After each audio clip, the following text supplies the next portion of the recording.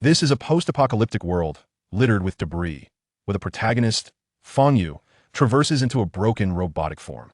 As he incessantly devours metal, he evolves his capabilities, advances technology, and constructs a mechanical legion. Witness Fang Yu's rise from insignificance to prominence, as he establishes himself as the mechanical war god in this universe, vibrant with civilization. Roaming across the cosmos, he forges an indomitable mechanical catastrophe. This planet is quite appealing. If consumed, I shall not lack resources for some time to come. Chapter 1. The Alien Genesis. What has happened to me? Something feels amiss. My eyelids are exceedingly heavy. After a night of vigil, why do I feel so unwell? He instinctively patted his head. Hood. Fang Yu was taken aback, sensing something was amiss. Why do my hands and head emit the sound of metal striking? This shock compelled him to open his eyes fully, revealing a pair of mechanical hands, already weathered and worn, with the right hand missing 2 fingers. Surrounding him were numerous fragments of machines, components of various household appliances, amidst which lay a small section of an aircraft wreckage, partially buried in dirt. Everywhere he looked, there was nothing but refuse. The few desiccated trees served only to affirm that it was indeed winter. This is definitely not Blue Star, Fang Yu concluded. The technology present before him exceeded any norms, as these were remnants, yet not something Blue Star could possess. Feeling that his legs were somewhat unresponsive, Fang Yu glanced down at his lower body, discovering he possessed only a left leg, an utterly dismal situation. Before he could acclimate to this cumbersome, broken body, an electronic brain emitted a mechanical alert. Warning, insufficient energy.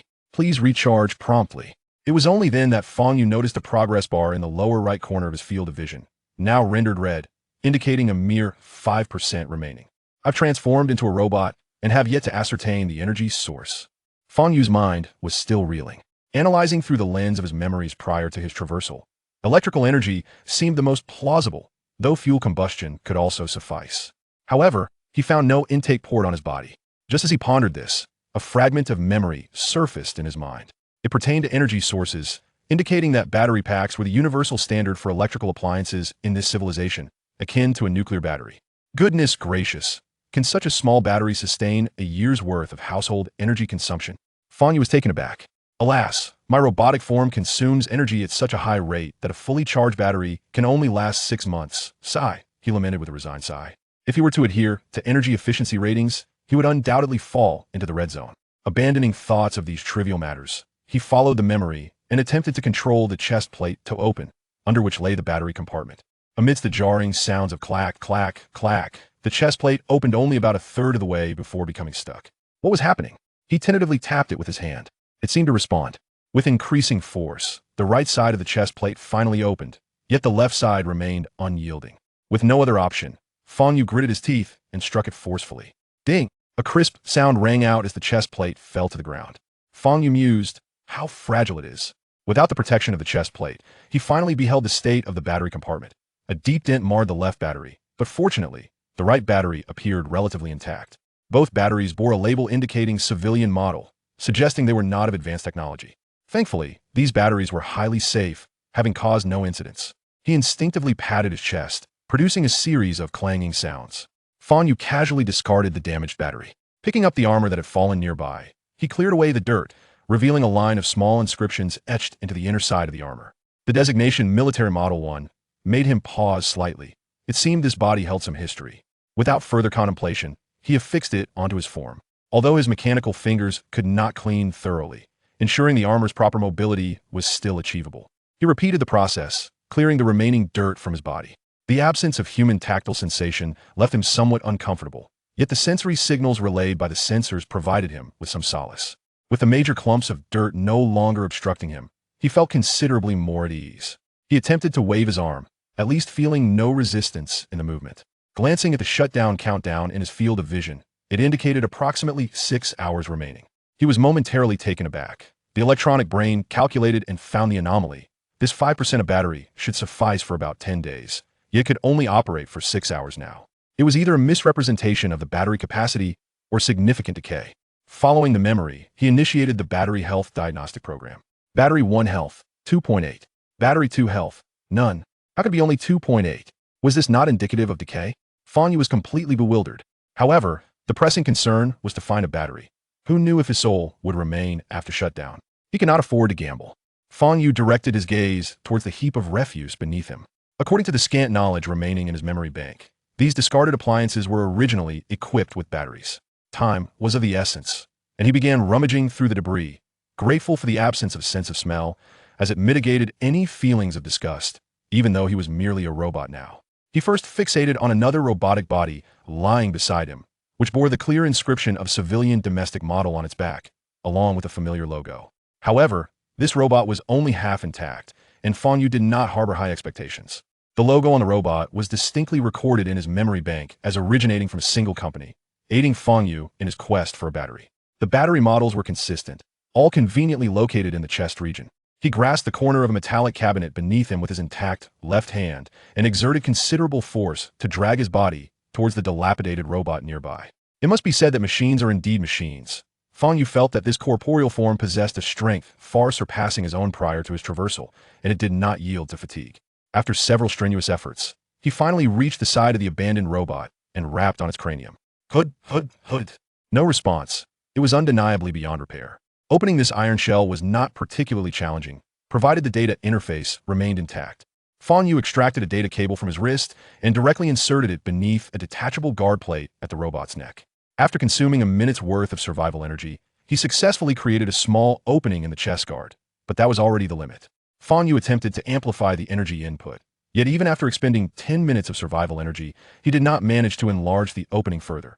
However, the axle of the chest guard emitted a piercing, grinding sound.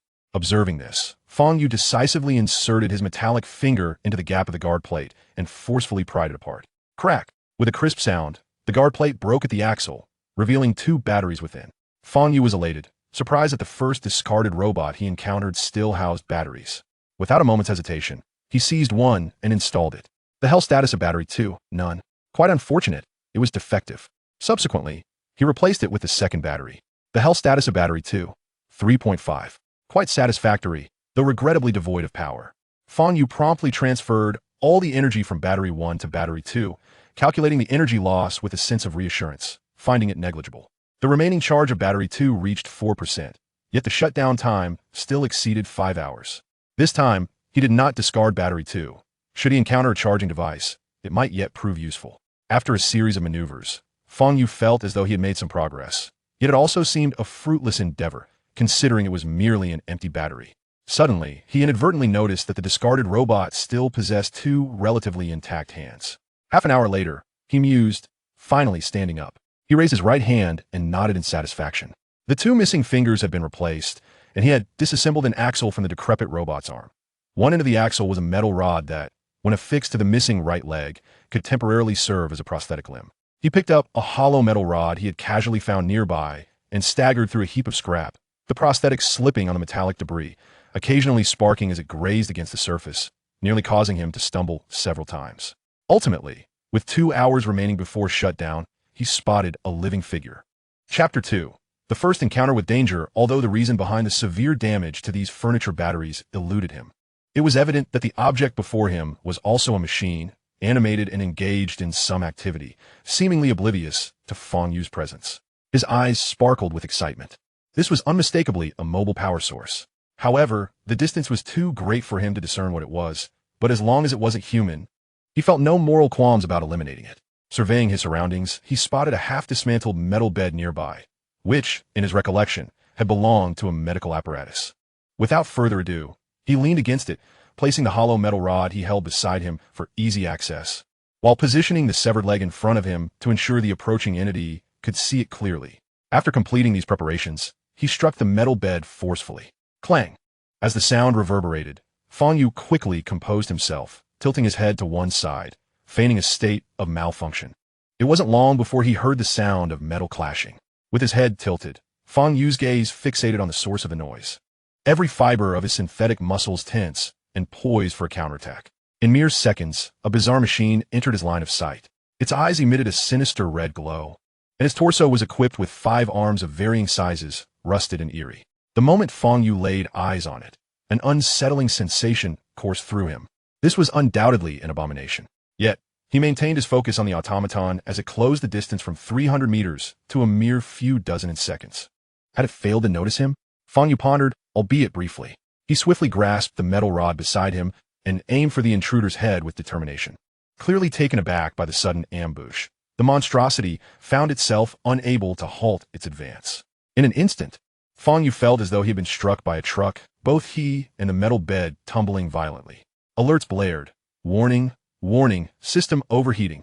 Warning, warning, insufficient energy. The cacophony of alarms jolted Fang Yu back to reality. His vision settled on the fallen abomination, its neck grotesquely torn apart, revealing its internal structure. With dark and yellow fluids, perhaps oil, spilling forth. Its body lay motionless, and its head was nowhere to be seen. The enemy had been inadvertently neutralized.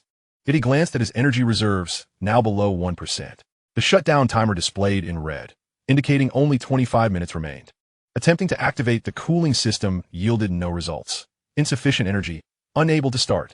With a resigned sigh, he turned his gaze towards the discarded robot, lying over 60 meters away. It had fled so energetically. Surely, it possessed a substantial amount of energy. Though he wanted to rise, he had no idea where the prosthetic leg attached to his right limb had gone. Left with no choice, he relied on his upper body strength, crawling slowly towards his objective. The dwindling energy left him feeling weak, and the 60 meters took him over 10 minutes to traverse. With only 13 minutes remaining on the shutdown timer, he dared not waste any more time and began to search for the data interface on the damaged robot. After a thorough search, he located the data interface beneath the neck of the machine, but alas, it was damaged. Curse it, Fang Yu exclaimed, feeling a mixture of frustration and amusement. This wretched body even had a shielding system. Once I free my hands, I shall thoroughly reorganize this shoddy system. Determined, he attempted to pry open the battery cover on the chest, but the intricate structure proved too formidable. Suddenly struck by inspiration, he yanked out the data cable from the damaged body, revealing 6 colored wires. Then, he pulled out the data cable from his right hand, severing it with his metal left hand, quickly connecting the matching colors. In the next moment, the chest cover of the robot sprang open, revealing 2 intact batteries within. Noticing that the shutdown timer had dwindled to 4 minutes, Fang Yu hastily placed one of the batteries into his primary battery slot. In an instant, the shutdown countdown began to surge upward, as if time were rewinding, until the text turned white and vanished entirely. Battery status, health 32, remaining energy, 15. Seeing that the battery's health was relatively high, Fang Yu promptly transferred the energy from the second battery to the first, amounting to a mere 15%. Nonetheless, he had temporarily averted the energy crisis. He retrieved the second battery, equipping it onto his frame. Battery status, health 8, remaining energy, none. Though somewhat disappointed, he was relieved that the 15% of energy would allow him to operate for 207 hours, which equated to more than 8 days. With power restored, he removed an axis from the damaged robot's body, fashioning a prosthetic limb akin to the previous one, allowing him to stand once more. Why so many arms?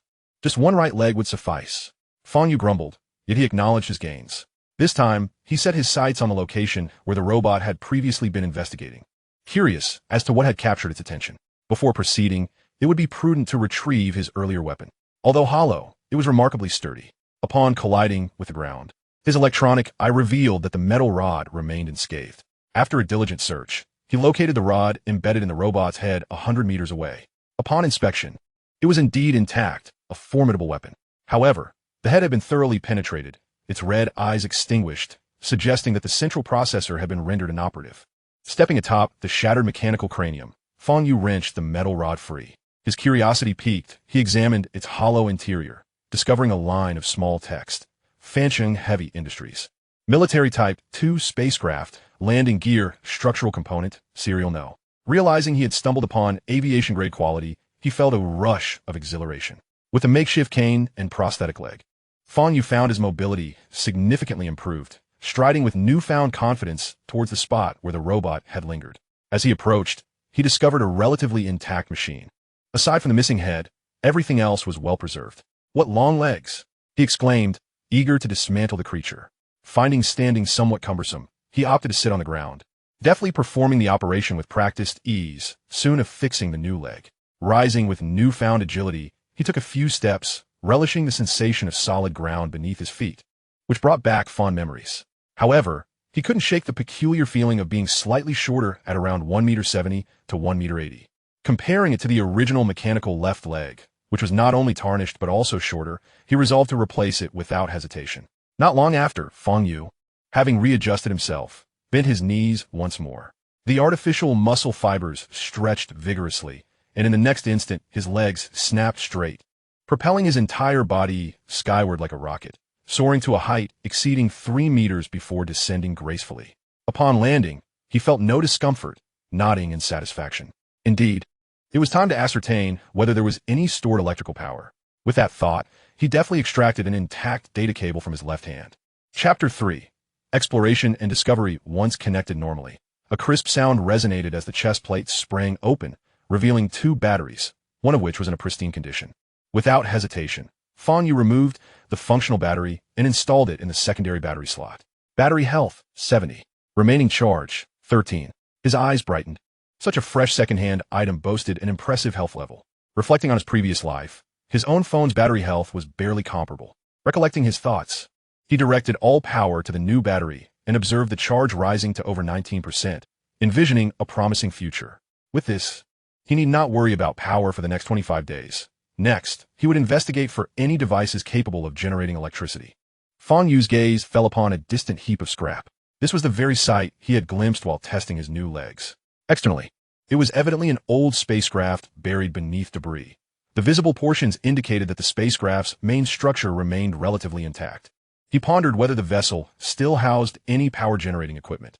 At the very least, it could store some energy. Fang Yu fixated on the small mountain in the distance. Lost in contemplation, after a brief respite, having switched out 2 legs and installed the new battery, he set off once more. As he journeyed, alternating between walking and running, he felt considerably more adept at maneuvering his body, occasionally pausing to inspect for any potentially useful resources. Though many items appeared fascinating to him in this new world, they proved of little utility given his current circumstances.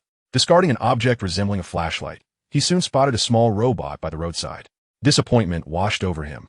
For all the items around were utterly useless, the robot reduced to a mere skeleton, having had its vital components removed long before its abandonment. Wiping away non-existent sweat, Fang Yu gazed up at the now significantly larger hill.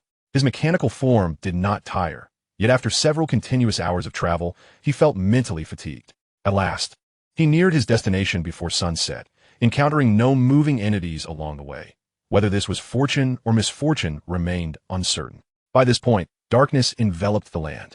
Fang Yu attempted to activate his illumination. Almost instantly, 2 beams of light burst forth from his eyes, illuminating the surroundings with a radiant glow. Yet, in the next moment, the lights extinguished. Could there be enemies lurking in this forsaken place? After switching off the lights, he cautiously surveyed his surroundings and, upon detecting no movement, breathed a sigh of relief. There was no rush. It would be wise to rest and conserve energy. With that thought, Fang Yu reclined on the ground, finding a comfortable position. The night was devoid of chirping birds or any insect sounds, only the howling wind scattering debris in its wake. Time slipped by, and eventually, Fang Yu sat up, feeling somewhat helpless as sleep eluded him. Observing his environment, he resolved to engage in some productive activity. He activated a single-eyes light, dimming it to the lowest setting as he searched for a potential entrance into the mountain before him. His metallic fingers traced the exposed metal hull of the spacecraft, probing for openings. After traversing a distance of around 100 meters, he was astonished to discover a hatch obscured by the pile of scrap. It was time to put his physical prowess to the test.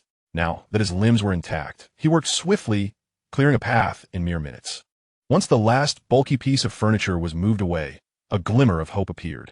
He tentatively grasped the half-open hatch with both hands and pulled forcefully, yet remained unyielding. Am I to face yet another obstacle? Undeterred, Fang Yu exerted more strength, his artificial muscle fibers straining to their limits. Wisps of white smoke beginning to emanate. Warning, excessive energy output detected, limiting output. Warning, system temperature too high, activating cooling mode. In the next instant, a torrent of white smoke erupted from the chest area on either side of the battery compartment. Only when the temperature finally subsided to a safe level did Fang Yu exhale in relief. However, the hatch remained obstinately immobile. With no other option, he shifted his focus to the gap of the hatch, scrutinizing the interior structure in hopes of discovering a switch or mechanism. Hope is a beautiful thing, yet reality is often harsh. The smooth walls, though aged and worn, bore no semblance of buttons or switches. After laboriously toiling for an additional hour without success, he lamented, "It seems I am simply not destined for this." Having squandered over a day's worth of energy, he sat helplessly on the ground before the door, uncertain of where to seek energy next. surrounded by refuse. He mused that in his previous life, with no one around, he might have lingered here indefinitely, but now, survival was his only desire. Gazing at the starlit sky, leaning against the door, he reminisced about the Gundam models he had assembled in his past life, pondering whether he might ever return. Suddenly, a startling sound broke his reverie, causing him to unexpectedly fall backward. Rising swiftly, he was astonished to find that the seemingly immovable door had miraculously shifted. At that moment, it felt as though throngs of mythical beasts raced through him. Was this door meant to be pushed? Tentatively, Fang Yu extended his metallic arm and gave it a gentle prod. Indeed, the door slid inward slightly, and this time, it felt remarkably effortless. If I were still in the dark about why the door wouldn't budge earlier, I might as well have perished from sheer embarrassment. Thankfully, no one was around. Otherwise, he would have felt mortified enough to dig a hole with his metal toes. Putting aside his thoughts, he exerted a modest force and pushed the door open. It swung inward, following the momentum of his push. Inside, he encountered only the remnants of usage. Vast expanses of space and exposed cables, as if the vessel had been plundered long ago, leaving behind nothing of value. Fang Yu increased the intensity of his light, scrutinizing the interior of the spacecraft more clearly. Venturing deeper, he encountered nothing of worth until he reached the bridge, which too was devoid of any treasures, even the main control computer having vanished without a trace. He approached another door, which led to a simple room, sparsely adorned yet featuring a straight ladder descending downwards. Continuing to amplify the light emanating from his eyes, he illuminated the expansive space below.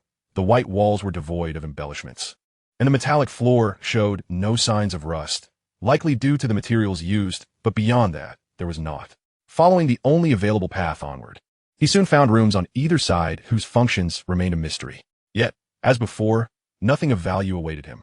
At the end of the corridor lay a spiral staircase. As he descended, the view before him opened up dramatically. The vast space, once likely filled with treasures, now culminated at a massive machine. The cylindrical device had already cracked open, its upper half vanished, with a small amount of liquid within emanating a faint blue glow.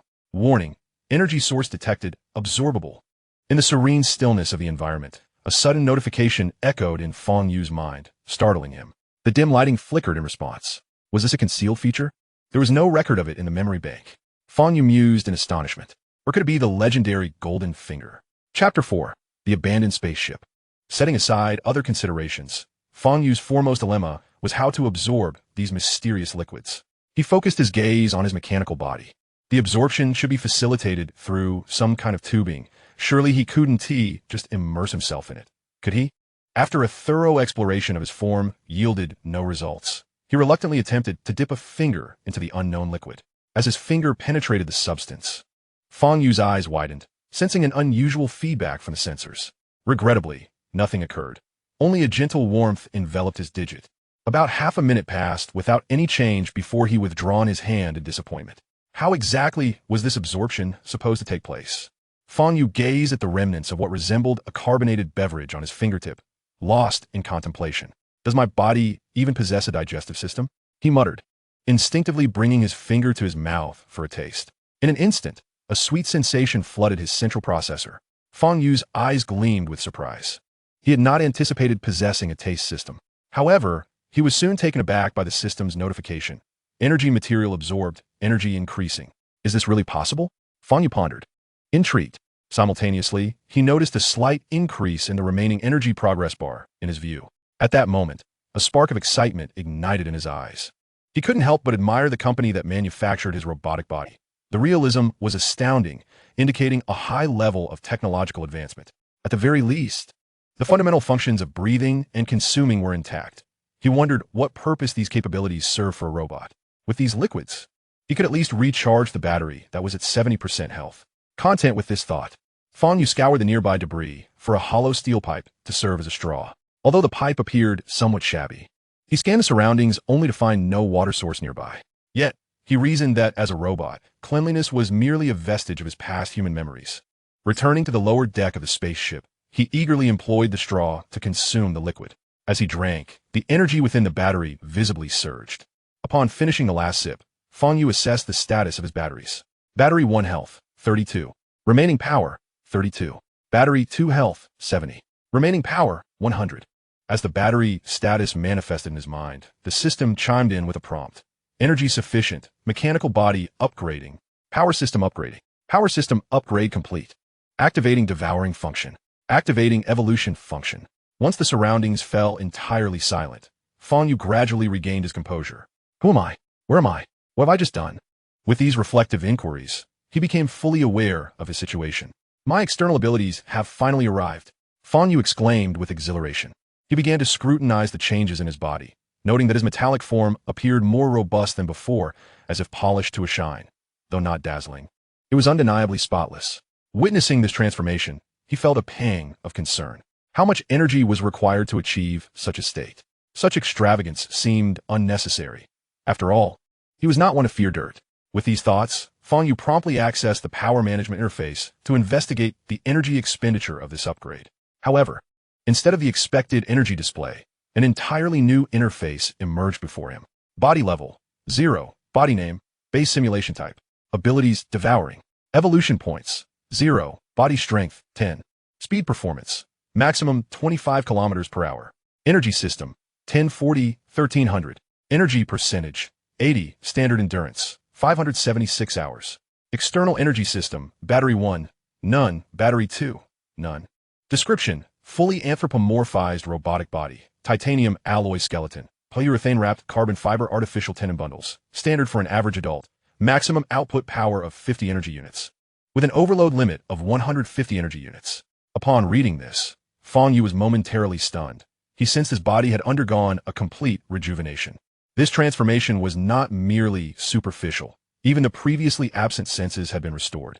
He hastily opened the battery compartment on his chest, and, as the protective panel fully retracted, he was astonished to find that, although 2 slots remained vacant, the 2 energy batteries had vanished without a trace. In the center of the battery compartment, a new protective panel had emerged. Instinctively, Fang Yu commanded it to open, revealing a glowing cube suspended in midair, spinning rapidly. This astonishing sight did not merely shock him due to its sci-fi appearance, but rather because this clearly advanced technology only offered a runtime of 576 hours. A simple calculation revealed that a full charge would last a mere 72 hours, a paltry 3 days. The most outrageous part was that this was the standard endurance. Any strenuous activity would require careful consideration. It felt as though this upgrade had resulted in more negatives than positives, aside from the cosmetic enhancement. Lastly, he turned his attention to the newly activated devouring function. Devouring consumes double the kinetic energy to absorb the devoured steel materials. Note, this function is the sole method to gain evolution points. Well, that's yet another function he could not afford to use at the moment. Without a stable energy source, he dared not activate it, for it could result in his mechanical demise. He cast a longing glance at the dilapidated equipment before him, yearning for more liquid to consume. Unfortunately, the bottom of the apparatus had completely dried up, leaving not a single drop. Resigned, Fang Yu searched the vicinity, but the vast hall revealed no other devices. Now, he faced 2 choices.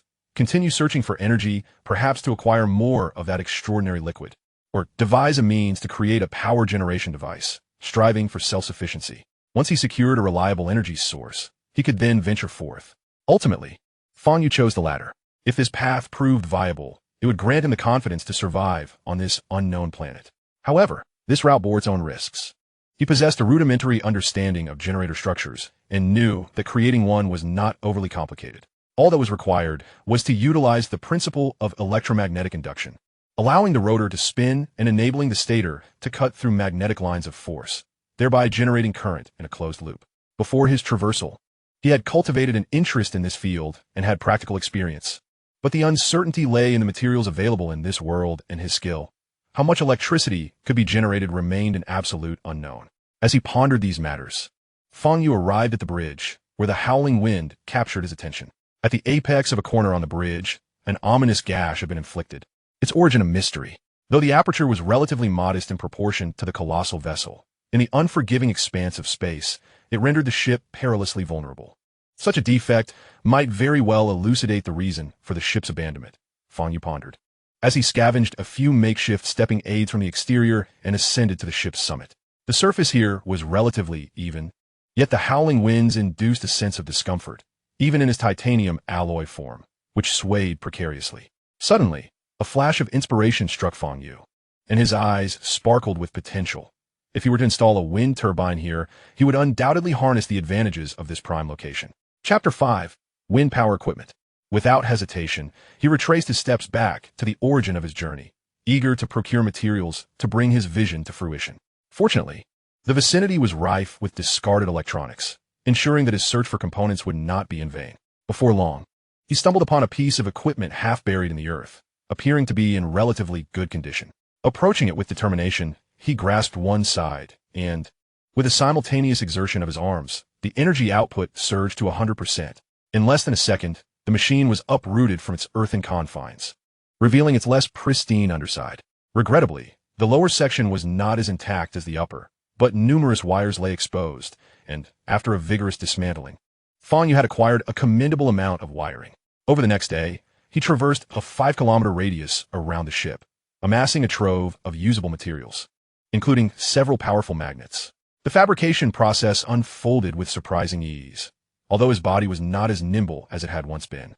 His precision in certain intricate tasks had improved significantly since his prior existence. The wiring he crafted resembled a masterpiece. Fang Yu marveled. Following that, the refinement of the remaining components was equally swift, and within an hour, a rudimentary generator was taking shape. Next came the drive shaft, the belt, and the slender blades affixed to a modest rod. The blades were fashioned from a lightweight, resilient fabric Fang Yu had discovered, albeit none were entirely unblemished, each bearing its share of imperfections. Yet, this did not deter him. He tore several coarse strips of cloth and executed a simplistic mending job. The main framework was constructed from wood, secured with a mortise and tenon joint, while the base of the blades was fashioned from the arm joint salvaged from a previously dismantled robot, proving to be excellent components. Upon completion of the assembly, Fang Yu affixed the entire wind power apparatus atop the ship using a few salvaged metal scraps. 2 lengths of spliced wiring dangled down, connecting to a pre-established charging station within the vessel. Afterward, he installed 2 batteries he had fortuitously discovered during the day, marking the near completion of his endeavor. Although the batteries were devoid of charge, they maintained a reasonable health status, hovering around 25%. Once fully charged, they would afford Fang Yu sufficient energy to sustain himself for 2 months, or so he estimated. Subsequently, emulating the initial generator, he crafted 2 additional units from the remaining materials, placing them all atop the spacecraft. The environment here was far harsher than that of Blue Star. The biting cold and fierce winds would likely prove lethal to a being of Blue Star's biology. The night passed slowly for Fang Yu, and as dawn broke, he eagerly detached one of the batteries and placed it within the external battery compartment nestled in his chest. The moment was met with a flicker of information. External energy system, battery number 1, remaining charge, less than 1. Fang Yu felt a twinge of disappointment. Despite the advanced nature of his mechanical form, it could not accurately ascertain the precise charge of a single battery. However, this was of little consequence, for the energy core inside him provided exact values, displaying flawless data. Currently, his remaining energy stood at 510, with a maximum capacity of 1,300. With less than 40 units remaining, the system projected a runtime of approximately 288 hours. Considering the time consumed yesterday, which amounted to less than 24 hours, the energy depletion was notably greater than anticipated, likely correlated with the output power. This was evident from the negligible consumption during the night while he remained inactive. Only 60 units expended over 6 hours. If he opted to remain dormant, his endurance could extend beyond 2 days. However, unless absolutely necessary, he would not engage in such a perilous course of action. Disregarding these anxieties, Fang Yu promptly transferred all energy into his internal energy center. Energy system, 566, 1300. Energy percentage, 44. Estimated runtime, 317 hours. Gazing at the remaining energy, he noted that a single battery yielded merely an additional 3 hours. He proceeded to convert the second battery in the same manner, augmenting his energy to 632, thereby raising the estimated runtime to 35 hours. Fang Yu felt a sense of resignation. This outcome fell short of his expectations. He had initially believed he could progress steadily. It became apparent that the pressing challenge remained that of power supply. Today, he resolved to venture 15 kilometers away to a so-called parking lot, which was little more than a collection of abandoned vehicles. His objective was simple: to scour for any usable resources, particularly in search of a viable power source. However, glancing at his own energy reserves, he felt a pang of dismay. Should this expedition yield no fruitful results, he would be left with nothing but the meager wind power generation. With determination, he set forth, his current form allowed him to quicken his pace, reaching his destination in just over 40 minutes. Before him lay a vast expanse of automotive remnants, and Fang Yu felt a surge of optimism. Many of the vehicles retained intact structures, promising potential rewards.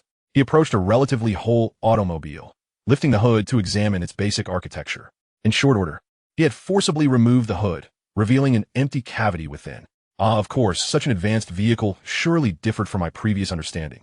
It must feature a rear engine configuration. He reassured himself, moving to the rear of the vehicle. With a determined tug, the back opened easily, reminiscent of a magnetic latch. Yet, the interior remained devoid of any useful components. Undeterred, Fang Yu entered the driver's seat, following the exposed wiring. Ultimately, beneath the chassis, he discovered a highly integrated assembly of equipment. After disassembling it, he finally unearthed his target.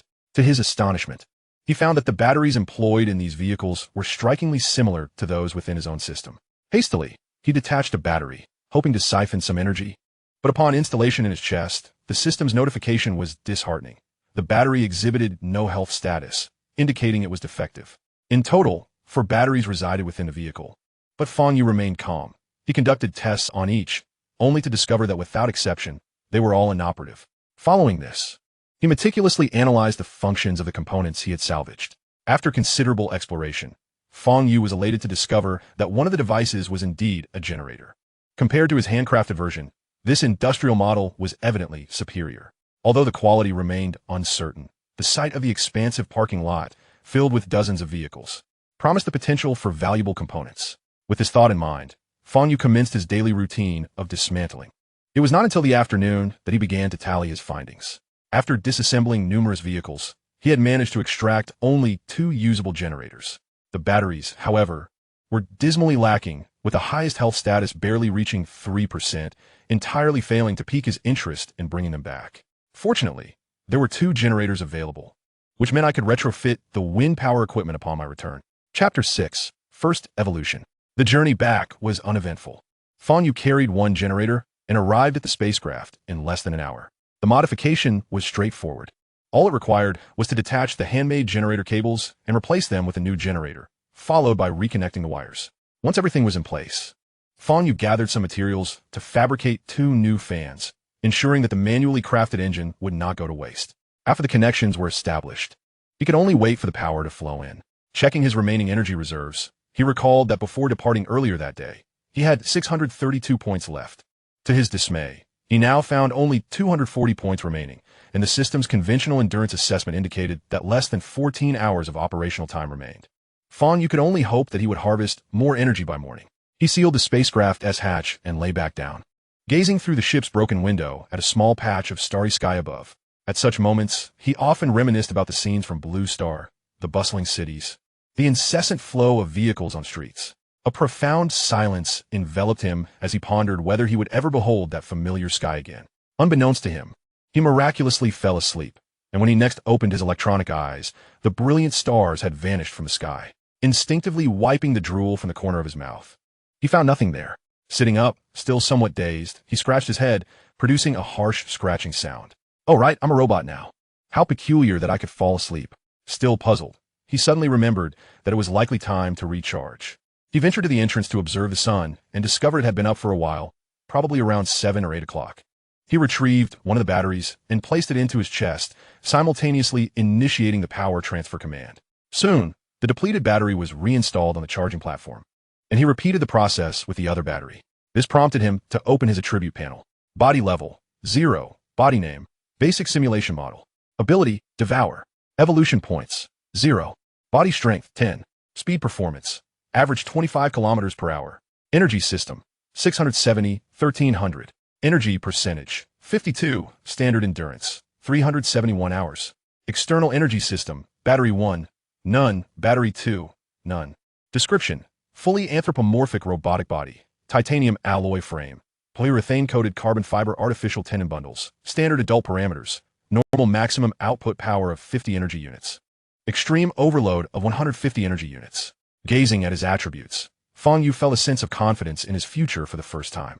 His current production capacity was sufficient for his needs, provided he refrained from strenuous activity. It was also time to examine the Devour system. as this would serve as the foundation for his future growth. With that thought, he activated the Devour mode. Activation failed. Insufficient material reserves. Fang Yu? Material reserves? Does this mean I can consume things? The first thing that came to mind was the energy liquid he had previously ingested. In hindsight, it seemed reasonable to consume it. Fortunately, the current environment was abundant in metals, making experimentation quite simple. Exiting the spacecraft, he casually picked up some metallic scraps, ensuring they were small enough to be swallowed, just in case his current metallic teeth were incapable of biting through them. 10 minutes later, as Fang Yu sat on the bridge of the spacecraft, he stared at the small pile of metal debris before him, feeling somewhat repulsed. Do I really have to eat this? At this critical moment, he hesitated. After all, he had found sand in his food in his past life and had struggled with that. Now, this was akin to sand mixed with metal fragments. However, after a moment of reflection, he thought about his current robotic form and realized there was little to hold back. Gritting his teeth, he picked up a piece of metal the size of a bottle cap and swallowed it whole without chewing. The next moment, a prompt echoed in his mind. Devour successful. Material reserves increased. Seeing that it actually worked, Fang Yu gradually loosened his inhibitions. Fortunately, he could suppress various sensations, or else it would have been a torturous experience. Half an hour later, he began to feel a sense of fullness, which felt remarkably real, much like the satisfaction of a buffet meal. He found himself unwilling to move. Simultaneously, a progress bar appeared in his mind. Material reserves, 99. After resting for a while, Fang Yu resumed his journey, aiming once again for the parking lot, where he had dismantled several vehicles, yet a few remained scattered at a distance. This time, not only would he consume the material reserves, but he would also take the opportunity to explore. He had already tested that the rate at which material reserves converted into evolution points was proportional to his energy expenditure during movement. While resting, the progress bar had barely moved, but as soon as he started walking, the rate of progress notably quickened, although this consumed more energy. It seemed to be the digestive mechanism of his Devour function. To conserve energy, Fang Yu walked at a leisurely pace until noon, when he finally reached his destination. Dismantling these vehicles had become second nature to him, and he did not expend excessive energy in the process. In the blink of an eye, 2 hours passed, and Fang Yu successfully acquired another generator. Looking around at the wreckage of the dismantled vehicles, he nodded in satisfaction. It was time to return. Although it was still early, his energy consumption had exceeded that of the previous day. He felt somewhat helpless about the energy expenditure while in Devour mode. However, glancing at his dwindling material reserves, he felt content. The digestive system was quite reliable, and at this rate, he could enjoy a hearty meal every day. Yet, contemplating the horror of eating, he felt a pang of doubt. No, I must devise a solution upon my return. I cannot continue like this. Fang Yu resolved to address this issue. The journey back was uneventful. Well, there was a bit of wind, but no danger. Upon returning to the spacecraft, he found his energy reserves nearly depleted, with just over 100 points remaining. Thankfully, the Devour mode had concluded. Almost instantaneously after the Devour ended, he received a new prompt. Evolution Points 1. Activate Evolution Function. With evolution points in hand, Fang Yu's first thought was to spend them, so he promptly opened the evolution function. Before him were 5 options for evolution. The first 3 being performance enhancement, body enhancement, and energy enhancement, while the last 2 options were empty. Fang Yu paused momentarily, his gaze fixating on the 2 vacant options. In the next instant, an explanation appeared. Additional evolution modules. Choose the direction for evolution. Taken aback for a moment, he quickly formulated a choice. Could this allow for a direct evolution of energy acquisition functions? How should I proceed? Fang Yu muttered to himself as he pondered the possibilities. Just then, as he spoke, a series of question marks suddenly appeared in the position of the 4th option. Would you like to confirm the enhancement of energy acquisition functions? Confirm. Fang Yu was momentarily taken aback, but hurriedly responded. In an instant, the string of question marks transformed into text. Consume 1 evolution point to acquire quantum photonic energy conversion membrane. What is this? Fang Yu clicked on the question mark next to this option, and indeed, more detailed information emerged. Chapter 7, Chocolate Flavor. Quantum photonic energy conversion membrane. A unique membrane seamlessly integrated into the surface of the body. Developed through profound research grounded in quantum mechanics. Capable of efficiently converting various light quanta into energy. Note, it harnesses not only visible light, but also invisible light, including but not limited to infrared, ultraviolet, and even high-energy photons from cosmic rays. This remarkable invention seems to be an enhanced version of solar energy, yet intriguingly, it appears to require no sun at all. Fang Yu mused delightfully. At the same time, His metallic body began to dim gradually, ultimately settling into a lustrous, deep gray. It looked rather appealing, less conspicuous. If only he could acquire a suit of bionic skin. Fang Yu reflected. However, he merely entertained this thought, primarily driven by the longing of his human soul to reintegrate into human society. Dismissing such impractical ideas, he brought up his attribute panel, where he noticed an additional ability under the capabilities section, aptly named light energy conversion. With a mere thought, the details of this attribute unfolded before him. Light energy conversion, 20 energy per hour. Upon seeing this attribute, Fang Yu couldn't help but feel a surge of joy. If he chose to sleep, he could indeed attain immortality. Typically, the energy consumption during sleep hovers around 10 points per hour, and with this conversion capability, sleeping until the end of time was not out of the realm of possibility. Of course, this was contingent upon his body enduring the test of time. Gaining 20 points per hour meant that in 3 days, he could recover a staggering 1,400 energy units, though his energy core had a maximum limit of only 1,300. Glancing at the remaining energy of just over 100 points, Fang Yu decided against absorbing the energy from the charging station's batteries, as he preferred the thrill of a bountiful harvest. Otherwise, with energy at his disposal, he feared he might be tempted to venture out recklessly. With nothing pressing to attend to, Fang Yu first assembled the generator he had just acquired into a new compact wind power device, re-establishing it atop the spacecraft, thus amassing 3 high-performance wind turbines. As for the handmade generator, it was merely a token effort. Having completed the power generation apparatus, Fang Yu was soon confronted with the dilemma of sustenance. Having experienced the remarkable utility of evolution points, he was resolute in maintaining the swallowing function. Consequently, the consumption of metal became an unavoidable issue. Suddenly, an ingenious idea struck Fang Yu. He began to sift through his memory banks for knowledge pertaining to software. Fortunate that such information was quite fundamental. As a robot, he could grasp new concepts with a single review. After a few minutes of effort, he crafted a plug-in program. This software was straightforward, designed to identify the material of metallic objects entering his mouth and randomly fix a taste sensation, which would then be relayed to his brain. The fixed taste sensation would remain permanent unless altered, primarily to facilitate awareness of what he consumed. Having completed this task, Fang Yu ventured back to the pile of metallic scrap he had previously left unfinished. He casually picked up a metal rod and tossed it into his mouth. In an instant, a subtle yet enticing flavor of roasted chocolate filled his mouth, accompanied by hints of hazelnut, complemented by the metallic texture. By heavens, I am truly a genius. This is rather delightful. Fang Yu mused to himself, simultaneously tossing a piece of metal wire into his mouth and chewing. The fruity flavor, tinged with a sweet and sour essence, reminded him of a particular jam he had once tasted. With his eyes slightly squinted, he savored the explosion of flavors on his palate. Yet, the artificiality remained evident. Although the taste was present, the texture left much to be desired. A conundrum he could not resolve. In a ravenous feast, the heap of metal visibly diminished, and soon, Fang Yu had consumed it all. His material reserves were once again at full capacity.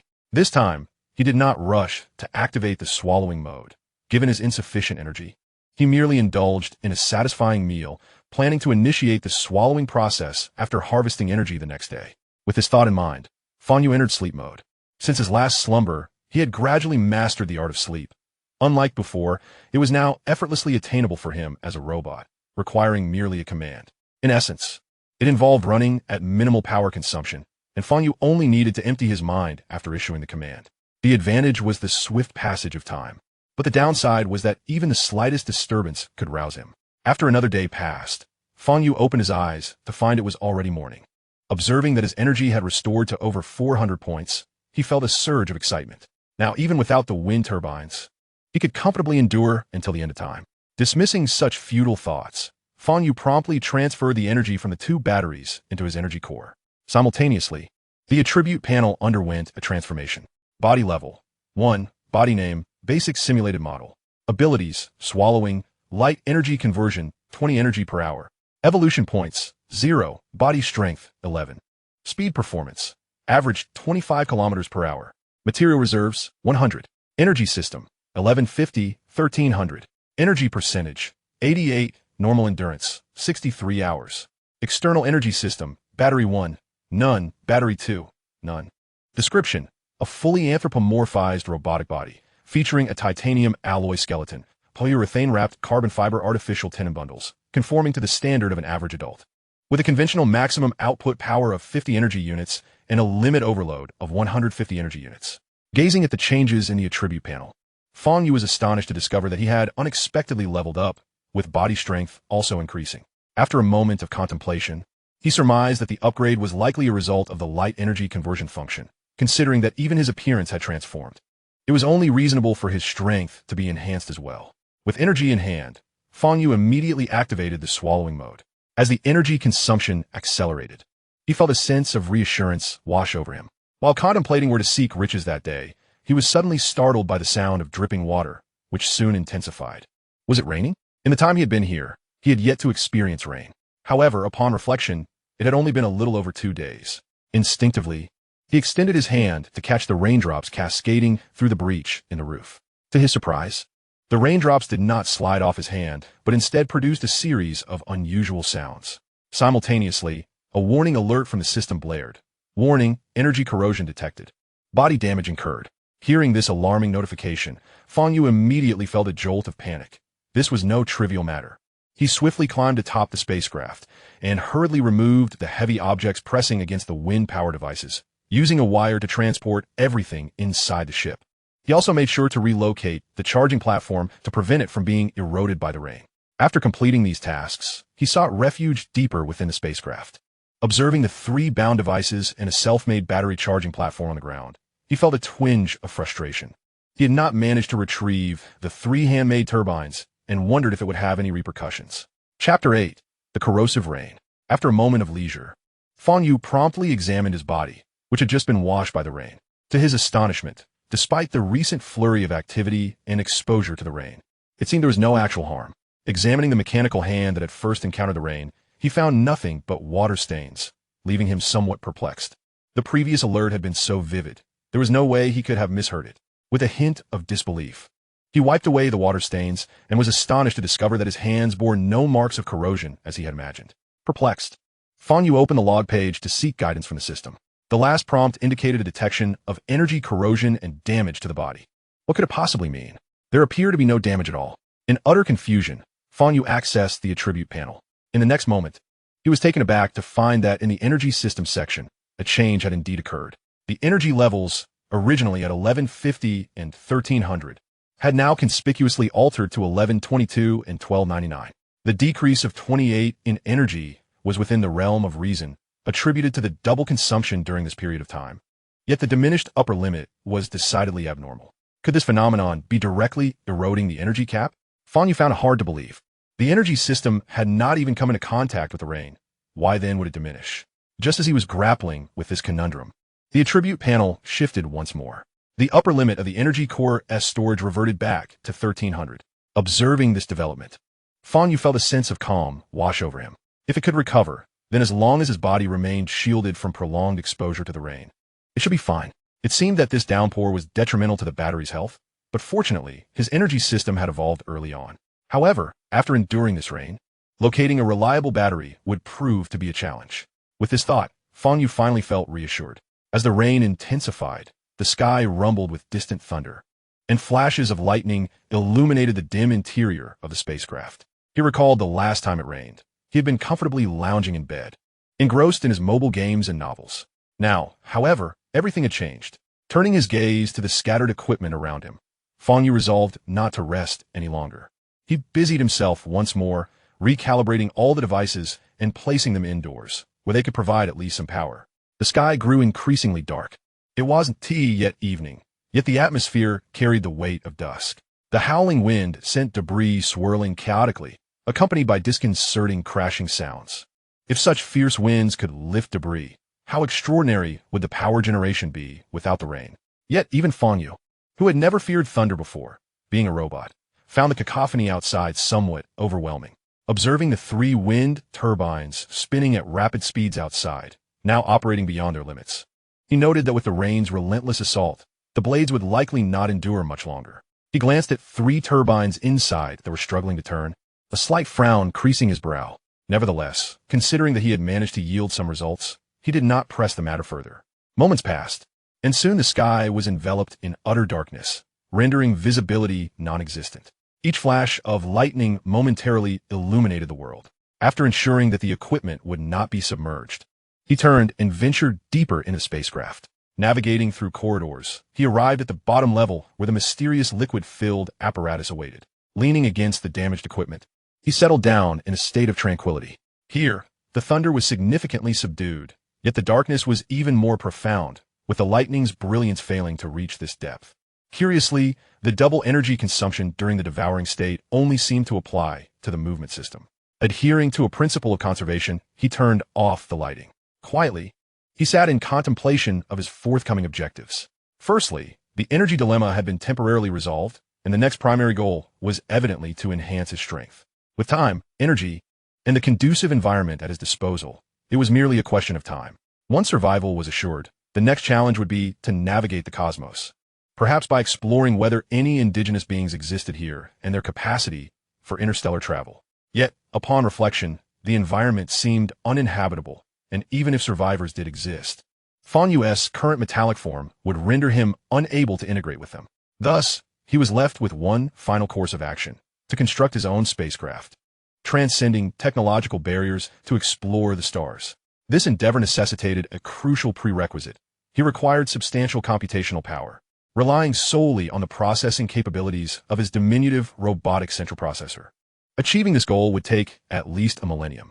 Of course, he could enhance the central processor through the devouring system, but such an approach would be somewhat wasteful, as his primary focus remained on survival. This led him to another option. Given that he was on a planet littered with debris, locating intact processors should not prove too difficult. With his current abilities, gathering these resources to assemble a supercomputer dedicated to research would be relatively straightforward. Yet, as he contemplated this, another idea emerged. He could utilize the next evolution point to potentially acquire a technology specifically aimed at foundational construction, thus preparing for future advancements. In the depths of the spacecraft, Fang Yu meticulously plotted his future endeavors. Time passed swiftly, and 3 days later, the rain finally ceased. During this period, due to limited wind, power generation had been insufficient, and Fang Yu had not amassed much energy. However, the progress of the devouring state had reached an impressive 98. A lack of movement had resulted in a slower absorption rate. The silver lining was that he had successfully filled his energy reserves for the first time over these 3 days. As dawn broke with a clear sky, Fang Yu wasted no time in repositioning several sets of power generation equipment atop the spacecraft, making necessary repairs and installations. Feeling the refreshing breeze against his exterior, he finally sensed a promising future ahead. With preparations complete, he ventured out once more, intending to gather some metal components, focusing on smaller pieces for easier absorption. Learning from his previous experience, he stocked up to be better prepared for the next deluge, ensuring he could remain sheltered within the spacecraft while gradually evolving through devouring. Outside, in the lower-lying areas, numerous puddles had formed. After a brief examination, Fang Yu discovered that these puddles had lost their corrosive effect on the power source, allowing him to boldly search for resources. Thanks to the torrential rains, some exposed metals had been revitalized, appearing much more presentable than before, those that were rusted beyond recognition. However, he chose to disregard. After several trips back and forth, he had amassed a wealth of materials when he finally received the long-awaited notification of completed devouring, and his evolution points had once again increased to 1. Eagerly, he opened the system panel. Performance enhancement, body enhancement, energy enhancement, light energy conversion, 20 energy per hour, empty. Chapter 9, Swarm of Nanobots. System, utilize evolution points to develop a technology for crafting handspun products. Fang Yu watched with anticipation as the last empty slot on the panel was filled. As he had surmised, almost the instant he issued the command, a question mark replaced the empty space. Would you like to confirm the enhancement of the manufacturing system? Manufacturing system? Yes, that's it. Fang Yu hastily confirmed. Consuming a portion of his evolution points, he acquired the swarm of nanobots. At that very moment, a small door opened on the armor of his left arm, originally sealed.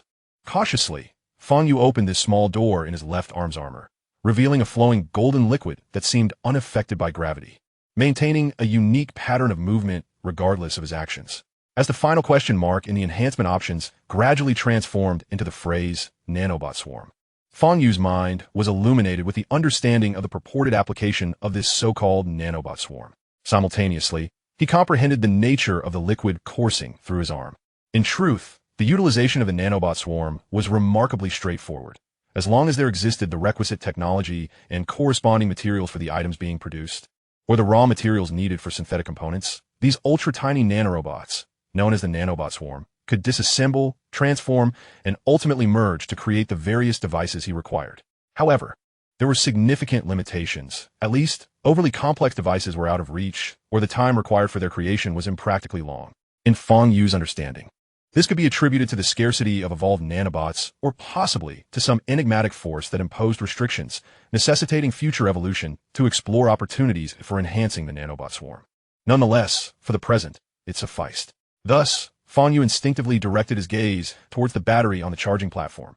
Previously, the energy from the battery had been transferred into the energy core within his body, rendering the battery nearly devoid of charge. With a swift motion, he removed 2 batteries, commanding, "Repair the batteries." In the next instant, a small door on his left arm sprang open, and a golden liquid cascaded forth, swiftly enveloping the 2 batteries. Time passed swiftly. After 5 minutes, the nanobot swarm covering the second battery coalesced with that of the first. As Fang Yu grasped the battery now devoid of the nanobot swarm, he immediately sensed a difference. This battery felt significantly lighter, as though it had been hollowed out. Upon closer inspection, he discerned that the battery casing had been gnawed away in several places, revealing an internal structure that was evidently incomplete. For a fleeting moment, Fang Yu questioned whether the intelligence of the nanobot swarm was sufficient. However, observing the swarm still at work on the other battery, he soon realized they were concentrating their resources on repairing one of the batteries. After approximately half an hour, all the nanobots began to mobilize, crawling along Fang Yu's titanium alloy mechanical leg and returning to the small door within his left arm. In his hand, he now possessed an additional battery. With the return of the nanobots to his body, Fang Yu's memory bank simultaneously acquired the design schematics and material descriptions for this type of battery. It turned out that this battery, referred to as a nuclear battery, was currently more akin to a high-pressure solid-state battery.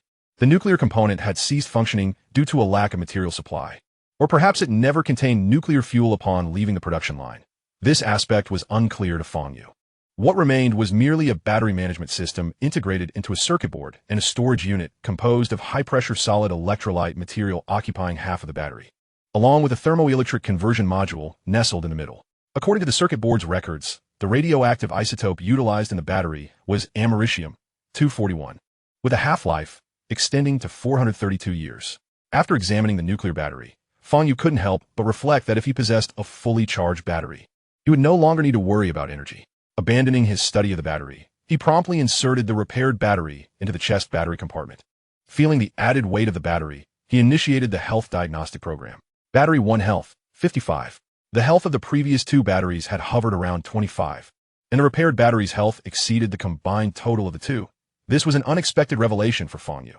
However, as the battery was currently uncharged, it was of little use, so he placed it back onto the charging platform. The charging dock was designed in parallel, allowing a single battery to charge at full power.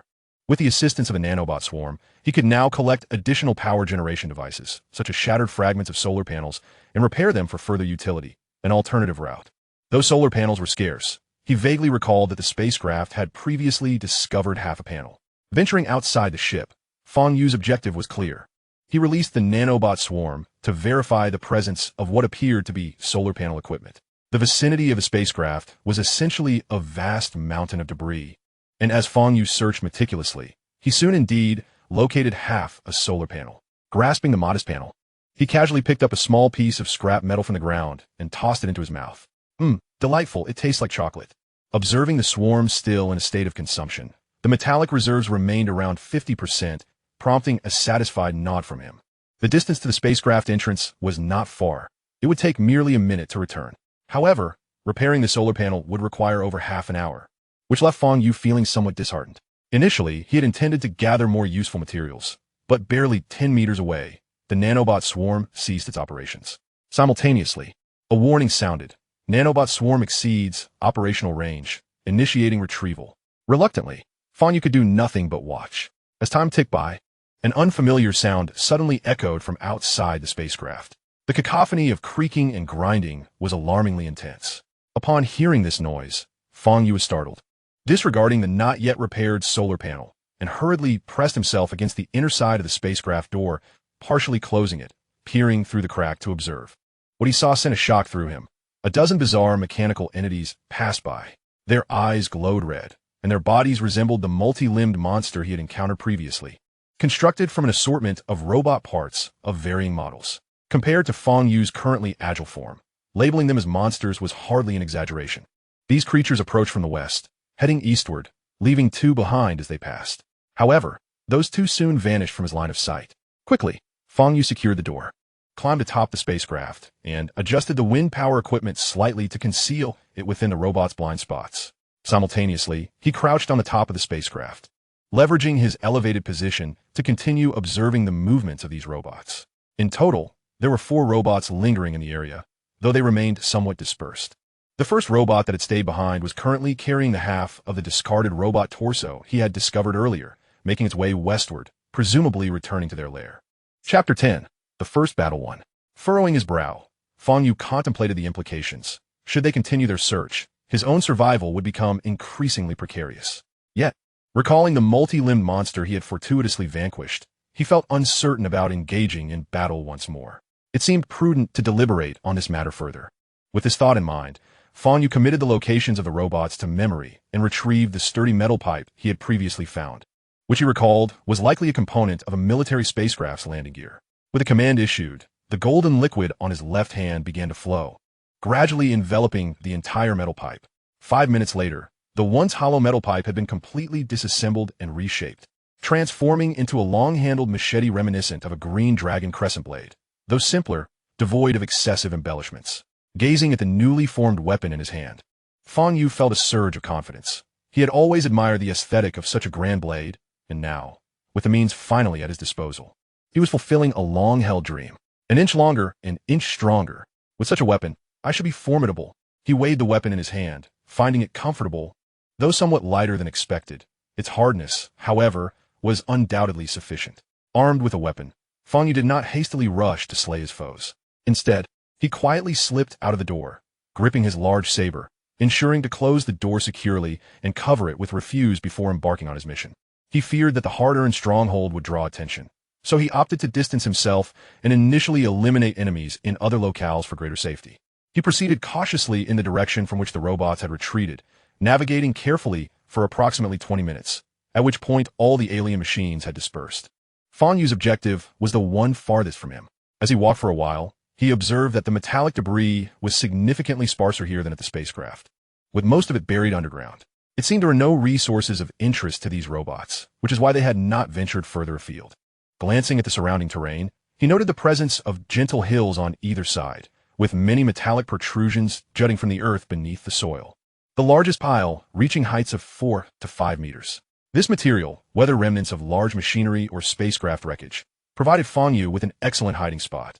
Despite its lack of immediate utility, the target robot appeared considerably more intact than the one he had previously confronted, indicating a potentially higher combat capability.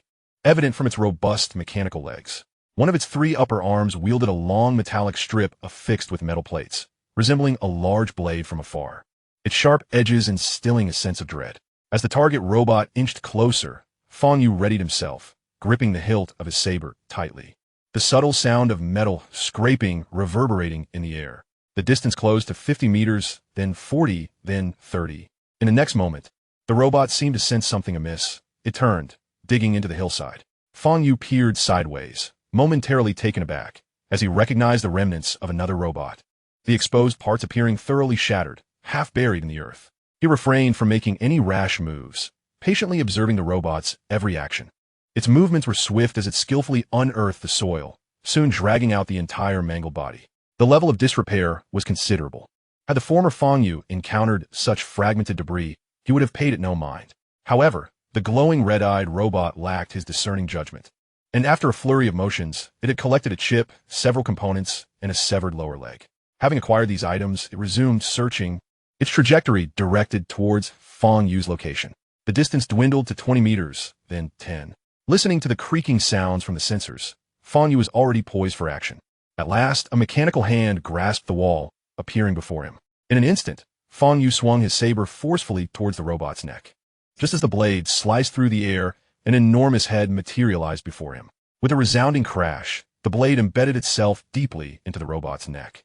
But the cut did not sever it completely, halting about a third of the way through. Hastily, Fang Yu withdrew his weapon and leaped back to create distance. Almost simultaneously, A viscous black liquid began to ooze from the wound. The robot's eyes glowed brighter, and its movements accelerated dramatically as it lunged towards Fang Yu's position. The black liquid pouring forth in greater quantities than before. Fang Yu's mechanical visage reflected a grave expression. He could not afford to remain passive. He retreated once more while sweeping his saber horizontally. In this moment, the advantage of his long-handled weapon was fully realized. With a powerful strike, he met the robot's advance head-on. A sound of impact resonated as the saber cleaved into the robot's weapon. The robot discarded its grasped items, its massive fists now barreling towards Fang Yu. Anticipating this, he crouched to evade the first strike, pulling his weapon back to brace against the second blow. The saber successfully repelled the attack. Quick as a flash, he kicked the hilt forward, leveraging the momentum to swing the blade in a wide arc. Aiming for the recently inflicted wound, the robot's raised arm was less than half a meter from Fang Yu, yet his blade struck first, slicing into the neck from which the black liquid flowed. The fluid surged out more violently, severing numerous cables, sparking wildly, though no flames erupted, and the black liquid showed no signs of combustion. Warning: system temperature exceeding limits. Warning: system damage detected. Upon hearing the alerts, Fang Yu remained composed, recognizing the need for heightened focus as victory loomed near. As steam billowed from the robot's chest, he forcefully withdrew the blade and retreated a short distance, crouching low to maintain a readiness to strike. Once the blade was removed, another surge of black liquid gushed forth, yet the enemy did not retaliate as he had anticipated. Instead, its red light dimmed, eventually vanishing. Fang Yu hesitated, unwilling to advance, and cautiously prodded with his saber. The probe proved decisive, sending the massive robot crashing to the ground as if it had lost power. Satisfied that it had fallen silent, he approached carefully, wiping the black substance from its exterior to reveal the data interface. He promptly connected a data line, and, after a thorough inspection, he felt assured it had indeed powered down. The severed cables connecting its body to its central processing unit rendered it utterly lifeless. Observing the situation, Fang Yu attempted to move the lifeless form, intending to transport it back to the spacecraft for study, but despite several efforts, he lamented that his current strength was insufficient to lift it. Dragging it was evidently impractical as well. Just as he felt despondent, the system notification chimed in. Devoured material grants 1 evolution point. Material reserves below 10. Please replenish.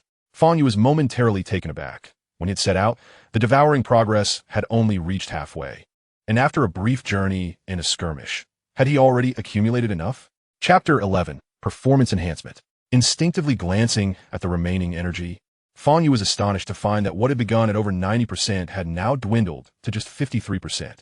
Under normal circumstances, even with physical exertion, such a rapid depletion was unprecedented. This skirmish alone had consumed so much energy, leaving him somewhat exasperated. Although the devouring state doubled the consumption, even without it, he feared he would struggle to cope. However, he soon dismissed these concerns, realizing that with evolution points now at his disposal, upgrading was of paramount importance. Before proceeding with the enhancement, Fang Yu dragged the recently acquired spoils, the robot's body, toward the nearby earthen slope. This location formed a concealed angle with the protruding wreckage, making it unlikely to be discovered without deliberate searching. Once he secured the spoils and obscured the traces left in the soil, he finally felt at ease to access the system interface and select the evolution option. Unlike the previous two occasions, this time there were no custom options available.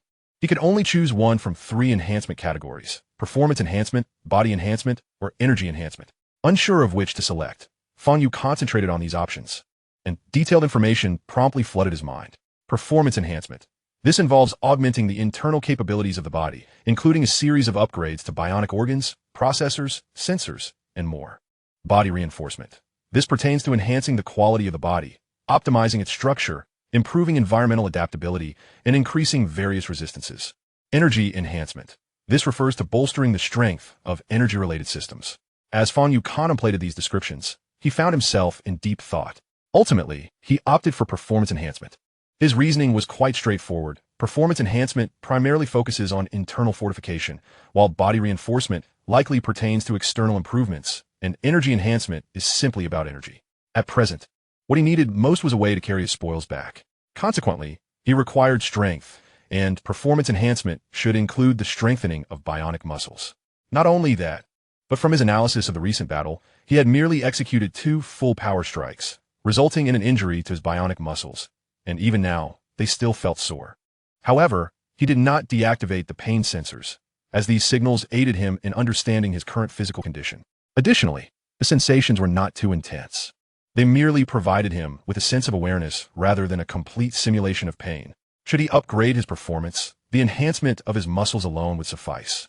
With this thought in mind, Fang Yu made a mental decision and directly selected performance enhancement. In the next moment, a bright light enveloped him, lasting a full minute. Once the light subsided and integrated into his body, the soreness vanished, and he felt a noticeable increase in strength. Body level 3. Body name, base simulation type. Abilities: Devour. Photonic energy conversion, 20 energy per hour, nanoswarm. Evolution points: 0. Body strength, 15. Speed performance, average 35 kilometers per hour. Material reserve, 8. Energy system, 680, 1300. Energy percentage, 52. External energy system, battery 1, 7. Health, 20. Battery 2, none. Description: a fully anthropomorphized robotic body. Titanium alloy skeleton, adaptive intelligent tendon bundles. With a maximum output power of 50 energy units and an overload limit of 150 energy units. Fang Yu scrutinized the attributes panel and noted significant changes. His level had increased, which should correspond to the number of evolutions. The name was unclear, but his abilities had indeed enhanced. As for body strength, it likely differed from the body reinforcement in evolution. This should represent overall strength or perhaps the hardness of the body, specifics he could only explore further in time. His speed performance had also improved somewhat, and regarding the batteries, they had just been seized from the enemy. Although only at 7%, Fang Yu calculated that if these energies were transferred to the energy core, they could yield at least 80%, which was a satisfactory gain. Tentatively, Fang Yu attempted to lift the robot before him and hoisted it onto his shoulder. Though it was somewhat laborious, it was no longer impossible to move, unlike before. However, he sensed a peculiar sluggishness in his body, as if he lacked strength. He attributed this to the robotic body and paid it little mind. Having mapped out a route in his mind, he proceeded, carefully avoiding areas where enemies might lurk. Thanks to the heaps of debris surrounding him, most enemy lines of sight were obstructed. After navigating numerous twists and turns, Fang Yu finally returned to the vicinity of the base ship. Upon meticulous observation, he noted that the surrounding garbage had not been disturbed, allowing him to confidently clear away the trash at the entrance to discard his spoils. Glancing at the freshly cleared path, Fang Yu also gathered some useless debris to block the route. Unlike before, when he sought large metallic refuse, this time he used stones, wood, and other natural waste, reasoning that these machines would likely show no interest in such materials. Once everything was settled, the sky began to darken. Fang Yu did not rush to investigate the metallic robot. Instead, he focused on repairing the solar panels that had yet to be fixed. While the power output was not expected to be substantial, it was better than nothing. Having already completed more than half of the repairs, he continued his work, and within half an hour, the solar panel was successfully restored. However, upon observing its diminished size, Fang Yu frowned. This was an unavoidable circumstance. After all, the nanoswarm could not conjure materials from thin air. If he were to fabricate solar panels from other materials, it would likely take a week to create a complete one, which was a considerable delay. Rather than attempting to create something new, it was more efficient to repair, utilizing the abundant materials at hand. A smaller panel was still acceptable, as it did not consume much energy or time. It seemed that industrial development was essential for the future. The limitations of the nanoswarm were indeed significant, Fang Yu mused. He secured the solar panel atop the ship and connected it, but with the enormous moon overhead, it would not generate power until daylight. Fang Yu remained unhurried, as he still had energy reserves. Having completed his immediate tasks, he turned his attention back to the discarded robot. A golden liquid flowed in his hands, surging into the mechanical head before him. Shortly thereafter, a modified data line extended outward. The nanoswarm returned once more. Fang Yu connected to the data and commenced deciphering the information stored within the robot's memory bank. The robot bore no name, but was designated with the codename G37352. Its memories dated back to a day prior. It had been fabricated by a colossal machine with hundreds of arms, utilizing materials sourced from discarded parts. After emerging from the production line, it was outfitted with rudimentary intelligence and subsequently dispatched by a large transport machine equipped with tires on its legs in various directions. This particular robot was among those sent towards Fang Yu's location. From its recollections, Fang Yu was able to estimate the location of the production line to be approximately 300 kilometers away. The direction was uncertain, but it was roughly in the northwest. However, he had no intention of venturing there just yet. According to 37,352's memories, the machine's domain harbored potentially hundreds of thousands of dormant robots. Although he was unsure if those robots could still function, he was not willing to take that risk. Chapter 12. The Enemy Retreats. Fang Yu tentatively categorized this force as one that should not be provoked openly, and he collectively referred to these aggressive, deformed robots with glowing red eyes as raiders, delineating a restricted zone on the mental map he had created. Once that was settled, he began to decipher the relatively simple system of the robot. Perhaps due to the absence of enemies in the vicinity, the system was essentially unguarded. It did not take long for Fang Yu to thoroughly understand it. Overall, it bore some resemblance to the open-source AI models from his hometown, albeit with different inclinations and significantly more sophistication. It possessed basic operational logic capabilities. As he examined the code, Fang Yu suddenly conceived an idea. With his current capabilities, he could draw inspiration from it and modify it into a system he could utilize. Once he repaired this scrap robot, he could have a subordinate at his disposal. With future development, it would not be impossible to contend with local powers. Thinking swiftly, Fang Yu extracted the database, retaining the relatively useful portions. In this process, he discovered no backdoor programs. After adding some foundational commands, he enriched the database further, followed by various interfaces and a complete system. This system can be regarded as a relatively sophisticated construct retrieved from Fang Yu's own memory repository, following a complete operational sequence. The software aspect has been thoroughly addressed. Barring any unforeseen circumstances, its intelligence quotient should approximate that of a 7- or 8-year-old child, exhibiting advantages in certain areas that even surpass those of adults, an inherent benefit of the program. However, the claim of possessing the intellect of a 7- or 8-year-old is somewhat inflated. It is implausible to expect them to function as if they were real human beings. Moreover, the notion of autonomous consciousness is rather misleading, as it is, in strict terms, merely a simulation of an intelligent system. Their sole trajectory for growth relies on the expansion of their database, necessitating the experience of various events. Only with recorded data can they evolve towards greater intelligence. Observing his creation, Fang Yu felt a sense of satisfaction. Yet the next task at hand was to address the issue of the machine's restoration. Fortunately, this did not require his direct intervention. He merely needed to instruct the swarm of nanobots to undertake the task. The nanobots proved to be remarkably efficient, just as dawn broke, they had already deciphered the entire structure of the machine, leaving only the repairs to be executed.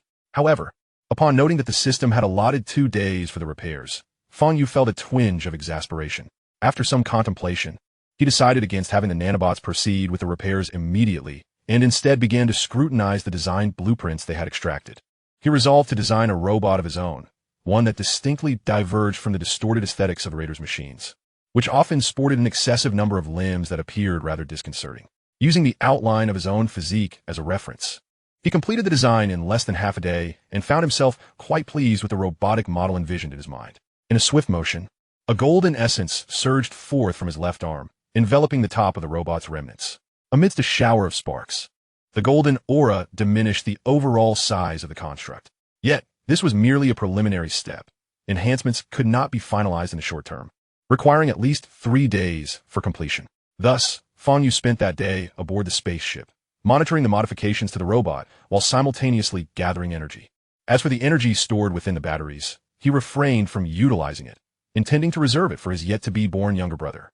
However, relying solely on the ship's power generation apparatus, Fang Yu's energy reserves were nearing their limit.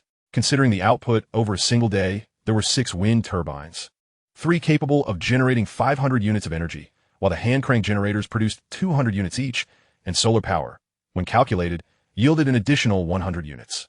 The distinction lay in the solar power's simplicity of maintenance. As long as sunlight was available, it could generate electricity. Wind power, while capable of producing energy around the clock, had its own drawbacks, necessitating frequent repairs, especially for the hand-crank generators, which often required manual intervention. In the blink of an eye, 2 days had elapsed, and the robotic body was nearly complete, with only the legs yet to be formed. The most significant transformation was the return of its arms to 2, now proportionate and aesthetically harmonious.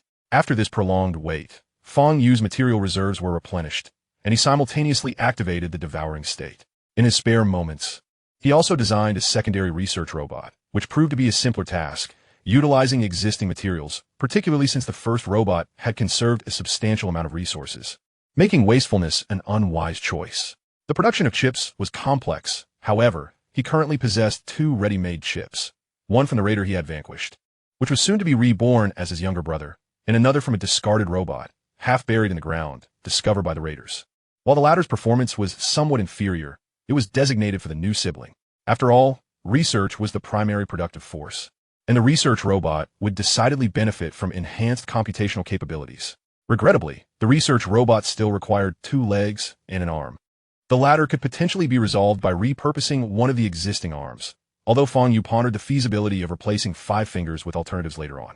As for the legs, he considered removing 2 wheels from the parking area. Yet after deliberation, he abandoned this plan, prioritizing the cognitive capabilities of the research robot over its physical form.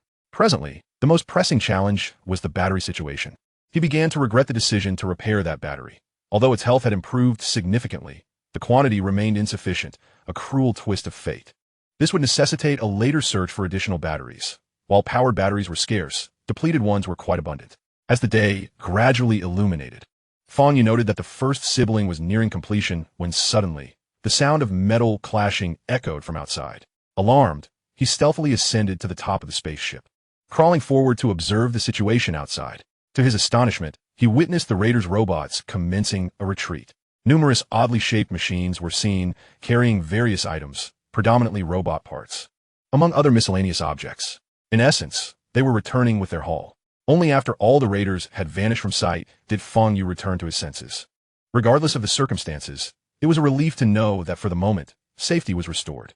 Back aboard the spaceship, as the golden stream flowed back into Fang Yu's left arm, the modifications had finally concluded. After installing the battery and taking a few minutes to set up the intelligence system, he assigned it a numerical designation, effectively granting a name. The moment of activation had arrived. Fang Yu, through the still-connected data line, issued a command to power on the system. In an instant, the previously inert steel frame trembled slightly, and soon after, the mechanical eyes flickered to life, glowing with a white luminescence. Observing this, Fang Yu retracted the data line and stepped back, awaiting the completion of the boot-up process. Almost the moment he retreated, the robot sat upright, curiously probing its own head. Chapter 13. 2 Subordinates. Still somewhat dazed, it scanned its surroundings until its gaze fell upon Fang Yu, at which point it exclaimed in surprise, eager to rise. "Master, I report to you, Number 1. In the very instant it began to speak, Number 1 had already adapted to verbal communication. As a robot, its learning capabilities were remarkably robust. Fang Yu nodded in acknowledgement. "Stand up and assess for any issues," he instructed. Number 1 promptly stood, albeit with noticeable instability. Fang Yu recognized this as a symptom of its lack of control over its new body. If the mechanical form was sound, it would soon acclimatize. Indeed, before long, Number 1 had mastered fundamental movements, such as walking, running, and jumping. Fang Yu observed for a moment, and once the robot had familiarized itself with its body, he issued his first command. "Go scout the outside situation and gather some supplies. Bring back anything useful." Master, what supplies do you require?" Although its database contained vast amounts of data, it appeared somewhat perplexed by the concept of usefulness. After a moment's reflection, Fang Yu replied, "We urgently need batteries, generators, powerful magnets, robot parts, chips, and solar energy devices. Essentially, retrieve anything you deem necessary." Upon hearing Fang Yu's words, Number 1's mind raced, quickly compiling a list. "Understood." After confirming the command, Number 1 proceeded towards the door. As it was about to exit, Fang Yu called out with concern, "Safety comes first. Do not bring any danger back." "Understood." With that, its figure vanished beyond the threshold of the spaceship. The departure of Unit 1 was devoid of issues, yet Fang Yu, still anxious, ascended to the top of the spaceship to gaze after it. Unit 1, having left the vessel, meticulously commenced its search of the nearby refuse mound, its furtive silhouette evoking a mix of suspicion and admiration in Fang Yu. He pondered, could this stealthy demeanor be a product of its own understanding? Nevertheless, judging by its demeanor, it seemed reliable. Upon returning to the spacecraft, Fang Yu embarked on the creation of a second robot, designated as the research machine.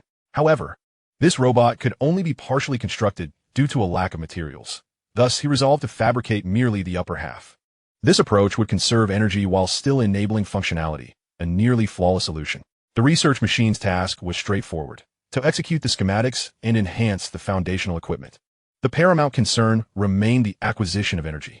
The power generation devices Fang Yu had developed would suffice when utilized alongside Unit 1. But with the addition of the research machine, the energy would evidently fall short. Hence, power generation became the most critical undertaking. Given the simpler structure of the research machine compared to Unit 1, the upper body could be completed in just half a day.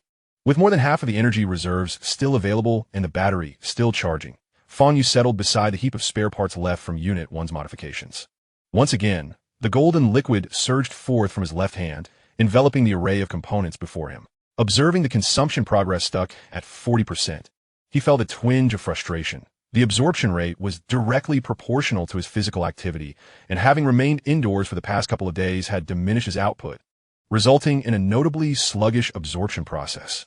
Perhaps the sole advantage of this situation was the conservation of energy. The production of the research machine progressed swiftly. Before noon, it was already completed. The flat base rested upon the floor, resembling a potted plant. For now, this will suffice. Once we have the materials, I shall ensure you are outfitted with legs. Fang Yu chuckled, patting the machine's head. However, at that moment, the research machine remained inactive. Although the system had been fully developed, the only available battery was the one on the charging dock. Just as Fang Yu contemplated whether to venture out in search of more power, the sound of the door opening interrupted his thoughts. He paused for a moment, realizing it must be Unit 1 returning. An extended period of solitude had left him somewhat ill at ease. Before long, Unit 1 appeared before him, bearing a metal box that suggested a bountiful collection of items. After setting down the box, Unit 1 stood attentively by, adopting a posture reminiscent of a subordinate awaiting inspection. Fang Yu examined the contents and found that most were relatively intact parts, displaying a high degree of completeness and likely still usable. However, these parts were evidently not solely for robots. They encompassed a wide array of furniture components as well. Fang Yu sighed in resignation. Had he been the one to collect, he would have left most of these items behind, not due to lack of utility, but simply because they were not currently needed.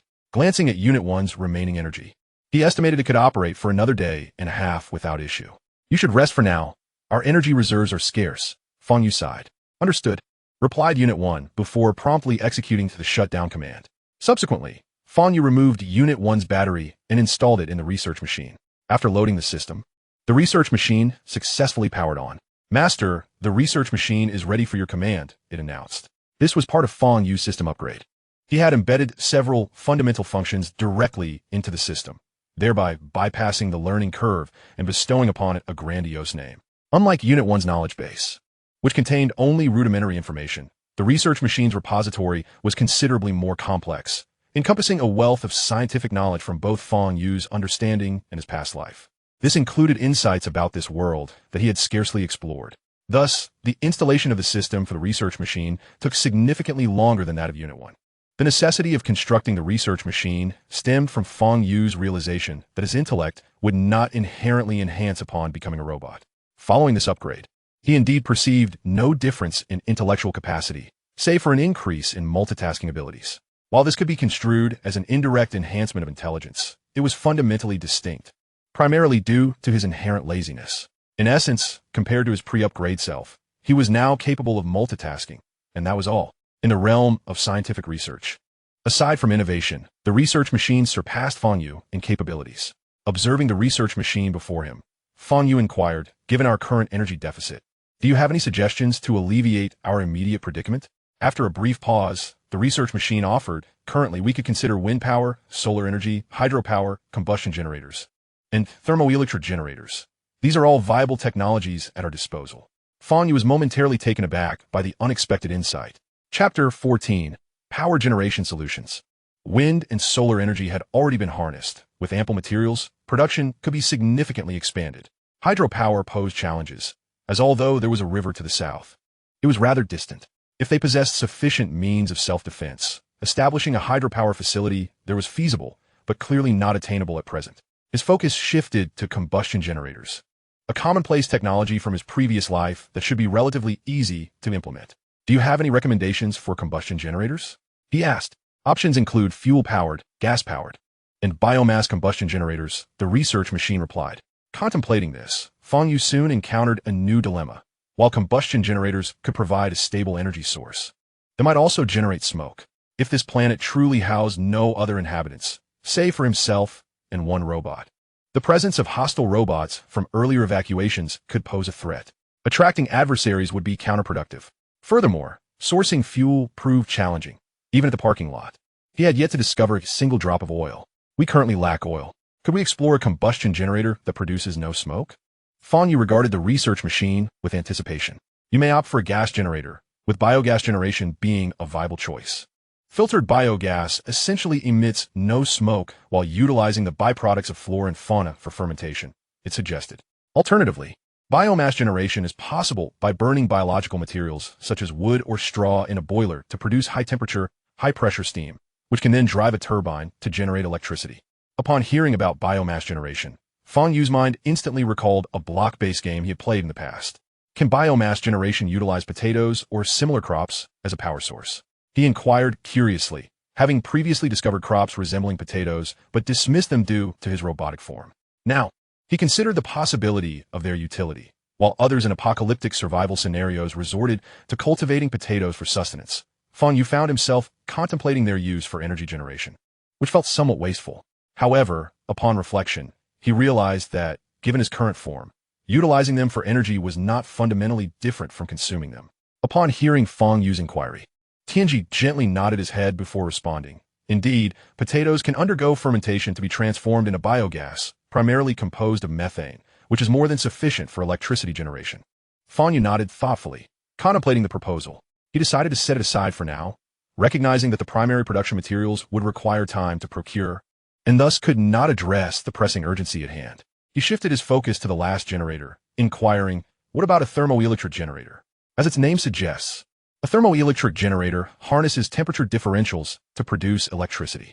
A common variant is the isotope thermoelectric generator, known for its stable heat source, reliable performance, and exceptionally long lifespan, requiring minimal maintenance. However, upon hearing Tianji's explanation, Fang Yu furrowed his brow. He was somewhat familiar with this technology, if it was indeed what he remembered. The necessary materials were not readily obtainable at present. Tianji, evidently aware of this issue, promptly added, conventional thermoelectric generators do not necessitate overly complex metallic materials. The primary thermoelectric material can be substituted with copper. After pondering this, Fang Yu found it feasible. Currently, the base had an ample supply of metallic materials, with numerous cables from which substantial amounts of copper could be extracted. As for the extraction work, he had complete confidence in the nanobots. Without further ado, he instructed Tianji to refine the schematics for the thermoelectric generator. He then set off towards the location where he had previously discarded a battery. Although the battery's health was woefully low, it was still usable. With the sun rapidly descending, Fang Yu quickened his pace while remaining vigilant of his surroundings. The vegetation was sparse in this area, but he recalled having spotted alien potatoes nearby and thought to gather some should he chance upon them, for future necessity. Observing several familiar desiccated trees, Fang Yu deduced that he was indeed in the vicinity of where he had disposed of the battery. However, after searching for a short while, he frowned. If his memory served him correctly, the battery should have been nearby, yet the headless robots he had previously eliminated were also nowhere to be found. It was likely that the items had been taken by the raiders' robotic forces. After verifying his recollection and comparing it with the scene in his mind, Fang Yu ultimately confirmed his suspicions. With a resigned sigh, he walked directly towards the area where he had suspected the potatoes might be located. The journey was brief, and within minutes, he stood behind a hillside, relieved to find a patch of withered potato vines before him. Clearly, they held no interest in plants. Tentatively, he tugged at the already decayed main stems, and with slight effort, they crumbled into fragments. Frowning, he released the nanobots, which swiftly surged into the ground, following the remnants of the scant stem that protruded from the earth. Before long, an entire potato plant, along with its tubers, was unearthed.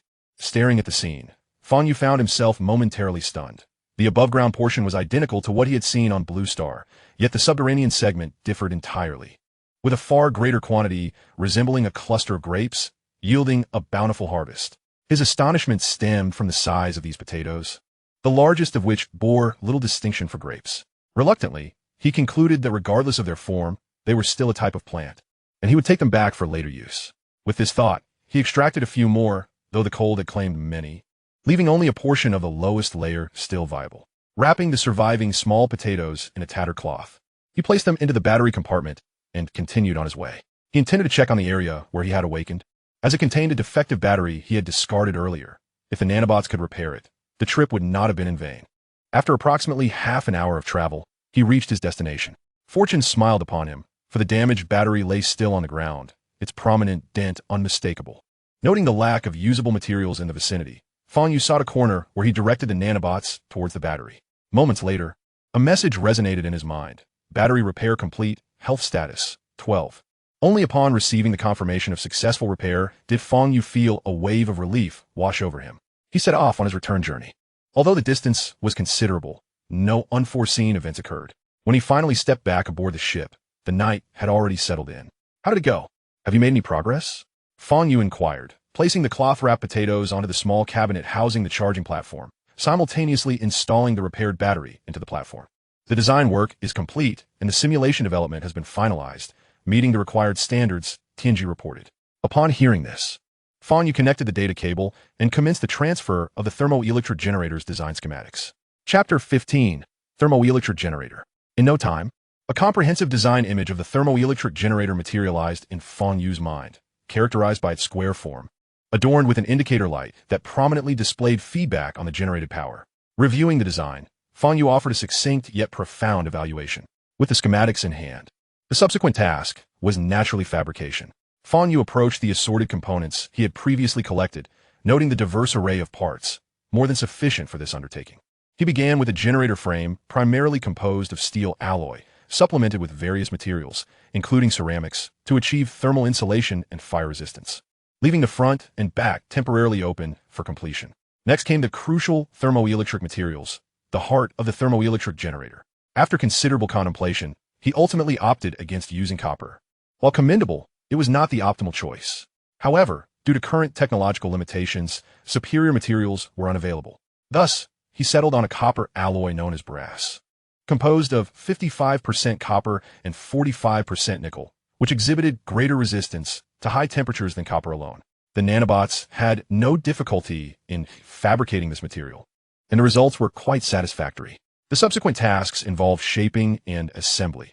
Within a short span, multiple sets of P-type and U-type semiconductor components appeared before Fang Yu. Alternating these components, he connected the hot and cold ends using copper electrodes, bringing the main structure closer to completion. He then affixed the newly shaped ceramic plates between the motor and components to prevent unintended short circuits, while also providing thermal insulation. Once completed, he nestled the assembly into the frame, attaching copper plates to the hot and cold ends and threading the connecting wires through a designated hole in the frame. The final step involved securing all positions, a task in which the nanobots excelled. After the last nanobot withdrew, the entire thermoelectric generator achieved seamless integration, with the wiring meticulously sealed using rubber. Gazing at the half-person height thermoelectric generator before him, Fang Yu felt a deep sense of satisfaction. Although it had yet to be put to use, it was evidently far superior to the hastily constructed wind turbine he had previously assembled. The square shape exuded an air of sophistication. Whether the generator can be activated tomorrow hinges on you, he remarked, as he sifted through the remaining metallic scraps to extract several aluminum pieces. Utilizing the nanobots to shape them, he crafted a metal disc approximately 1 meter in diameter, featuring a concave center. Following further polishing by the nanobots, he fashioned an adjustable support stand, consisting of an upper and lower structure, with the lower part designed to hold the concave mirror and the upper part to accommodate the thermoelectric generator's frame. Viewing his creation, Fang Yu felt a swell of pride. While it may not rival modern industrial mirrors, its reflective capacity was commendable, at the very least allowing him to see his own reflection clearly. This was the first time he clearly beheld the striking visage of the robotic face since his arrival in this realm. The lustrous sheen of titanium alloy, coupled with its intricate metallic architecture, allowed the underlying artificial muscle fibers to govern the facial expressions with remarkable precision. Apart from a thin layer of synthetic skin, its structure closely resembled that of a human, and the expressions it conveyed were nothing short of lifelike. He gently caressed the face and nodded in satisfaction. Any imperfections he attributed to the distortion of light by the concave mirror. The metallic concave mirror had been completed, and after meticulous testing, Fang Yu concluded that its reflectivity could reach approximately 95, effectively meeting the standards of household mirrors from his previous life. A feat primarily owing to the formidable capabilities of the nanobots. As he gazed at the moonlight streaming through the spacecraft, memories of lying atop the roof of his rural childhood home, stargazing, flooded back to him. Shaking his head to dispel the nostalgia, he resumed his work, crafting a radiator to match the dimensions of the thermoelectric generator. This task was relatively straightforward. Aluminum and copper sheets were readily available, which he fashioned into densely packed fins. Additionally, he meticulously polished the cold end of the thermoelectric generator to ensure a flawless fit with the radiator, maximizing thermal conduction. Once secured, all that remained was to await the arrival of the Moro. Meanwhile, the AI was not idle. Its task was to redesign the wind turbine, leveraging the assistance of a nanobot swarm to create a more advanced wind energy system. The blades, previously constructed haphazardly from wood and fabric by Fang Yu, while functional, often required repairs, which posed a significant challenge. Now that resources were available, there was no need to replace the bearings, although the blades themselves would require replacement. The night passed swiftly, and Fang Yu rose promptly at the break of dawn. Ever since he had mastered the art of slumber, he no longer spent the night in idle contemplation. He reminisced about the days of playing with his phone in bed, engrossed in novels, often reluctant to sleep even in the dead of night. A fond memory indeed. Returning to the task at hand, Fang Yu adjusted the angle of the concave mirror and positioned the thermoelectric generator at the same angle on its stand, which he placed inside the spacecraft to avoid drawing attention with concentrated sunlight. Once the angle and distance were fine-tuned, he ensured that sunlight was fully focused on the hot end of the thermoelectric generator, effectively completing the setup. However, it was a minor inconvenience that he would need to readjust the stand every 3 hours to optimize sunlight exposure. In mere minutes, the indicator light of the thermoelectric generator illuminated, and Fang Yu could sense the brightness steadily increasing. Before long, his temperature sensor detected that the copper plate exposed to sunlight had risen to over 100 degrees, with no signs of halting in its ascent. Seizing the moment, Fang Yu glanced at the remaining energy, which was just over half, and decided to power on Unit 1, which still had over a day's worth of battery left. He planned to conserve energy on his end, utilizing solar conversion, and once the remaining materials were consumed, there would still be surplus. The energy on the research unit could likely last a little over a day as well, considering it lacked legs and thus consumed less power. In fact, if the AI did not need to develop blueprints, its energy could potentially sustain it for 3 to 5 days. As it stood, the wind power blueprint had long been completed, and to minimize consumption, the AI had entered standby mode. Fang Yu did not rush to study the wind power blueprints, as doing so without materials would only waste energy. With resources dwindling to just under 23, he planned to venture out today for a scavenging expedition, which should provide enough materials for another upgrade. He had begun to discern certain patterns. The energy consumed during the devouring state was solely accounted for by his own movement, while the nanobot swarm and illumination did not factor into the equation, indicating a significant limitation. Glancing at the 2 batteries on the charging platform, he noted that the earliest charge battery had accumulated enough energy for 2 days of activity, sufficient for Unit 1 to operate for over a day.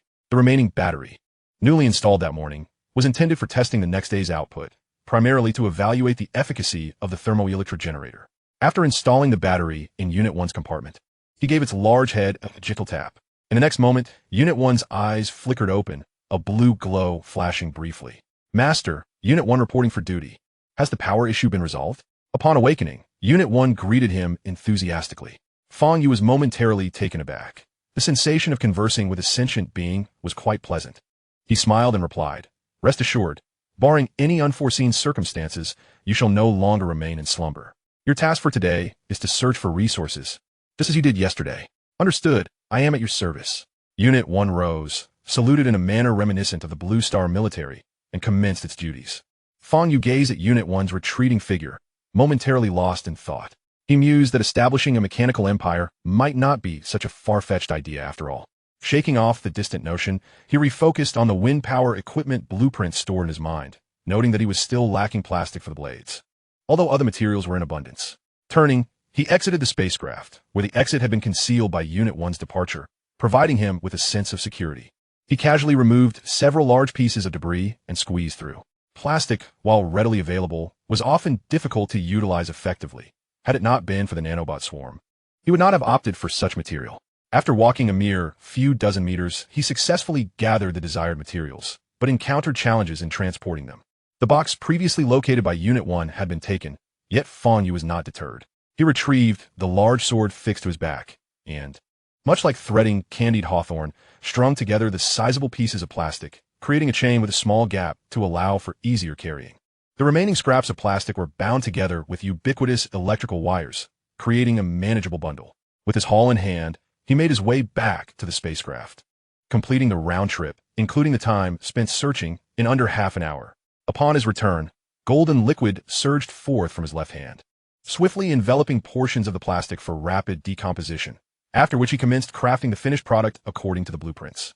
The primary beam emerged first, resembling a 3D printing process, as the blade's core gradually formed around the main beam, augmented by supporting ribs, with the golden ocean continuously ebbing and flowing. The entire blade materialized flawlessly before Fang Yu's eyes. As the moment approached, he placed the robotic arm bearings previously used in the wind turbine into the Golden Sea. The swarm of nanobots enveloped the bearings, swiftly positioning them securely at the blade's root. In that instant, the nanobot tide split into two currents, extending towards the other two directions. The second and third blades began to take shape from their roots, gradually expanding. Once all three blades were fully formed, another wash of the golden ocean ensued, and the blades were coated with a smooth outer shell. This outer layer served to protect the internal structure while reducing wind resistance and enhancing wind capture efficiency. Although the structure was somewhat complex, it effectively reduced weight. And with the assistance of a nanobot swarm, the entire assembly of blades appeared as though it had been molded in one seamless piece, flawless in its execution. Finally, a long metallic rod was crafted, featuring a foldable base that was sufficiently broad to support considerable weight and maintain stability. In the event of high winds, additional weights could be placed atop it to enhance balance. The hollow rod contained a kinetic energy transmission system composed of gears and a drive shaft. While this would result in some loss of kinetic energy, it effectively safeguarded the generator, which was securely affixed to the base, serving as a form of counterbalance. The generator that had previously been removed from the vehicle was immediately functional, requiring no further enhancement. Nonetheless, Fang Yu permitted the nanobots to infiltrate its interior, gaining insight into its structure while simultaneously clearing away debris that impeded its operation, thereby ensuring a smoother functionality. Following the same meticulous procedure, Fang Yu attended to the other two generators, and now these three machines resembled new models, significantly improved from their former state. Having successfully completed work on these three devices, it was now midday. The supply of plastic had been exhausted. Thus, any modifications to the remaining three wind turbines would have to wait until the afternoon. The consumption rate was commendable, with overall progress reaching 95. Initially, it was anticipated that completion would occur in the morning, but the abundance of materials nearby meant that he had not strayed far. Noticing that energy reserves remained, Fang Yu chose not to wait until the materials were fully depleted. Instead, he promptly tidied up the remaining scraps, resulting in an increase of over 30 units in his reserves. During this time, he attempted to consume a piece of plastic. But regrettably, although the plastic was successfully broken down within his system, it did not contribute to his material reserves and was ultimately expelled. As Fang Yu was clearing the area, number 1 returned. This time, he brought back materials akin to his previous haul, which included several intact circuit boards likely sourced from various appliances. This entire box of materials led Fang Yu to believe he could potentially construct another thermoelectric generator. After adjusting his strategy, he assigned number 1 the task of searching for more basic metals, such as copper, aluminum, and iron. Discovering gold or silver would be an even greater boon, as these were essential materials for his current endeavors. To escape the monotony of scavenging, he would need to wait until he could mine for resources himself. This was certainly not akin to certain games where one could simply wield a pickaxe for a night, casually collecting resources like a pack of cigarettes or a bottle of liquor. However, with so many exploitable resources in the vicinity, venturing into a mine seemed unnecessary. Upon receiving the command, number 1 made only slight adjustments, depositing the collected materials in the designated storage area Fang Yu had set aside, before shouldering the large box and setting off once more. Meanwhile, Fang Yu kept himself occupied, as there were still 3 devices awaiting his refinement. He did not stray far in the afternoon, as a plethora of plastic resources awaited his collection nearby. As he ambled along, gathering materials, the metal reserves had increased to 60 by the time his large knife was laden with plastic shards. After consuming the last piece of coconut milk-flavored metal, Fang Yu nodded in satisfaction. Indeed, it was a delightful flavor that reminded him of tin. Perhaps even he had not realized that his initial aversion to consuming metals had dissipated. After collecting several sizable plastic sheets, he finally made his way back. Upon returning to the base, the time was still early, and Fang Yu dismantled the last 3 wind turbines that had been mounted on the spacecraft's roof. The upper sections of the generators were identical to those previously constructed, but Fang Yu would have to reconstruct the main bodies anew. While cleaning the earlier 3 generators had provided him with detailed schematics, upgrading them would not pose much difficulty. However, crafting these industrial products was time-consuming due to their intricate internal structures. The nanobots alone spent over an hour reconstructing the 3 generators. During this interval, number 1 had returned. As Fang Yu had mentioned, it was best to rest at the base when night fell, so he entered standby mode to conserve energy. Busy until around 8 o'clock. The 3 brand new wind turbines were finally completed. Fang Yu brushed the dirt off his hands, immensely pleased with his handiwork. Although the nanobots had done the crafting, he had invested considerable effort as well. However, prior to installing these 3 turbines, he needed to check how much energy had been stored in the batteries, as he had been eagerly anticipating this moment all day. Chapter 17. Communication system. The thermoelectric generator had not been exposed to sunlight for over 2 hours, with the temperature at the hot end barely warm, leading to a cessation of power generation. Only the 3 wind turbines were operational, while the other 3 remained uninstalled. Fang Yu detached the batteries from the charging platform and installed them into the battery compartment. The data quickly materialized before him. Converted directly into energy units for the energy core, the battery now contained over 1,200 energy units, a mere fraction of the daytime output. Based on the statistics from the battery chip, Fang Yu roughly calculated the power generation of both devices. The thermoelectric generator, estimated to produce around 800 energy units throughout the day, and the wind turbines, installed in the afternoon, generating approximately 300 units, with the remaining output attributed to the older wind turbines. Fang Yu found this data to be quite satisfactory. At this stage, the thermoelectric generator was capable of consistently producing 800 energy units daily, provided there was sunlight. The wind turbines, however, exhibited less stability. Their output surpassed that of the thermoelectric generator during windy conditions, which typically occurred on overcast days or at night. Averaging the output, the 3 wind turbines collectively produced approximately the same amount as a single thermoelectric generator. After conducting his calculations, Fang Yu concluded that the daily output was roughly between 2,000 and 2,500 energy units, effectively enabling the 3 robots to operate around the clock, with even some surplus energy. According to Fang Yu's estimates, if they operated throughout the day, energy consumption would approximate 600 units, not accounting for any self-generated energy. The trio of robots consumed around 1,800 units of energy, which was more than sufficient, especially since number 1 and Tianji were more energy efficient than Fang Yu himself, with Tianji's energy requirements being less than a third of Fang Yu's. In summary, the actual daily energy consumption was approximately 900 units, factoring in Fang Yu's regenerative capabilities. Understanding the output, Fang Yu transferred 200 units from the battery into his energy core, thus replenishing roughly half of his energy reserves. The remaining 1,000 units would be equally divided between number 1 and Tianji, ensuring that the 2 would not experience energy shortages in the upcoming days. Once the transfer was complete, he reinstalled the battery into the charging platform. With just a smidgen of time, the dream of energy independence would soon be realized. With newfound assurance, Fang Yu recalled that he still had evolution points to utilize, having nearly forgotten amid his busy schedule. With a mental command, the evolution interface was activated, revealing a plethora of options rendered in gray, with only 2 illuminated: body enhancement and energy enhancement. After a moment's contemplation, Fang Yu made his decision. With the robots currently absent and their return time uncertain, he deemed there was no immediate danger, allowing him to postpone body enhancement for the time being. In accordance with his choice, the energy enhancement option illuminated. Before long, a surge of white light enveloped his body, though it was effectively concealed from view.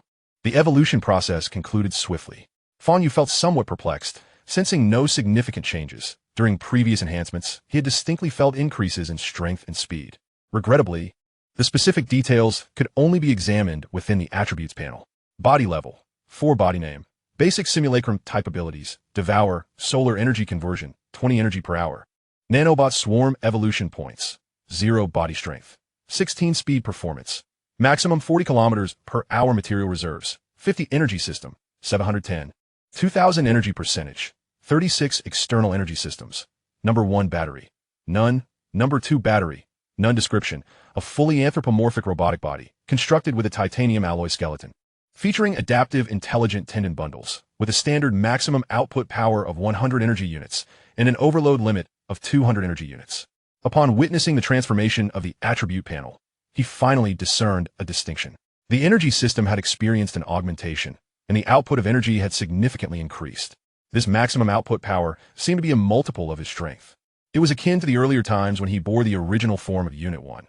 His movement was unimpeded, yet walking felt cumbersome, as if he were exerting effort without effect. At the time, he had not given it much thought. Perhaps it was simply due to the inadequacy of energy output. Fang Yu harbored a lingering suspicion that this upgrade had been a misjudgment, aside from enhancing endurance and providing a somewhat more formidable burst of power. It appeared to serve little purpose. The exhilaration derived from evolution was swiftly diluted by these lackluster changes. Through the lengthy night, Fang Yu had no intention of allowing it to go to waste. He roused the dormant Tianxia research machine once more. Xiao Tian, let us delve into the communication issue. Fang Yu eagerly tapped on the machine's head, speaking with a cheerful demeanor. The Tianxia's eyes flickered with blue light, and it promptly awakened, nodding in agreement. The two then schemed together, and after considering various factors, they ultimately settled on the technology of radio communication. This technology boasted significant scalability and robust security measures. The primary encryption method was drawn from a knowledge of Fang Yu's previous life. To decipher it, one would likely need to master an entirely different language. The materials were hardly a concern, as Unit 1 had diligently gathered a comprehensive array of resources sufficient to manufacture the finished devices. Fang Yu temporarily set the signal strength to a range of 50 kilometers, which would suffice in the early stages without necessitating an excessive energy supply. Subsequently, Tianxia entered the research and development phase once more, while Fang Yu took a moment to rest, a habit stemming from his human past. Fang Yu retained a human way of thinking. He sensed that the computational power of this mechanical brain did not provide him with substantial augmentation, as if it were subject to some constraints. Perhaps it would only be when he completely relinquished human thought that he would unlock greater computational capacity. However, he was unconcerned. He preferred his current state over becoming a heartless machine. Before dawn, Fang Yu awoke to Tianxia summons. Upon receiving the relevant data, he understood that today's task had arrived. First, he needed to assess whether the materials were adequate. However, upon surveying the warehouse area, he was reassured. Unit 1 had been remarkably diligent. The quality and variety of components were impressive, most of which he had manually disassembled, a testament to Unit 1's efforts. Among them were several devices equipped with communication capabilities, and even some materials from the era's televisions and automotive communication systems, all readily usable. Taking advantage of the pre-dawn darkness, Fang Yu summoned the golden liquid within his left hand, allowing it to surge and permeate extensively across the warehouse area. Before long, various useful components and circuit boards were extracted. After a simple repair, they were reassembled and soldered together. Subsequently, he encased them in exterior materials, and in a matter of moments, 3 external communication devices were completed, an impressively straightforward process. Had Fang Yu attempted to craft them manually, the outcome would have been uncertain. After all, his fingers lacked the dexterity they once possessed. While grasping larger objects posed little challenge, handling finer details was a different matter entirely. Once the 3 devices, roughly the size of a mobile phone, were completed, Fang Yu picked one up and secured it at the protruding position at his waist. A cable being delivered into his body by the nanobots, connecting to the reserve data interface. With the craftsmanship of the nanobots, achieving waterproofing was effortlessly accomplished. Next, a substantial information transmission and reception device rose from the ground. Although described as large, its dimensions were modest, merely a slight elevation above Fang Yu's height of 1.9 meters, primarily due to the several sizable antennas housed within, contributing an additional 1.5 meters to its stature. Critical components were meticulously shielded to ensure operational integrity, even in inclement weather. For this purpose, the outer shell was reinforced with 3 layers: an outer alloy layer, a middle lead layer, and an inner ceramic thermal insulation and insulation layer. This was not merely a matter of adding protective layers. It was essential to guarantee the unimpeded transmission of signals. Constructing this tower had truly taxed Tianxia's ingenuity. Upon completion, Fang Yu grasped the handles on either side and, with a gentle exertion, lifted it. Cautiously, he ascended the platform step by step, maneuvering through the opening at the top. Once atop the spacecraft, he sought a higher vantage point and, aided by the faint moonlight, positioned the device. The conical body, combined with its weight of over 300 pounds, effectively mitigated the instability caused by strong winds. After connecting the power line, Fang Yu swiftly received a signal. Once he confirmed the device's functionality, he returned to his previous location. Next came the software design. As a robot, this aspect was a matter of ease. Without rousing Tianxia, Fang Yu, drawing upon memories from his past life and integrating knowledge from his memory bank, swiftly developed an online chat application. The choice of a chat application stemmed from Fang Yu's own whimsical inclinations. Naturally, with advantages come disadvantages. While the chat software was simpler, it correspondingly boasted enhanced stability, capable of sustaining communication with even the slightest signal. Furthermore, the The software provided location services, its principle being a straightforward tracking of the signal source. Noticing the two robots still in slumber, Fang Yu, seeking to occupy himself, decided to install the other two communication devices. The installation for Unit 1 proved far simpler than for Fang Yu himself. It did not require an external installation method, as its interior housed ample space. Had it not been for aesthetic considerations, Unit 1 could have been substantially more compact. Opening its chest armor, Fang Yu directed the nanobots to slice a notch at the base of the armor, inserting the device, connecting the data line, and securing it before sealing it up, thus achieving a flawless installation. During this process, Unit 1 momentarily opened its eyes, its large electronic gaze scanning the surroundings. Upon recognizing Fang Yu, it closed its eyes once more, returning to standby mode. This reaction momentarily astonished Fang Yu. Despite undergoing such an invasive procedure, Unit 1 displayed little surprise. When the opportunity arose, he mused he would install a pain perception system. A mischievous thought crossed his mind. Do not misconstrue this as a mere whim. He simply wished for these robots to possess a greater sense of self-preservation. For understanding pain would foster a respect for their own bodies. Once Unit 1 was fully equipped, Fang Yu proceeded to Tianshi. Unlike Unit 1, Tianshi's entire form retained a somewhat unrefined appearance, its round head reminiscent of the shopping robots from the blue planet of Ur. The difference lay in its hands, which lacked wheels. Glancing at the time, he noted that dawn was still some time away. Fang Yu resolved that, since he would be modifying Tianshi, he might as well undertake a complete overhaul to ensure it bore a semblance to a sentient being. With determination, Fang Yu returned to the warehouse area. Since their previous conversation regarding the utility of metals, Unit 1 had intelligently brought back a considerable amount of metal the afternoon prior. With these raw materials in hand, crafting fully functional legs posed no significant challenge. The golden liquid surged forth, enveloping portions of the raw materials, causing the metal plates to dissolve rapidly, akin to ignited willow fluff. The nanobots then enveloped the materials, bringing them before Fang Yu. With the materials prepared, the next step was shaping them, akin to a printing process, beginning from the soles and swiftly extending throughout the various structures.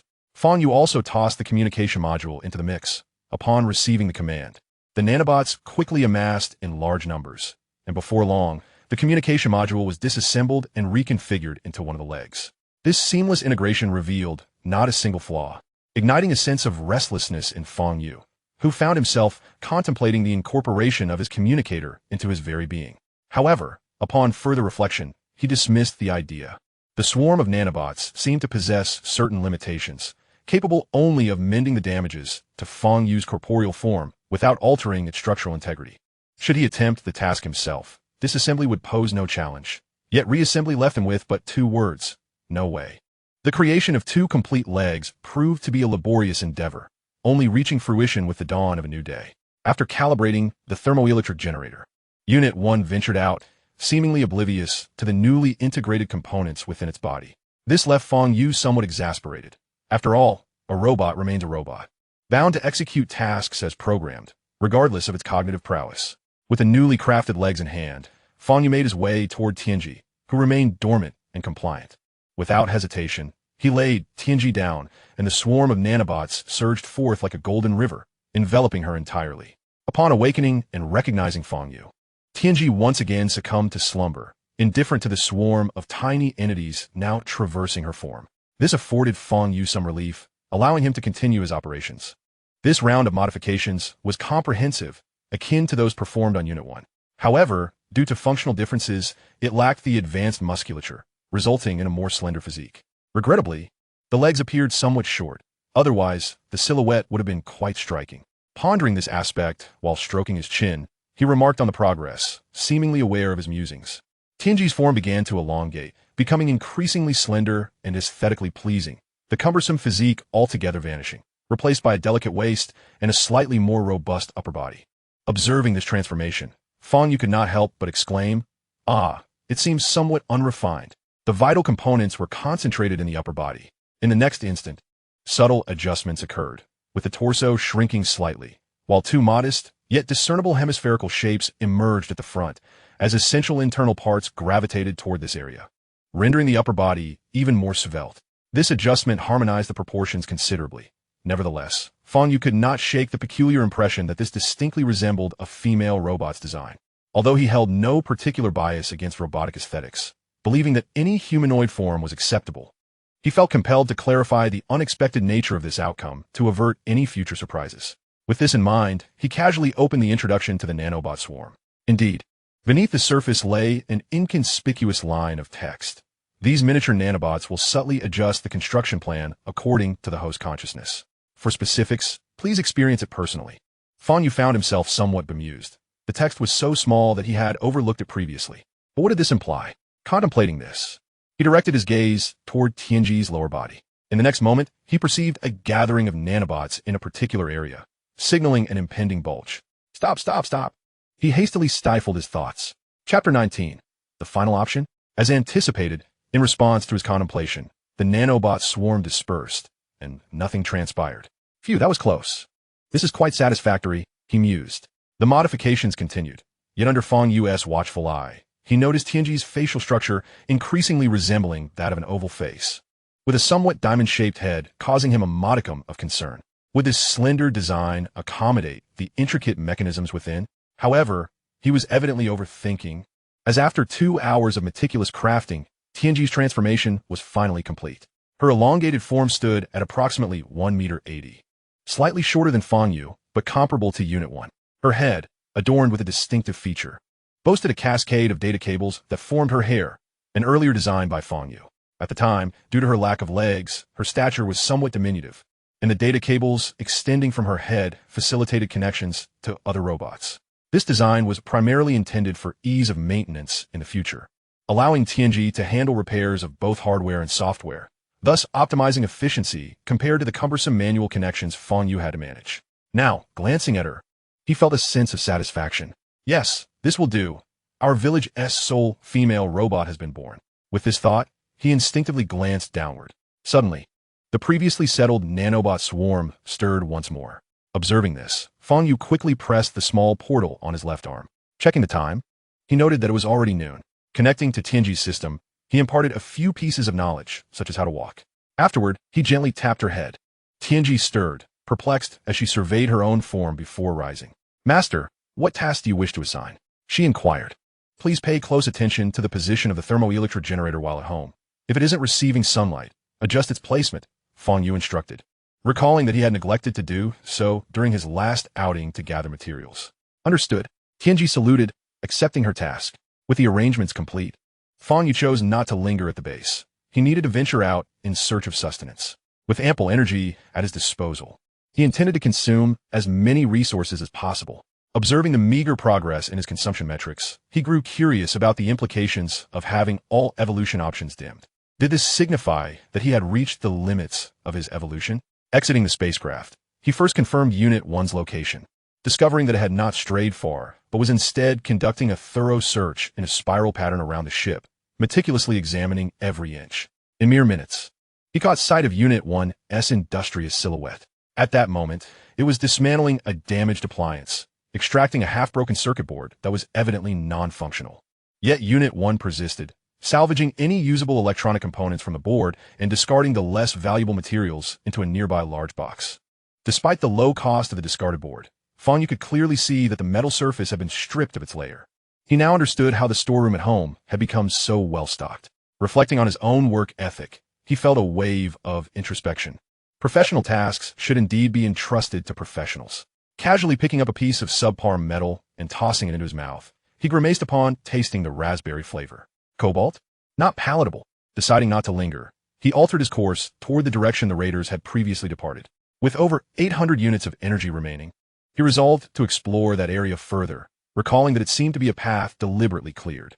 He speculated that it was likely constructed by the planet's indigenous civilization. Taking his time, he did not rush his journey, occasionally pausing to consume small fragments of metal. After traversing approximately 15 to 16 kilometers, he finally spotted the road. The surface clearly indicated that it had been abandoned for quite some time, rendering it impassable for regular vehicles. However, Fang Yu opted not to travel down this path.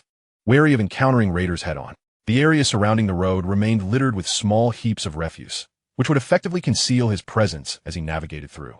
Gazing at the undulating hills on the horizon, Fang Yu sometimes felt overwhelmed by the sheer abundance of refuse in the area. as if the entirety of the planet's minerals had been exhausted to produce such a vast quantity of waste. However, these concerns were evidently beyond his current contemplation. Thus, Fang Yu commenced his run, his speed surging beyond 30 kilometers per hour. Were it not for the limitations imposed by the terrain, he could have sprinted even faster. As the wind whistled past his ears, he experienced an unprecedented sense of exhilaration, although slower than the speed of vehicles on Blue Star. This exhilarating feeling of unrestrained velocity was a sensation unattainable in any automobile. Approaching an elevated slope that obstructed his path, Fang Yu showed no signs of hesitation. His leg muscles contracted rhythmically before suddenly stretching, emitting wisps of white smoke. As he bent his legs and then propelled himself forward, his entire form shot into the air like a cannonball. At that moment, his speed even surpassed the limits displayed on his panel. The scenery around him blurred as he observed the adjacent main road, which remained devoid of any signs of life. It was only as he neared the communication threshold that he halted his advance, noticing a fork in the road ahead. After a brief moment of indecision, he ultimately chose to abandon the pursuit. Surveying his surroundings and confirming the absence of any human presence, he approached the main road. He retrieved a steel wire that he had prepared in advance, securing one end to a tree root while the other traversed the road surface, anchored into the earth with a sharp metal spike. Next, he took out a minuscule device he had crafted during his leisure time, installing it beside the wire. This was a compact alarm system powered by a miniature wind turbine that activated a transmission device. The motor was fashioned from remote-control car components, while the small windmill was salvaged from a model airplane. After ensuring the device was properly set up, Fang Yu conducted a brief functionality test. A gentle tug on the wire prompted a single-digit Arabic numeral to transmit through the communication channel. Satisfied with the outcome, he restored the device to its original state and retraced his steps. At this juncture, his energy levels had dwindled to half of what they had been upon departure. However, the good news was that his consumption progress had also surpassed 50%. He resolved to take more excursions in the future, as doing so would significantly enhance his evolutionary progress. The return journey was uneventful, and Fang Yu relished the newfound freedom of running at full throttle, becoming somewhat enamored with the sensation. Nonetheless, he remained vigilant. The journey back was markedly swift, covering the approximately 50-kilometer distance in just about an hour. Upon reaching the spacecraft, it was evident to the naked eye that a considerable amount of vapor had accumulated around Fang Yu's chest and shoulders, a clear indication of overheating within the system. Long before this point, he had already gleaned some information regarding his evolution, and anticipation surged within him as he yearned to upgrade and witness the forthcoming transformations. Chapter 20. A new objective inside the spacecraft. Only Tianji was present, her current task being to monitor the temperature differential generator, ensuring it remained within the sunlight's reach. Meanwhile, Number 1 was absent, presumably out scavenging for supplies. Eagerly, Fang Yu activated the evolution interface, his gaze falling upon the solitary option for body enhancement, and without hesitation, he selected to evolve.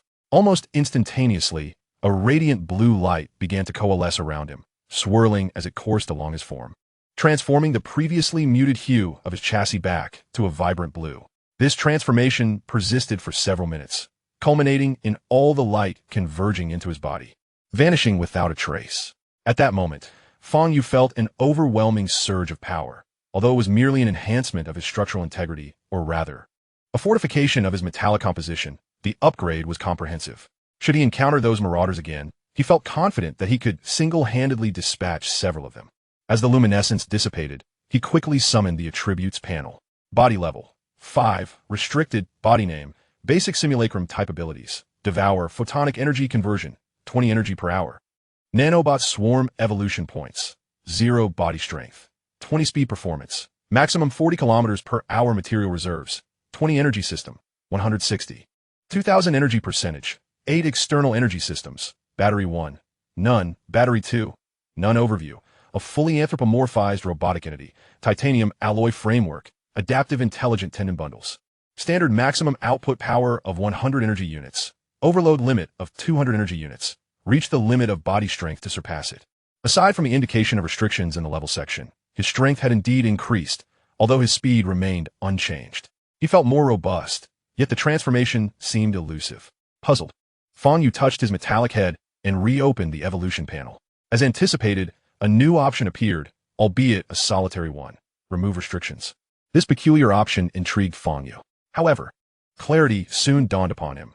It appeared that the system aimed to assist him in unblocking his internal pathways. Shaking his head, he dismissed the odd thought. After all, he was a robot. Was it proposing to clear his exhaust pipes? He quickly shook off that bizarre notion and delved into the description of the restriction removal. Remove restrictions. Due to the limitations of body performance hindering further evolution, the system will expend evolution points to forcibly breach the membrane of body restrictions, allowing for continued growth. Note: upon removal of restrictions, abilities will be fully integrated with the body. Please do not panic. Having read this, Fang Yu grasped the overall concept, yet the subsequent requirement left him somewhat flustered. This removal of restrictions necessitated a staggering 10 evolution points. He felt a wave of frustration wash over him. Nevertheless, he quickly reassured himself, given his current energy surplus, acquiring evolution points would prove to be a relatively uncomplicated endeavor. With renewed resolve, he casually picked up a nearby iron pipe and took a bite. It had a delightful chocolate flavor, quite pleasing. Ever since enhancing his body strength, Fang Yu's bite had grown significantly stronger, allowing him to easily gnaw through metals that were once too tough for him. Before long, number 1 returned, balancing a metal box on one shoulder while the other bore a metal rod, both sides festooned with several metal plates, a method he had learned from Fang Yu. Now that you're back, it's late, you should rest instead of going out again.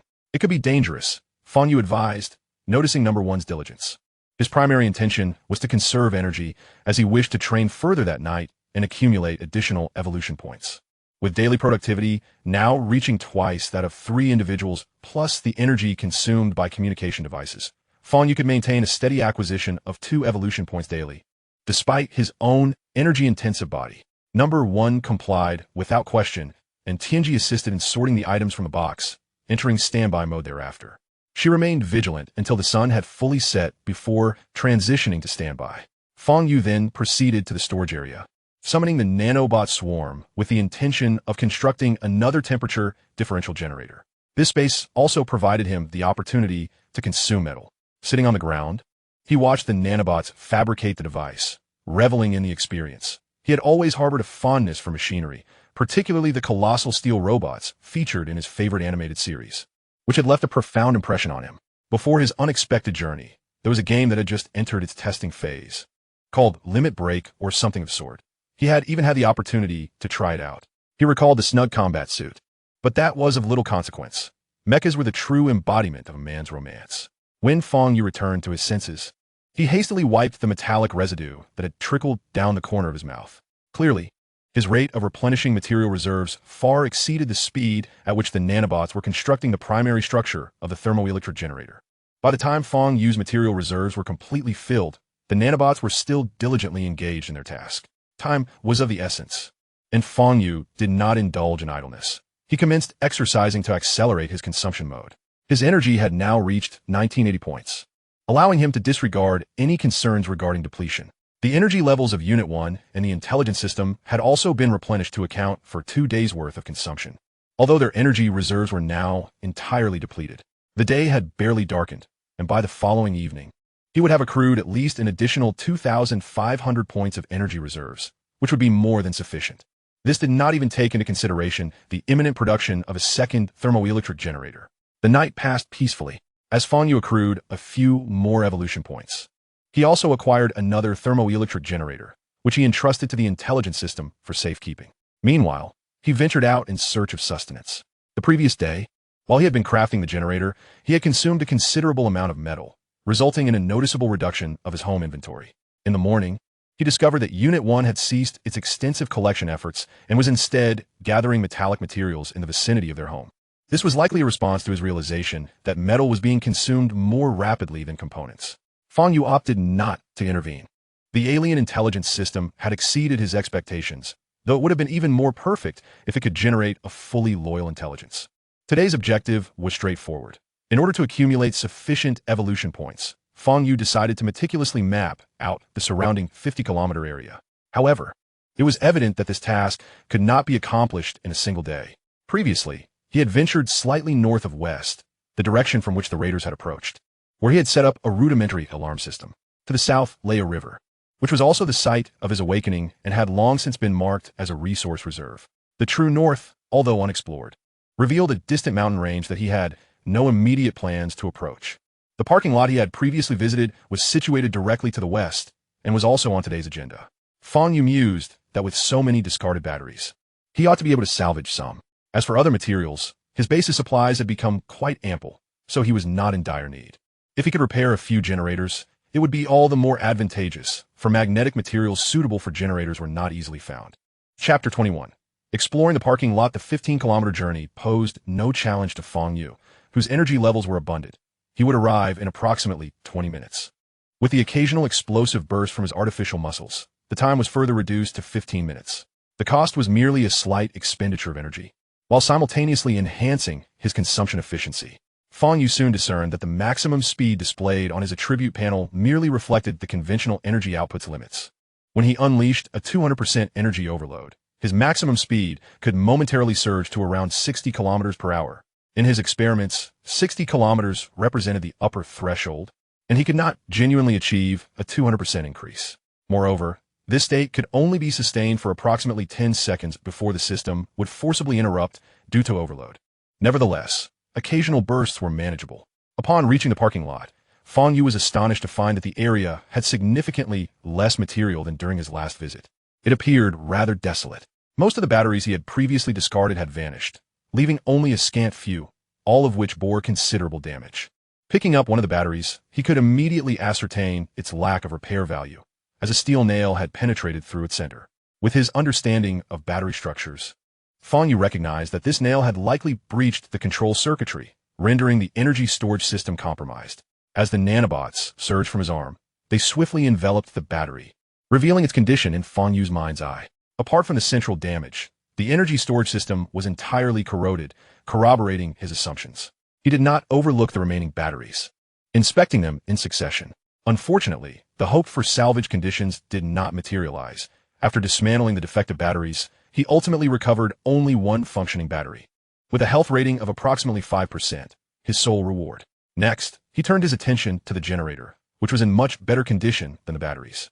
Perhaps the passage of time had not yet been sufficient to demagnetize the intact magnets within. Fang Yu's subsequent task was simple. As long as he could locate usable permanent magnets, he could replicate a decent generator. Recalling the scene from memory, he noted that the first car he had dismantled was not far away. Its motor remained relatively intact, though he was uncertain of any underlying issues, as it had failed to generate power during earlier tests and had thus been abandoned here. Returning now, Fang Yu felt confident in his ability to resolve those issues. The motor lay discarded on the ground, and the Raider faction evidently held little regard for such items. Even if they appeared intact, they showed no interest in retrieving them. Squatting down, Fang Yu extended his left hand toward the generator's outer casing, and golden liquid swiftly permeated it. The subsequent process was straightforward.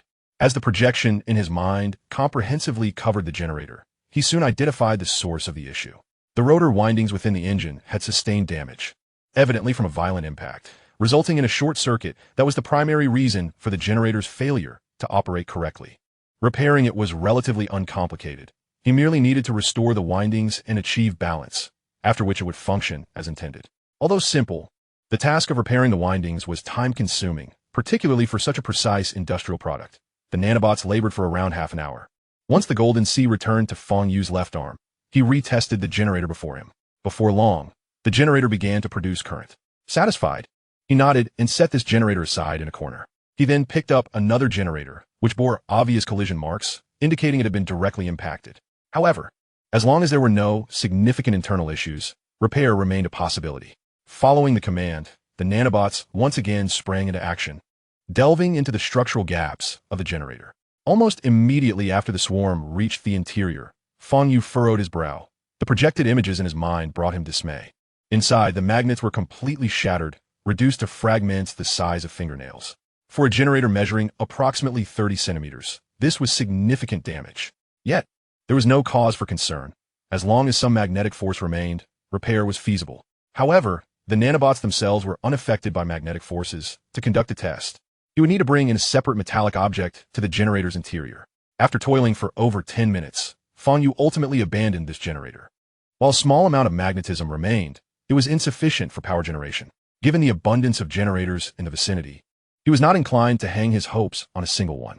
Nearby, he discovered 8 additional generators, 2 of which were deemed irreparable. while the remaining 4 also showed potential for restoration. Merely gazing at the generators before him, which were somewhat cumbersome to lift, Fang Yu decided to dismantle the intact unit, collecting all usable materials to transport back to the base for reassembly. This method proved more efficient, allowing him to accomplish everything in a single trip. Noticing that there was little else of necessity in the vicinity, he scavenged some metal cables, employing a swarm of nanobots to weave them into a large net, effectively consolidating all materials into one bundle before preparing for his return. Before leaving, Fang Yu took a moment to survey the area, recording the terrain. However, there was little of note to document. The landscape was rather uniform, littered with abandoned vehicles and strewn with the remnants of dilapidated structures, devoid of any iconic edifices. After a leisurely stroll, Fang Yu arrived back at the spaceship base as the sun began to set. He took stock of the day as haul, several generator components, a modest increase in evolution points, now totaling 2, and a newly acquired battery that boosted health by 5%, which he promptly installed into the charging platform. The energy yield had been fortuitous, reaching over 3,000 under optimal conditions, with 6 wind turbines, 2 thermoelectric generators, and a low-output solar panel currently at his disposal. However, energy consumption was less precise. For instance, Fang Yu alone had expended over 1,500, leaving him with just over 400 upon his return, primarily due to the burdensome load he had carried. The first generator had consumed around 500, while the intelligence system had only utilized 200, with the communication system requiring 100 daily. This encapsulated the state of the base. Although the energy reserves were sufficient for a few individuals, it was evident that they were inadequate for ushering in an industrial era. Presently, the only advantage lay in the abundance of metal that required no mining. Yet the ambition to construct a spacecraft without industrial support would necessitate at least a century of planning. In the initial stages, the swarm of nanobots could easily outperform simpler tasks. However, for anything more intricate, they fell short. This could be attributed to either their limited numbers or some hidden constraints. Ultimately, relying solely on the nanobots proved impractical. Thus, the focus remained on electricity. And Fang Yu had just devised a plan to delegate the development of machinery to the intelligence system, aspiring for automation and mass production. He redirected his attention to the collection of generator materials he had salvaged. Chapter 22, Solar Thermal Tower. The new power generation devices would still primarily harness solar energy. Yet prior to that, he needed to modify the 2 thermoelectric generators. Enveloping each thermoelectric generator with a massive metal casing would ensure that the reflected sunlight remained undetected by onlookers, resembling the structure of a submarine's periscope. Since the modifications would not alter the machinery itself, but merely add an outer shell, the task would not take long.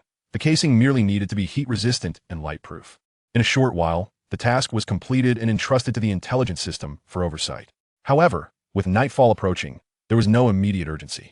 Fang Yu crouched beside the sprawled-out intelligence system, tapping her head lightly. She promptly awakened, kneeling beside him.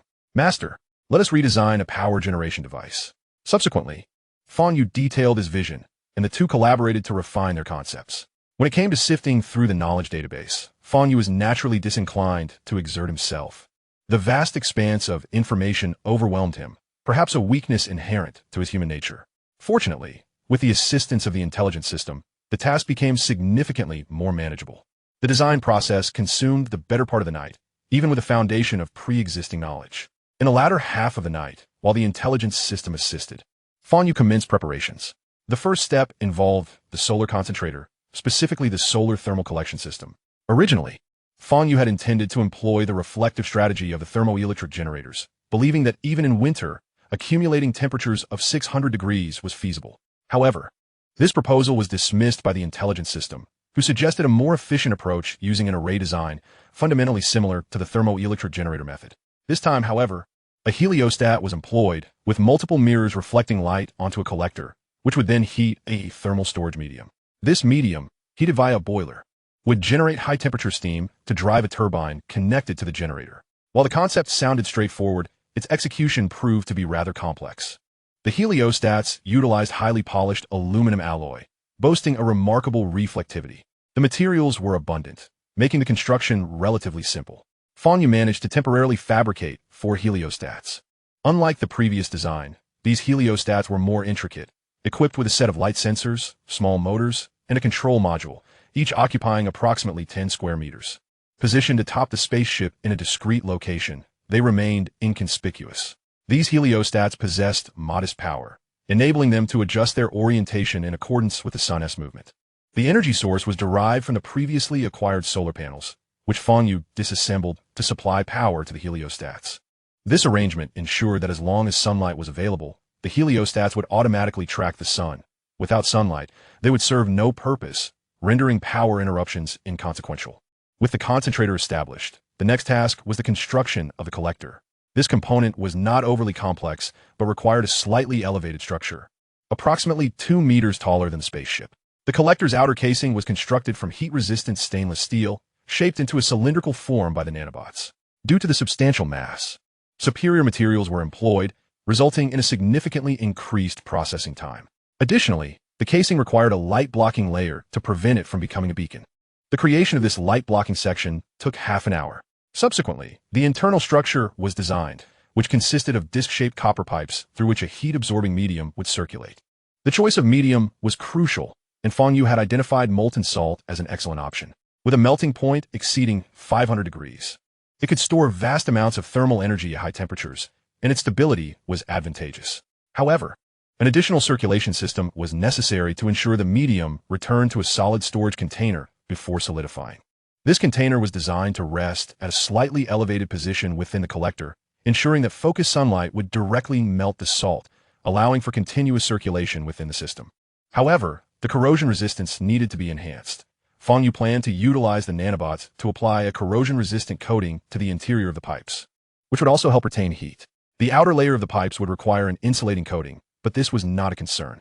Once this was completed, the insulated storage tank, designed to receive the heated molten salt, would also need to be insulated, as this directly impacted the power generation efficiency during the night. With these components finalized, the entire process from heating to insulation was accomplished. The next step involved creating a steam generator to exchange the high temperature of the molten salt, heating water to produce high-pressure steam, which would then be conveyed to the turbine, transforming thermal energy into mechanical energy. The design of this segment was completed by the intelligence system, and implementation was straightforward, requiring only precision sealing and high accuracy, tasks for which the nanobots were ideally suited. The resulting products were all on a nanoscale. To streamline the process, the remaining components were integrated, with the steam generator utilizing heat exchange from the base to boil water, while the cooled molten salt would return to the collector for reheating. The steam would travel through pipes to drive the turbine, which was connected to the generator, constructed from the generator materials that Fang Yu had salvaged earlier in the day. This was sufficient for him to construct a substantial kinetic energy generator. After the steam traversed the turbine, it would reheat the molten salt, which would subsequently condense back into water for recirculation. The entire system was a sealed structure, exhibiting remarkably low loss. By the time this grand apparatus was completed, it was already noon of the following day. The first unit had been dispatched by Fang Yu to procure salt. Tianji remained at home, overseeing the power generation equipment, while Fang Yu fashioned several water barrels.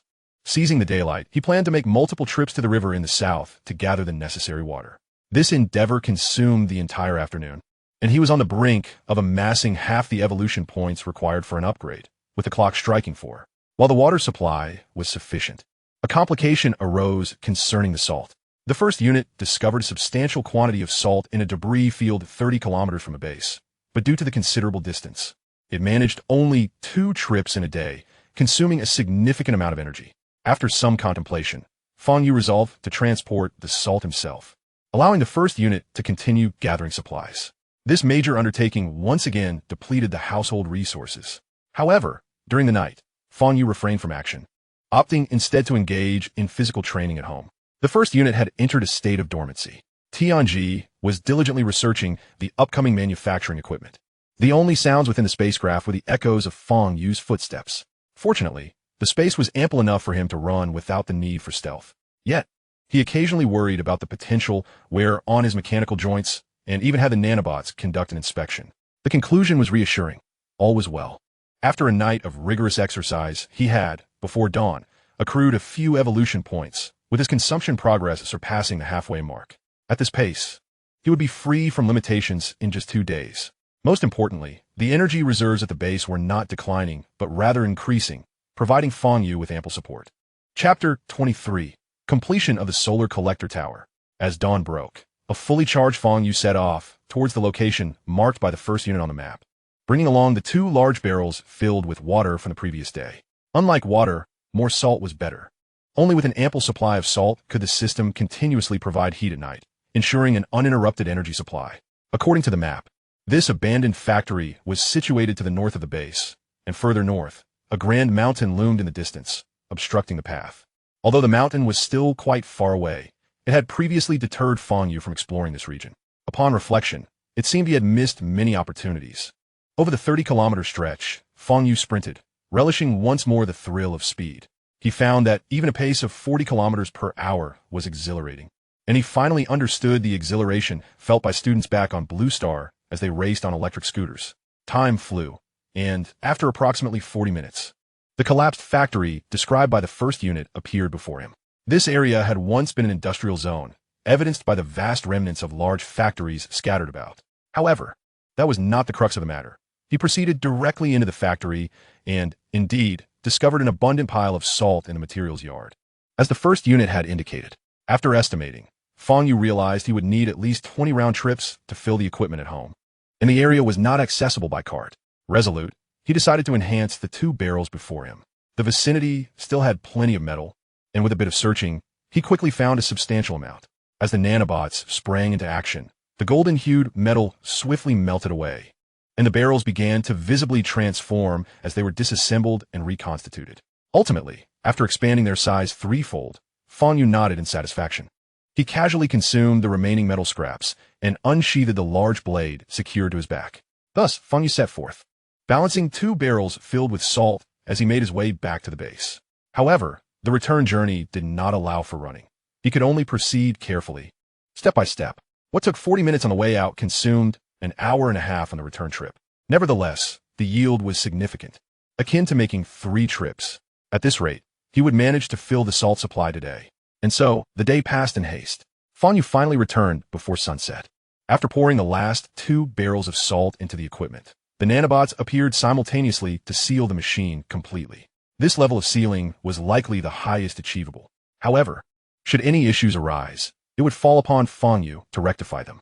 Most gratifyingly, after a day of intense labor, he had acquired 2 additional evolution points. Riding this momentum, Fang Yu had no intention of resting.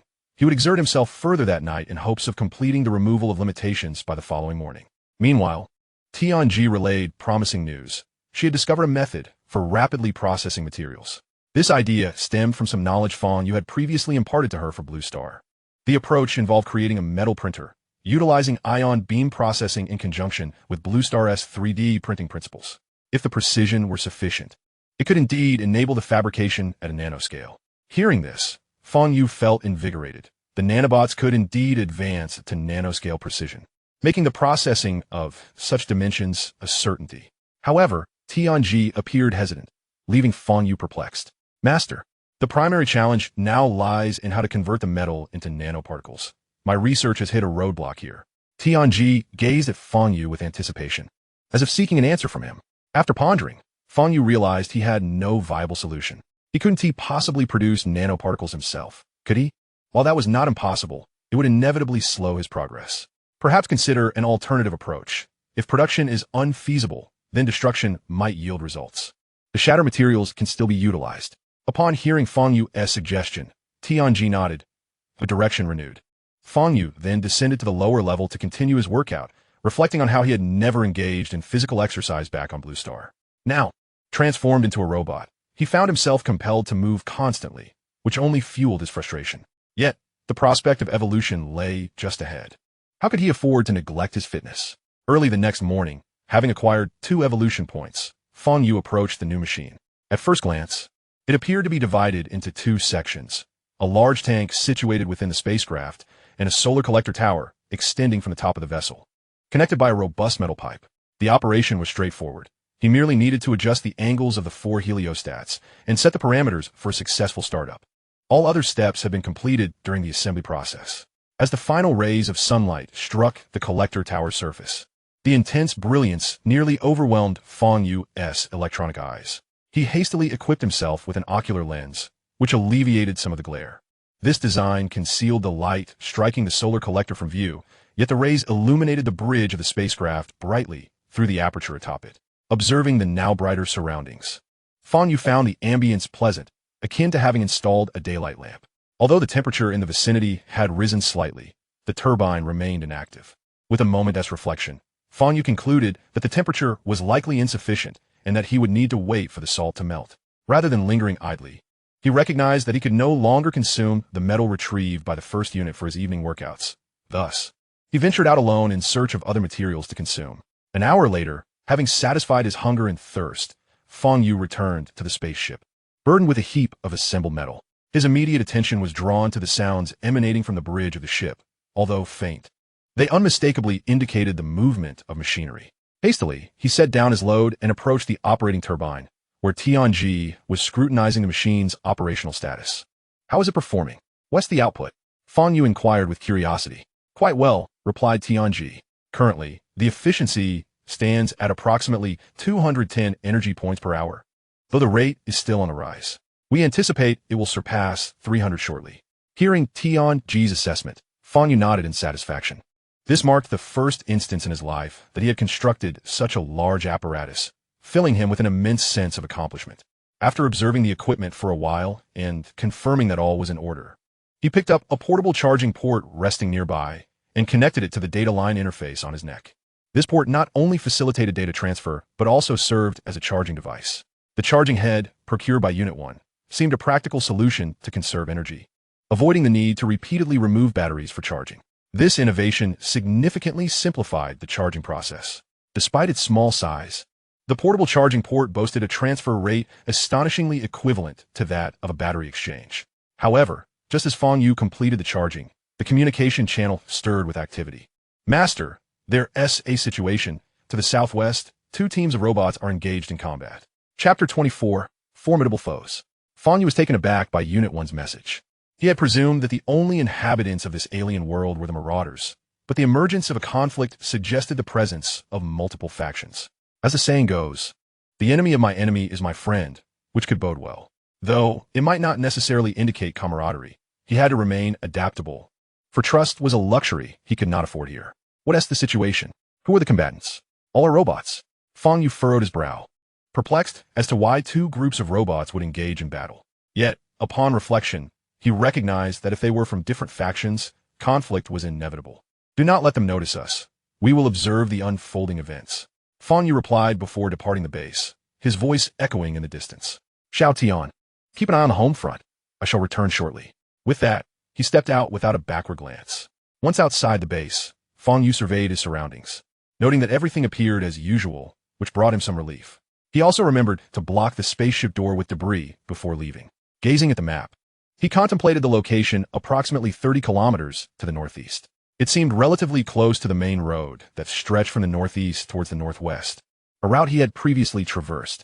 The realization that a war had erupted nearby startled him, especially since he recalled placing a rudimentary alarm device at a junction in the northwest. Could it be that the alarm had failed to activate? Pondering this uncertainty, he pressed on swiftly towards Unit 1's designated marker, covering the 30-kilometer distance in just over 40 minutes. While maintaining vigilance, he shortly arrived at his destination. Thanks to Unit 1's approximate locational data, finding him was not overly challenging. Before long, he spotted Unit 1 lying motionless on a small hillside. To enhance his concealment, Unit 1 had draped himself with a tattered cloth, one end of which was buried in the earth, creating a natural appearance. Although the cloth billowed in the wind, it effectively camouflaged Unit 1's form. Upon Fang Yu's arrival, they quickly coordinated. Not long after, the 2 lay side by side beneath the tattered cloth, observing the ongoing battle. The scene was indeed a spectacle, broadening Fang Yu's horizons. One side consisted of marauders, evidently transported by large machinery from the northeast, distinctly separate from the batch he had encountered at the base. This revelation astonished him. He vaguely recalled the vast ocean of robots from the marauders' memory. Discovering that they had more than one base was unsettling, as each represented a potential threat. Opposing the marauders were a different type of robot. Unlike the grotesque humanoid marauders, this group exhibited a unified animalistic form, showcasing a higher degree of integrity and aesthetic harmony, devoid of the grotesque excesses of limbs. This cohesion undoubtedly contributed to their formidable combat prowess. In contrast, the Marauders' greatest advantage lay in their seemingly inexhaustible reinforcements, consistently outnumbering their adversaries by a factor of 10. Although Fang Yu could not ascertain the duration of their skirmish, the sight of the extensive wreckage strewn across the ground sent shivers down his spine. Simultaneously, he felt a twinge of excitement at the prospect of scavenging once the battle concluded, for he was in dire need of chips. On the battlefield, the marauders relentlessly bolstered their ranks, with colossal transport vehicles continuously ferrying supplies. Meanwhile, the animalistic robots were also receiving reinforcements, though they approached on foot from the northern mountains. Fang Yu marked the northern mountain region on his map as a restricted zone, subsequently labeling it as beast territory. The clash continued unabated, showing no signs of resolution. "Let us see if we can profit from the chaos," Fang Yu whispered, patting Unit 1 on the back. Unit 1 nodded in agreement as they cautiously descended the hillside. Their target lay among the robots, diligently scavenging the remnants of the battlefield. These robots were typically frail in stature, their limbs appearing somewhat defective, leaving Fang Yu uncertain if they were merely casualties of war or designed this way from inception. The numerous small hills beside the battlefield provided ample opportunity for their stealthy approach. Before long, they navigated their way to a predetermined area adjacent to a derelict structure. Peering toward the battlefield, Fang Yu noted that they had not drawn any attention. Cautiously, he picked up a stone and hurled it at a marauder's head. Thud! The sound reverberated, and the logistics robot, evidently puzzled by the disturbance, glanced back but, finding nothing amiss, returned to its task. Seizing the moment, Fang Yu lifted a larger stone, aiming directly at the robot. Crash! The impact sent the robot tumbling, drawing the attention of several marauders, their crimson eyes fixated on their fallen comrade. However, their lack of intelligence was apparent. Upon failing to spot an enemy, they resumed their duties. Only the dazed robot, recovering from the blow, stumbled toward Fang Yu and Unit 1's position. Recognizing their opportunity, Fang Yu instructed Unit 1 to prepare. Unit 1 crouched behind the wall, awaiting the enemy's approach while Fang Yu stepped back, drawing his large saber, ready to strike. Before long, the robot reached the wall, displaying no concern for a potential ambush as it carelessly turned around. Without hesitation, Unit 1 seized its legs and forcefully dragged it inward. The marauder instantly lost its balance, its lone arm flailing in a futile attempt to regain stability. Almost as soon as it was pulled in, Fang Yu unleashed a powerful strike with his saber, delivering a blow that sliced through the air with a fierce whoosh, landing squarely on the marauder's neck. As anticipated, Fang Yu's enhancements had significantly increased his strength, and bolstered by the force of gravity, he effortlessly severed the marauder's head from its body. As the battle reached a successful climax, the two acted swiftly. Fang Yu seized the head of the robot, while Number 1 extracted the battery, executing their movements in seamless harmony. By the time the other marauders arrived, alerted by the unusual occurrence, only a headless robotic carcass remained on the field. Fang Yu and his companion took refuge in a dilapidated structure, nestled behind 2 hills.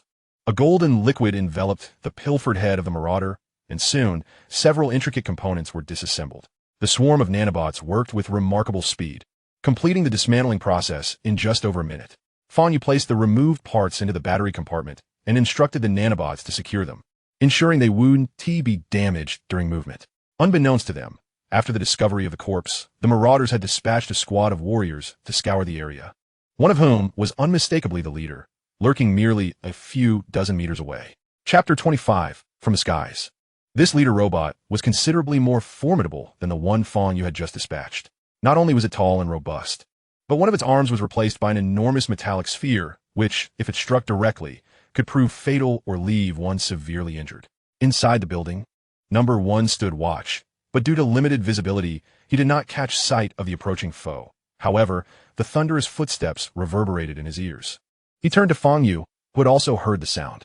Having completed the disassembly, Fang Yu picked up his large broadsword and nodded to Number 1. The two climbed onto the incomplete rooftop, crouching low to avoid detection. Before long, the massive marauder discovered their location, and its gaze fell upon the robotic head lying amidst the ruins. It approached, lifted the head, its eyes glowing red as it seemed to ascertain the identity of its owner before surveying the surroundings.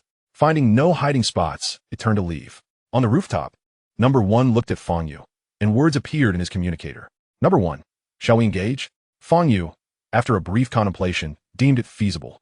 However, before making a decision, he surveyed the vicinity once more, reassured by the absence of other enemies. Let us go. Almost simultaneously, Number 1, undaunted, leaped down and directly grasped the marauder's head, leveraging his weight of over 400 pounds in an attempt to wrench it off.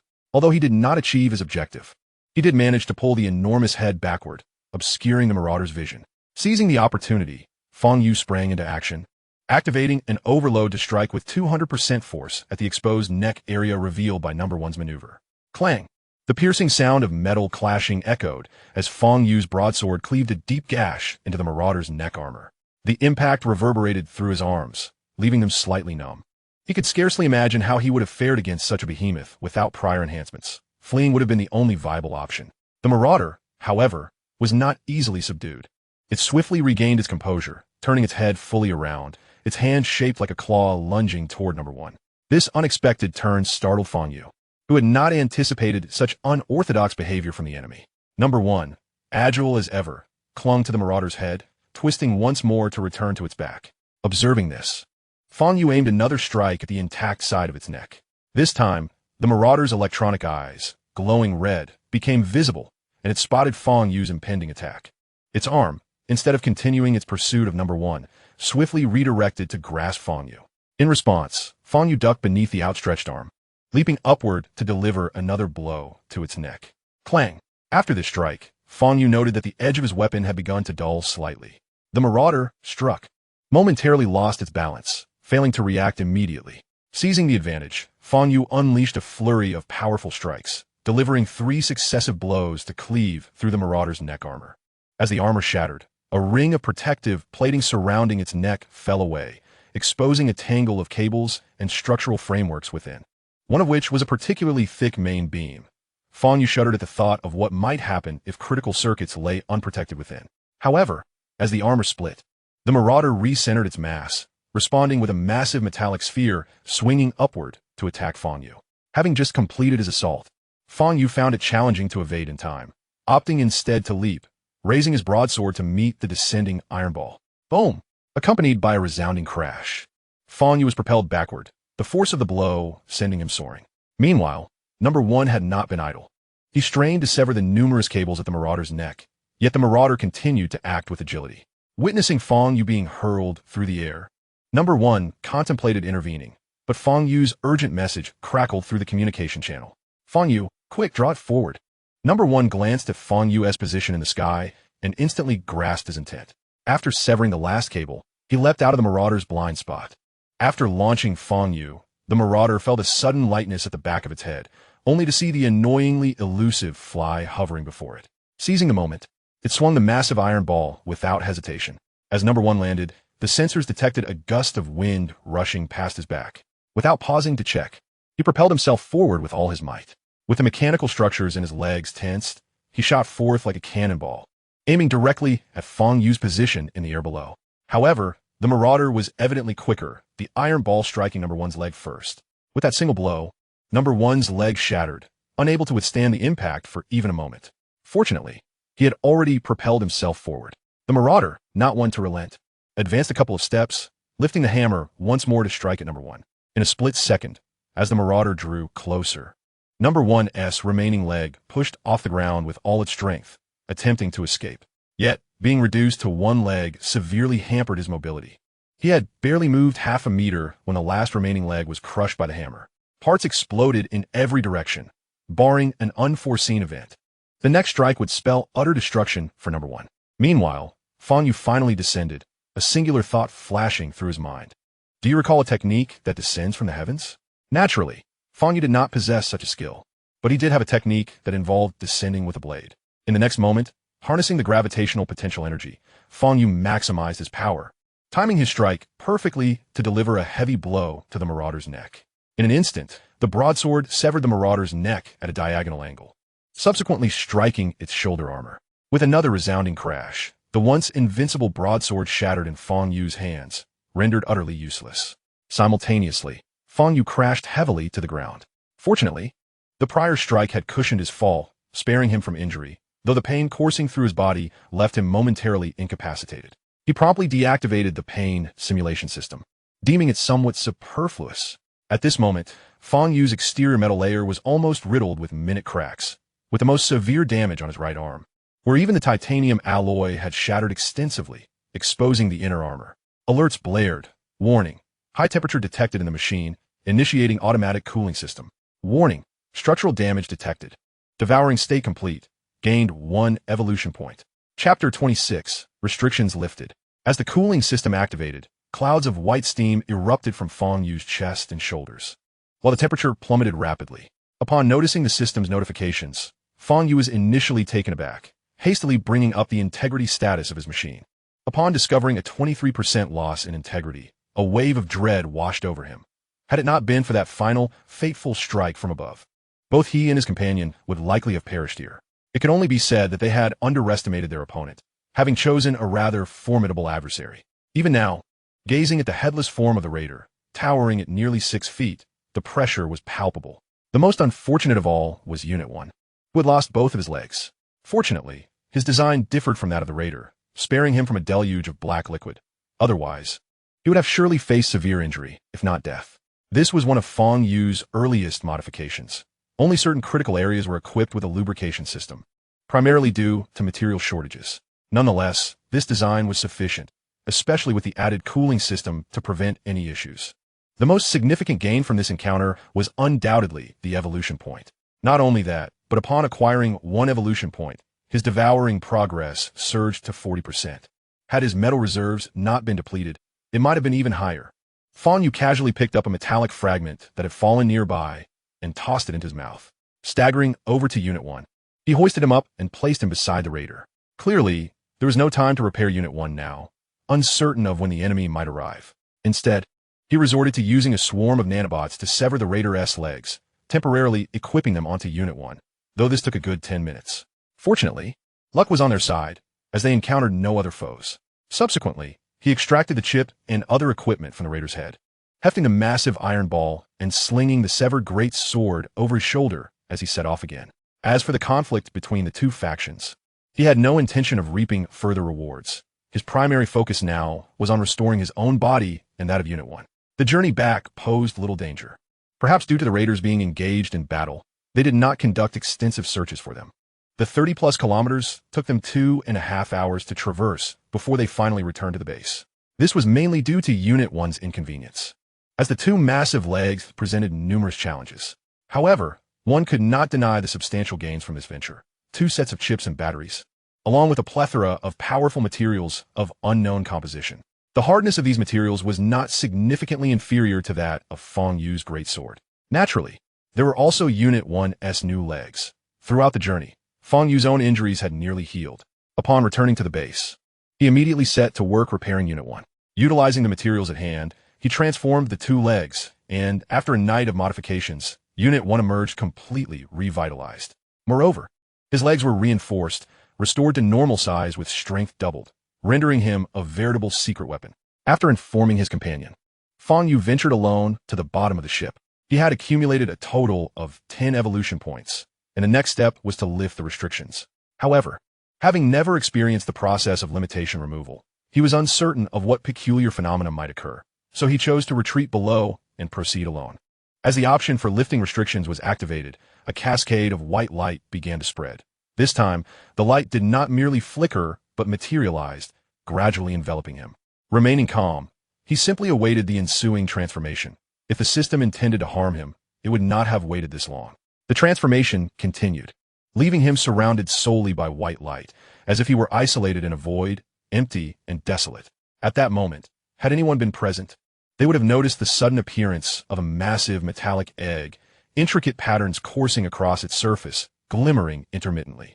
Fang Yu seemed to drift into an extensive dream, where he joyfully grew alongside his parents, found a commendable job, and lived a life indistinguishable from that of an ordinary person, ultimately marrying and having children, experiencing the cycle of life and death. When he finally opened his eyes again, he found himself back in the confined space.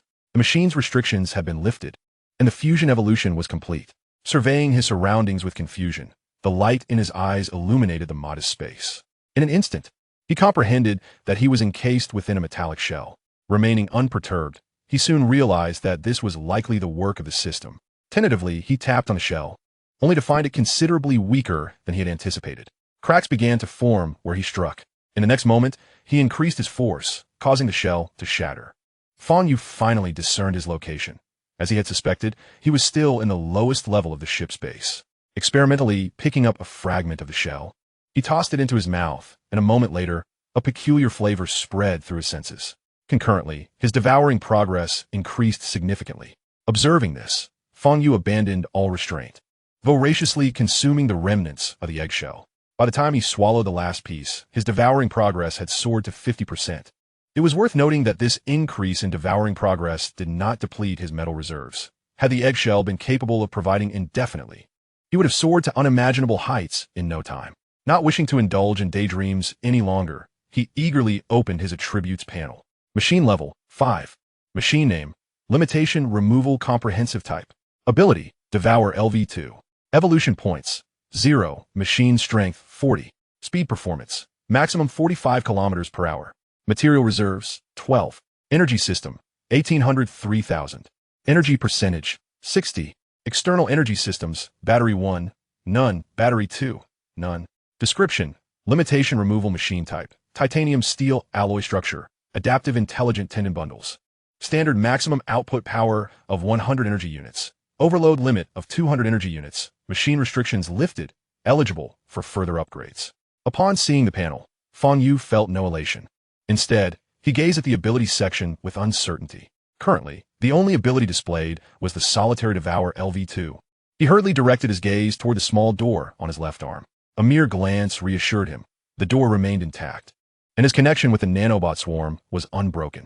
What's more, the functionality for light energy conversion was still present. Just as Fang Yu was left in perplexity, the system promptly provided an explanation.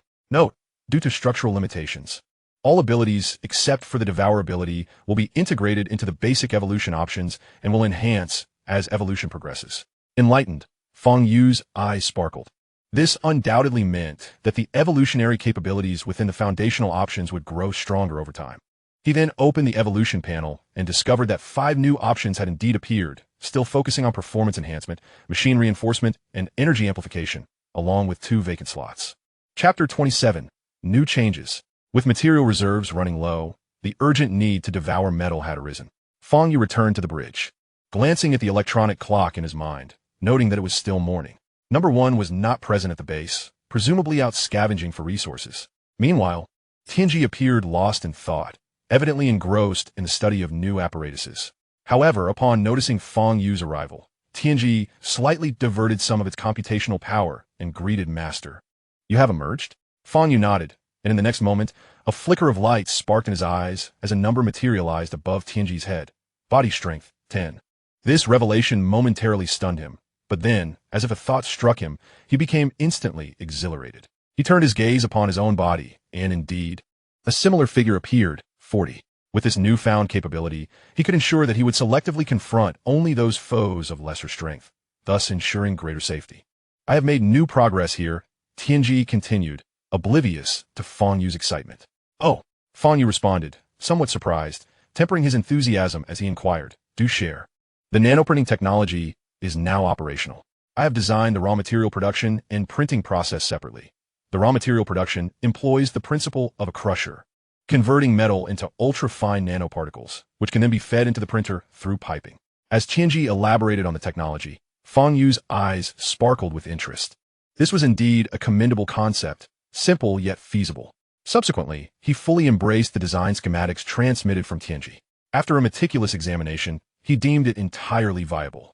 However, the printing apparatus consumed considerable energy, approximately 2,000 units per hour, primarily due to the ion beam processing technology employed within. Yet, upon further scrutiny, Fang Yu was astonished to discover that this ion beam technology could not only be utilized for printing materials, but also constituted an excellent weapon. Yet, to wield it as a weapon would likely double, if not exponentially increase, the energy expenditure. Thus, the ion beam weapon proposal had to be temporarily shelved, as they now found themselves in an energy crisis. The solar thermal collection system could operate for roughly 20 hours each day, generating an average of 300 energy points per hour. This translated to a daily output of around 6,000 points. However, given that the metal printer consumed nearly 2,000 points of energy each hour, it could only be utilized for less than 3 hours daily. This did not even account for the energy consumption of the crusher. To produce enough raw materials for the metal printer's 3-hour operation, at least another 1,000 energy points would be required. Fang Yu then focused on the solar thermal tower's power generation system. By modifying it to expand the internal container for molten salt, they could achieve 24-hour power generation, potentially augmenting daily output by approximately 1,200 points, thus compensating for the entire printer's consumption. However, the remaining energy output would leave Fang Yu and his companions in a somewhat precarious situation. Fortunately, there was no pressing need for extensive processing at present, and with an energy reserve exceeding 10,000, they had sufficient resources for the time being. This included 2 batteries previously seized from raiders, bringing the total to 4 in the charging platform. The 2 newly acquired batteries were in decent condition, one at 21% and the other, belonging to the large Iron Ball robot, boasting a healthy 35%. After concluding its report, TNG resumed its mapping tasks. While number 1 had yet to return, Fang Yu contemplated his next steps and decided to transport the salt back first, planning to modify the power generation equipment later that night. He set out empty-handed, save for the repaired great knife on his back, as he could easily craft 2 large barrels from the abundant materials along the way. Throughout the journey, Fang Yu felt a twinge of concern. This area was in the same direction as the battlefield. Although the distance was not considerable, one could never be certain that raiders would not venture here. Yet, his apprehension proved unwarranted as the path remained tranquil. He leisurely admired the scenery, occasionally foraging for metal to consume. To his astonishment, he discovered that after his recent evolution, his devouring ability had notably improved. He could now bite through large pieces of metal directly. Within his mouth, a few nanobots were responsible for digesting the ingested metal. Unlike the swarms of nanobots that could operate independently, these could only function within Fang Yu's mouth. Once outside this range, they would rapidly perish. Additionally, specialized equipment within his mouth produced these nanobots, maintaining a steady supply. This revelation filled Fang Yu with delight, as his mouth had now transformed into a formidable weapon. However, he soon realized that while his ability had enhanced, the production of these devouring nanobots required extra energy, yet astonishingly, the energy needed for their operation could be derived solely from the decomposition of metal. If he could master such a capability, he would be virtually invincible. Nevertheless, he quickly sensed something amiss. Given his continuous consumption of metal, his material reserves should have been near capacity. Yet he found that they were only at around 50%. His initial thought was that the metal had been depleted by the swarming nanobots in his mouth. However, upon closer analysis, he discerned an anomaly. Previously, the rate of consumption had matched the progress of his devouring, but now, while the devouring rate had increased by 3%, the depletion of materials was merely 1%. This discovery indicated that another aspect of his evolution had emerged. The capacity of his material reserves had expanded threefold. Aware of the issue, Fang Yu resumed his voracious consumption. Unlike before, when he could only consume small pieces of metal, he was now able to directly ingest larger chunks, breaking them down through his mouth before they entered his stomach. With the enhancement of his entire body, his biting force was now entirely capable of supporting the actual consumption of metal. Satisfied with his feast, Fang Yu filled his material reserves to the brim once more. He also crafted 2 larger barrels, which, while not significantly larger than the previous ones for salt, were over twice as deep. One trip now sufficed where 2 had been required before. Upon returning to the base, he found number 1 had also returned. Fang Yu took a moment to assess its body strength, and the displayed figure surprised him, over 20 points. However, upon reflection, it seemed reasonable. Number 1's legs were constructed from the same materials as the previous raiders, thus a stronger performance was to be expected. After all, the great knife had been severed, and he regretted not bringing back that half of the body. Otherwise, they could have created a powerful combat robot, effectively doubling their combat capabilities. Chapter 28. The Printer. The machine's little brother was not in a hurry.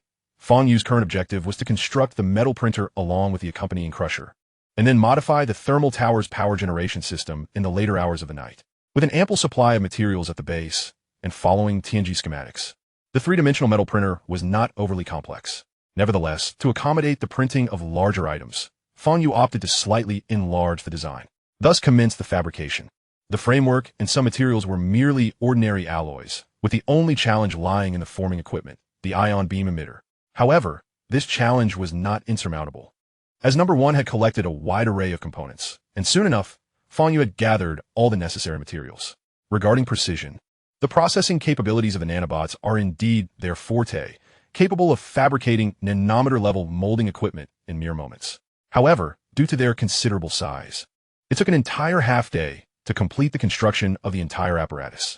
Next came the production of the accompanying raw material equipment, specifically the pulverizer. This pulverizer consists of 3 crushing chambers. The largest chamber is designed for breaking down large materials, which are then transferred to the medium-sized chamber where they are reduced to the nanoscale. Finally, the precision finishing chamber processes the irregular nanomaterials into standardized nanometer-grade raw materials. Once processed through these chambers, the raw materials can be directly utilized by the metal printer. The challenge lies in the final nanoscale pulverizing chamber, which requires a strength surpassing that of the processed metals while maintaining nanoscale precision. After a moment of resignation, Fang Yu ultimately set his gaze upon his great blade. Initially, using this material should suffice for a considerable duration, but what difference is there between being weaponless and a tiger without its fangs?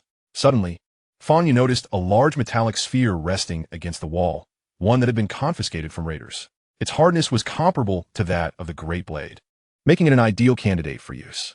Without hesitation, he summoned the nanobots to begin disassembling the material.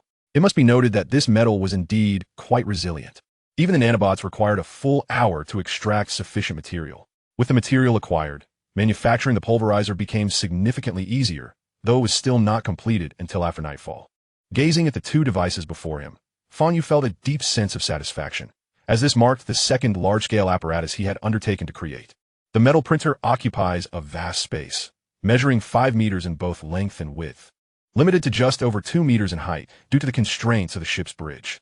This printer is capable of producing not only small devices, but can even fabricate vehicles directly. Along one side of the printer, adjacent to the pulverizer, there are dozens of feed ports, more than sufficient for the printer's diverse material applications. Although termed a metal printer, it is not limited to printing metals alone. It can also print glass and various components, such as rubber pads for devices. If this were to be placed on Blue Star, it would surely be the subject of a worldwide frenzy. Fang Yu glanced at the power display on the charging platform, which currently housed 4 batteries with a total reserve of 16,000 energy points. Previously, to facilitate monitoring the power levels, the system had ingeniously assembled a display screen indicating the remaining energy, proving to be quite convenient. With sufficient power at hand, he promptly activated the pulverizer. The freshly initiated pulverizer remained silent, a feature implemented for energy conservation. Its control system activates only upon detecting the introduction of materials. To minimize noise, the pulverizing chambers are designed to be completely sealed, closing tightly after consuming metal, while soundproofing devices and rubber sealing layers further enhance quiet operation. Fang Yu tentatively tossed a steel plate into the chamber. After a brief cutting process, the plate descended through the passage into the first pulverizing chamber. Thus, after undergoing processing through the lower pulverizing chambers, the nanometer-grade raw materials were categorized and transported, stored in different barrels. When needed, one merely has to load the corresponding printer feed port, making operation straightforward. However, the printer currently lacked any design blueprints, preventing it from printing anything. This particular detail did not concern Fang Yu much. He entrusted the task of rectifying it to the system. After agreeing, the system lapsed into silence, continuing its research and development endeavors. With nothing to occupy him during the early hours of the night, Fang Yu opted to continue his physical training. Having already filled his material reserves during the day, it was now time to process these reserves. Yet, before he could commence any exercises, he discovered that, unbeknownst to him, he had already accrued a point of evolution. It dawned on him that the completion of the limit release had granted him half of the consumption progress, coupled with the afternoon's labor, making the slight increase quite reasonable. Nevertheless, he could not shake the feeling that the rate of progress had accelerated significantly. Checking the progress, he confirmed that the consumption rate had indeed surpassed 20%, with over 90% of the material reserves remaining intact. It became clear to Fang Yu that not only had the capacity of the material reserve increased, but the speed of consumption had likely also improved. Though not to an exaggerated extent of threefold, a doubling seemed plausible. With an evolution point now in hand, he merely focused his thoughts to open the evolution options, and upon seeing the familiar interface, he directly selected an empty slot. Your evolution points are insufficient, requiring at least 10 points for evolution. The system's voice resonated in Fang Yu's mind, leaving him momentarily stunned. He then clicked on the 3 foundational enhancements, only to receive the same prompt once more. With a resigned shake of his head, he realized that as evolution progressed, the requirements incrementally increased. Yet, rather than feeling disheartened, he was filled with renewed vigor. He resumed his exercises, noticing a marked improvement in speed compared to before. It was not until the latter half of the night that he ventured out to modify the power generation equipment, adding a considerable amount of salt to ensure continuous operation throughout the day. After returning to continue his training, he successfully acquired another evolution point by dawn. However, he understood that substantial time remained before evolution could be achieved, and he did not wish to prolong the wait. In preparation for the potential battles ahead, Fang Yu immediately began devising the design blueprint for a third robot. He intended to maintain the core structure of the first model while utilizing the remaining parts of the large metallic sphere from the raiders in critical areas. Since this robot was primarily intended for combat, it necessitated a corresponding level of strength. Naturally, weaponry was essential. Thus, Fang Yu meticulously designed a sophisticated mechanism wherein the robot would typically operate with its hands but would transform into two imposing great blades upon entering combat mode. He dedicated several hours solely to the design of this pair of hands. The subsequent overall structure, drawing from his prior experience, proved simpler and was completed in a short span. With a blueprint in hand, he resolved to manufacture it personally. The extensive use of high-quality materials would incur considerable wear on the pulverizer, yet Fang Yu's involvement would also conserve some energy. However, the process would be time-consuming, and upon observing the system's estimated completion time of 1 day, he fell into deep contemplation. Chapter 29. New Member. After a brief moment of hesitation, Fang Yu commenced the ensuing work, recognizing that the production of such a high-end combat robot would be limited, while other robots could be manufactured by the metal printer. This manufacturing endeavor extended over 4 days. Throughout this period, he remained on the lowest level of the ship's base, only occasionally ascending to consume metal. During this time, he received news from the first model that the battle had concluded, with the alien beast horde driven back into the mountains. The raiders leveraging their numerical superiority to overwhelm the alien faction. Upon hearing this news, Fang Yu felt no surprise. After all, the raiders' strength was well established, and the alien beasts lacked any significant advantages beyond their uniquely designed beast-like bodies. However, the subsequent message from the first model caught him off guard. According to its report, shortly after the victory, the battlefield had been thoroughly cleaned by the raiders, who had also begun to extend their influence outward. With a recent batch of raiders now less than 20 kilometers from the base ship, the abandoned factory where they had previously acquired salt had already been visited by the raiders. Although these raiders had no use for the salt, venturing there now was clearly impractical. Upon receiving the news, Fang Yu's expression turned grave. If this situation persisted, their final sanctuary would inevitably be encroached upon. Although crossing the river to the south was not particularly arduous, it could not guarantee safety on the other side. One might evade danger for a moment, but not for eternity. For an entire day, the enemy remained silent. With the completion of the new model of robot, Fang Yu directly input the blueprints into the metal printer. When the time for battle arrived, even robots crafted from ordinary materials could serve a purpose. However, before that, Fang Yu intended to seal off their current location entirely, creating an escape route from the bottom of the spaceship to establish a temporary stronghold elsewhere. This would provide a fallback, yet opening a tunnel required a powerful excavation device. It was impractical to rely solely on manual labor due to the immense workload, time consumption, and energy demands. After examining the completed robots, Fang Yu refrained from activating them immediately. Instead, he focused on the underside of the ship, contemplating the creation of an opening. With an aperture established, the surrounding soil could then facilitate the construction of a digging apparatus to gradually excavate. He promptly delegated the research task to Tianji. Subsequently, Fang Yu considered the evolution options. Despite not having engaged in much physical activity over the past 4 days, he had amassed 10 evolution points, sufficient for an upgrade. Gazing at the evolution panel, he fell into deep contemplation. Ultimately, he opted for the blank option. I require a wholly loyal artificial intelligence program. Fang Yu was taking a gamble, simultaneously probing the system. If it could provide such a resource, he need not remain wary of it any longer. Against the forces behind this system, he doubted he was even a mere lab rat. Of course, it was also possible that the system might not possess such a program at all, for a straightforward reason. It might simply lack the capability. A prompt immediately followed. Do you wish to confirm the acquisition of the Seed of Wisdom? Upon hearing the system's notification, Fang Yu felt a wave of relief wash over him.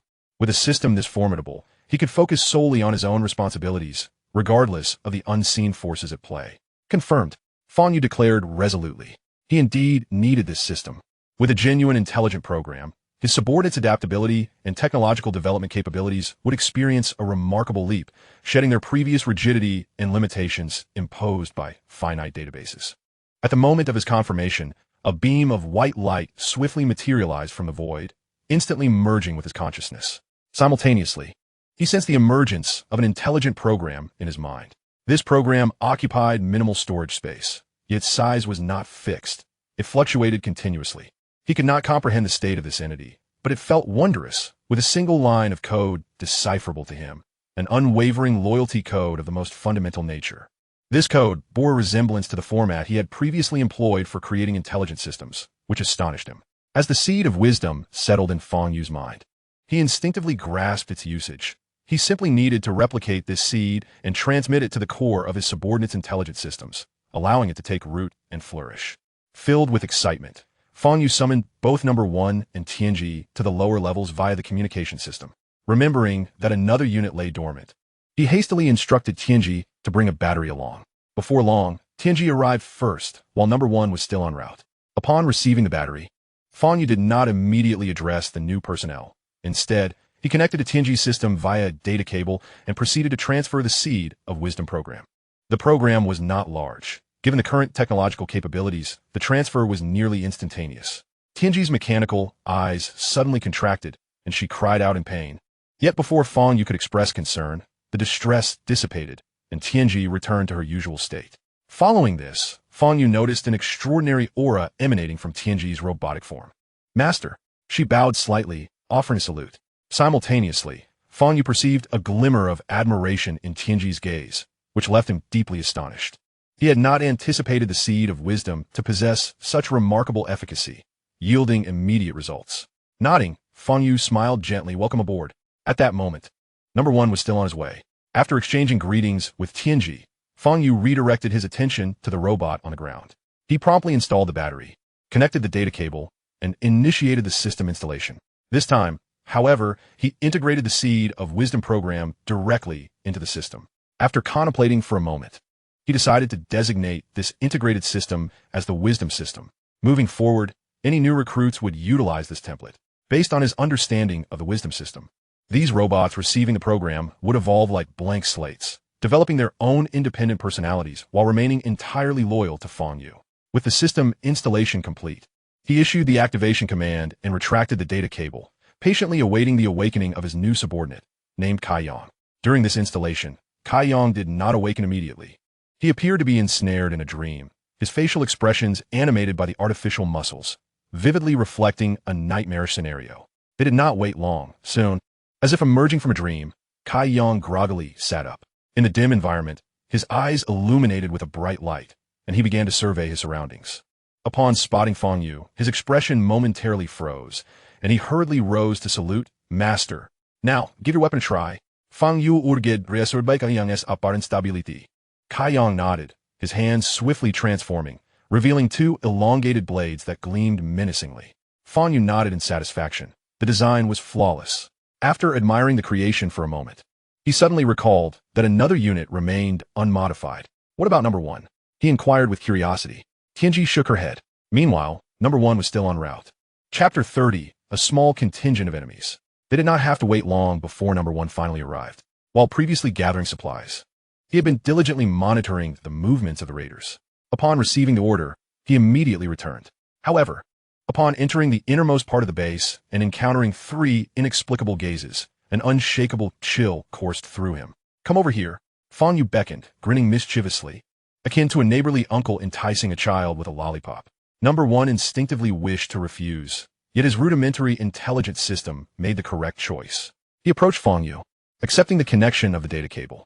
As the seed of wisdom integrated, Fang Yu retracted the data cable, eagerly anticipating Number 1's transformation. Much like Tianji's previous experience, he clutched his head in agony, seemingly suffering even more intensely than Tianji had. Ah, Master, my head hurts terribly. It feels like I'm gaining a brain. Number 1's cries echoed. The 3 onlookers were momentarily taken aback by his transformation. However, it wasn't long before Number 1 returned to normal, his eyes gleaming with clarity.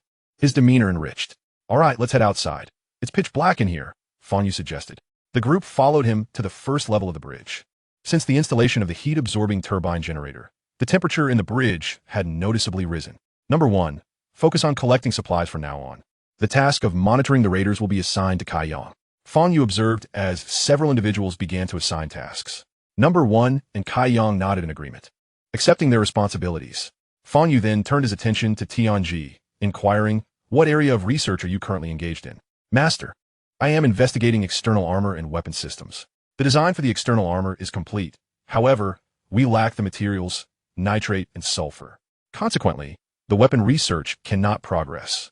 Tianji replied, his research ongoing. After a moment of contemplation, Fang Yu recalled that nitrate and sulfur could likely be found in the northern industrial zone, though it was now deemed unsafe. He pondered briefly before asking, are there any alternatives for weapons that do not require gunpowder? Tianji paused, reflecting for a moment, then glanced at Kai Yang's hands. Upon seeing her expression, Fang Yu instantly comprehended. In the absence of powerful firearms, such cold weapons could prove effective. He recalled that while creating Kai Yang, there remained a considerable amount of that resilient metal. Although crafting another robot would be challenging, producing a few weapons would indeed be feasible. For the time being, Fang Yu had no personal need, but could equip number 1 with them. Let us set aside the weaponry for now. Prioritize the production of the external armor, and you shall oversee this task. By the way, we are also in need of excavation equipment, so devise a plan for that as well. Tianji accepted the task without complaint, nodding in agreement. Subsequently, the group dispersed to execute their respective assignments. Fang Yu found himself with some leisure time and decided to visit the front lines to explore potential strategies against the marauders. His destination was indeed the industrial zone.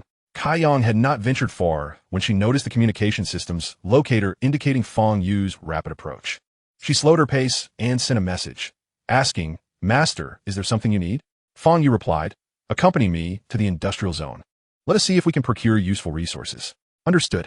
Kai Yang responded promptly. Number 1 chimed in, Master, may I accompany you as well? Fang Yu hesitated, then declined. First, gather supplies and ascertain what materials Tianji requires. Prioritize supplying her. All right, number 1 acknowledged. Before long, the two reconvened and hastened northward together. In just about half an hour, Fang Yu unexpectedly spotted marauders scavenging nearby. The pair quickly took refuge among the ruins.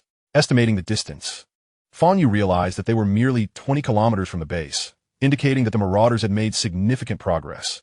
Reaching the industrial zone would not be easy now. Keep an eye on him. I will check for other enemies nearby, Fang Yu instructed.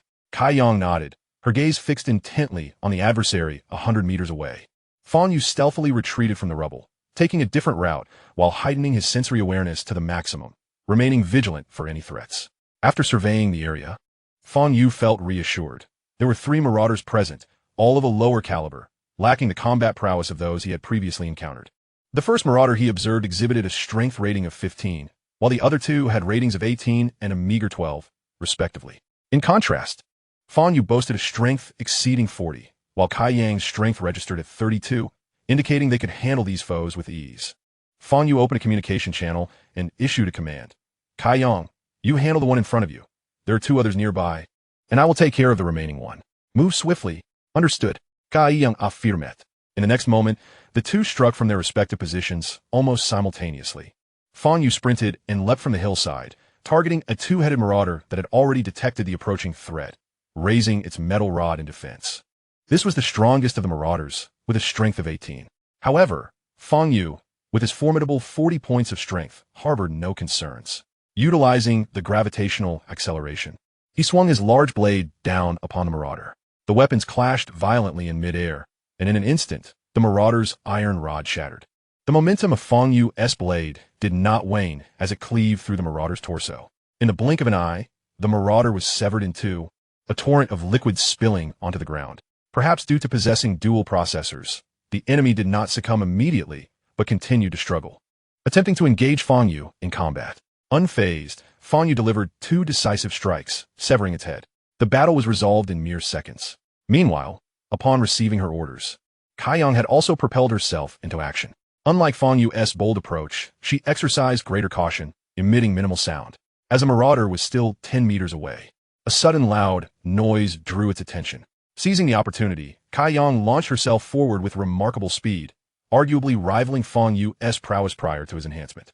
The sound of her leap finally captured the marauder's focus, but it was too late. In the instant the marauder turned, a curved blade sliced through the air.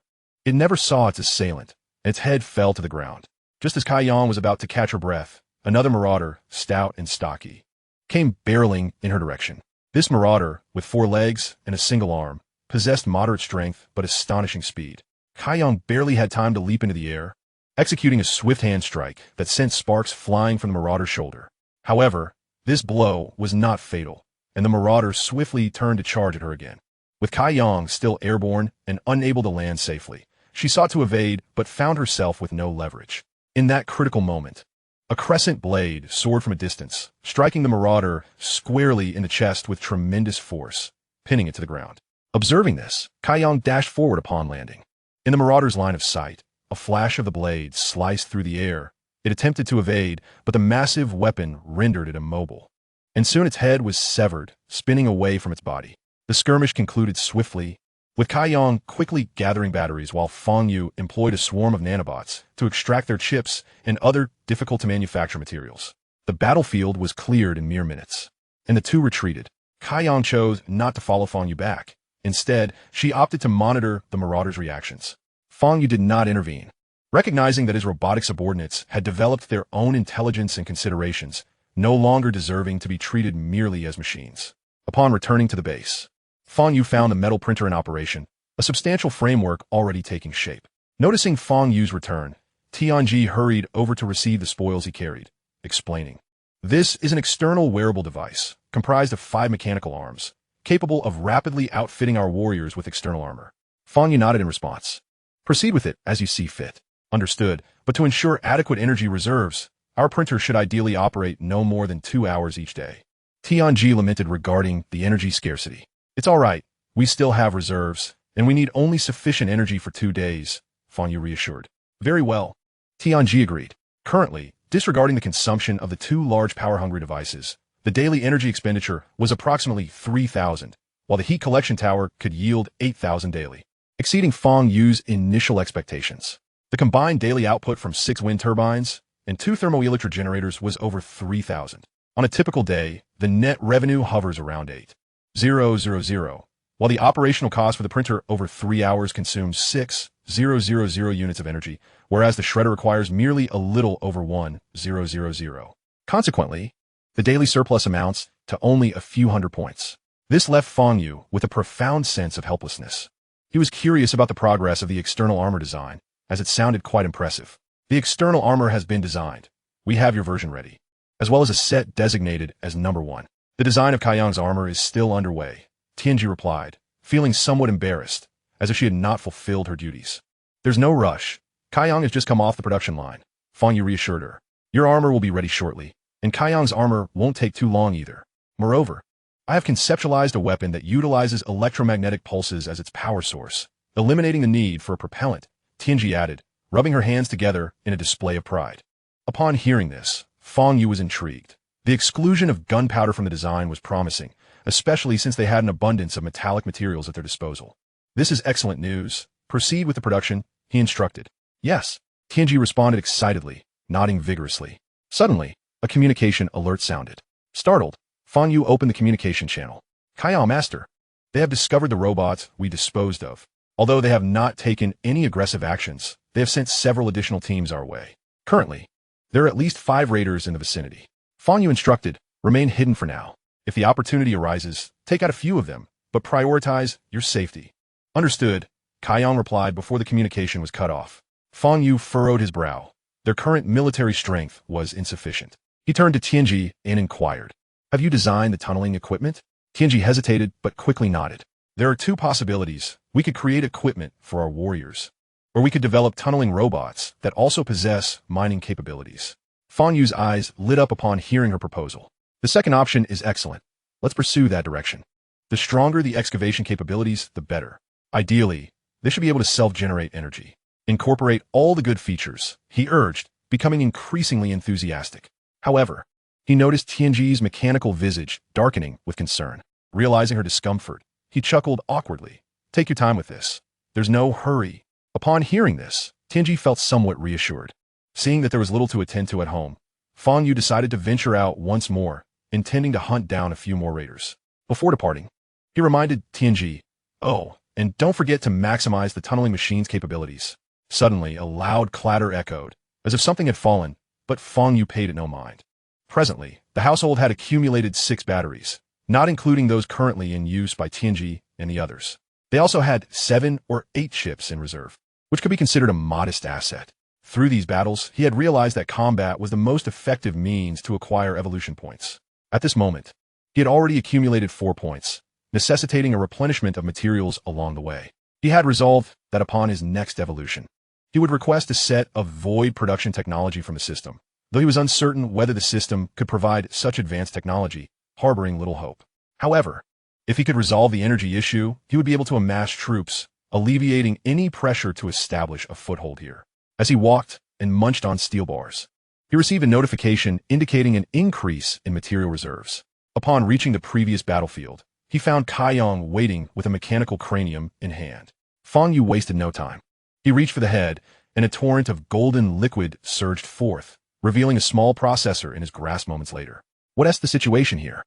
he inquired, stowing the chip and surveying the surroundings. Their numbers had indeed increased. There were now over 10 raiders in the vicinity. Despite this, Fang Yu noted no sign of panic on Kaiyong's face. Rather, there was an eager anticipation. "What's going on? Do you feel confident?" he asked curiously. Kaiyong nodded. "I have become quite familiar with their attack patterns. Engaging 3 at once poses no challenge." Fang Yu was taken aback. "Share your combat experience with me." Without delay, he extended the data interface. Kaiyong gleefully transmitted the data to Fang Yu. The advantage of robots lay in their ability to share combat experience seamlessly. In the future, with high-speed networks, one individual's battle knowledge could be directly imparted to others. Although not universally applicable, it would undoubtedly be beneficial. The thought of collective growth ignited a surge of excitement within Fang Yu. After absorbing this newfound knowledge, he realized that Kaiyong had been overly cautious. Nonsense. If all goes well, taking on 3 at once is a breeze. The two began to strategize their approach to dividing the battlefield by timing their attacks. They could easily dispatch the raiders. Soon, they parted ways, each heading to their respective sections of the battlefield. Chapter 32, External Armor. After separating from Kaiyong, Fang Yu stealthily advanced to the right, based on the information he had acquired. There were 3 raiders in that direction, although they appeared somewhat scattered. There should be 2 more further in. He surmised that the situation on Kaiyong's end was likely similar. After a brief observation, he noted that none of the raiders' body strength exceeded 20 points, which put his mind at ease. The battle began on Kaiyong's side, and, as the sounds of combat echoed, the 3 robots turned their attention toward the source of the noise. Seizing the opportunity, Fang Yu charged forward without hesitation, utilizing the momentum from the downhill slope to deliver a swift strike to the nearest enemy. This adversary was unarmed and posed no challenge to Fang Yu. Within moments, he felled one foe and, without pausing, turned to deal another blow to an approaching enemy. The glimmer of his blade severed the arm of the raider struck. Just then, he felt a chill at his waist. Instinctively, he took a step back, abandoning the notion of further pursuit. Indeed, a fist had just grazed his side. After evading that blow, he pivoted and executed a sweeping strike. The attacking raider was bisected in an instant. However, as he turned, another chill crept down his back. And this time, he lacked the energy to evade. He summoned all his muscle fibers to withstand the impending blow. The system notification chimed in, under attack. Body integrity at 100. What the? Fang Yu was momentarily stunned, surprised by the lackluster performance of the raider. He did not allow this foe to revel in its moment for long. He swiftly retaliated, delivering a precise strike that decapitated the attacker. At that moment, the other 2 enemies rushed toward him. Drawing upon his recent experience, Fang Yu remained calm, facing the 2 raiders head-on. He quickened his pace and unleashed a merciless horizontal slash. The 2 raiders attempted to evade. They recognized that they could not withstand such an attack and did not even bother to counter. Fang Yu, observing their retreat, felt a twinge of regret for not being greedy with his strikes, focusing instead on a raider wielding a metal rod.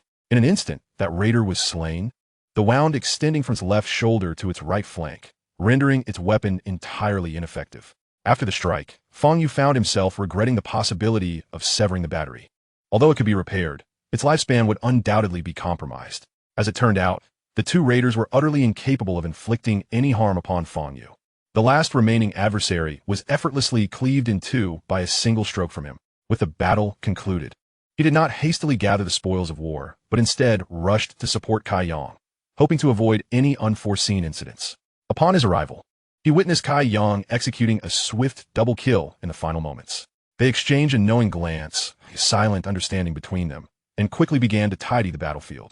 10 minutes later, Fang Yu glanced at the unscathed Kaiyong and instructed him to keep an eye on the enemy's movements while he returned once more. It was yet another fruitful expedition. Within just a few minutes of combat, 10 enemies had been dispatched, marking an outstanding achievement. Upon returning to the base, Fang Yu was astonished to discover that the framework previously designated for the installation of external armor had been completely filled with a set of armor.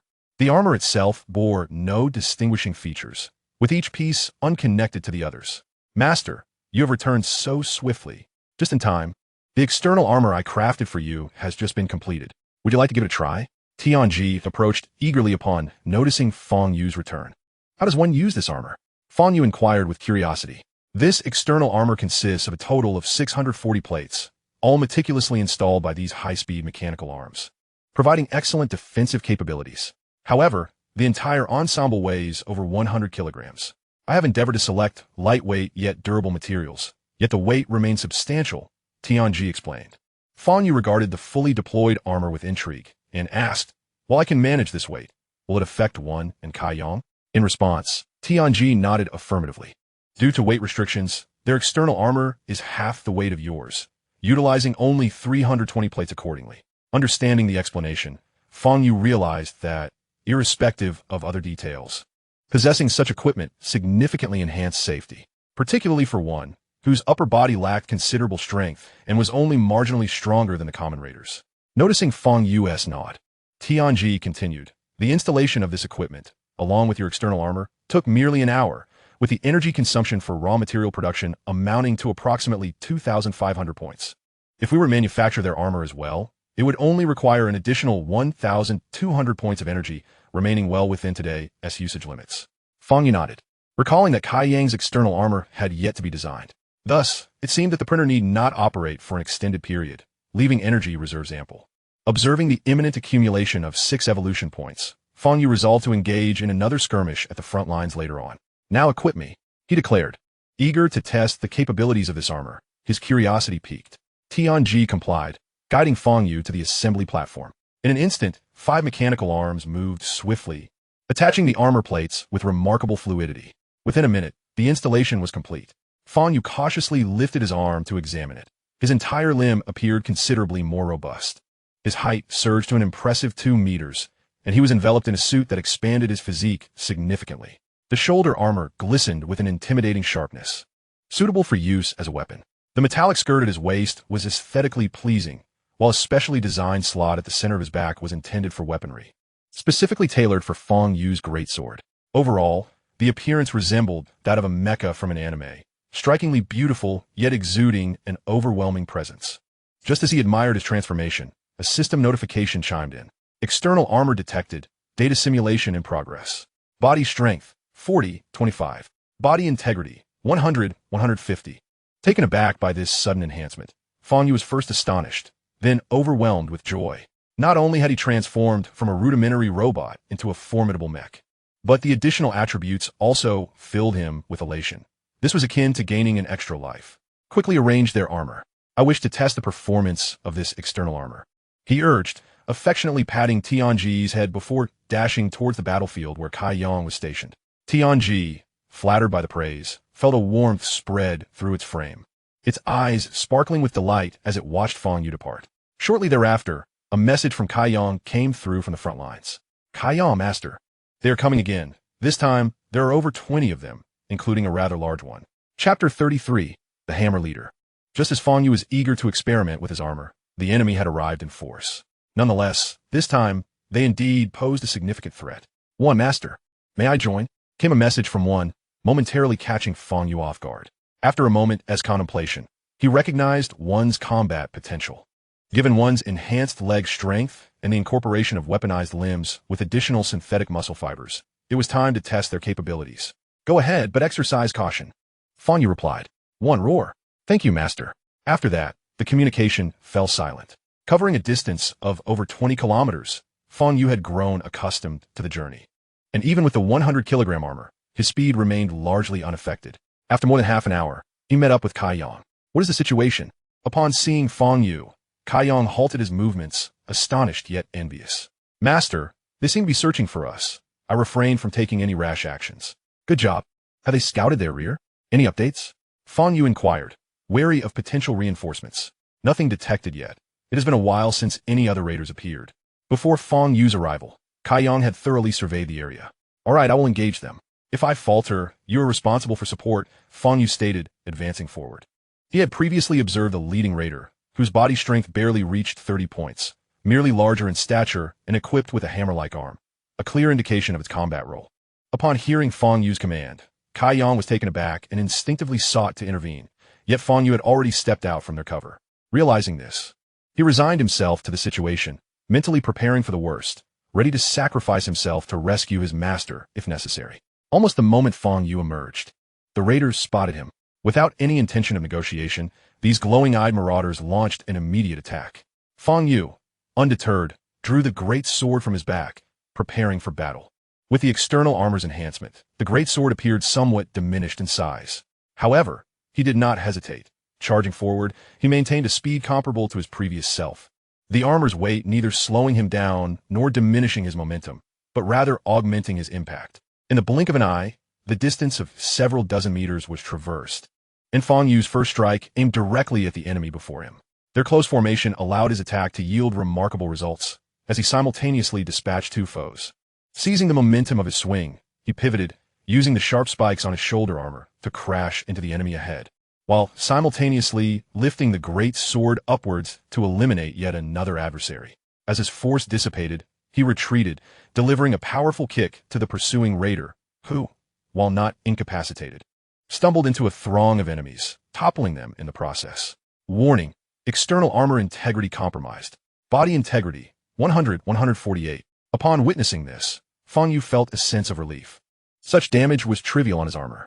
However, the recent impact had severely dented the head of the foremost raider, rendering it immobile. A glance at his shoulder revealed several armor plates had begun to curl, but this extent of damage would only diminish his offensive capabilities without affecting his defense. In merely the first skirmish, he had dispatched 4 adversaries, a feat that greatly pleased him. There was no time for reflection as the raiders, having regained their footing, launched another charge. Having learned from their previous decimation, they adjusted their formation to spread out significantly. Fang Yu remained unfazed, wielding his great blade, and charged once more. In a matter of moments, the two sides clashed again, and Fang Yu aimed his strike at the raider leading the charge. The enemy stood no chance, their defensive arm being cleaved asunder, rendering them utterly defeated. He advanced, stepping forward, and from below, struck at another target. With the enemy severed in two, he was struck from behind by 2 assailants. However, due to their height, they could only strike at his waist, where the armor was robust and impervious. 2 dents were already the limit of damage. Ignoring the blows from behind, he disregarded the system's alerts and pressed forward, intent on eliminating the raider leader. Meanwhile, the raider chief, observing the battlefield, recognized Fang Yu's intent. Yet, with a simplistic mechanical logic, he deemed their numbers sufficient to secure victory without needing to intervene. As Fang Yu continued his slaughter, he gradually attuned himself to the rhythm of battle. He discovered that against unarmed raiders with a body strength below 20, an energy output of merely 80 sufficed for a decisive kill.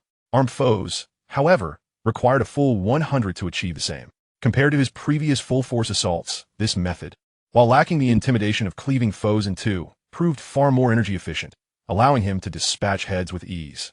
The remaining dozen raiders, despite landing several strikes on Fang Yu, suffered grievous losses. Upon seeing that fewer than 10 of his subordinates remained, the raider leader knew it was time to act. The massive hammer arm swung with ferocity, swiftly approaching Fang Yu's location. Fang Yu, ever vigilant, noted the shift in the battlefield. As the scene unfolded, he gripped the end of his great blade's hilt, coordinating his body to unleash a whirlwind of energy, spinning rapidly like a windmill. After 3 rotations, 5 of the 8 remaining enemies around him were grievously injured. Although they were not destroyed, their combat effectiveness was severely hampered. After opening a communication channel to instruct Kaiyang to deal with the remaining minions, Fang Yu charged towards the rapidly advancing raider leader. Observing the raised, massive hammer arm, Fang Yu opted not to engage in a direct confrontation. Instead, he utilized the length of his great blade to thrust towards the chief's chest. Upon contact, the immense force propelled Fang Yu to unleash his full strength, causing the blade's tip to shatter under the pressure, the broken end slicing past his shoulder armor. A visible dent marred the shoulder plate. Despite the loss of the blade's sharp end, Fang Yu's momentum remained unabated, piercing the raider leader's chest, the blade embedding itself halfway within, oozing black liquid. The raider leader, undeterred by this blow, aimed to crush his opponent with a hammer. In that critical moment, Fang Yu rolled aside, leveraging the recoil of his great blade to evade the strike. Although the attack still impacted his shoulder, it failed to harm his core, leaving only significant dents in the external armor. Fang Yu frowned. Though he escaped injury, the immense impact had left him somewhat discomfort. He looked up to see the raider leader charging towards him again, the hilt of the blade still protruding from his chest. Chapter 34. Electromagnetic Pulse Weapon. Fang Yu sidestepped, narrowly avoiding the raider leader's onslaught as the hammer crashed into the ground, shattering metal around him. Noticing the raider leader's predictable moves, Fang Yu turned back, channeling energy for an extreme overload, delivering a powerful punch to the enemy's waist. The raider leader, who had just attempted to rise and pursue, was violently knocked down. Black liquid gushing from the exposed hilt of the great blade. Cracks spread like ripples across his midsection. Attempting to rise again, he found the half-buried hilt of the blade anchoring him, and the constraints of his joints prevented the hammer from striking Fang Yu. Seizing the opportunity, Fang Yu advanced, grasping the hilt in an attempt to extract it for a final strike. However, the hilt, stained with black liquid, was exceedingly slippery, offering no leverage. With no alternative, he resorted to his weight, sitting squarely on the raider's shoulder, using both hands to grasp the raider's head. The raider, sensing impending doom, thrashed wildly. But the hammer crashing to the ground provided no escape. Meanwhile, the remaining raiders were entangled with Kai Yang, who had already dispatched 4 of them. These raiders, already injured, posed no threat to Kai Yang. Fang Yu continued to exert greater force with his arms, escalating energy output from 100 to a staggering 180, and still climbing, finally stabilizing at 200. It was important to note that at 200 power, Fang Yu's strength was commensurate with that of a tonnage-class opponent. Yet the material of the raider leader's neck remained resilient, despite the evident cracks forming. Warning: extreme overload has reached critical levels and will forcibly shut down in 4 seconds. Warning: body temperature too high. As the alarms blared, a faint red glow began to seep through the seams of his external armor. Normally, heat dissipation would expel large clouds of vapor from the exhaust ports on his chest and shoulders, but the armor's turbulence caused it to billow dramatically, enveloping Fang Yu's upper body in a spectacular display. Warning: extreme overload has reached critical levels and will forcibly shut down in 2 seconds. As the extreme overload approached its limit, the sounds of metal fracturing intensified. Ultimately, just before the final alarm sounded, Fang Yu forcibly wrenched the raider leader's head from its body. The raider's form ceased its struggle, descending into silence. Perhaps due to the excessive black liquid that had gushed forth from the back, the connection point appeared chaotic yet remarkably clean, with only a few drops leaking out. Kai Yang's battle was also nearing its conclusion, as the last strike severed the raider's head cleanly. The battlefield was left with only Fang Yu and Kai Yang standing. It was then that Fang Yu found the time to assess his own condition. Body strength, 40-24. Body integrity, 100-134. Excluding the external armor, he remained unscathed. In truth, at 40 points of body strength, the outcome would not have changed with or without armor. Yet Fang Yu preferred to err on the side of caution. An additional layer of protection was akin to an extra life, offering some degree of utility. In contrast, Kai Yang's situation was considerably more dire. Although there was no significant damage, the vessel had indeed endured multiple assaults, causing some deformation in its outer shell. "How are you feeling?" Fang Yu inquired with concern as he gazed at Kai Yang. Kai Yang shrugged, indicating that he was fine. Seeing this, Fang Yu felt reassured, and the two swiftly set to work dismantling the materials, amassing a considerable collection of useful components. To facilitate transportation, Fang Yu fashioned 4 large barrels, and together they carried the hefty, overflowing containers back. At that moment, a flicker of confusion crossed Fang Yu's mind, prompting him to glance at Kai Yang. It seemed Kai Yang had also recalled something as he looked back at Fang Yu. "Where's number 1? Fang Yu asked. Kai Yang instinctively opened the communication channel, calling out, "Number 1, where are you?" Just then, a distant voice echoed back, "I'm here," followed by a figure rapidly approaching. The speed was astonishing, leaving both men momentarily dumbfounded. "Apologies for my tardiness. Where are the enemies?" Number 1 exclaimed as he came to a halt, still emitting warmth from his recent sprint. "Here, all gathered," Fang Yu replied, handing him the 2 large barrels. "What? Where?" Number 1 asked, bewildered before instinctively looking down. Within the barrels lay a trove of materials, including chips, batteries, and various intact robotic components. His jaw dropped in disbelief at the sight. "Why are you only just arriving?" Kai Yang queried, puzzled, as he had set out nearly simultaneously with Fang Yu. Even if delayed, it shouldn't have taken this long. At this, A faint blush crept across number one's mechanical visage, as if he were overheating. It was only then that the communicator relayed a message from Tianji. I just witnessed number one running in the wrong direction. Kaiyang could no longer contain his laughter. Number one, on the other hand, felt an urge to vanish into the ground. Fang Yu quickly interjected, "Stop laughing. We're all brothers." At his command, Kaiyang immediately stifled his amusement. "That's right. Let us go," he said, leading the way without looking back. However, the two behind him exchanged glances at Fang Yu, whose shoulders were shaking with suppressed laughter. "Perhaps you should just laugh if you want to," number one suggested softly. "Ha ha ha." Fang Yu collapsed to the ground, pounding it in a fit of laughter. Number one and Kaiyang could only stare in disbelief. When the trio finally returned to the base, 2 additional sets of external armor had already been completed and were placed in the equipment storage area. Upon seeing Fang Yu, Tianji hurried out to greet him. "Did you accomplish this so swiftly?" Fang Yu marveled at the sight of the 2 armor sets. "Aren't we currently engaged in battle?" "I prioritized the armor S production to ensure an extra layer of protection," Tianji explained. Fang Yu nodded, "Well done." While they conversed, the other 2 had already begun examining the equipment at the assembly station. With a sigh, Fang Yu pointed toward them. "Why don't you go assist them?" Tianji nodded in resignation. Fang Yu intended to return to the lowest level for some much-needed rest. This was the first time he had encountered such a fierce battle since his arrival, and he needed to reflect on his experiences. As dusk approached, he had no desire to venture out into further peril.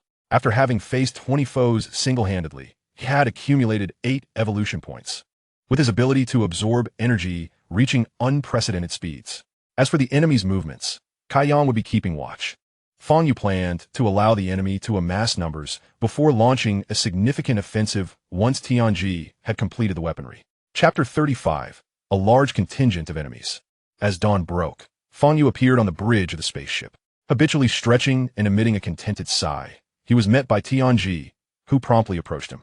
"Good morning, Master." Over time, Tianji's previously hollow mechanical voice had developed a semblance of emotion, sounding less robotic. Fang Yu responded casually. "Did anything occur last night?" Kaiyang relayed the information. "Over 100 enemies have arrived, including 5 of the Hammer leaders." Fang Yu paused, taken aback by the revelation. He had not anticipated such a modest number. It seemed they were likely constrained by some programming, suggesting a lower intelligence.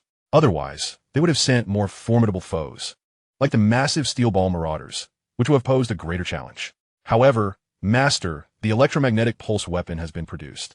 Would you like to test it? Tianji reported excitedly. "Have you conducted any trials?" Fang Yu inquired. "Yes, we have tested it, and it functions flawlessly. Even Kaiyang cannot entirely withstand the damage from this weapon," Tianji replied confidently. Upon hearing her explanation, Fang Yu's eyes lit up. He recalled that Kaiyang's structural integrity was rated at 32 points. If it could inflict damage on him, then it was likely to affect even those with higher ratings of 40 points. "What about consumption?" Fang Yu questioned, wanting to ascertain the weapon's operational viability. "Each shot consumes 10 points of energy and requires physical ammunition. I have printed a substantial quantity of lead projectiles, so we are not lacking in that regard." Fang Yu calculated briefly, furrowing his brow. 10 points of energy? A standard robot's normal operational capacity could sustain half an hour with that much energy. Combat truly is costly. "How much energy do we currently have in reserve?" he asked, having not focused on this aspect recently due to the abundance of energy. "Not much. Approximately 62,000, Tianji assured him. Upon hearing this, Fang Yu felt a sense of unease. With the armor printed yesterday and the weaponry and ammunition produced today, the energy reserve should have diminished, yet they had hardly decreased and had even increased slightly, which was quite peculiar. Seemingly sensing Fang Yu's confusion, Tianyi elaborated. "This is due to the many batteries we seized during our previous encounters, many of which were charged. A portion of our reserves comes from here. We now have 18 usable batteries and 22 functional chips. However, due to wear and tear during combat, these components cannot be fully reused.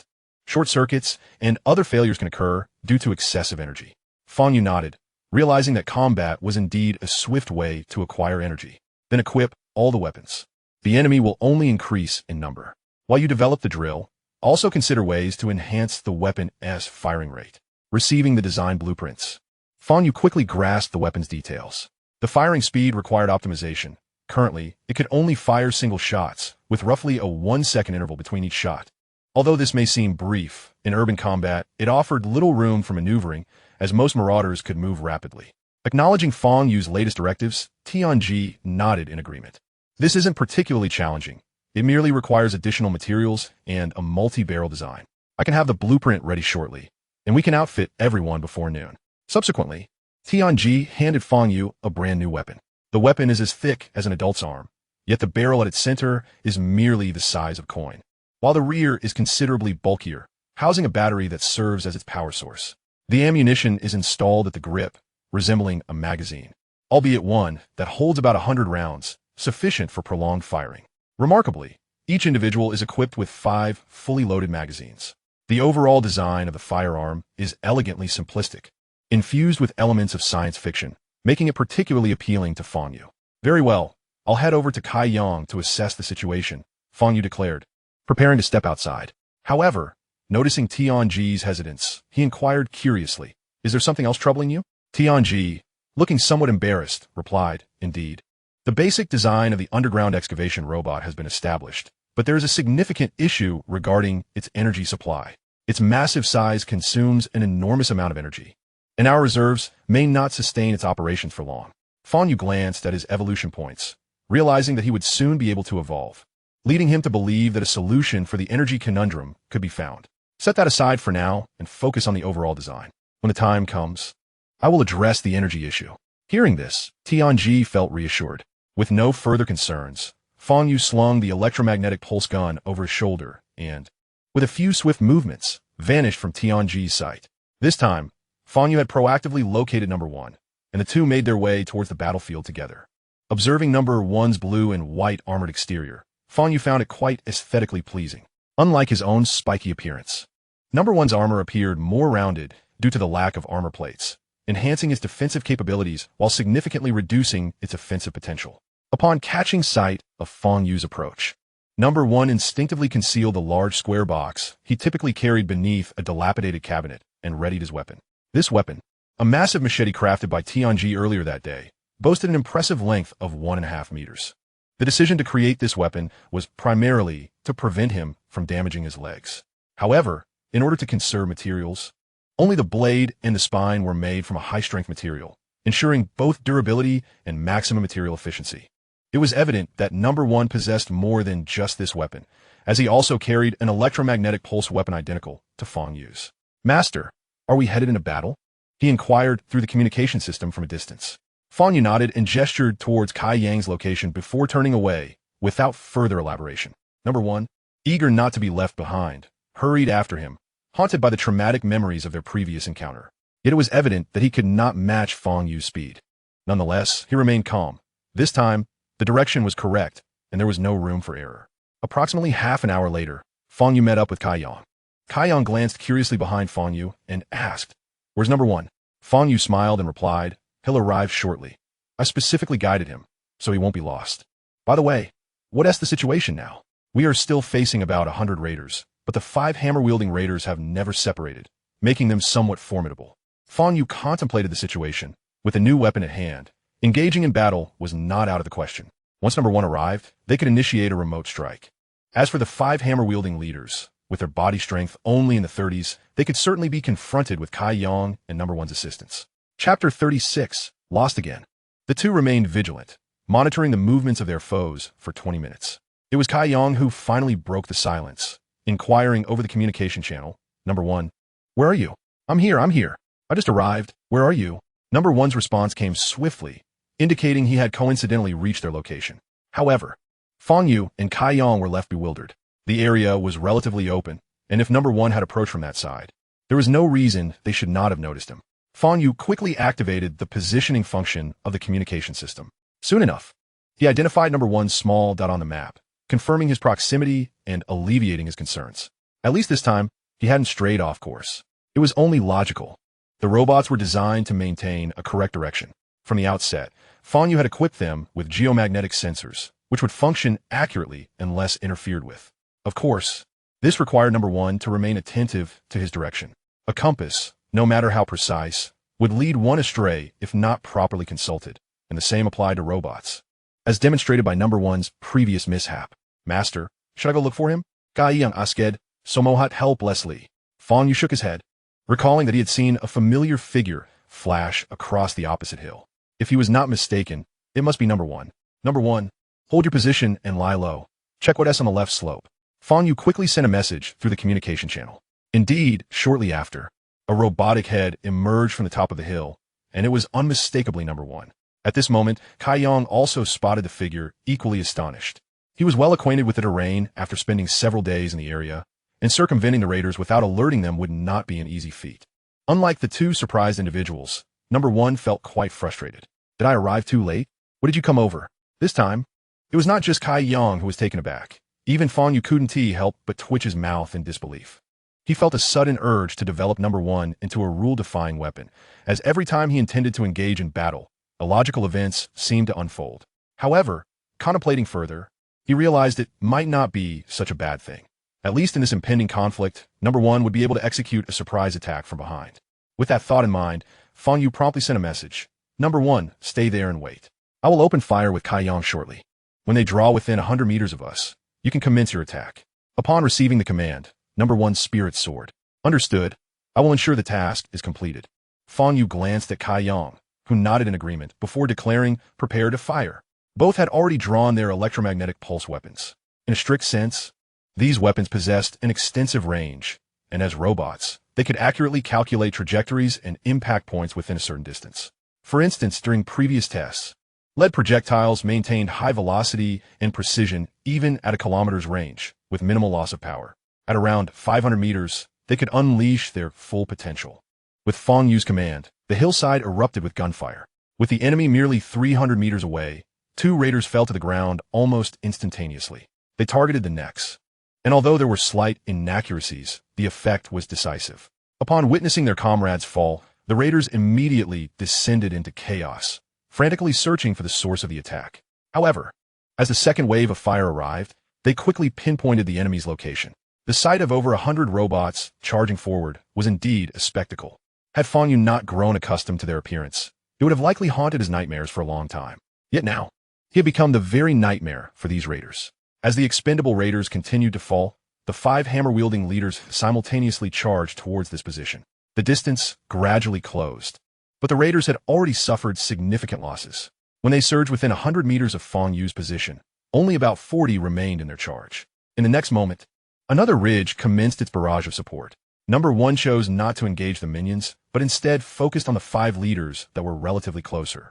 At the instant one of the leaders was struck, he momentarily froze, yet swiftly resumed his sprint, showing no inclination to retaliate against the foes behind him, charging instead towards the most significant threat, Fang Yu and his companions.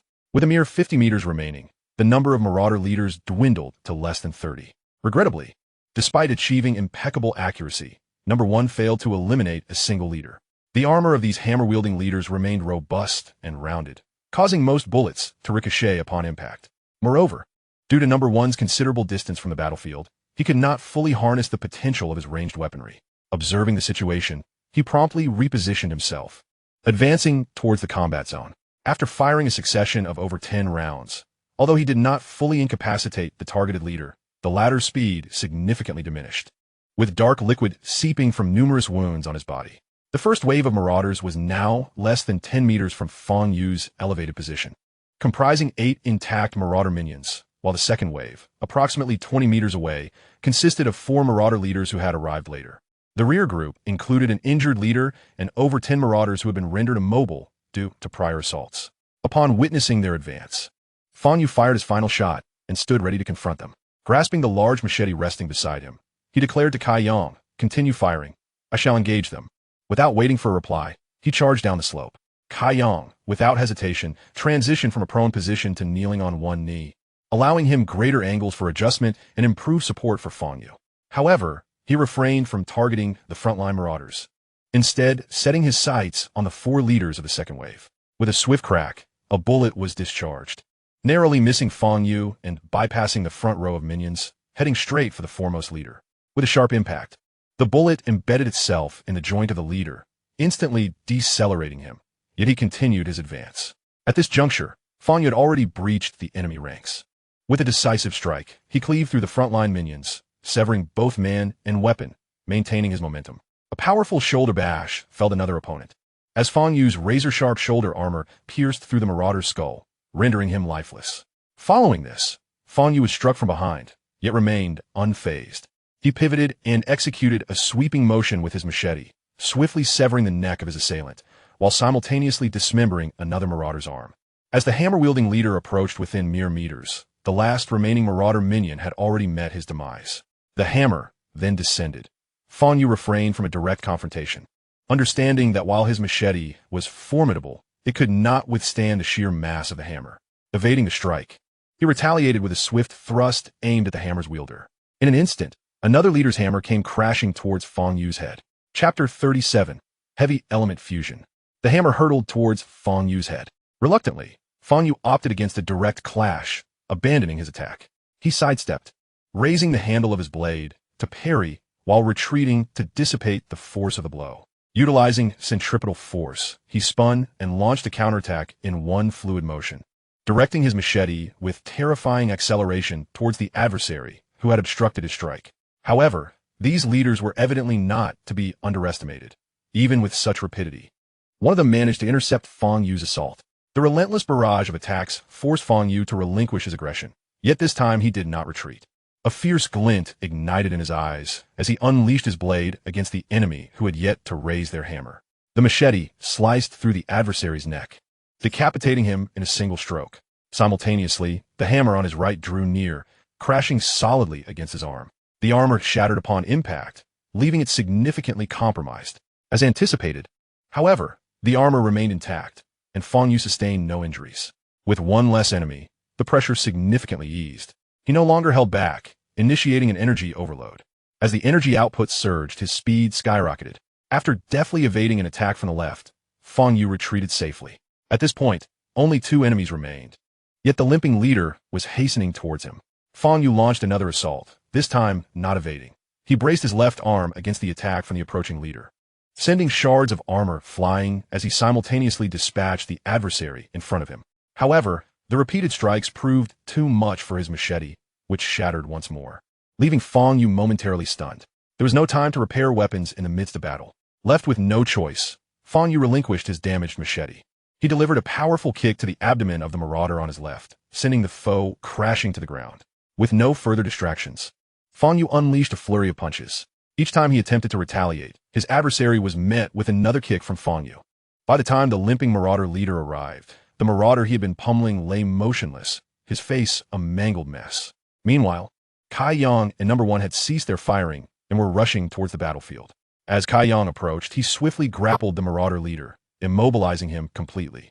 Understanding the signal, Fang Yu abandoned his assault, covering the leader's chest with his left arm as golden fluid surged forth. Shortly thereafter, the battery was extracted from the leader's body. Having witnessed the enemy's surrender, Kai Yang released his grip, turning to confront the final marauder. Seeing the precarious situation, this marauder attempted to flee. However, it was a futile endeavor. Having already been weakened by Number One's long-range fire, he was swiftly subdued by Kai Yang. Fang Yu applied the same technique, removing the leader's battery with a swarm of nanobots, and with the sound of his collapse, all the leaders had been neutralized. The remaining marauder minions were swiftly dispatched by Number One, who kicked them down one by one. Fang Yu's strikes were designed for maximum impact, their hardness formidable, rendering melee weapons unnecessary. These marauders, already compromised by electromagnetic pulse weaponry, lacked any real combat capability, merely following programmed directives to launch their attacks. Before long, only Fang Yu and his companions remained standing on the battlefield. They proceeded to collect all salvageable materials before reinforcements arrived. Kai Yang and Number One wasted no time, rapidly gathering the robots closest at hand for Fang Yu's inspection. Fang Yu, likewise, was not idle, focusing on dismantling materials and extracting batteries. The trio worked in unison, efficiently clearing the battleground. They selected 3 relatively intact leader-class hammer robots, each carrying one back as they made their way home. Fang Yu, possessing sufficient strength, even fashioned a large basket to contain the chips and batteries, intending to transport them back to the base. He planned to expand his squad, producing 3 more subordinates to prepare for the forthcoming battles. With ready-made bodies requiring only minor modifications, the process would not consume much time. Upon returning to the base, Kai Yang resumed his vigilant watch near the battlefield, attentively monitoring every movement in the vicinity, while Number One quietly returned to his routine of scavenging. At this moment, Fang Yu was lost in thought, gazing at the evolution panel. Indeed, he had finally acquired 10 evolution points, enabling him to evolve once more. Remembering his earlier aspirations, he felt a twinge of anxiety, uncertain whether the system could fulfill his desires. With a mere thought, the final option of this stage was illuminated, and a plethora of question marks populated the selection buttons. I require a technology that generates energy from the void, Fang Yu articulated. However, this time, the system did not respond with the reassuring prompt he had grown accustomed to. Apologies, the technological level of the product corresponds to insufficient evolution points. Please acquire enough evolution points before attempting an upgrade, the system replied. Taken aback, Fang Yu quickly comprehended that his expectations had been overly naive. Even if he were granted the technology, he might lack the means to construct it.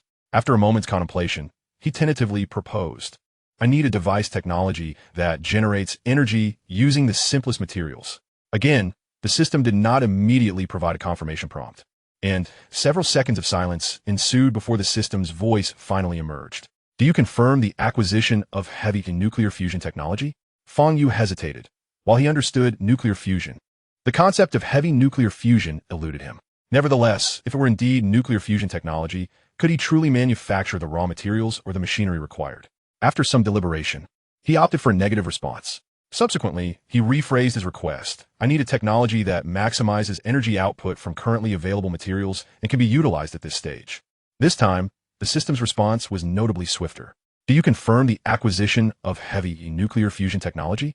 Fang Yu was taken aback, sensing little distinction between the two statements. Reassured, he confirmed his choice.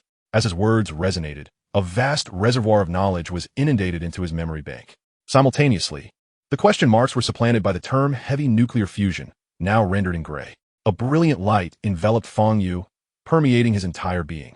In the span of a moment, his material reserves, which had stood at 52%, dwindled to less than 3. As the radiant light dissipated, 2 spheres, each approximately half a meter in diameter, materialized before him. Perplexed by the newly appeared spherical objects, he instinctively inquired, what are these? These are heavy nuclear fusion reaction chambers. The core of heavy nuclear fusion.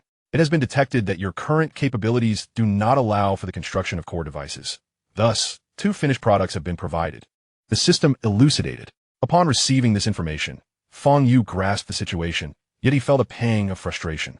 He had recently researched this technology and understood the construction technique for these devices, yet he was still incapable of creating them. Furthermore, this indicated that he could not replicate the technology. Feeling somewhat disheartened, Fang Yu cautiously stowed away the 2 devices, mindful not to damage them, as his present development hinged upon these items. Chapter 38, a new edition. He sought out Tianji, entrusting her with the safekeeping of the 2 devices. Subsequently, he retrieved a data cable, intending to connect to Tianji's database to transfer the latest information. Upon witnessing this, Tianji's face flushed, a haze of vapor swirling above her head. Nevertheless, she dutifully handed over a data cable. Fang Yu cast her a curious glance, but said nothing, merely transmitting the information regarding heavy nuclear fusion. The large excavation device had yet to be designed. He wondered if this technology could be applied, for if it could be realized, their future energy needs would be assured. Hearing Fang Yu's words, Tianji quickly dispelled her distractions and devoted her attention to studying the newly acquired information. To her astonishment, she discovered that heavy nuclear fusion, or heavy element fusion, primarily utilized silicon-containing elements as raw materials, indicating that the resources were virtually inexhaustible. The primary materials could include stones, sand, soil, and more. This process promised immense energy output without necessitating overly complex structures, making it a perfect energy source both now and in the future. Master, the research progress on the excavation robot had reached 80%, but it may now face delays, Tianji remarked, a hint of embarrassment in her tone. Yet her eyes sparkled with excitement.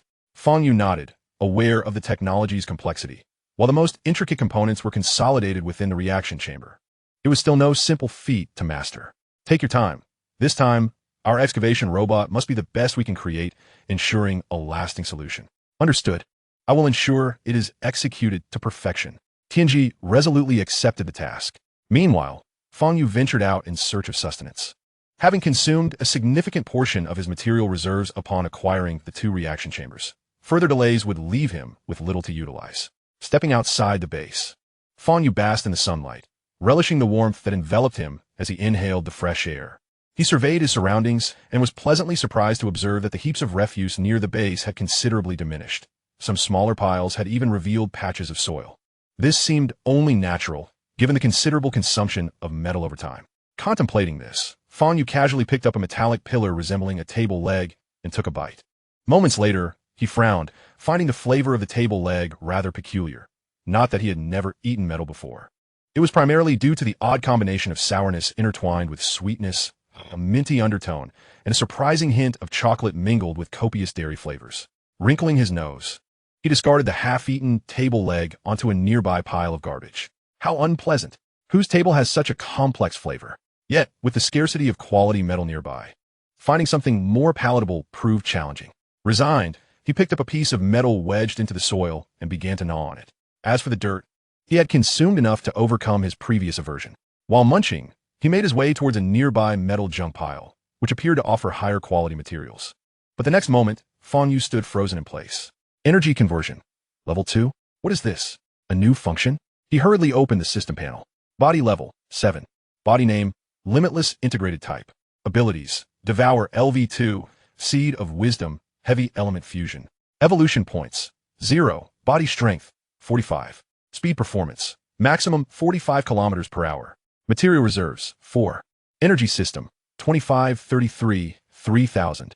Energy percentage, 84. External energy systems, battery 1, none, battery 2, none. Description, limitless model, titanium steel alloy structure, adaptive intelligent tendon bundles. Maximum output power of 100 energy units, overload capacity of 200 energy units, capable of conducting heavy element fusion internally. Oh, upon seeing his abilities, Fang Yu felt as if he had awakened from a dream. The capability for heavy element fusion had already integrated into his being. He had initially assumed this function was merely an external enhancement, not realizing its true potential. To experiment, Fang Yu picked up a stone and began to chew. Moments later, he received a notification confirming that he had converted 13 units of energy, further validating his hypothesis. Though the conversion rate seemed modest, it was indeed effective. Henceforth, could he truly be free from concerns about energy? After a lavish feast, Fang Yu successfully filled his reserves and topped off his energy supplies. With that accomplished, he activated the communication system. Kaiyang, how are things on your end? Any developments? Everything is fine here, but a considerable number of robots have arrived. Over 200 now, and they continue to increase. Fang Yu pondered for a moment, recalling that 3 robots in the base remained unmodified, making conflict inadvisable. Continue to observe. Do not act rashly. Inform me of any changes. Understood. With the command received, Kaiyang resumed his vigilant watch over the enemy's movements. Meanwhile, a message from Tianji arrived. Master, the latest weapon has been researched and is ready for production. Shall we proceed? It can be completed in half an hour. Oh, go ahead and produce it. Once finished, instruct Kaiyang and the others to collect it. Yes. After disconnecting the communication, Fang Yu retraced his steps. With energy and reserves secured, it was time to welcome the newly enhanced subordinates. Upon returning to the base, the 3 robots remained in place. As he opened the portal on his left arm, a golden ocean surged forth, swiftly enveloping one of the robots.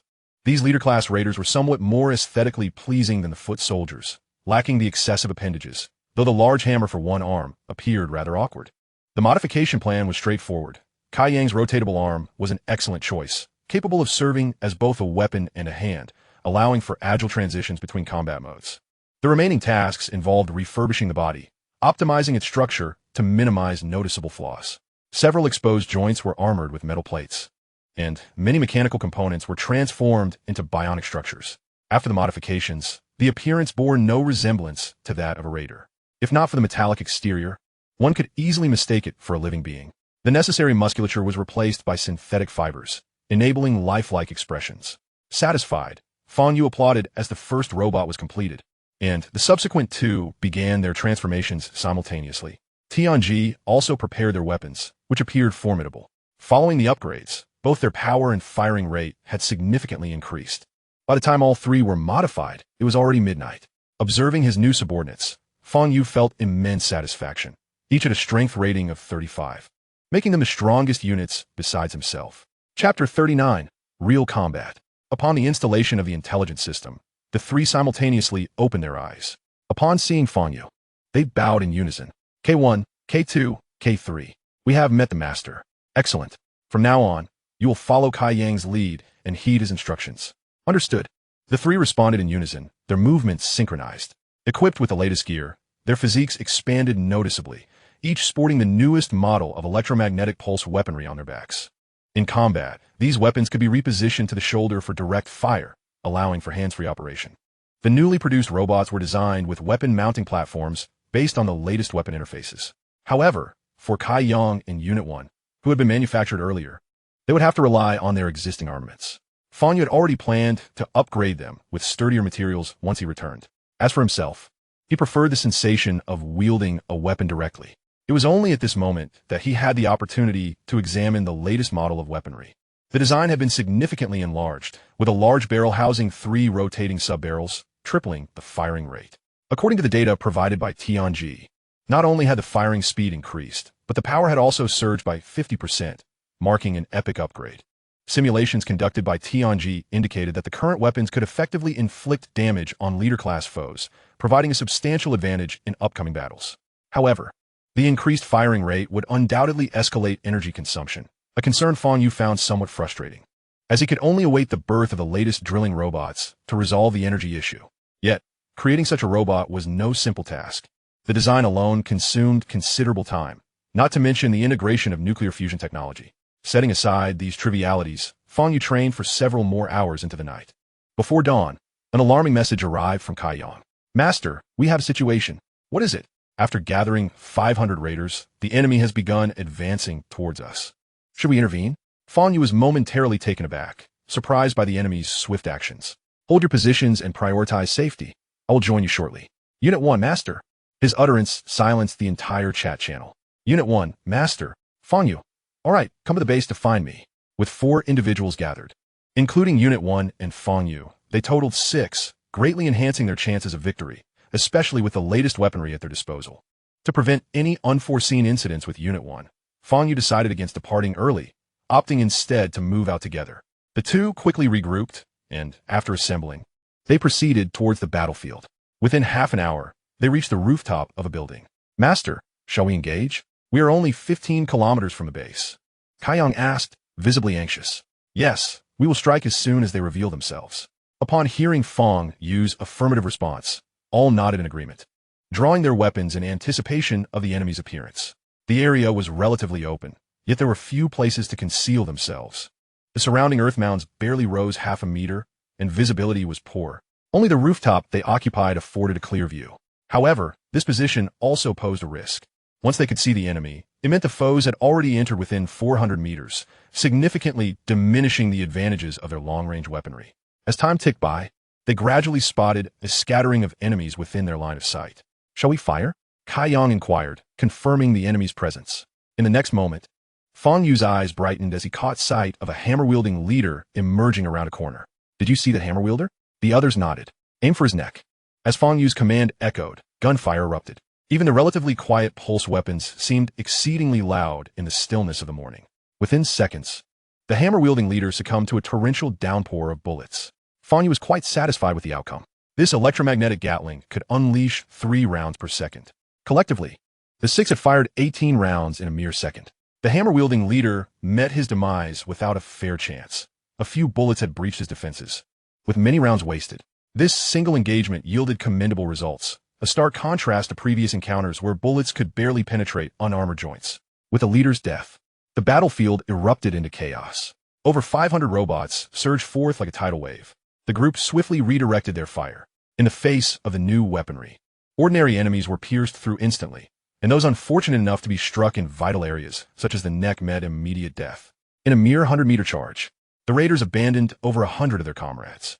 The whistling bullets echoed amidst the sea of machines.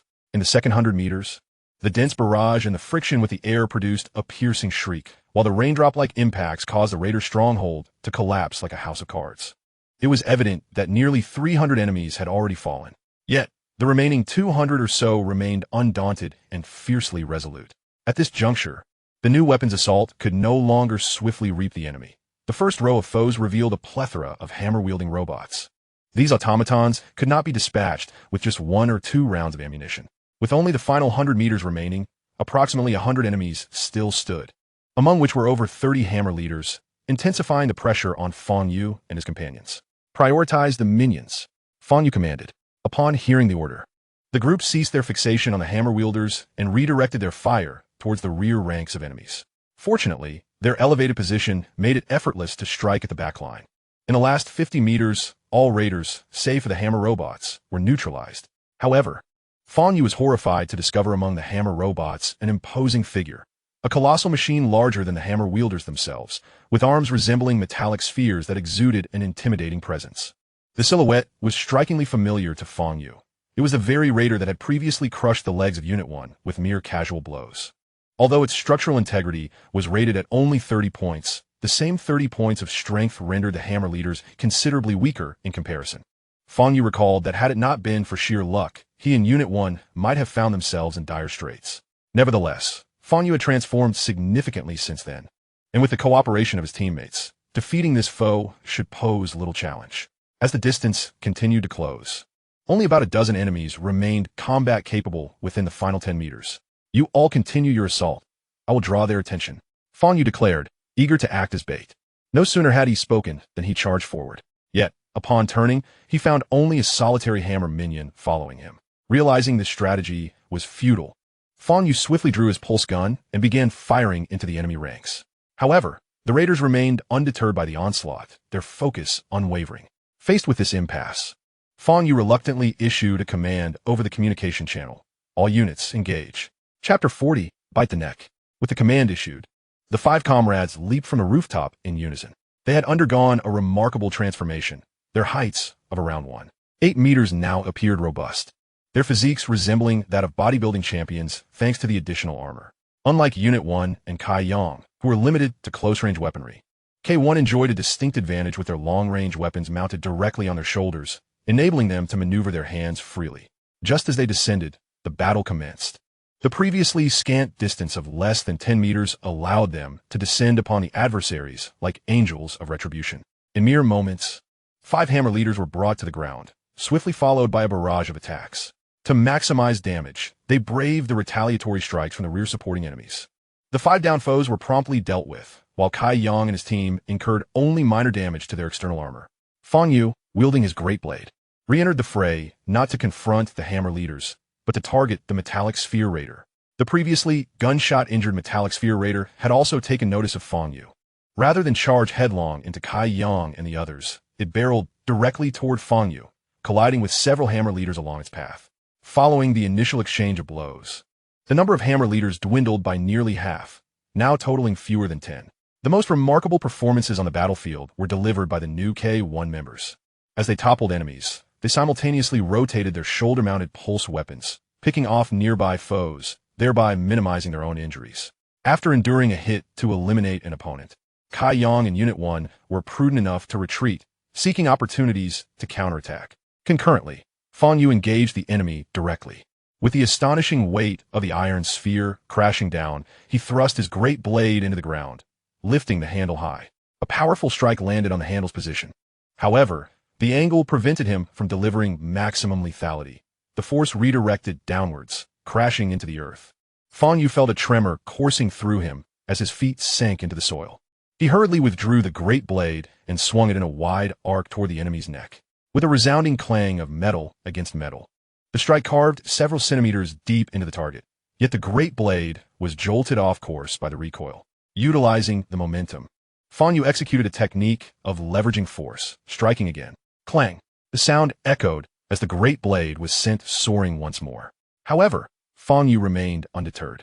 With a 200% overload, he harnessed the inertia from the previous strikes for a third, powerful blow. Clang! The noise was even more piercing than before, and this strike shredded the neck armor of the iron sphere robot, half of it dislodging entirely. Yet, the recoil was more intense this time. Despite Fang Yu's 200% overload, he nearly lost his grip. Realizing that stopping the assault might lead to injury, he resolved to press on, knowing that greater recoil would yield greater power. Thus, the fourth strike was unleashed.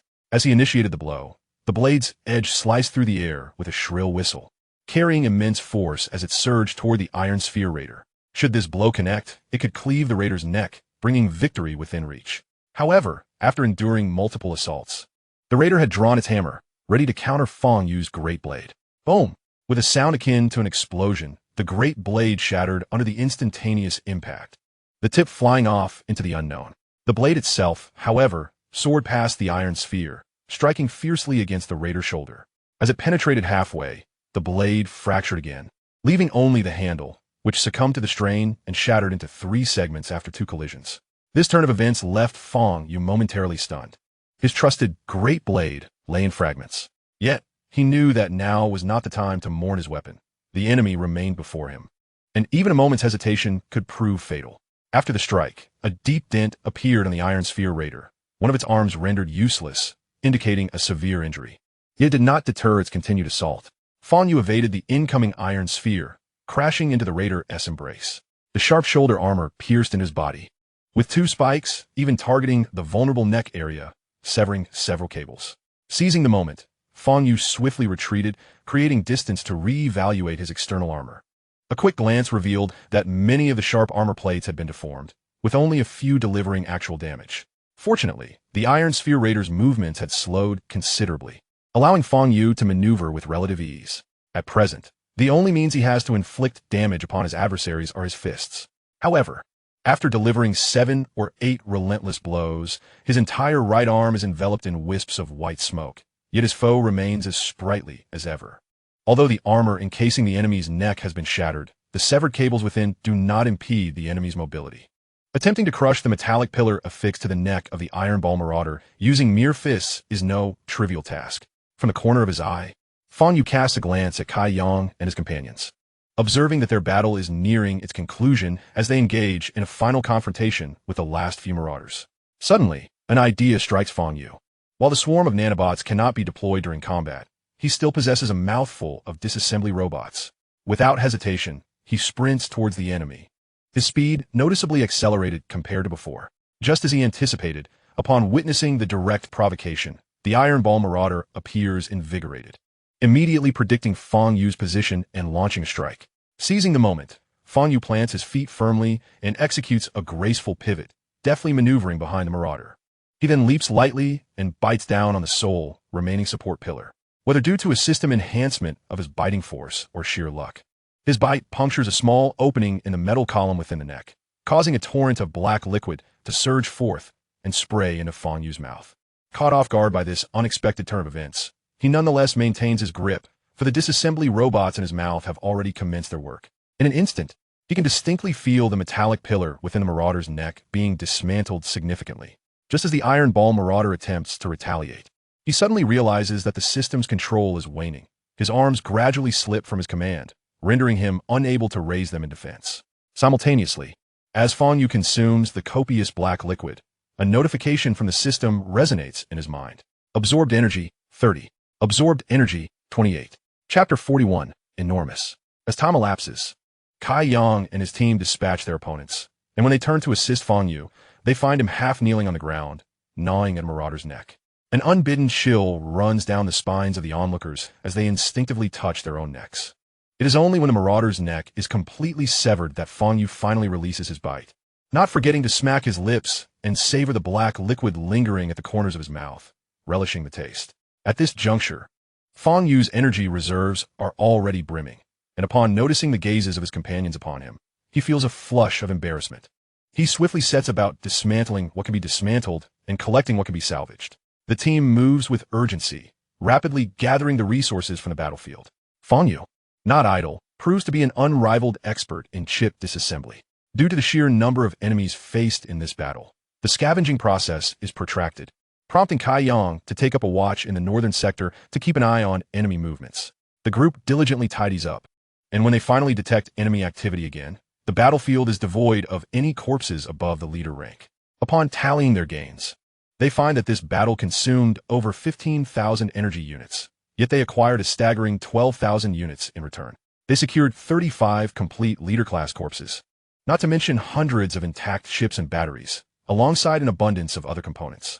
The losses suffered by the team were primarily confined to their external armor, with Fang Yu's armor sustaining the most significant damage.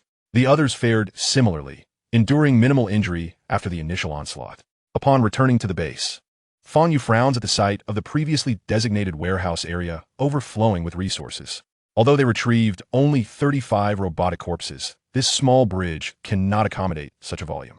Were it not for the limited energy reserves, he would have considered converting these robots into subordinates, which would save considerable space.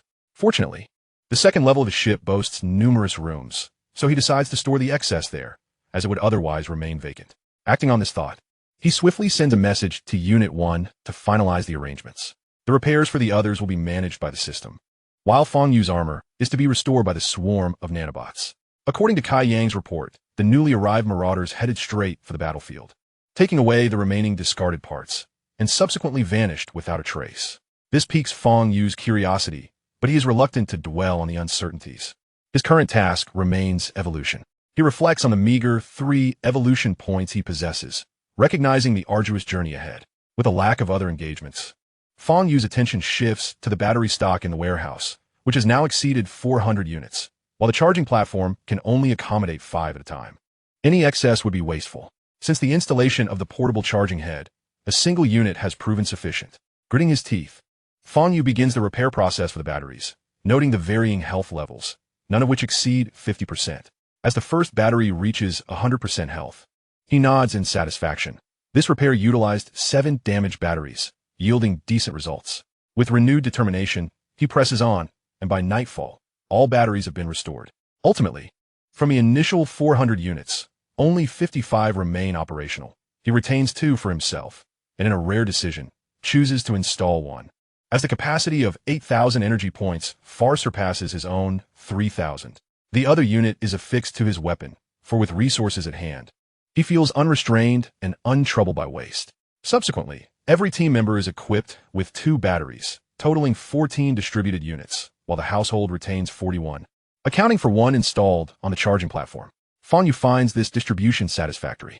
The allocation of energy is more frugal, with each individual receiving only 10,000 energy units. Nevertheless, the household's remaining energy reserves exceed 200,000, enlightening Fang Yu to the realization that warfare serves as the most efficient source of energy generation. However, he quickly dismisses this notion, for he is no warmonger. His true goal lies in establishing stable production channels. The current energy surplus is more than adequate for the printer's needs, and now all that remains is to await favorable news from the system. After a while in the dark, Fang Yu contemplates his next move. With no tasks at hand, he opts to engage in physical training to accelerate his absorption speed. This time, he prepares for weighted training, enlisting the system to craft a set of external armor that weighs a staggering 2,000 pounds. Even Fang Yu must maintain 100% energy load at all times. The results are remarkable. By the following afternoon, Fang Yu accumulates 5 evolution points, bringing his total to 8, tantalizingly close to the next evolution step. His training is interrupted by a message from the system, prompting him to make his way to the bridge, where he finds the system already calibrating the printer. Without hesitation, Fang Yu connects via data cable, and soon, a comprehensive blueprint materializes within his memory bank, the detailed design of a digging robot. This revelation ignites a spark of excitement within Fang Yu. The dimensions are impressive, utilizing the maximum printable size of 5 meters in length and width and 2 meters in height. Yet, this is merely a prototype. Its primary function is to excavate and absorb metals from the earth, allowing for internal expansion. This means its growth is limitless. The more it consumes, the larger its form becomes, and naturally, its strength will amplify as well. In terms of energy, it integrates the reaction chamber provided by Fang Yu, flawlessly employing the entire heavy nuclear fusion technology. Understanding this concept is rather straightforward. As he burrows into the earth, the soil he consumes bestows upon him a substantial amount of energy. Fang Yu has already experienced this firsthand. Even a small morsel of soil can augment his energy by over 10 points. In the future, he will become the most significant source of energy for Fang Yu's faction. This is just the beginning. He still possesses ample space within him, capable of accommodating human passengers. Currently, he can only support about 2 individuals. But after he has ingested sufficient materials, the internal capacity could easily sustain over 100. However, the appearance is somewhat disconcerting to Fang Yu, with its wrinkled, flexible metallic skin riddled with holes, presenting a rather eerie visage reminiscent of a mechanical Cthulhu. Moreover, his formidable maw possesses not only the ability to open and close, but also supports high-speed rotation, with its steel teeth functioning as the finest rock pulverizers. Having assessed the details, Fang Yu redirected his attention to the materials, which elicited another surprise. He initially anticipated that this formidable construct, given its grandiose size, would demand a significant quantity of resources, yet he was taken aback by the sheer volume required. Over half of the recently acquired corpses of the chief marauders would need to be utilized. While it's possible to forego such premium materials, Fang Yu believes in executing things to perfection. Once completed, he intends to imbue it with an intelligent system, rendering it akin to a child of his own. He does not wish to incur losses due to his frugality. Chapter 42. A new weapon. This time, the heavenly machine even incorporated the reaction chamber. The loss of this component is something Fang Yu cannot currently afford. Thus, he grit his teeth and opted for the finest materials available. According to the blueprints, a minimum of 22 liter bodies would be required, alongside a substantial quantity of ordinary metals, and all 40 fully charged batteries must be utilized. Naturally, this is primarily to ensure that the burrowing robot can fully charge the batteries for use by its companions. He himself only requires a single battery, after all. A fully charged battery can store a staggering 80,000 energy points, which is sufficient for anyone's needs. Observing that the heavenly machine had successfully operated the printer and was adding materials to the pulverizer, Fang Yu busied himself with the transportation of supplies. This too served as excellent exercise. However, clad in the latest external armor, Fang Yu found navigating the spaceship somewhat cumbersome, and the task of moving items became even more challenging. He decided to enlarge all the doors on the spaceship, which allowed for unobstructed passage. The subsequent process became significantly simpler. The monotonous transportation posed no challenge for the robots. Once the materials were secured, the lengthy construction phase commenced. Unlike previous equipment constructions, where Fang Yu had managed to complete 2,000 pounds of external armor in just an hour, this was a different matter entirely. The estimated time from the printer indicated that the complete fabrication of the final product would require at least 50 hours. This is no trivial duration. The printer operates at a cost of 2,000 energy points per hour, and without the energy reserves acquired from the recent battle, the base would not have had enough energy to print such a colossal creation. Fortunately, reserves were currently ample. As the printer was activated, an abundance of raw materials was infused into it. Unlike Fang Yu's previous method of utilizing a swarm of nanobots to construct objects from localized points, this printer commenced its work from the base upwards, generating numerous supporting structures to ensure overall stability. Noticing that the printing process was officially underway, Fang Yu decided not to linger. After inquiring with the heavenly machine about the various characteristics and details of the burrowing robot, he descended to the lower deck of the spaceship to enhance the robot's intelligence system. This aspect posed no difficulties. The system is entirely compatible with any robot.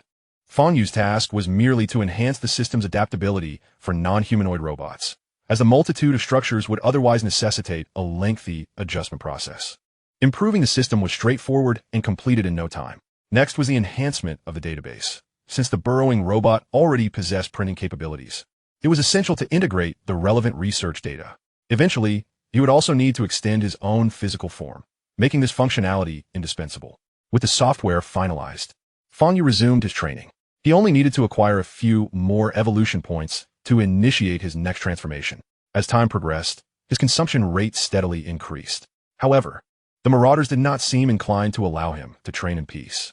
At an indeterminate moment, a message arrived through the communicator, peculiar in its nature, devoid of a sender, merely displaying a simple Arabic numeral. Upon seeing this, Fang Yu's heart skipped a beat. Had it not been for this message's arrival, he might have forgotten about the small alarm device he had previously set up. The message indicated that the marauder camp in the northeast had dispatched individuals once more, though their intentions remained ambiguous. He promptly activated the communication system. Kai Yang, is there any news from the battlefield? At that moment, Kai Yang was observing enemy movements, and upon receiving the message, he quickly replied, "Currently, there is no significant activity here, but the enemy numbers are increasing. There are now over 500. However, they have not advanced towards us and seem to be gathering their forces." Understood. Inform me of any developments. After disconnecting, Fang Yu intensified his training, his mind racing with thoughts about whether the incoming enemies from the northeast would engage with the current foes. If a confrontation ensued, it would undoubtedly buy him precious time. However, if they refrained from conflict, it would pose a considerable problem. Reflecting on their similarities, their glowing red eyes, irregular forms, and their aggressively scavenging behavior, these traits fundamentally define them as marauders. As his consumption progress continued to grow through relentless effort, he finally acquired another evolution point. Eagerly, Fang Yu opened the evolution panel, revealing 3 options, all foundational evolutionary paths. In terms of energy, the most significant advancements lay in endurance and energy overload. Now, with ample battery reserves, he need not worry about longevity. He could generate considerable energy from even a handful of soil. Opting to forego this evolutionary avenue, he considered performance enhancement instead, which primarily affects conventional attributes such as attack power and speed.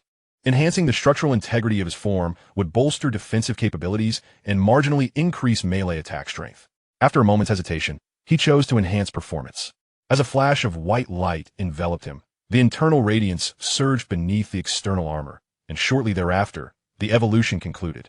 Almost simultaneously, Fang Yu noticed a significant reduction in the weight of his armor, allowing him to move with newfound agility.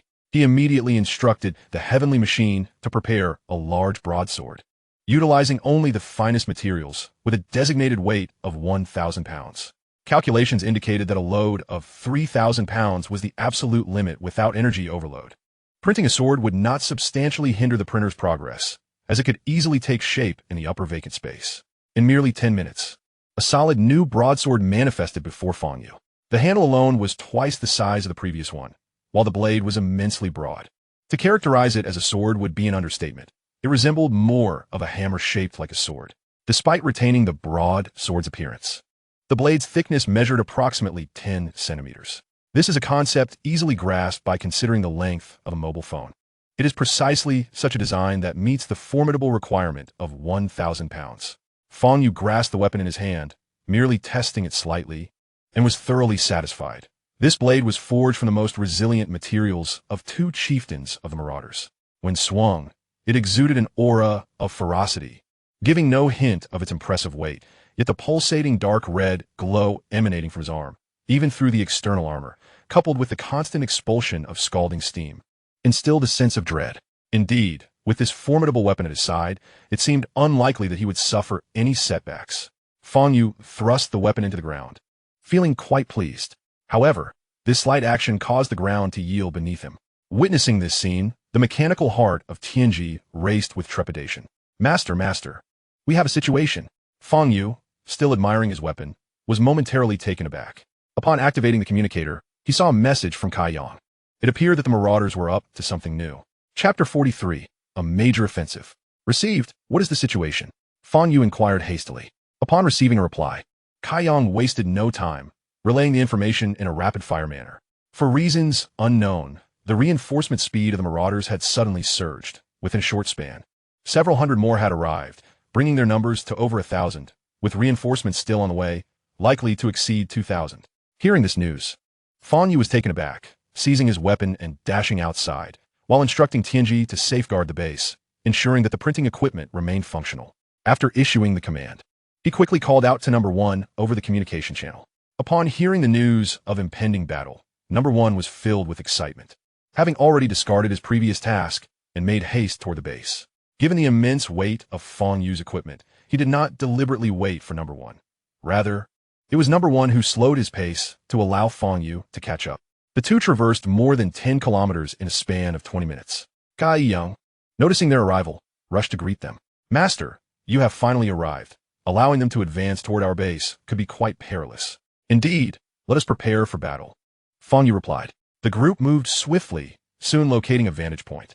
This time, with the enemy's numbers being substantial, Fang Yu and his companions did not select a location haphazardly as before, but meticulously chose this particular hilltop. The terrain was favorable, even with the uneven ground ahead. Their line of sight remained unobstructed, allowing for a shooting range exceeding 1,000 meters. However, the enemy had already encroached to within approximately 900 meters. In the distance, a formidable mass of bizarre, dark-hued robots assembled, a sight that Fang Yu could scarcely have imagined experiencing before his transference. Yet now, he had no choice but to stand and confront them. "Open fire." With Fang Yu's command, the 6 opened fire simultaneously. A torrential barrage of bullets rained down. In an instant, the front ranks fell in droves. In previous skirmishes, they had had the luxury of selecting their shooting positions. This time, however, it was a relentless onslaught, an indiscriminate attack at maximum fire rate. With the cacophony of gunfire echoing, there was a moment when the enemy's formation was even severed. Yet the Marauders were not easily vanquished. Upon being attacked, their entire force surged forward, the mass advancing rapidly. The scene was grandiose from Fang Yu's perspective.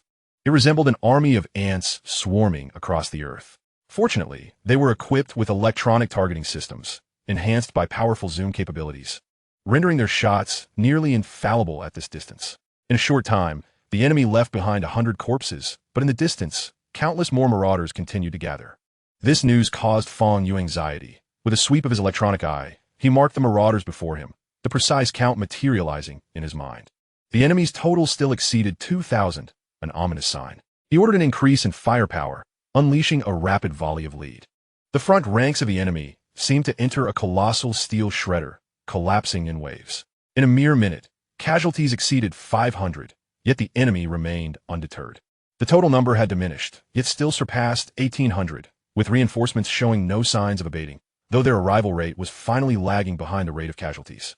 On Fang Yu's side, his long-range weapons began to overheat, necessitating a reduction in firing speed. As the marauders drew ever closer, the pressure mounted. With the enemy now just 400 meters away, 800 had already fallen, leaving 1,005 remaining. Observing this predicament, Fang Yu commenced mobilizing the golden ocean within his left arm, beginning to modify the weapon at hand, while maintaining shooting capability. A second and third main barrel gradually took shape. This was a weapon he had previously designed, but had not deployed due to its immense energy consumption. Now, however, he could afford no such hesitations. After a brief period, with the enemy still 300 meters away, the number of fallen marauders surpassed 1,200. Fang Yu's weapon modifications were complete, and simultaneously, a torrent of fire erupted from the hilltop, a visible beam of light shooting straight into the marauder ranks. Wherever it passed, it was as though the ground was being scourged by a high-pressure water jet, toppling foes in swathes. Even the hulking hammer-wielding marauders could only withstand for a fleeting moment. For an instant, time seemed to freeze, but was soon followed by an even more ferocious assault. As the enemy reached the foot of the hill, they were less than 100 meters away from Fang Yu and his companions. After leaving nearly 2,000 corpses in their wake, the marauders had finally managed to scale halfway up the slope. However, over 400 remained, and alarmingly, their ranks continued to swell, albeit slowly. The primary target for Kai Yang and the others was the ordinary marauders in the front, while Fang Yu's superior firepower began to focus on the hammer-wielding and iron ball marauder leaders. As his steel torrent shifted focus, the marauder leaders attempting to shield their ranks from the incoming fire found themselves swiftly dispatched. In mere seconds, Fang Yu could eliminate a leader. Each of his gun barrels contained 3 smaller barrels, enabling a staggering rate of 9 rounds fired per second. As the battle raged on, Fang Yu had managed to eliminate 15 marauder leaders, yet his weapon's power supply was now depleted. It was worth noting that the battery he wielded contained 10,000 units of energy. He had not anticipated exhausting it so soon, as each bullet consumed only 10 points of energy. In such a short time, he had fired over 1,000 rounds. Fang Yu relinquished the newly modified weapon and issued a new command. You focus on long-range attacks. Retreat if you run out of energy. The others did not turn back, but nodded in agreement. They would not defy their master's orders. With that, Fang Yu rose, hefting the enormous blade in his hand, and began to slide down the slope. However, the descent was rather abrupt, and in a moment of distraction, his entire body sank into the relatively firm earth. Turning to glance back, he noted that he had descended over 20 meters and decided to establish a stance right there, as the nearest enemies were only a mere 10 meters away. Upon spotting a living figure descending from the mountaintop, the entire marauder camp erupted in chaos, surging toward Fang Yu. "Come on!" Fang Yu bellowed, swinging his great blade in a horizontal arc, cleaving the first marauder in half. Yet this was not the end.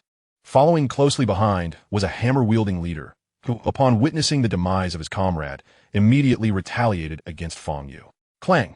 A severed torso flew backward, tumbling down the slope. Only then did Fang Yu retract his great blade, striking at the incoming second wave of enemies. This batch of foes was still led by the marauder leaders. Yet as one had just begun to ascend a small platform, he was met with the oncoming blade. Before he could react, he was sent hurtling away. In a fate akin to that of the initial wave of marauders, he could vividly perceive that his lower half remained on the hillside. At this moment, Fang Yu resembled a veritable deity of war, fervently wielding his weapon. Initially, he had employed a few techniques, but upon realizing that sheer brute force sufficed to resolve his challenges, he abandoned the ostentatious maneuvers altogether. The massive blade in his hands whipped through the air with ferocity, akin to a meat grinder.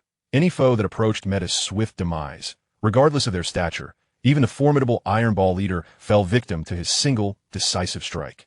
However, unbeknownst to him, a colossal adversary was advancing from afar. Chapter 44. Boss? Fang Yu had never experienced such exhilaration. The memory of his first encounter with the Iron Ball leader's dismal fate invigorated him. The onlookers atop the mountain gazed with wide-eyed admiration, their expressions brimming with envy. Meanwhile, their attacks continued unabated, swiftly eliminating the lesser minions. Before long, the enemy's numbers dwindled significantly, and the reinforcements that trickled in were sparse, making it all too easy for the few to manage. Seeing that Fang Yu's audacious assaults posed no threat, his companions refrained from rushing to his aid.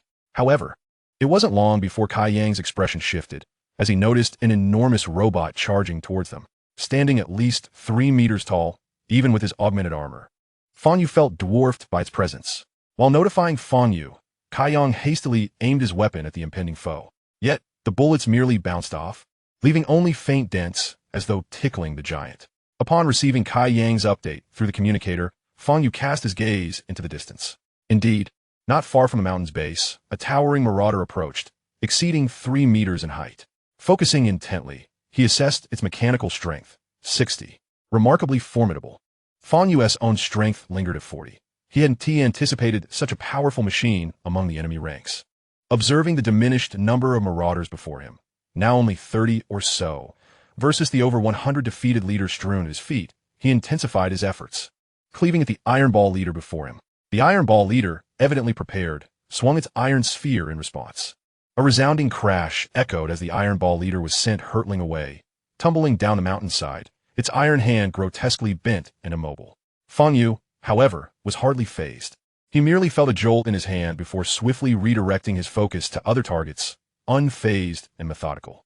With the support of Kai Yang and the others' range attacks, the remaining foes were dispatched in a matter of moments. Meanwhile, the 3-meter-tall marauder had begun its ascent up the hill. Its lower body boasted 4 massive legs, while its upper body was dominated by a single muscular arm, the other transformed into a giant chain from which dangled a spiked iron ball, resembling a meteor hammer. The clanging of the heavy chain echoed ominously, leaving deep imprints on the ground as it advanced. Master, shall we probe ahead? Kai Yang suggested eagerly. Fang Yu swiftly dismissed this perilous notion. Let's refrain, you would be merely fodder. Continue providing range support, seek its weaknesses, while I confront it head-on. Kai Yang, slightly embarrassed, acquiesced to the plan. As the meteor hammer marauder drew nearer, its deep red eyes intermittently scanned the group. Fang Yu braced himself, bending his legs and channeling a full 200 energy overload into his muscles. Wisps of white smoke seeped from his armor as he prepared to leap, propelling himself down the mountainside towards the climbing marauder. Carrying the weight of his 3,000 gene equipment and his own formidable mass, he plummeted directly towards the enemy. The marauder, unwilling to remain passive, raised its mechanical arm to block the impending strike. Yet, before Fang Yu, this was akin to a mantis attempting to stop a chariot. With a thunderous impact, smoke and sparks erupted around them. The marauder's form was sent reeling from the cloud of dust, ultimately crashing into a building below, where it came to a halt. As the smoke cleared, Fang Yu stood unscathed on the hillside, though his lower leg had sunk deep into the earth. When he finally extracted himself from the ground, Kai Yang and the others noticed numerous cracks in his lower armor, appearing as though it might shatter at any moment. The blade of his great knife also bore a significant dent, a testament to the marauder's formidable resilience. Moments later, the marauder, once thought defeated, staggered out of the wreckage, now with one arm severed and missing, while another leg, unable to bear the strain, had also broken, exposing several cables that trailed behind it, leaving a trail of drag marks with each step. Seeing their adversary still capable of movement, Kai Yang and the others renewed their assault.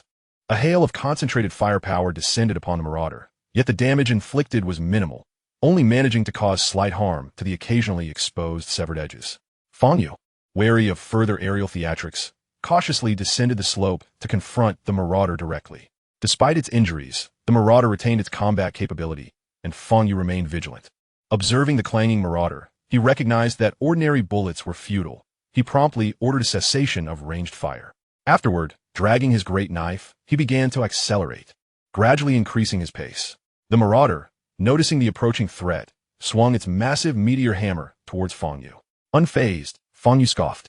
The distance was over 50 meters. How could it possibly strike him? Yet, he remained cautious, wary of the possibility that the chain might extend. His apprehension proved unwarranted, as the meteor hammer indeed struck the ground, but a different scenario unfolded. With a deafening roar, as the hammer made contact with the earth, a pale blue light erupted, surging towards Fang Yu with explosive force. Taken aback, Fang Yu had not anticipated such an attack. The light approached swiftly, leaving no room for evasion.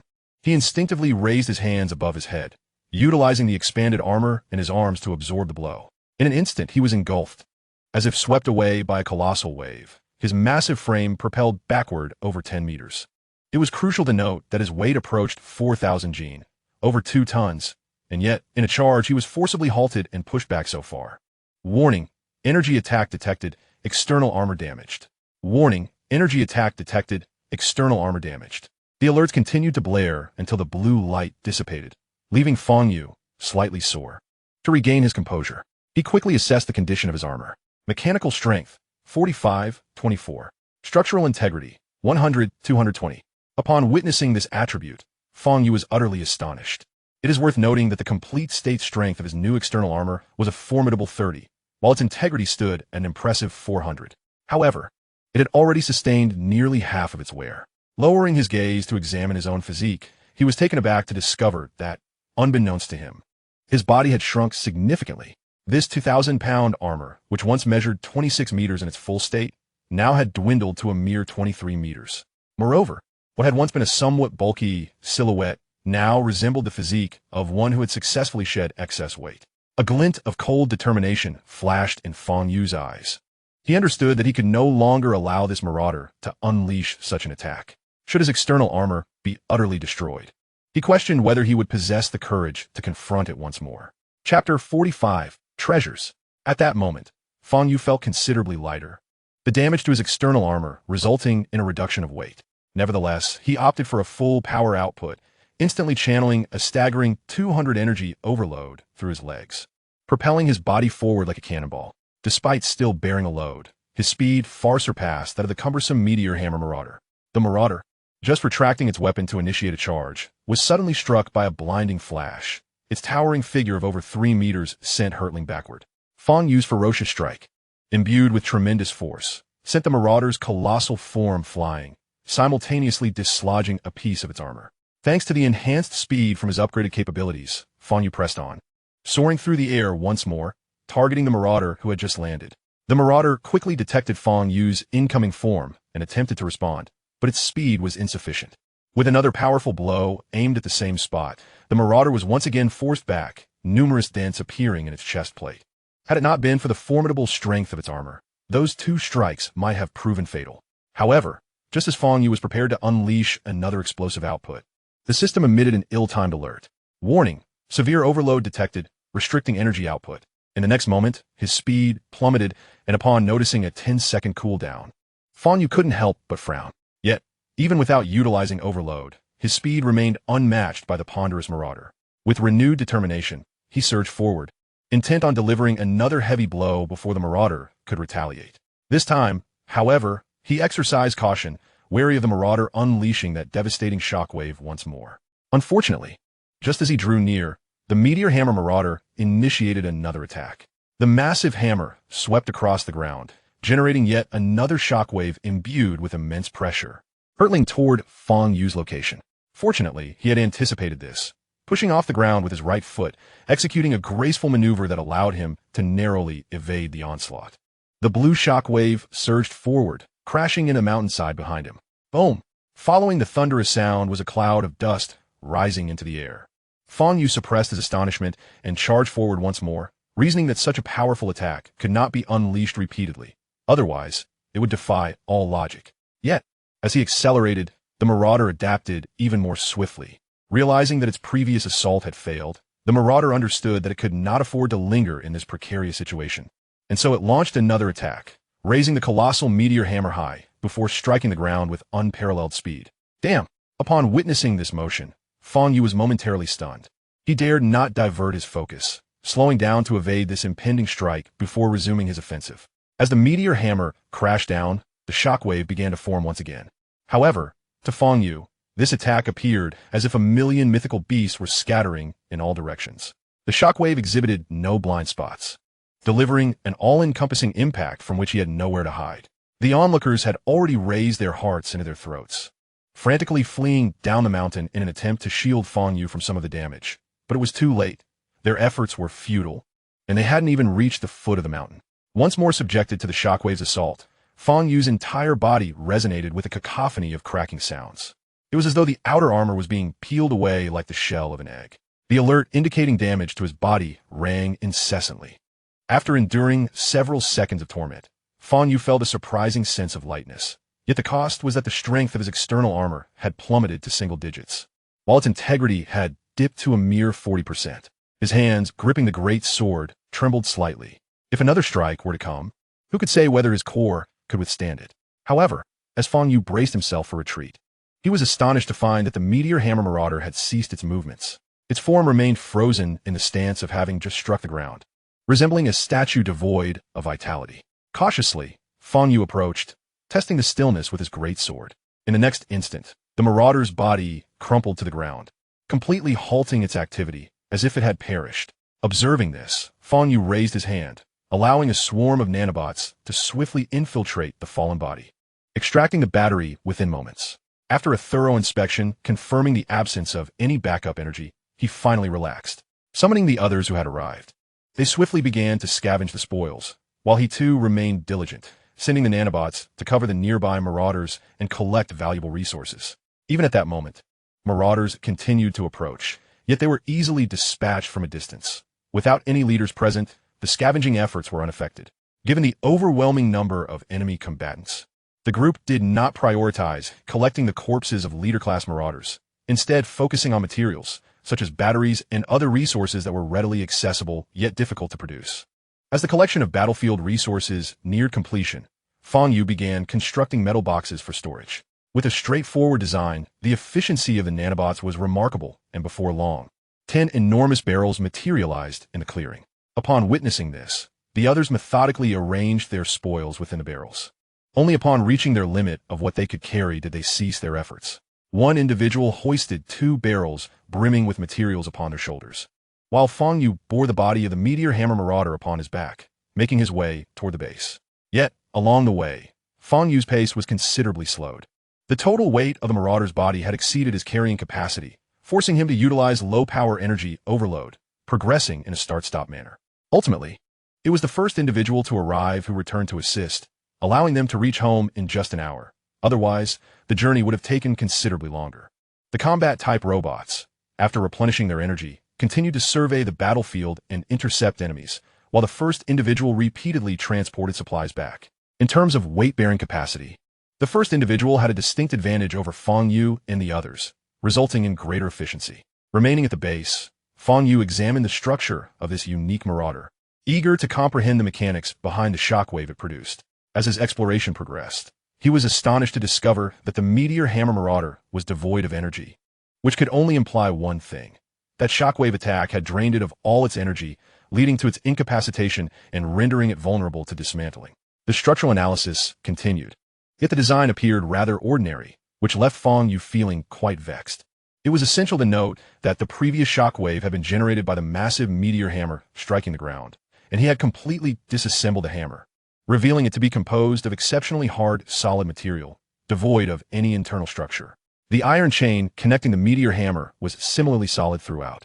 While such a design was undoubtedly robust and durable, it seemed implausible that it could generate such a massive energy shock. As the hands and feet were disassembled, leaving behind nothing of value, it was only the head and torso that remained. Ultimately, Fang Yu stumbled upon an unexpected find within the torso of the raider. Chapter 46, The Crystal? Deeper within the battery compartment lay a hollow chamber, where a blue crystal was connected to numerous cables. This sight left Fang Yu somewhat astonished. While he had frequently dismantled other raiders' bodies, he had never encountered such a structure before. The nanobots swiftly untangled the cables, extracting the blue crystal. Fang Yu casually picked it up, intending to study it further. However, just as he grasped the crystal, the system sent a notification. Impact crystal detected. Do you wish to fuse? Taken aback by the system's response, Fang Yu hesitated but then inquired. Once fused, can it be extracted again? Yes. Could you enlighten me on what this object is? A special energy crystal born from natural environments, capable of converting energy forms. What is an energy crystal? a naturally occurring crystalline stone that contains energy. Once depleted, it can be recharged and reused. Upon hearing this description, Fang Yu's immediate reaction was that it resembled a natural rechargeable battery. This was indeed the case, though such crystals were rare and formed only in specific environments. If I were to fuse multiple energy crystals, would that grant me an infinite energy limit? Energy crystals cannot be fused. However, they can be connected via cables. Fang Yu, could you clarify your statements? Yet again, the system remained silent on his queries. Faced with this, Fang Yu resigned himself to reviewing the chat logs. It didn't take long for him to notice a distinction. The system had initially referred to a special energy crystal, whereas later it simply mentioned energy crystals. This implied two different entities, with the special energy crystal likely being a variant of the energy crystal. With this thought, he cautiously probed again. Am I able to fuse an unlimited number of special energy crystals? Once more, the system's voice echoed in his mind.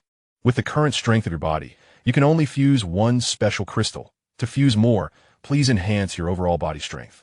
Well, that was to be expected. How do I proceed with the fusion? As soon as Fang Yu spoke, the blue energy crystal vanished into his palm, disappearing without a trace. Wait, it's gone? No changes? Seeing nothing amiss, he activated the nanobots to inspect for abnormalities around him. However, after a thorough examination, he discovered the crystal had reappeared within the battery compartment. At this moment, the crystal existed only as a faint illusion, quietly hovering beneath the energy core. Realizing this, Fang Yu quickly opened his status panel to confirm his current condition. Body level, 8 body name, limitless comprehensive model abilities, devouring LV2, seed of wisdom, heavy element fusion, impact crystal evolution points, 4 body strength, 45 speed performance, maximum 50 km per hour material reserves, 60 energy system, 8,000 energy percentage, 100 external energy system, battery 1, 422 energy, battery 2, none description, limit removing model, titanium steel alloy structure, adaptive intelligent tendon bundle, maximum output power of 100 energy units, overload limit of 200 energy units, capable of performing heavy element fusion internally. In summary, there have been significant changes. Firstly, the 3 evolution points acquired from the recent battle, alongside an additional point from subsequent activities, had contributed to an increase in speed thanks to prior evolutions. Additionally, the battery was once again depleted. Fang Yu recalled it initially contained over 10,000 energy units, and after upgrades and battles, it had dwindled to just over 400. He was particularly interested in the section regarding the impact crystal. With a mere thought, the detailed information of the impact crystal appeared in his mind. Consumes energy to unleash shockwave attacks. Attack strength increases with energy input. The description was straightforward, providing basic information, yet sufficed. The specifics of its usage would require gradual exploration.